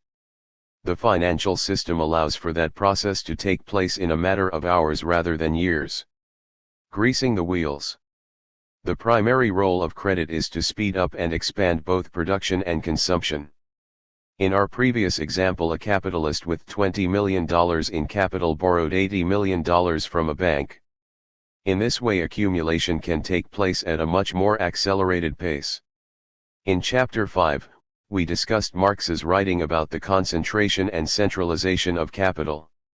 He wrote, "The world would still be without railways if it had had to wait until accumulation had got a few individual capitals far enough to be adequate for the construction of a railway." Centralization, however, accomplished this in the twinkling of an eye, by means of joint stock companies, a company whose stock is owned jointly by the shareholders. 17. Corporate debt is another means towards centralization. It expands a capitalist's ability to invest way beyond what would otherwise be possible with its available deposits, by using other capitals. In this case, investment increased fivefold through the use of debt. Credit likewise maintains continuity in production by enabling capitalists to begin the next round of production before the sale of the previous round of production has finished. Consumers rely on credit as well. If working class people had to wait until we had saved up enough money to buy a new home in total or enroll our children in college, these things would always be out of reach. It's very likely that many of us would only gain the benefits of a college education and cake parties in the later years of our lives, if at all. Industries such as auto and construction that produce higher cost goods would certainly go out of business. This is why every major auto company also has its own financing wing. In order to assure that potential buyers have enough credit to purchase their cars, GM, Ford, and Chrysler created GM Financial, Ford Credit Services, and Chrysler Capital. As credit inflates the buying power of consumers, it necessarily speeds up the rate at which goods are bought.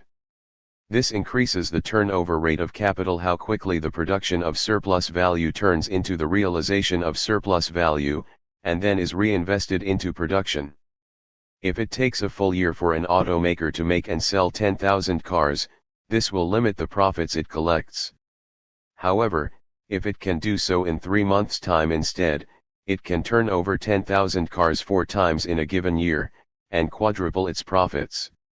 In this way, credit greases the wheels of every aspect of production and circulation. German revolutionary Rosa Luxemburg explained this same process over 100 years ago, in her famous pamphlet, Reform or Revolution. Credit eliminates the remaining rigidity of capitalist relationships. It introduces everywhere the greatest elasticity possible. It renders all capitalist forces extensible. 18. Of course, it's not just high-priced items that need financing to grease the wheels of circulation. As the cost of living rises and wages do not, debt has filled the gap. In the decade since the Great Recession, medical costs have increased 34% and food prices by 22%. A survey conducted by the nonprofit Demos in 2012 found that 40% of low and middle-income households reported using credit cards to pay for basic living expenses such as groceries, gas, or utilities, because they did not have enough money in their checking or savings accounts. 19. This number has surely risen since, along with the average credit card debt per household. See Figure 9. Young people in the U.S. are under $1.3 trillion of student debt. No wonder, the cost of college has gone up over 1,120% between 1978 and 2012. 20. A 2017 study by Kaiser Family Foundation found that 37% of households have increased credit card debt to pay for medical bills and are racking up hundreds of dollars in interest payments on medical expenses alone. 21. Figure 9. Average household credit card balance. Source: Wallet Hub, Credit Card Debt Study, Trends and Insights. In short, Working-class households have become increasingly dependent on credit card, student, and mortgage loans because incomes have declined or stagnated for the last several decades. Workers have been paid below the value of labor power, that is, the amount of money that it costs to reproduce themselves and their families. To make up for it, the vast majority have gone into debt to survive. In the process, they and their debts have become deeply enmeshed in financial markets, as we'll see later. Point 22. Credit's speculative role. Greasing the wheels of the economy has an added effect of exaggerating capitalism's proclivity towards speculation.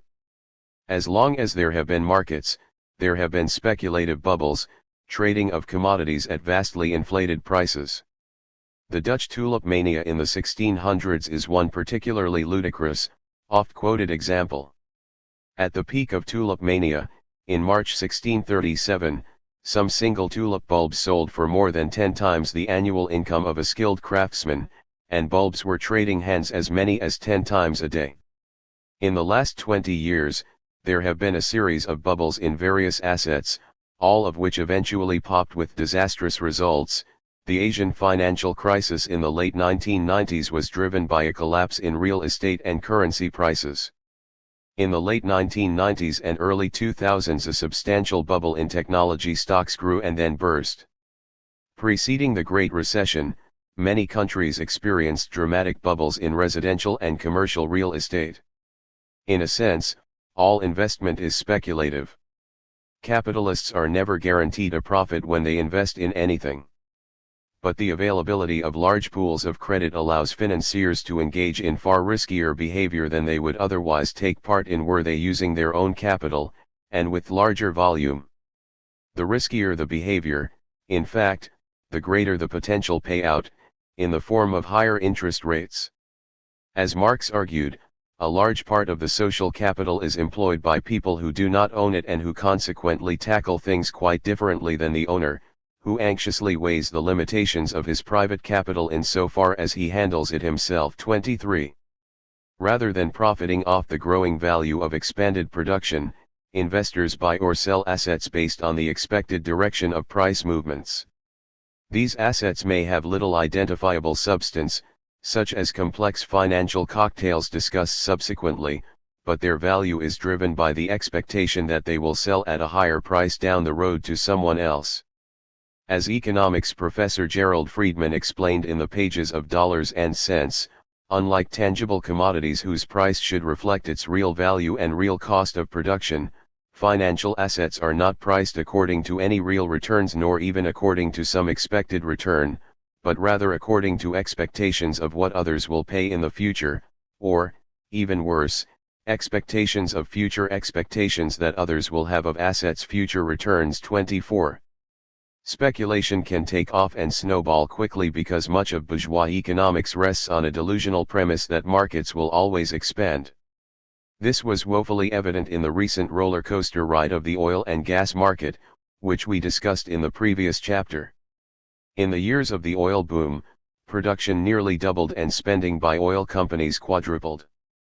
This massive expansion was fueled by enormous outlays of credit, and predicated on an expectation that oil prices could rise forever. As a result, the global oil and gas industry nearly tripled its debt from $1.1 trillion to $3 trillion between 2006 and 2014.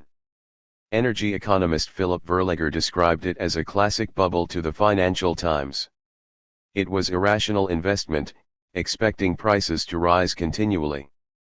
Companies that borrowed heavily when prices were high are going to have a very tough time.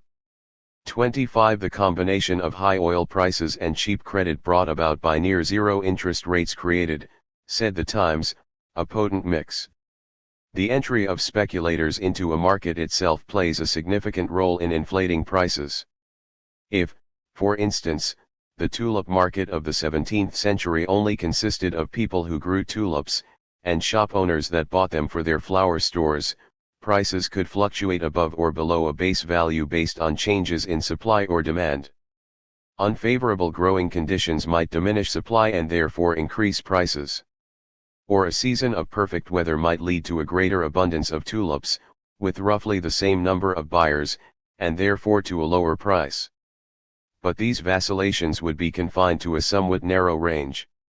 If, however, financial investors, noticing a trend in higher costs for tulips, started buying up more flowers in anticipation of continued price increases, they would be engaged in speculation.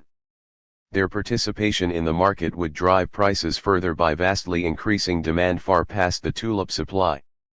This effect can easily snowball and create considerable price bubbles. As professor and blogger Lawrence Mitchell described it, think of the shape of a tornado. The productive asset, the asset that generated the revenue to pay the claims, was a point at the bottom. As claims proliferated from that point up, they expanded higher and higher, wider and wider, far beyond the capacity of the energy at the bottom, the earnings to sustain it. 26. To take a more current example, a real estate market that simply consisted of sellers of homes, who either built new houses or were selling their own houses, and buyers, who intended on moving into a new house, would also experience limited fluctuations in market prices. But the housing market has many more complicated players. Some investors buy up homes in order to rent them, and others flip houses, i.e. they buy the property only for the sake of quickly reselling it at an even higher price. During the recent housing bubble, speculation played a significant role in creating a massive bubble. According to the New York Federal Reserve's blog, Liberty Street Economics, at the peak of the boom in 2006, over a third of all U.S. home purchase lending was made to people who already owned at least one house. In the 4 states with the most pronounced housing cycles, the investor share was nearly half, 45%. Investor shares roughly doubled between 2000 and 2006. While some of these loans went to borrowers with just 2 homes, the increase in percentage terms is largest among those owning 3 or more properties.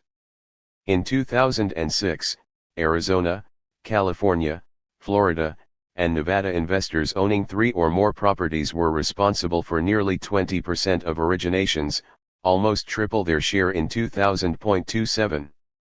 Speculators play reckless and destructive roles in the economy.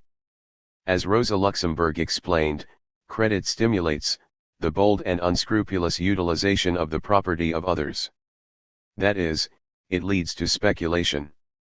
Credit not only aggravates the crisis in its capacity as a dissembled means of exchange, it also helps to bring and extend the crisis by transforming all exchange into an extremely complex and artificial mechanism that, having a minimum of metallic money as a real base, is easily disarranged at the slightest occasion.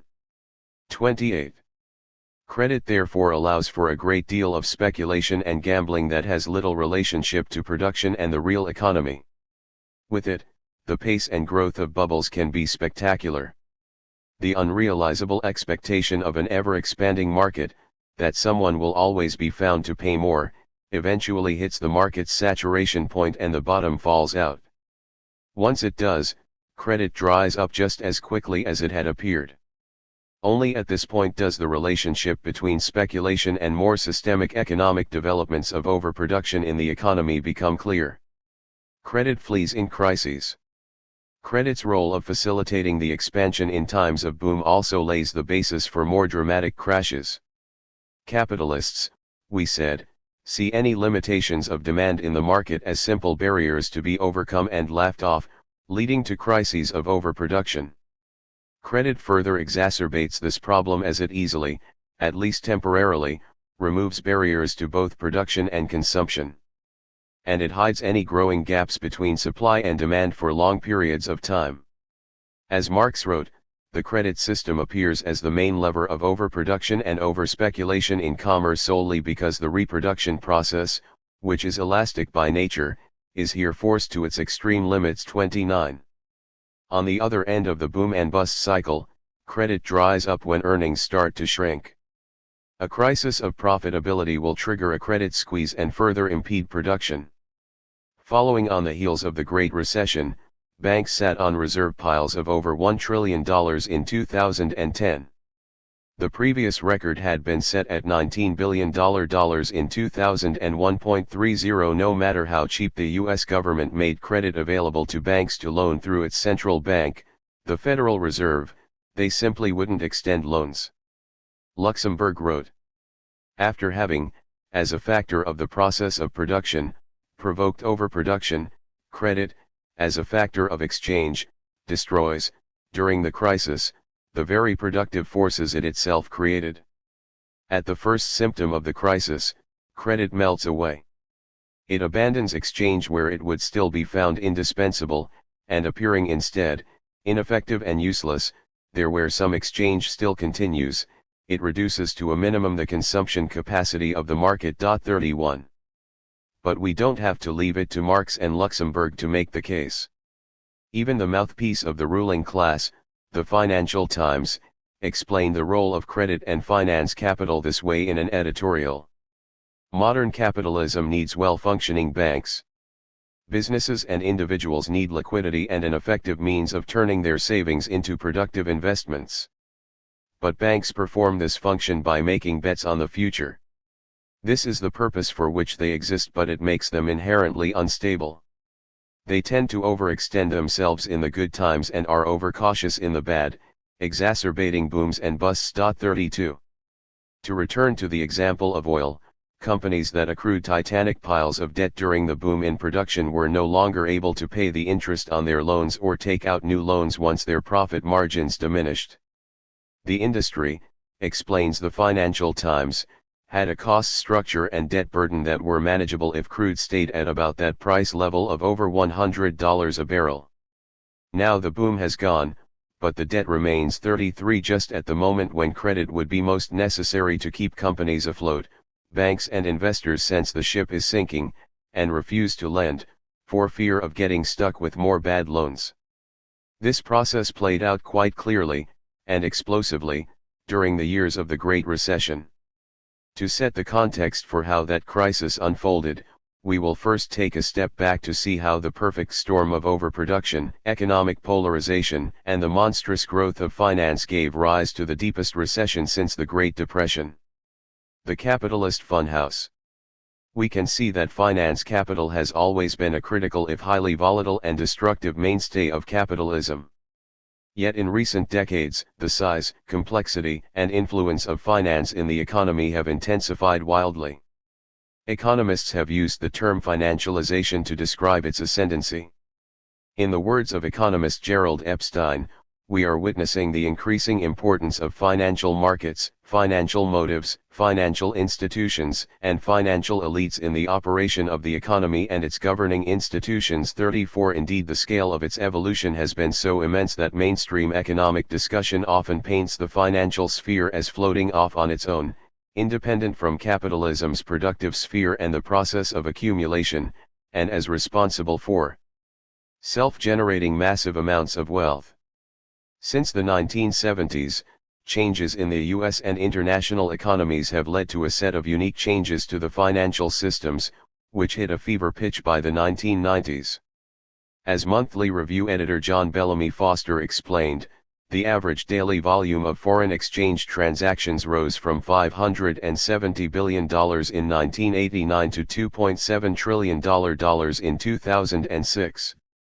Since 2001, the global credit derivatives market, the global market in credit risk transfer instruments, has grown at a rate of over 100% per year. Of relatively little significance at the beginning of the new millennium, the notional value of credit derivatives traded globally ballooned to $26 trillion by the first half of 2006. 35. Deregulation and the increasing autonomy of the financial sector have created a series of smoke and funhouse mirrors, and intensified the tendencies toward speculative bubbles and financial meltdowns.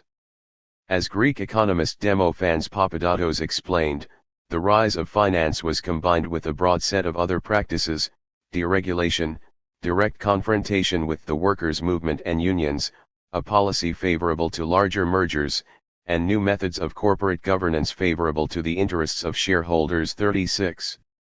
In the 1970s, what became known as the neoliberal revolution overthrew much of the regulatory structures that were imposed on finance in the wake of the Great Depression. We'll discuss neoliberalism further later. This decade saw the breakdown of the Bretton Woods Agreement. 37 and floating exchange rates, increased capital mobility, deregulation, and privatization of social benefits, such as pensions. All this provided fertile ground for risk hedging and speculation. Deregulation opened the door to an explosion of currency markets and a drive to securitize everything, i.e. transform debt into financial instruments, which can be publicly traded. This trend followed, but also exacerbated, a surge of consumer, financial, and corporate debt. The commodification of debt, phantoms of the mind. Profiteering off of debts and credits has since become tremendously lucrative.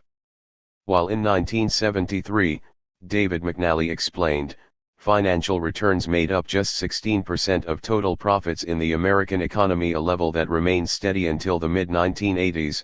By 2007, financial gains had soared to fully 41% of all U.S. profits, and because these profits derive overwhelmingly from loans, their stupendous rise could only mean one thing: mounting levels of indebtedness throughout the economy, from slightly more than $10 trillion in 1987 to $43 trillion in 2005. 38 U.S. household debt exploded to 130% of disposable income, income minus taxes, in 2007.39. But while consumer debt doubled between 1980 and 2007, the amount of debt held by financial institutions quintupled as a proportion of GDP. 40. The U.S. elite was looking for a means to profitably invest their growing capital. This process accelerated in the early 2000s, as oil prices doubled, and individuals rich off the oil industry as well as governments of oil-producing nations found themselves holding even greater piles of cash, searching for an outlet. Increasingly, financial institutions handling these investments looked outside of traditional venues such as treasury bonds, where low interest rates produced too low returns. In the 1970s, 10-year government bonds yielded 9% returns per year. By 2002, they yielded only about 4% returns. 41 Everyone was looking for a yield, explained T.J. Lim, one of the early members of J.P. Morgan's swaps team. You could do almost anything you could dream of, and people would buy it. Every week, somebody would think of a new product. 42 And so, capital investment found an effective channel in the form of packaging up and selling consumer debt, ushering in an age of securitization. New types of securities, financial assets that are tradable, have been created that repackage any manner of existing debt. Basic securities include bonds, tradable debt, and stocks, tradable equity in a company. More complex packages allow a bank to mix and match. They can break up your mortgage, your neighbor's student loan, and thousands of other loans into tiny pieces. Then they create a basket with bits of each of these debts and repackage them into a new derivative, a type of security or financial contract that derives its value from another asset. Derivatives include a variety of instruments, including futures, forwards, swaps, and options, some of which we'll discuss later. Securitization of debt took off in the 1990s, and reached explosive proportions in the 2000s. In 2000, the amount of debt Wall Street bought, packaged, and sold equaled $1 trillion. 5 years later, the number was $2.7 trillion, a 270% increase in half a decade. 43 The exponential growth of derivative markets was aided by the deregulatory drive of broader neoliberal policies. As David Harvey described in his History of Neoliberalism, increasingly freed from the regulatory constraints and barriers that had hitherto confined its field of action, financial activity could flourish as never before, eventually everywhere. A wave of innovations occurred in financial services to produce not only far more sophisticated global interconnections but also new kinds of financial market-based securitization, derivatives, and all manner of futures trading. Neoliberalism has meant, in short, the financialization of everything. 44. The rush to securitize debt thus took the concept of fictitious capital to new and absurd proportions. Claims on future value, not only stocks and loans, but much more complex financial derivatives, became commodities in their own right. Lacking any tangible qualities, and increasingly removed from any physical entity they may have originated from, these new securities can be bought, sold, traded, and borrowed against. As Marx laid out, profits and losses that result from fluctuations in the prices of these ownership title securities, are by the nature of the case more and more the result of gambling, which now appears in place of labor as the original source of capital ownership. 45 Emphasis added. Marx often used the word appear to signal that something different is happening below the surface. A first layer of debt-based securities is organized into collateralized debt obligations, CDOs. These are bits and pieces of thousands of loans, packaged up and sold off to investors, who buy the rights to collect on streams of interest payments due on each of these loans. The resulting pools are then divided into tranches, representing different levels of risk, and organized into different rates of return. In the lead-up to the Great Recession, at the heart of many CDOs lived subprime mortgages, loans that require little money down and skirt credit requirements for borrowers looking to purchase a new home. But these loans incur steeply rising, high interest rates down the road. The high interest rates are a boon to investors. And slicing up the debts and bundling them into new baskets spreads the risk out to many investors. The expectation was that although it is likely that one or a handful of mortgages will go into default, if they are pooled with thousands of others, and then widely dispersed, the overall level of risk declines. Of course, this only works if there isn't a wave of defaults, generalized across the business. Oops. Further, investors paying for the riskier tranches take the first loss position. That is, in exchange for the higher rate of return, they agree to assume the first level of defaults that occur, protecting investors in the less risky tranches. Essentially, the chancier the loan, the higher the rates of return.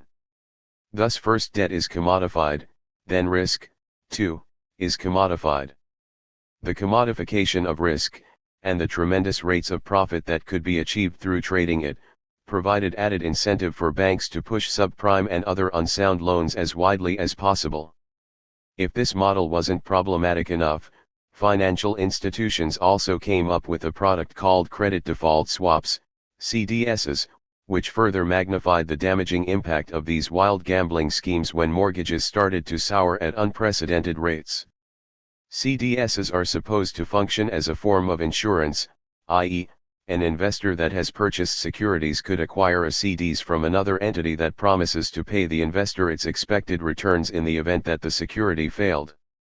Say you owned a security that promised a $100 payout per month based on the monthly payments generated by the mortgages that were pooled together. You could then approach a third party and for the cost of, say, $1 per month, enter a credit default swap whereby the third party would agree to pay you $100 per month in the event that the pool failed. In functioning market conditions, this seems like a great arrangement for all involved. The investor gets their $100 payout per month, but for just $1 acquires some insurance. The entity on the other side is essentially getting a $1 payout for doing nothing. But the doomsday scenario of the pool failing suddenly means the entity that had been collecting $1 per month is now suddenly on the hook for the $100 payout it promised to insure through the CDs. This is exactly what happened in 2008 at great speeds, and the entities that issued the swaps did not have the liquidity on hand to make good on the CDSs that they had issued.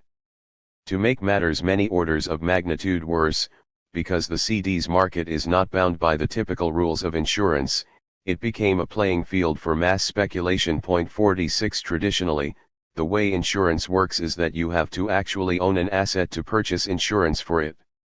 So, for example, you are not allowed to buy a fire insurance policy on your neighbor's house and then collect on it if your neighbor's house is destroyed.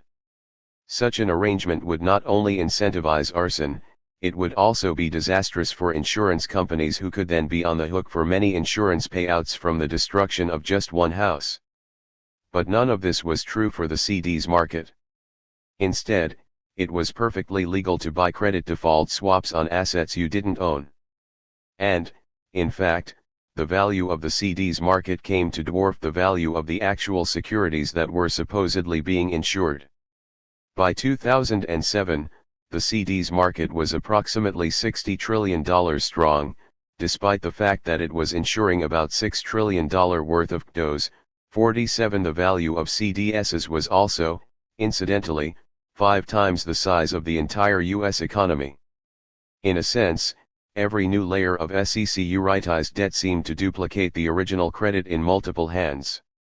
As Marx put it, everything in this credit system appears in duplicate and triplicate, and is transformed into a mere phantom of the mind. 48 So when the market crashed, the amount owed by CDs issuers was astronomical and, in fact, so were the claims that could not be paid out. The worst in the field was the insurance giant that went bust, AIG. AIG alone had insured more than $440 billion worth of CDOs, about 3% of the total gross domestic product for the entire United States that year, far surpassing the amount they had on hand to cover them. 49.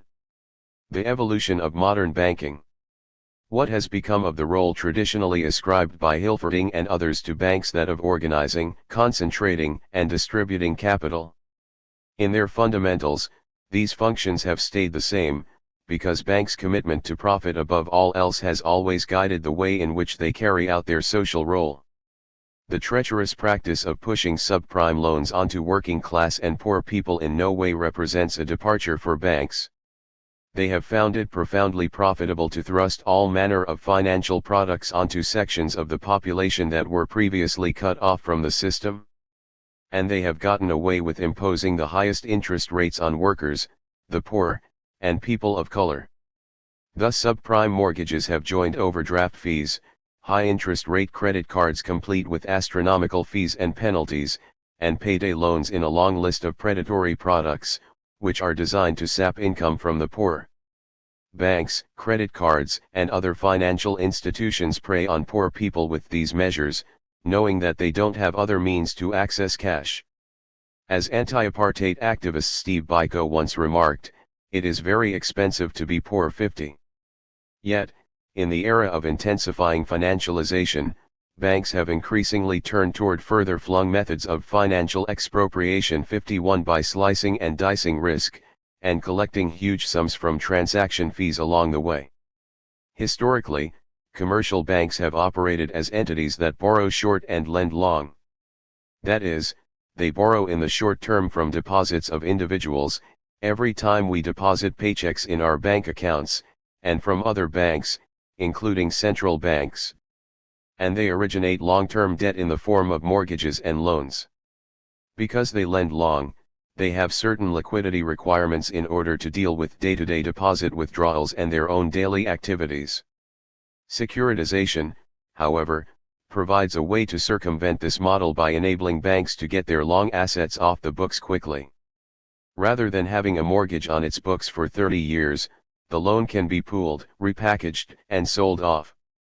This process has the potential to be very profitable. A bank can make a lot of loans with little regard to how likely it is that they'll ever be repaid. Rather than holding on to the loans, and therefore the risks associated with them, debts can be sliced up and sold to institutions that specialize in the creation of financial instruments. Banks thus move loans off their books in short order, shifting their income stream to the quick fees associated with selling securities, rather than long-term interest payments from loans. Other financial institutions charge fees as well. A whole host of intermediary institutions and corporations make money off transaction fees every time these baskets of debt exchange hands. At the same time, the process of deregulation, which let banks siphon off debts and decrease the amount of cash reserves they had on hand, also allowed for a proliferation of other institutions and companies accessing financial markets. Corporations thus increasingly rely on direct access to markets either by creating their own financial wings, or through shadow banks, financial intermediaries that perform bank-like activity, but are not regulated as banks. With assets totaling tens of trillions of dollars, so-called shadow banks account for a hefty share of the global financial system, half if you include insurance and pension funds, which similarly deal in financial instruments without banking regulation. 52. As explained in The Economist, shadow banks include everything from mobile payment systems, pawn shops, peer-to-peer lending websites, to hedge funds and bond trading platforms set up by technology firms. Among the biggest are asset management companies.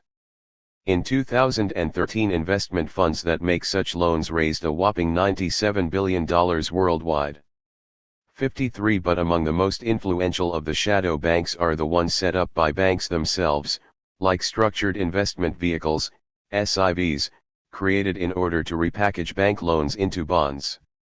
SIVs were just another way for banks to offload their riskier loans from the balance sheets, and increase the amount of debt that the bank could therefore take on. But because sponsoring banks were ultimately on the line to back up any liquidity gaps, when the debt went south they dragged the banks down with them rather than containing risk. These vehicles, argued one economist writer, were meant to expand credit, and thus bolster the economy, while spreading the risks involved. At least that was the justification for excluding them from the bank's liabilities and allowing them to hold relatively little capital to protect against potential losses. Yet when they got into trouble, the banks had to bail them out on such a scale that many of the banks themselves then needed bailing out. The vehicles turned out to be an accounting gimmick dressed up as a service to society. 54.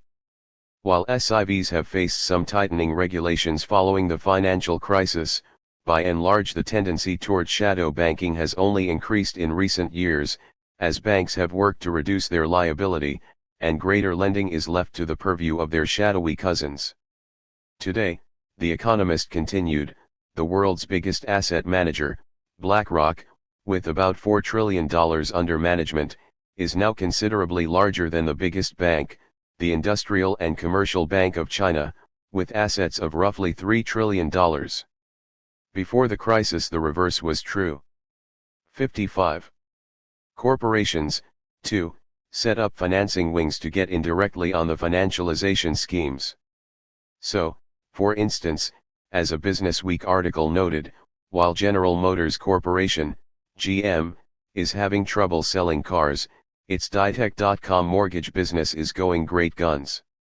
GM's financing operations earned $2.9 billion last year, while GM lost money on cars. 56. Similarly, when US Steel changed its name to USX, purchasing strong stakes in insurance, the chairman of the board, James Roderick, replied to the question "What is X?" with the simple answer "X stands for money." 57. The control of finance in private hands, in arenas subject to even less government regulation, aided in the proliferation of financial mechanisms and in reaching new heights of speculation. The roots of the Great Recession. Given the staggering level of financial speculation let loose over the past few decades, it should come as no surprise that the house of cards eventually collapsed. Yet the roots of the Great Recession of 2007 into 2009 run deeper than the world of banking and finance. In fact, the recession was the outcome of two crises of overproduction. The first developed in the late 1990s in Asia. Unresolved issues of this crisis culminated in a second, even greater crisis a decade later. We'll see that finance played a magnifying and integral role in the way that these played out, but one that is intrinsically tied to the so-called real productive economy. Marx argued that crises do not originate in the field of credit, but nevertheless first appear there.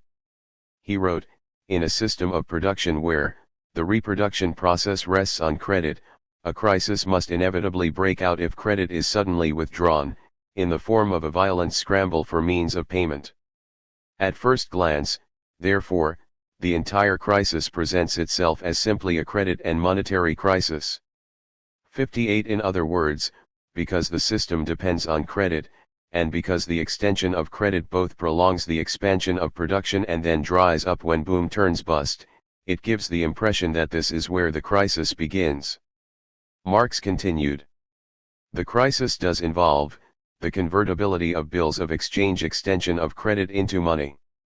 The majority of these bills represent actual purchases and sales, the ultimate basis of the entire crisis being the expansion of these far beyond the social need.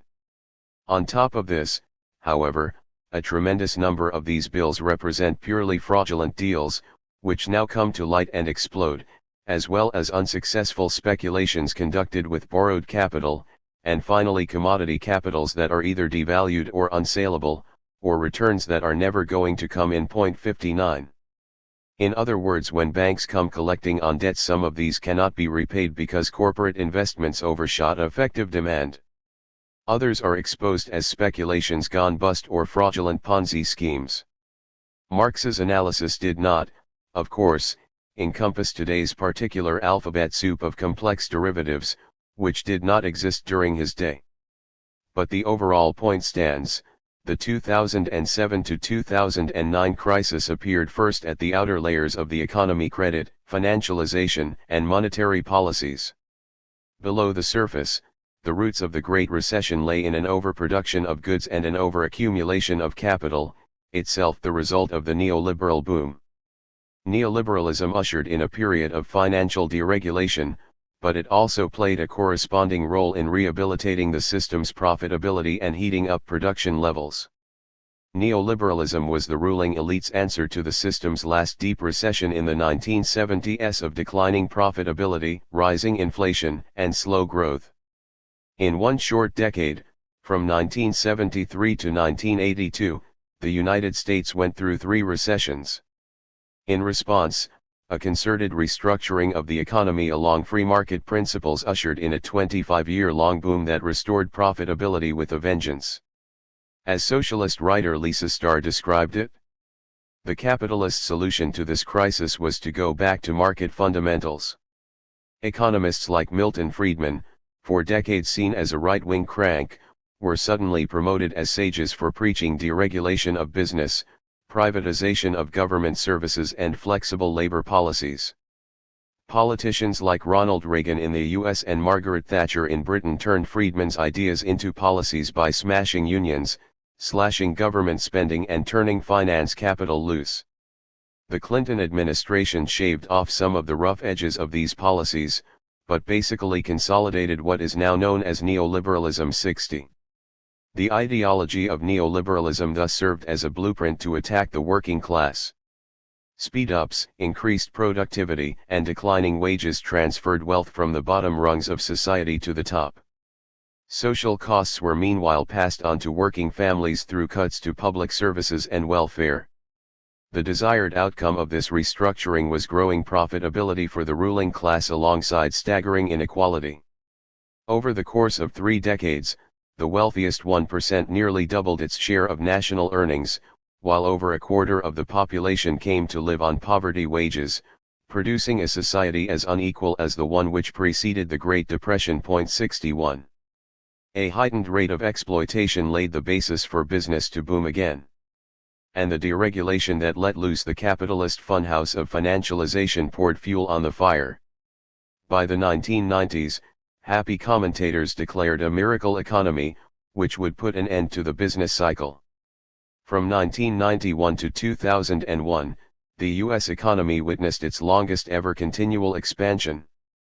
Gross domestic product grew, profits doubled, unemployment fell, and even wages began to rise, a miracle indeed.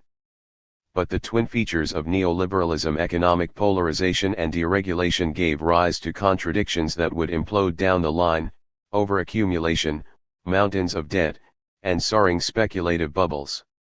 Rapid accumulation gave way to overproduction. This came to a head in the late 1990s, in what became known as the Asian financial crisis. A global glut of goods first appeared in Southeast Asia. For years the poster child of the free market, billions of dollars worth of international loans and investments fueled high, export-driven growth rates. Overly optimistic investors inundated the region with loans, vastly increasing the productive capacity of local economies, but with little regard to the market's capacity to absorb the amount of goods being produced. 62. Beginning in the 1990s, investment levels had risen throughout the region. 63. China's particularly rapid industrial growth in the middle of the decade tipped the scales towards overproduction. When markets proved incapable of absorbing the increased output, production started to slow. Factories operated at capacities between 60 and 75%. Even so, the river of international investments kept rushing forward. but falling exports eventually led to defaults in loan repayments. When they did, the river of capital reversed course. Just as quickly as it had rushed in, and investors attempted to withdraw capital as financial panic spread. 64. The crisis was global in nature. Much of the world was mired in conditions of recession or depression as currencies and banking systems collapsed, world trade declined, rates of profit tumbled, and industry limped along. But the impact of the crisis was largely checked or at least postponed in the United States. Here the spigot of credit kept flowing through low interest rates set by the Federal Reserve Bank, trade deficits, and tax cuts to corporations. Essentially the market for commodities, both the means of production and consumptive goods, was extended as corporations and consumers borrowed more to spend more. Piling up consumer, corporate, and state debts allowed the U.S. to become the buyer of last resort of goods from other countries as well. Thus American, spending came to play a large role in pulling the world out of recession, propping up global production by generating demand. From 1997 to 2000, the yearly value of goods and services imported to the U.S. jumped from just over $1 trillion, at 2017 value, to almost $1.50 trillion. 65 During this time China's economy experienced an industrial revolution and double-digit annual growth rates. This in turn allowed a growing market in China to absorb output from the rest of the globe. In short, U.S. debt undergirded a global expansion of production and the realization of extraordinary profits, despite never resolving the worldwide glut of goods. The United States federal budget surplus was at its high of $236 billion in 2000 and flipped to a deficit of over $300 billion by 2005. 66 During those same years, a trade deficit also ballooned from $373 billion to $714 billion. 67 Along with huge budgetary and trade deficits, asset bubbles grew throughout the 1990s and 2000s. 68 Throughout the 2000s, notwithstanding a mild recession in 2001, the engine of growth kept going, powered by debt. Businesses took in trillions of dollars of loans from banks and tapped into the vast shadow banking system. Working class debt allowed production to barrel ahead at great speeds, despite declining incomes that would otherwise have limited the market for consumer goods. Household debt during the peak of the boom was 120% of personal income. By way of comparison, it was 31% during the post-World War II boom, and had climbed to 81% by 2000, 69. Figure 10. U.S. debt-to-income ratio. Source: Federal Reserve Board and Bureau of Economic Analysis.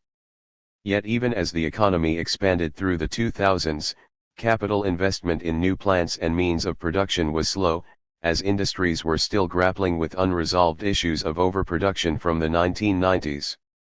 There was no incentive to build new factories while existing factories were still functioning at partial capacity. Even at the height of the boom in 2005, capacity utilization barely hovered at 80%, significantly lower than previous booms. 70 Capitalists invested internationally or in high-profit U.S. industries like finance and real estate, but did not pour money into developing new production technologies domestically. 71 Housing bubbles over. It was in this context that investment flowed heavily to a profitable housing industry, and with it swelled a bubble of extraordinary proportions. Low interest rates for mortgages put home ownership in reach to a wider than ever layer of people despite rising real estate prices. The low teaser rates of subprime loans helped drive demand. Working people were led to believe that property values would continue to rise indefinitely and that they would be able to refinance their loans before the higher rates built into subprime mortgages set in. Meanwhile, investor demand for mortgage-backed securities incentivized banks to extend ever more mortgages, slice them up, repackage and resell them, collecting fees hand over fist in the process. Banks pushed these predatory loans hard. Subprime mortgages rose from 8% in 2003 to at least 20% of mortgages by 2005. 72 At the height of the housing boom, between 2004 and 2006, banks, thrifts, credit unions, and mortgage companies issued over 10 million high-interest mortgage loans, generating a combined total of $1.5 trillion of toxic debt. 73. Along with the frenzied flurry of mortgage lending, the activity of speculators also drove up demand for houses, and therefore their prices. Speculators used subprime mortgages to buy up as much property as they could. Because these loans didn't necessitate putting down much money up front, they were able to continue to buy housing even while prices rose. Ironically, while poor and working class people were being blamed for causing the housing crisis through non-payment of loans, investors were among the first to default on their loans when housing prices began to fall. See sidebar, who's to blame for the subprime mortgage crisis? Because they didn't live in those homes, they had very little interest in holding on to bad debt. Investors were responsible for more than a quarter of seriously delinquent mortgage balances, according to the New York Fed blog, Liberty Street Economics. 74. While the bubble grew and grew, so too did the delusions of those that benefited from it. In 2005, at the peak of the bubble, the appraised value of homes made up 145% of gross domestic product. Just at this moment, Frank Nuthoft, chief economist at mortgage company Freddie Mac, told Businessweek, "I don't foresee any national decline in home price values." Freddie Mac's analysis of single-family houses over the last half-century hasn't shown a single year when the national average housing price has gone down. 75. Meanwhile, David Laria of the National Association of Realtors, NAR, distributed anti-bubble reports to respond to the irresponsible bubble accusations made by your local media and local academics. Readers were assured, there is virtually no risk of a national housing price bubble based on the fundamental demand for housing and predictable economic factors. 76. But a bubble it was. As it grew, it also encouraged heavier debt loads, as working class people squeezed for cash used their homes as collateral for more credit, and banks went on a lending spree to take advantage of the super profits being made. The Economist described this process in 2008. It is worth quoting at length. An important reason why the American economy has been so resilient and recessions so mild since 1982 is the energy of consumers. Their spending has been remarkably stable, not only because drops in employment and income have been less severe than of old, but also because they have been willing and able to borrow. The long rise in asset prices, first of stocks, then of houses, raised consumers' net worth and made saving seem less necessary. And borrowing became easier, thanks to financial innovation and lenders' relaxed underwriting, which was itself based on the supposedly reliable collateral of ever more valuable houses. On average, consumers from 1950 to 1985 saved 9% of their disposable income. That saving rate then steadily declined, to around zero earlier this year. At the same time, consumer and mortgage debts rose to 127% of disposable income, from 77% in 1990.77. But this was an unsustainable state of affairs. Surging real estate prices and interest rates eventually put home ownership out of reach from the working class and undercut effective demand for new homes. As sales started to plummet, falling demand dragged down housing prices, and along with it home equity. Banks had dangled the prospects of home ownership to America's poor, and now came knocking down their doors for debt repayment. A tipping point arrived to turn bubble to bust. You don't have to be a Marxist to see that skyrocketing real estate prices and stagnating incomes wouldn't add up to anything good. Analysts at Harvard University's Joint Center for Housing Studies described the state of housing in a 2008 paper. The paper is worth quoting at length, as it describes a classic case of overproduction, straight from the establishment's elite corridors. Even lax lending standards and innovative mortgage products could not keep housing markets going indefinitely. With interest rates on the rise starting in 2004, price appreciation showed signs of weakening in late 2005. Investors quickly exited markets and homebuyers lost their sense of urgency.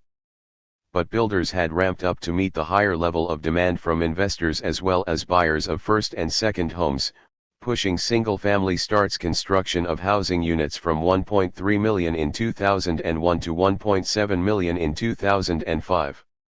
Just as housing demand started to abate, record numbers of new single-family homes were coming on the market or were in the pipeline. With excess supplies beginning to mount and the temporary lift from mortgage product innovations coming to an end, nominal house prices finally turned down on a year-over-year basis in the third quarter of 2006. Meanwhile, interest rates on some adjustable loans began to reset and mortgage performance deteriorated as poor risk management practices took their toll. Lenders responded by tightening credit in the second half of 2007, dragging the market down even more sharply and exacerbating the threat of a prolonged housing downturn. 78. Thus an overheated housing market gave way to mortgage defaults and vacant homes, which then, as supply overtook demand, put a downward pressure on housing prices. Cancellations of construction projects skyrocketed. In 2007 alone, over 200,000 construction jobs were lost. 79. But as noted in the previous chapter, a significant time lag existed between the time in which the market was saturated and levels of production adjusted. This lag was exacerbated by layers of financial cocktails, several steps removed from the production of homes. By the end of 2007, the Wall Street Journal could report, housing peaked in 2005. By early 2006 it was widely recognized the boom was likely over, and by mid-2006 it was beyond question. In June 2006, sales of existing single-family homes were 9% below their year-earlier level, sales of new homes were down 15% and framing lumber prices were down 19%. The Dow Jones Wilshire Index of home building shares had fallen 41% from its July 2005 peak. Yet throughout 2006, the folks who financed the housing bubble turned up the volume on their party. Issuance of collateralized debt obligations investments that held heaps of risky mortgage securities and other asset-backed securities hit $187 billion in 2006, according to Delogic. That was up 72% from 2005.80. Inevitably the reality of overproduction would catch up with the delusions of finance. Mass delinquencies left mortgage fees, which had been at the heart of complex Wall Street cocktails, unpaid. The fictitious capital, in Marx's words, behind mortgage-backed securities was exposed as completely toxic. Defaults on mortgages turned financial cocktails sour. As foreclosures nearly doubled to 1 million by the end of 2007, the dominoes of debt began to fall, as Lisa Starr put it. 81. Or in the words of Marx, the chain of payment obligations suddenly broke in 100 places. Demand for mortgage-backed securities dropped off so quickly that investors were forced to sell them at a loss. The declining prices of homes in turn decreased home equity against which workers could borrow money and put a tighter squeeze on consumer spending. Writing at the end of 2008, The Economist described, house values have fallen 18% since their peak in 2006. Banks and other lenders have tightened lending standards on all types of consumer loans. As a consequence, consumer spending fell at a 3.1% annual rate in the third quarter. The golden age of spending for the American consumer has ended and a new age of thrift likely has begun. 82. The hyperextension of debt and the inflation of the value of homes and other assets was a phenomenon that occurred throughout the financial system. It was merely at its weakest point, the subprime market, where the contradictions first came to a head. But the depth of the crisis quickly became clear. What began in the U.S. subprime mortgage market became a global financial credit crunch, as capitalists were forced to reckon with the fact that assets of all types were overvalued. Stock prices crashed. Commercial real estate cratered. Over-indebted companies were unable to access sufficient cash. Many firms found that even funding day-to-day operations became impossible without the functioning of capital markets. The system itself was pushed to the brink of collapse, and only a Herculean, internationally coordinated series of bailouts was able to keep the financial system from imploding entirely. The multi-trillion-dollar bailouts came at a great price, through austerity measures forced on working class and poor people around the world. Meanwhile, massive rounds of layoffs, cutbacks, and deactivation of facilities resulted in skyrocketing unemployment and a sizable drop in production around the world. The crisis created by Wall Street and financial institutions led to a devastating recession for working people. The state and finance. In the wake of the financial meltdown, states made vast sums of public funds available to the financial system in the form of bailouts, loans and, in some cases, nationalizations. In the United States, a $700 billion bailout of the banks known as Troubled Asset Relief Program, TARP, sparked mass outrage when it first passed. But TARP was just the tip of the iceberg. More than 30 programs overseen by the Treasury Department and Federal Reserve paid, loaned, insured, or reserved money to bail out Wall Street. 83.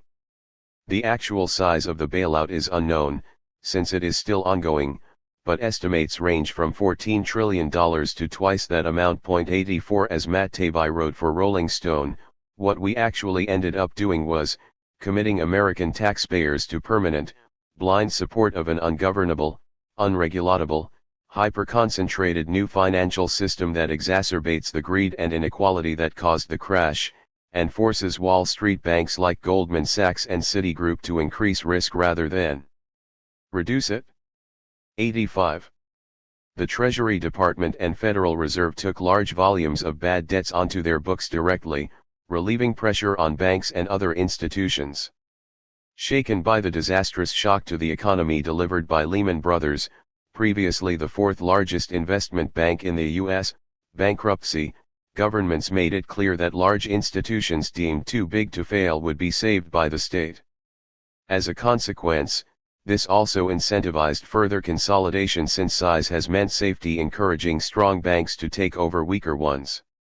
Around the world, states mounted stimulus spending packages to help prop economies, but only by buying bad debt and shoring up banks.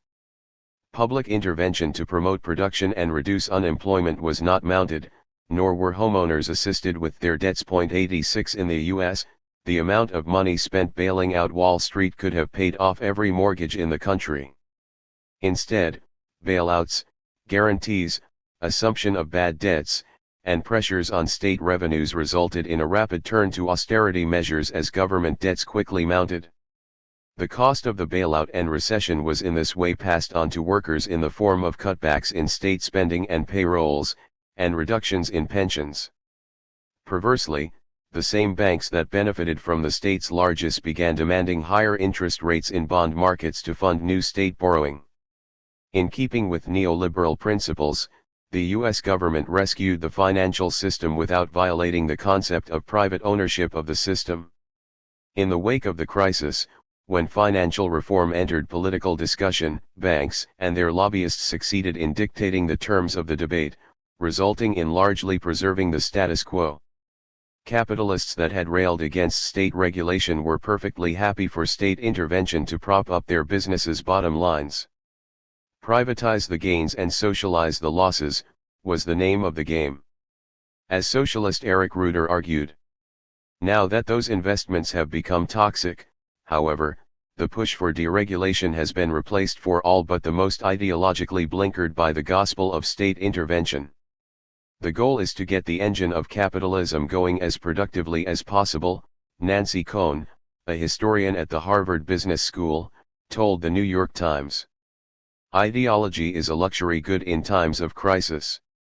The bailout of various financial firms and nationalization of the banks, however, is nothing more than a way to use the taxes paid by the working class to socialize the losses incurred by Wall Street's gamblers. Ironically, the very same bankers and speculators whose multimillion-dollar paychecks are defended by free market apologists as deserved compensation for their unique ability to make wise decisions. 87. The trillions of dollars mobilized by federal officials to bail out banks following the financial implosion in 2007 to 2008 highlights an important point: the state is not a neutral body overlooking the social health of its population. Rather, as Marx and Engels wrote, the executive of the modern state is but a committee for managing the common affairs of the whole bourgeoisie. 88 At times, this means letting the free market rip, at other times it means stepping in to prop up banks and industries. There may be tactical debates within the ruling class about which approach to take, and at times of deep economic crisis they may experience deadlock or uncertainty when the status quo become discredited. But thus far the ruling class has never found a crisis it wasn't able to get out of by making the working class pay for it. Governments use fiscal policy, government spending and taxation, along with monetary policy, the cost and availability of credit, in the case of the U.S. set by its central bank, the Federal Reserve, to intervene in the economy. Central banks determine interest rate policy and guarantee a portion of bank deposits. By dictating the cost of capital, central banks can influence financial activity.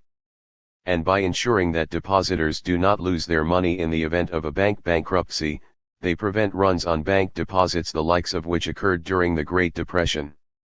In this sense, there has never been a truly free market that acts with no state mediation. But fiscal and monetary policies can only impact the economy in a limited way because the underlying principle of production and capital accumulation is unplanned. This was proven all too true by Ben Bernanke, who in 2005 declared, "History proves that a smart central bank can protect the economy and the financial sector from the nastier side effects of a stock market collapse." 89 2 years later, as chair of the Federal Reserve, he failed to do just that. A tool for imperialism. Among the most important roles that the state plays in managing the affairs of the ruling class is to act on behalf of the capitalist class abroad. Finance is a central weapon toward that end. In good times, the extension of credit is used as a tool for imperialist countries to control the economies of developing nations. Institutions like the IMF and World Bank are wielded to impose policies that undermine autonomous economic development and favor hyper-exploitative conditions to the benefit of first world-based multinationals. In the lead-up to the Great Recession, many nations were in effect required to carry dollar reserves in order to protect their currencies. The result is a net tax on developing nations benefiting the United States as issuer of fiat world money. In bad times, states with stronger economies are able to impose devastating austerity measures on weaker states, as Eurogroup ministers have done in subjecting the moribund Greek economy to the priorities of Europe's bankers and bosses.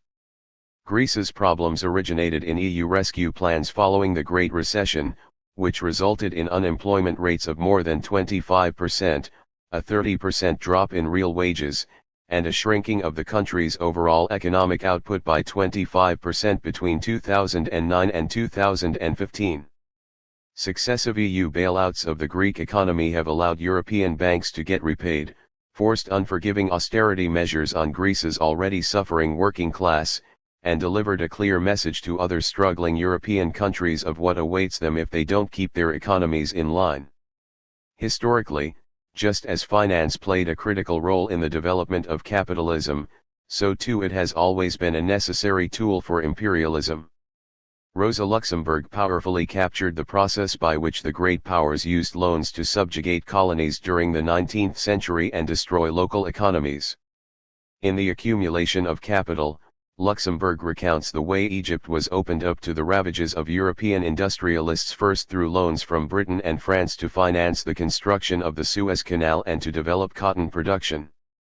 These operations of capital, wrote Luxemburg, at first sight, seemed to reach the height of madness.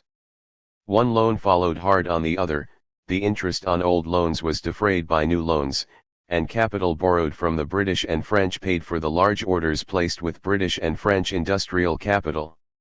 90.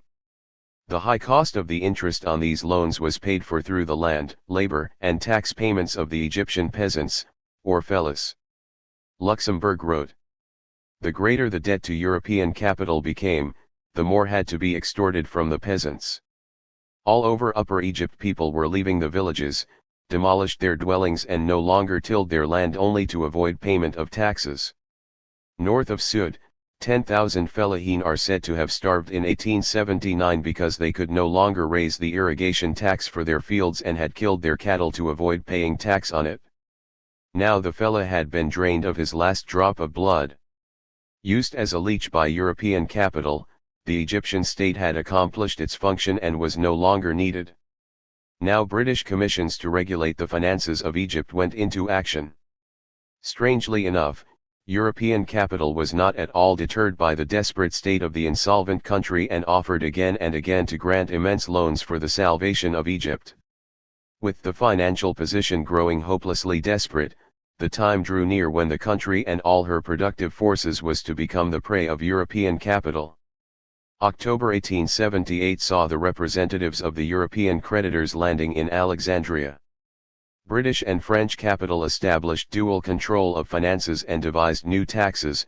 The peasants were beaten and oppressed, so that payment of interest, temporarily suspended in 1876, could be resumed in 1877.91. Having seized control of the country's finances, military control was quickly to follow. By decade's end, hundreds of thousands of acres were taken by Britain as collateral for public debt. A mutiny in the Egyptian army provided a pretext for invasion. The British military occupied Egypt in 1882, as a result of 20 years' operations of big business, never to leave again. Luxembourg continued, this was the ultimate and final step in the process of liquidating peasant economy in Egypt by and for European capital. Stripped of all obscuring connecting links, these relations consist in the simple fact that European capital has largely swallowed up the Egyptian peasant economy. Enormous tracts of land, labor, and labor products without number, accruing to the state as taxes, have ultimately been converted into European capital and have been accumulated. 92. United States imperial ambitions followed closely on the heels of European colonialism. Throughout the 19th century, U.S. banks floated unfavorable loans to Caribbean countries and sent in the Marines when payments were delinquent. In the early 20th century, American forces entered Haiti first through the National City Bank. Then, when the Haitian government refused to cede power of its customs houses to the bank, the Marines invaded Point 93. By the time anti-colonial movements in the Global South won formal independence in the years following World War II, policies which had purposefully underdeveloped their economies and pillaged their resources ensured that new states would remain subordinate to the former colonial powers. The great powers had turned entire regions into suppliers of single commodity exports while systematically stunting or destroying the infrastructure for internal growth. When ex-colonies set to developing their own economies, they by and large had to request credit from the same countries that had looted their resources and subjugated their markets. In the 1970s, Third World debt had reached nearly $500 billion. And when spikes in interest rates made it impossible to repay the debts, the IMF and World Bank institutions set up to serve the interests of the US and other global powers stepped in to manage the debts. They did so by enforcing structural adjustment programs, loan conditions which typically impose brutal austerity measures and privatization schemes, and pry open developing nations to multinationals through special economic zones that exploit cheap labor. Along with these policies, debt for equity swaps have allowed creditors to claim assets or resources in exchange for delinquent debts. It seemed that colonialism had only found a new form. Today the Global South is drowning in debt. Despite astronomical sums spent on debt repayments, their financial obligations keep growing. Large parts of their budgets are allocated to just servicing the interest on their debts. As David McNally described, between 1980 and 2002, the developing countries made $4.6 trillion in debt payments. This represents about 8 times what they owed at the beginning of the period, $580 billion in 1980. Yet, after making these payments, thanks to the magic of interest, they now owe $2.40 trillion. 94. The social cost of servicing these debts is in of itself a crime, leading to sky-high infant mortality rates and death rates due to curable diseases such as malaria and tuberculosis. Approximately 800,000 Africans died of AIDS in 2015. Meanwhile, payments to service the billions of dollars worth of interest on debts continue. Mozambique, one of the poorest nations in the world, holds public debt equal to 70% of its GDP. Over 60% of it is owed to foreign institutions. 95 The so-called emerging markets became a popular investment destination for speculators searching for high-yield returns. They readily lapped up a record of $1.4 trillion worth of debt from emerging markets governments and companies. But when prices of commodities produced in the global south fell, booming growth slowed, and speculators responded by pulling back investments and calling in debts. Economies were left in a tailspin, or sunk in a deep depression.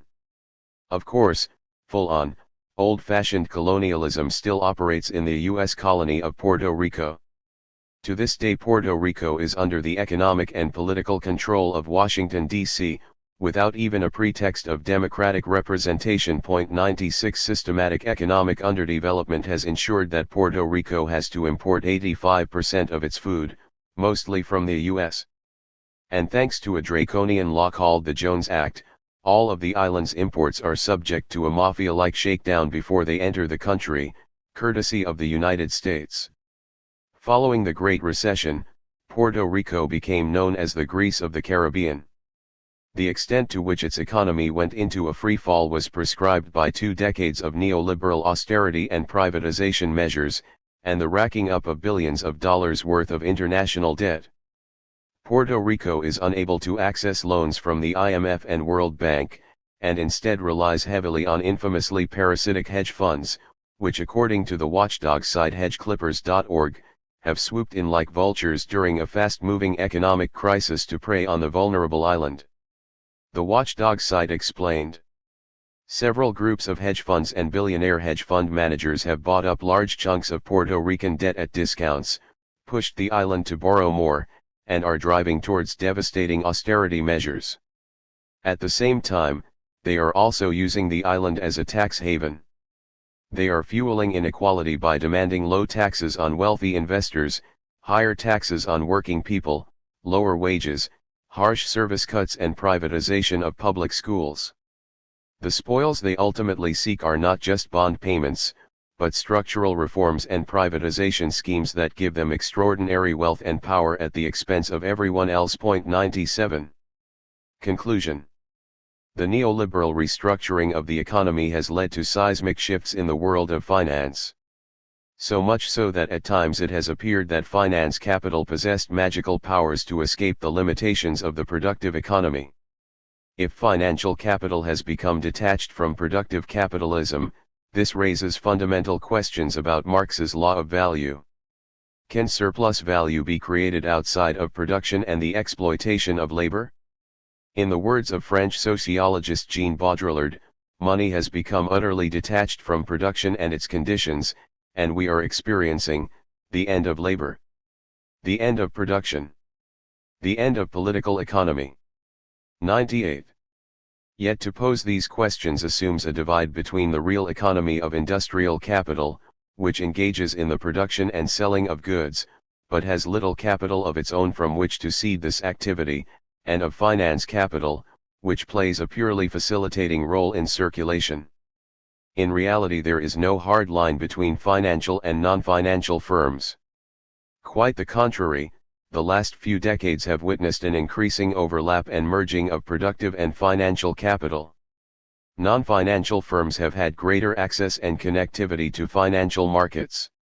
In practice, argued Demophanes Papadopoulos, borrowing capitalists typically possess some of their own capital plus some that they borrow. Second, revenue in the form of interest tends also to accrue to industrial and commercial capitalists, and it is not the exclusive foundation of a separate social group, such as financial capitalists. The separate and often opposing interests of lending and borrowing capitalists cannot be fully analyzed in terms of the functioning industrial section of the capitalist class confronting the financial moneyed section. 99. Financial and industrial capital are completely interdependent. The experience of the Great Recession proved, rather than refuted, this point when the very real and concrete market for homes hit its limit and brought wild financial dreams back down to earth in a devastating crash. Still, the relative strength of finance vis-a-vis industrial capital has given increased momentum to arguments that we are in a post-industrial phase of capitalism, such as has been popularized by post-Marxist philosophers Antonio Negri and Michael Hart, or that we are in a stagnant stage of the system, propped up only by ongoing investment in finance, as is the editorial line held by the Monthly Review since the 1970s. Current Monthly Review editor John Bellamy Foster has dubbed this phase of capitalism as monopoly finance. He has argued, financialization has become a permanent structural necessity of the stagnation-prone economy. Stagnation and enormous financial speculation emerged as symbiotic aspects of the same deep-seated, irreversible economic impasse. 100 The argument goes that capitalists are no longer able to find a sufficient rate of return in industrial production and are therefore increasingly dependent on finance capital as a means to increase capital.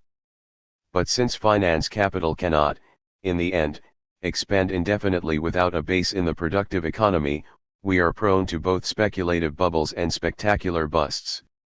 In fact, the massive investment in financial cocktails was the product of an opposite trend. So much profitability had been restored through neoliberal restructuring that capital needed additional outlets for investment. Since the 1970s, tremendous material growth in production and output has taken place, most dramatically in China, but throughout other regions of the world as well. Rather than a permanent state of stagnation intermittently propped up with new financial innovations, we see continual dynamism and growth at the expense of the world's poor and working class.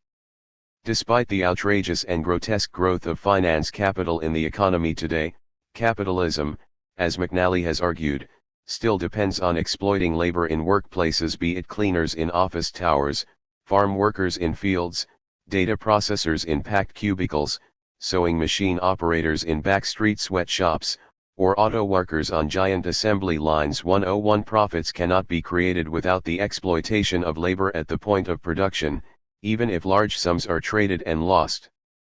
Financialization quickly generated spectacular sums of fictitious capital, promises of future profits along with plentiful fees for the many hands involved in the transactions.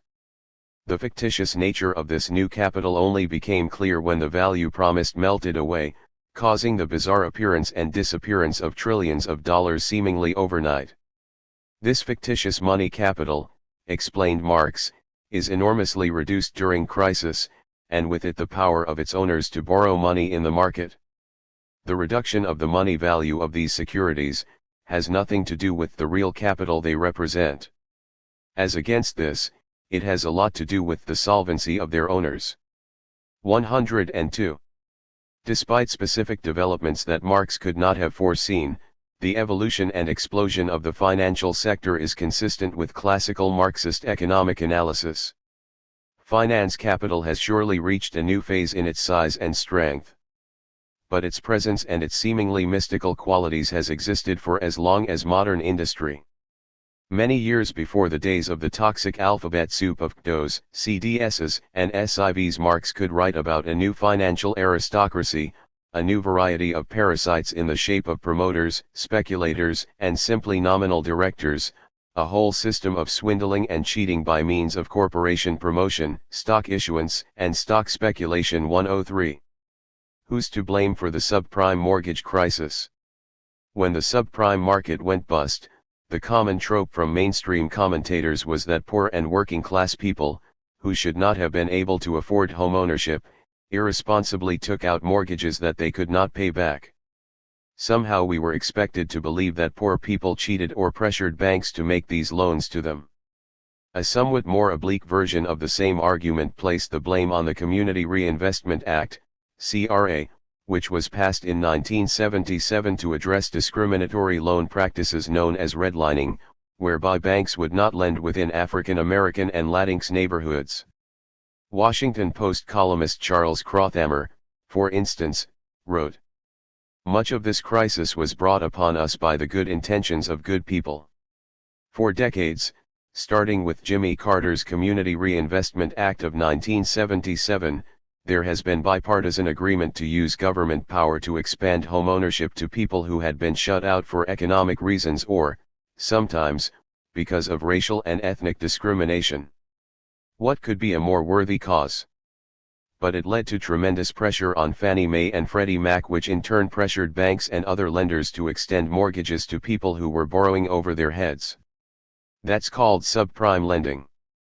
It lies at the root of our current calamity. Point 104. This line turns reality on its head. First, the CRA never mandated loose lending requirements or extortionary, rising interest rates. The problem was not that the goal of expanding homeownership put too much pressure on banks and the state, but rather that without a strong commitment to enforcing anti-discrimination in housing, the legislative efforts of the CRA could not go far enough. Point 105. Nor was it the case that subprime borrowers were necessarily too poor to afford to buy homes. Well over half of subprime mortgages went to people who had credit scores high enough to obtain conventional loans. Point 106. But more importantly, even if they couldn't afford the loans, and dared to dream of homeownership anyway, that was certainly not their fault.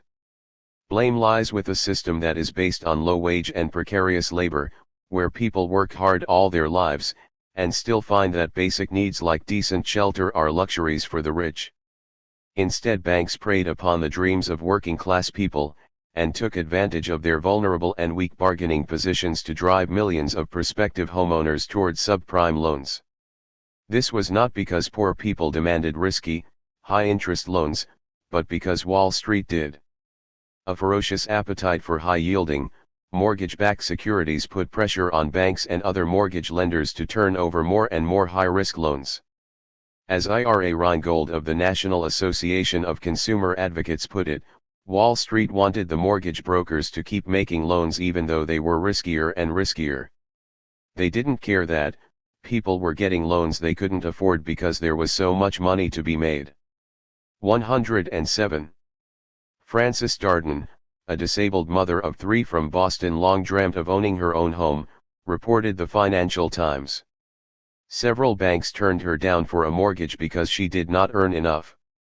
She was starting to give up hope.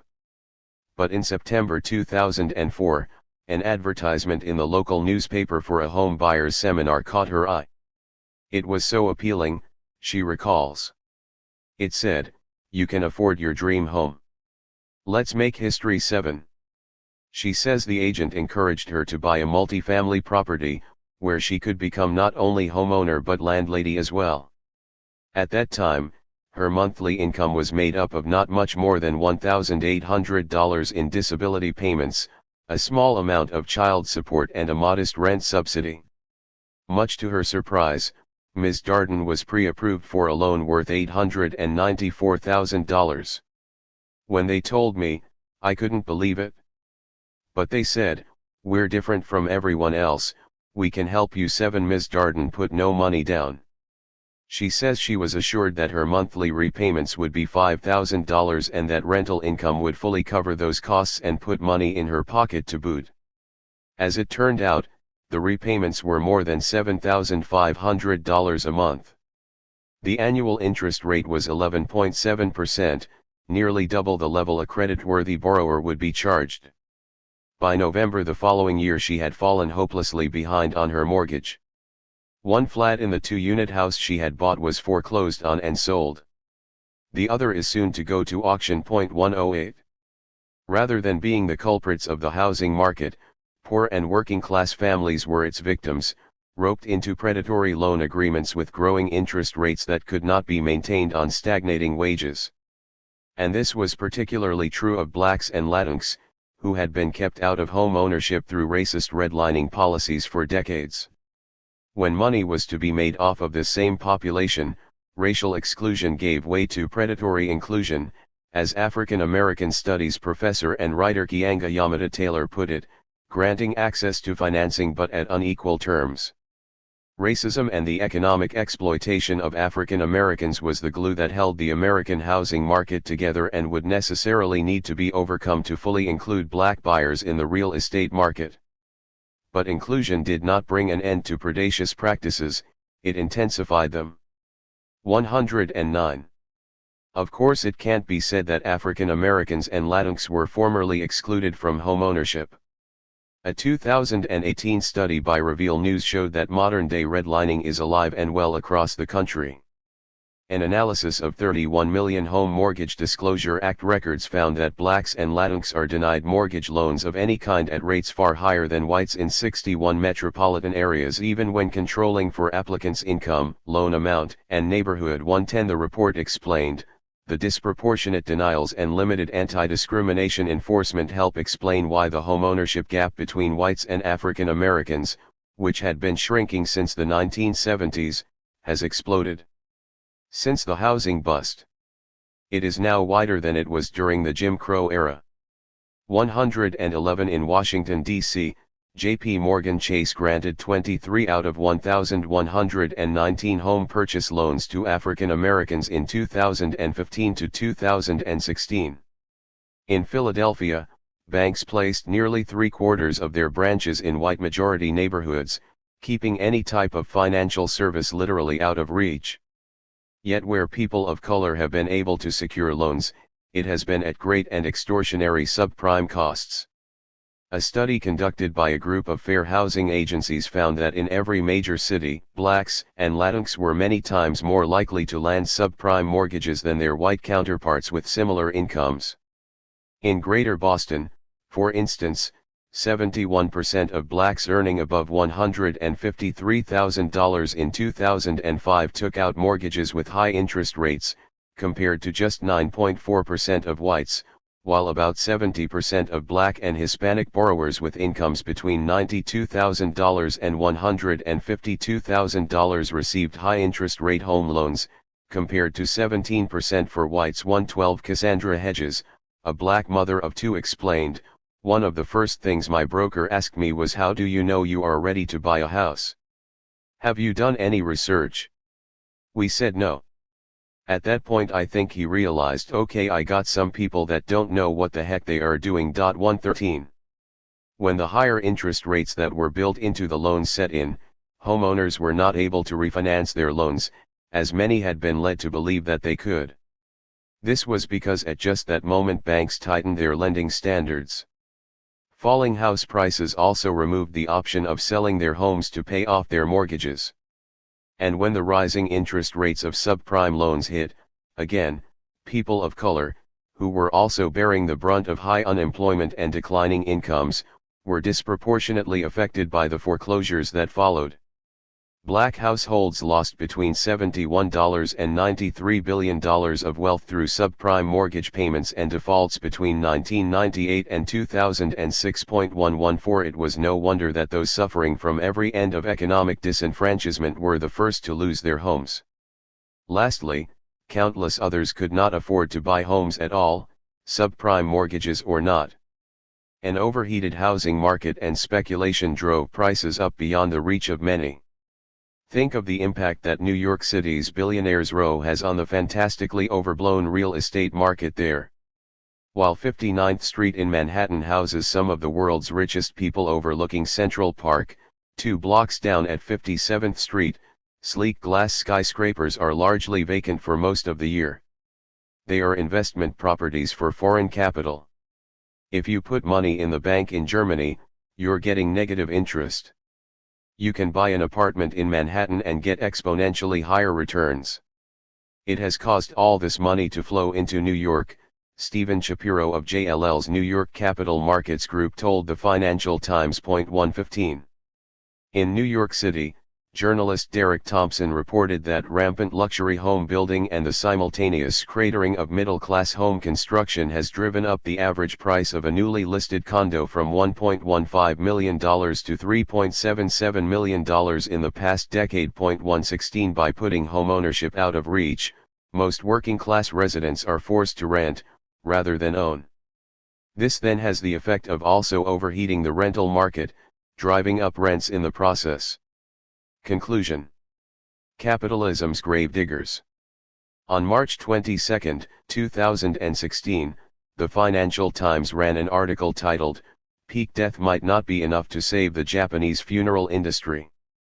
Apparently, the last 2 decades have seen a boom of activity for the sector in Japan, as the population ages and graveyards fill. Sadly, for the funeral industry, increasing numbers of deaths aren't translating into higher profits, because the number of mourners have in any case halved. Apparently, the prohibitive cost of putting on funerals has decreased their numbers. As has the fact that fewer Japanese workers have full-time jobs, so the cultural convention of duty appearance at funerals by employees has also diminished. The Financial Times soberly reported, securing sustainable profit growth even amid rising mortality could become harder, say industry heads. One, capitalism is an absurd and irrational beast that can't muster caring about lives over profit. But at least the Financial Times has the decency to be honest about it. As Marx and Engels wrote in the Communist Manifesto, all that is solid melts into air, all that is holy is profaned, and man is at last compelled to face with sober senses his real conditions of life, and his relations with his kind. To capitalism, we are compelled to face, is driven only by what is profitable, and this dictates every facet of our lives and deaths. The profit motive dishes out material deprivation and ecological destruction. Our relationships with each other face deep alienation. A few make fantastic profits at the expense of the many, who in turn spend most of our waking hours in conditions we have little say over. We live in a society where every decision made by those with power is driven by how much money can be made. In a nutshell, exchange value rules over use value. Profits, over human beings. This state of affairs has been so normalized that we've come to take it for granted, if not as the way things should be, at least the way they must be. We go to work, we pay the bills, we go on with our day. Yet the insanity and brutality of it all can't but rear its ugly head all over our planet, our communities, our lives, every time a cut corner leads to breached levees that could have stopped a hurricane from destroying a city, or a mining disaster buries workers alive. Its ugly head rears through the billions of dollars directed towards speculation in meaningless financial cocktails, or bitcoins, or other Wall Street gambles, while our public school systems and hospitals languish in poverty. Its ugly head rears again, climate summit after climate summit, when no agreement with actual teeth is reached because it simply is not profitable to rein in an entire manufacturing edifice built around cheap and dirty energy. It rears again and again and again, when millions of poor people are sacrificed to curable diseases by both the pharmaceutical industry and the global industrial debt complex, which cripples state funding of public health programs. The list goes on, literally ad infinitum. If there are just 3 points that I hope you'll take away from this book, they're these. 1. These are not accidents. They are not isolated incidents of greed. They are simply products of the way the system works. Competition is the mainstay of capitalism. It can't be made friendlier or softer because it requires an accumulation of capital at any cost, in order to get ahead, or get left behind. 2. These same processes of accumulation necessarily lead to contradictions that threaten the very profits that capitalists seek. Every contradiction for capitalism is both a great hazard to our lives, since we are made to pay the price, and also an important crack in the system. Every periodic crisis is a potential point around which to organize. If the system seems impenetrable, all the more reason to find its weakest links. 3. The point, however, is to change it, argued Marx. Point 3, and this too is the point of this book. Better understanding the system, as Marx wrote, to reveal the economic law of motion of modern society 4 is a critical first step. These laws of motion help us to assess the balance of forces, the relative strength or weakness of the ruling class, and their strategies for increasing their profits and our immiseration. But Marx had more to say about how the very development of capitalist industry not only concentrates capital in few hands, but also concentrates workers together into a force that can challenge the system. Capitalism, wrote Marx and Engels, creates its own grave diggers. Point 5. For the first time in human history, there exists a class with both the interest and the ability to abolish classes and liberate humanity. This is not because workers are inherently heroic, nor because capitalists are inherently evil. Though our respective positions in society do set us against each other in ways that bring out truly heroic working class struggles, and truly evil repression. But capitalists cannot turn a profit without our labor. Because the system depends on exploitation, the exploited are in a unique position to bring that system down. Workers, sometimes literally, sometimes metaphorically, have our hands on the gears of production. If we collectively withdraw our labor power, along with it, we withdraw the means to turn a profit. Without profits, the system cannot survive. This is why New York City transit workers were able to shut down the entire city when they struck for a very powerful few days in 2005. The threat to profits was so great that the entire political and media establishment went on the attack, jailed their union leader, and broke the strike. 6 In 2014, just 70 workers at Chrysler's Piston Automotive factory in Toledo forced their bosses to capitulate in a single day by going out on strike. Chrysler's just-in-time production meant that a strike by Piston's parts suppliers could have too quickly shut down production at plants across the country. So after unsuccessfully threatening the workers, the company quickly gave in to their demands instead. 7. Train conductors, Starbucks baristas, teachers, and IT workers, despite differing levels of income, education, and internet savvy, share a common experience of exploitation, and a common enemy in the capitalist class. Whether this shared interest and experience is obscured by cultural propaganda and manipulation or not, does not change the potential for unity. Finally, working class struggle cannot be wielded individually. I can't simply throw down my shovel, or my laptop, and go on strike, but need the participation of all my co-workers to effectively stop production. Nor can the goal be to win only individual gains. Taking home a shovel, a coffee machine, or a printer will do me little good, but the entire workplace, owned collectively by my co-workers and me, could be put to use. Of course, the potential to stop production, let alone to unite the working class to bring down the profit system, is not the same as having the actual strength, consciousness, and organization to do so. Quite a few significant obstacles stand in our way.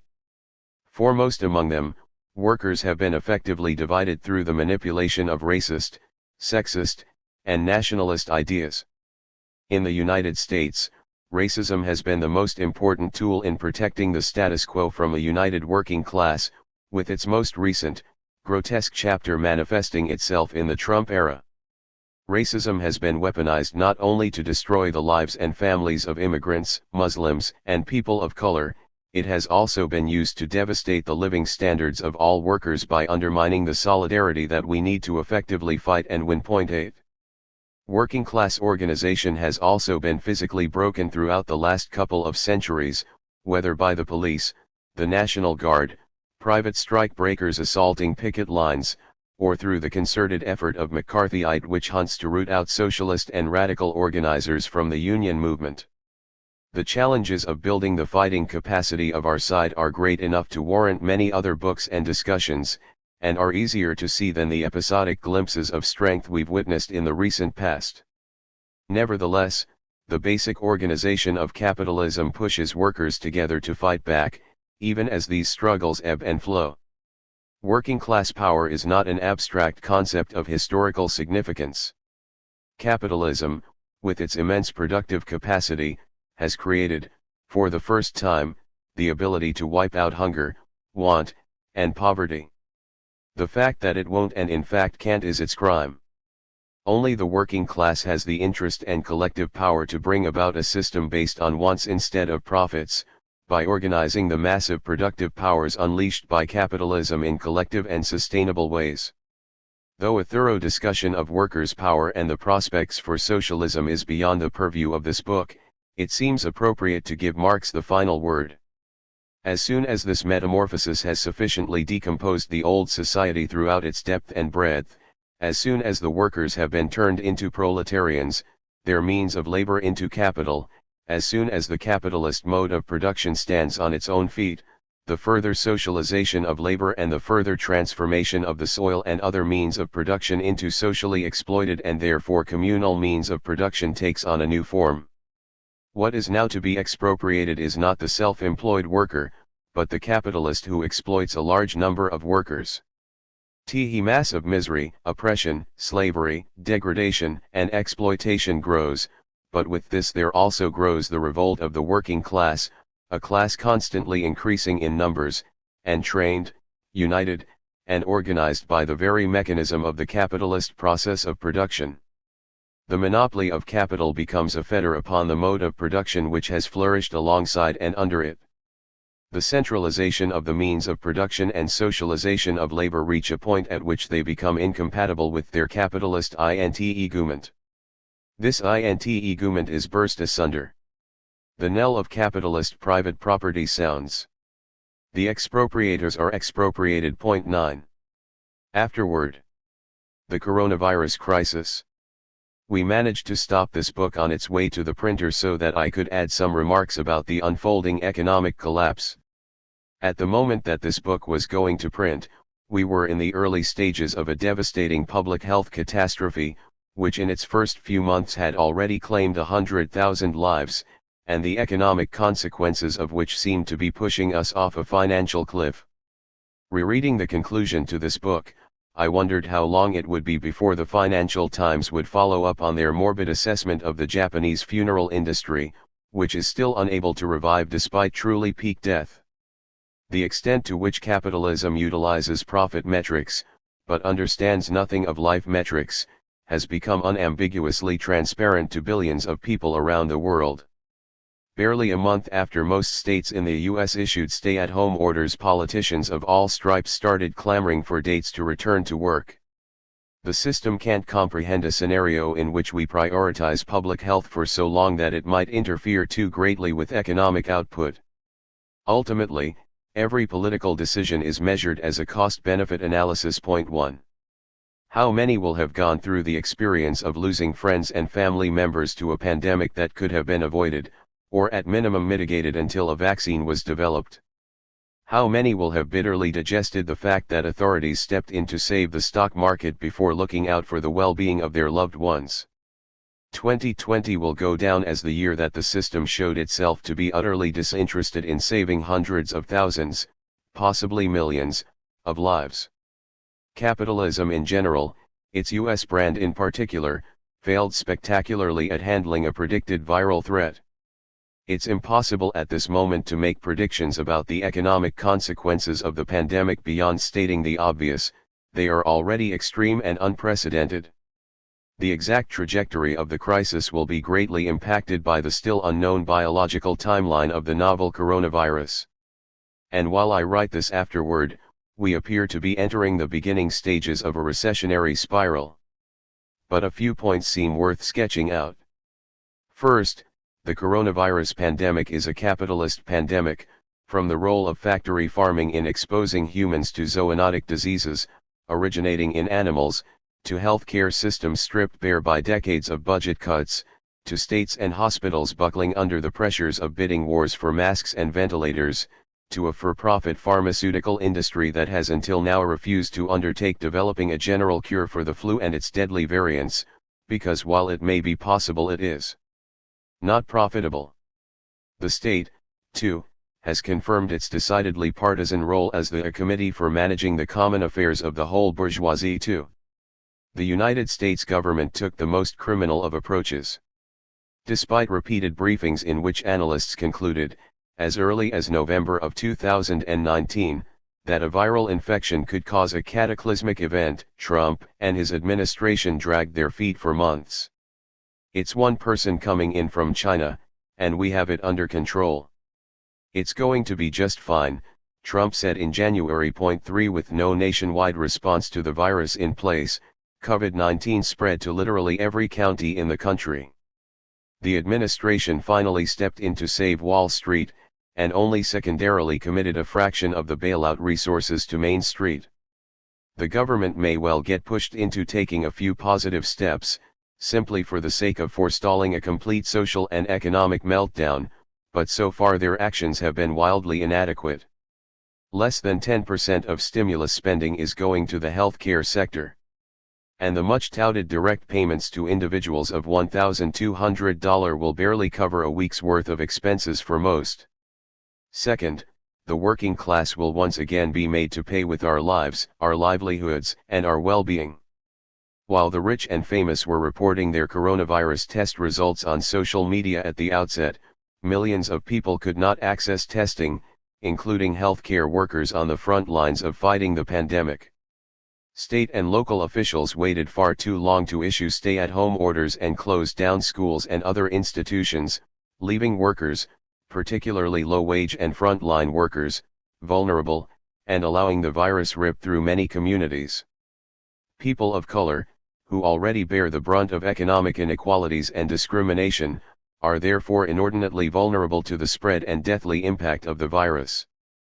Conditions of poverty, which disproportionately impact people of color, exacerbated the COVID-19 disaster, cramped living conditions that make social distancing impossible, pre-existing chronic diseases like high blood pressure, heart disease, and diabetes, and jobs that don't allow for telecommuting and/or are deemed essential, as grocery workers, delivery people, nurse aides and nurses, and sanitation. In New York City, the New York Times reported death rates for Black and Latinx people were twice as high as those of white people.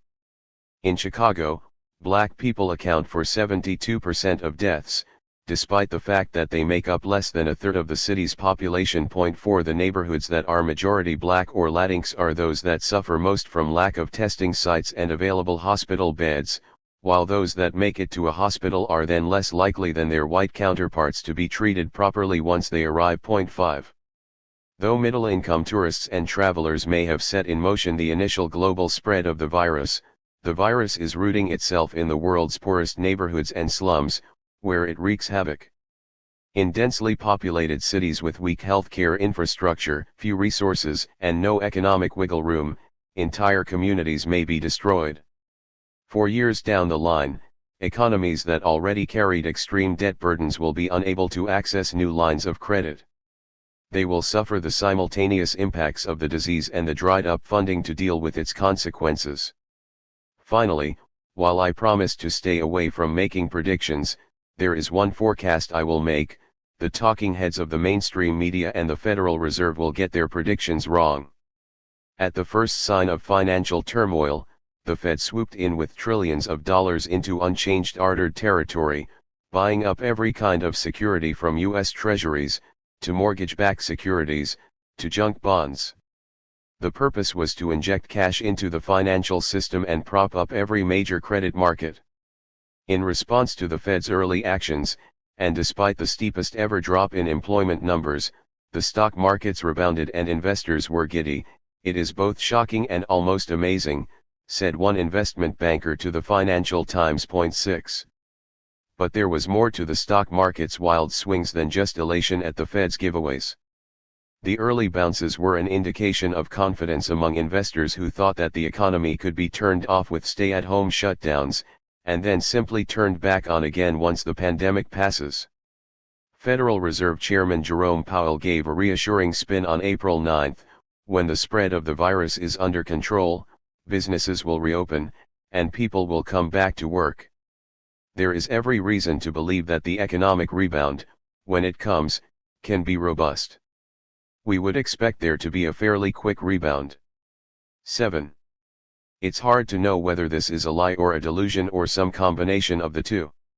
Even in an unlikely best-case scenario, in which we only have to contend with one wave of coronavirus infections, and can wake up one morning to safely return to work, the economy will not suddenly rebound. The dramatic scale of the layoffs in the first weeks of the crisis cannot be overcome easily, and many businesses will have gone bankrupt in the process. Even those large corporations that survive the crisis will come back online with much reduced capacity. Supply chains have also been severely broken, unevenly and in many places. Some companies will find themselves lacking raw materials and inputs when they attempt to restart production. Demand, too, has utterly cratered. The ripple effects will engulf much of the world economy. For instance, as auto factories idle across the US and Europe, demand for steel, electronics, and other components will collapse. And millions of unemployed people won't start spending until they find full and stable employment again. In short, the scale of disruption to economy is hard to exaggerate, and even harder to imagine a seamless recovery from. Instead, we will likely see mountains of bad debt and defaults from both bankrupt corporations and among the millions of unemployed. As this happens, banks will call in their debts, causing credit to dry up. Just as in 2008, actions by the Federal Reserve to lower interest and pump money into the economy will not necessarily translate to banks making loans when they see no profitable rates of return. In fact, the global economy was already on shaky foundations before the pandemic hit. The World Trade Organization is currently forecasting shrinkage of 13 to 32% in global trade volume. But global trade growth in 2019 had already slowed to its lowest level since the Great Recession. Throughout the Great Recession's recovery, GDP growth rates as well bordered on stagnation in most advanced economies. 8 Business earnings slumped, corporate debt hit record highs, while corporate investments were historically low. Wage growth has been practically non-existent, and millions of working families are saddled with more debt than ever. The country's pre-coronavirus low unemployment rate was based on the addition of poorly paid, low-skilled, temporary, and part-time work. The contradictions that had set off the crisis of 2007 to 2008 economic polarization, corporate and consumer debt, and financial deregulation were never resolved. Rather than a classic capitalist crisis in which bankruptcies and a destruction of capital give way to a recovery, and the most efficient capitals advance at the expense of the least efficient, the federal government bailed the system out. Central banks provided a multi-trillion-dollar lifeline to the financial system and to thousands of unprofitable companies. Among the consequences of these policies was the growth of corporate debt to a record $13.5 trillion worldwide. 9 The stock market surged, in the form of corporate stock buybacks, but business investment and advances in productivity lagged. The age of austerity of the past decade meant that we saw too little fiscal stimulus, government spending, but instead witnessed a constant injection of monetary stimulus, tinkering with interest rates and money supplies. The heavily indebted corporations, the frayed global trade system, and millions of struggling families will not easily weather the severe shocks to supply, demand, production, and employment. The federal government will continue to try more of the same policies, albeit with greater force and speed. The problem is that to the extent to which they have financial strategies, limited and contradictory though they might be, they have no healthcare strategies. The system is simply not set up to prioritize our health. Rather than fortifying a threadbare healthcare system or a non-existent social safety net, the government is committed to bailing out climate change-inducing industries and financial markets. Capitalism is a system that revolves around exchange values, and cares little for use values. Like other crises, the current crisis also exposes important cracks in the system. Because of its scale, and because of its life or death consequences, these cracks are likely to be more indicting than at any other time since the Great Depression. The next few years will likely be brutal, and will most certainly require struggles on every front for defensive demands, funding of basic medical supplies, tests, and hospital beds, and for offensive demands, too, Medicare for all, the expansion of Social Security and unemployment benefits, the demand to nationalize banks and make issuance of credit a social function, and investment in a Green New Deal, for the rebuilding of the economy on ecologically sustainable lines. More than ever, we need determined organizing efforts alongside of a vision for a different kind of society, one that is organized around principles of planetary survival, human health, and justice. There is nothing easy or automatic about waging these struggles, but we know that the alternative is a system that fails us every time.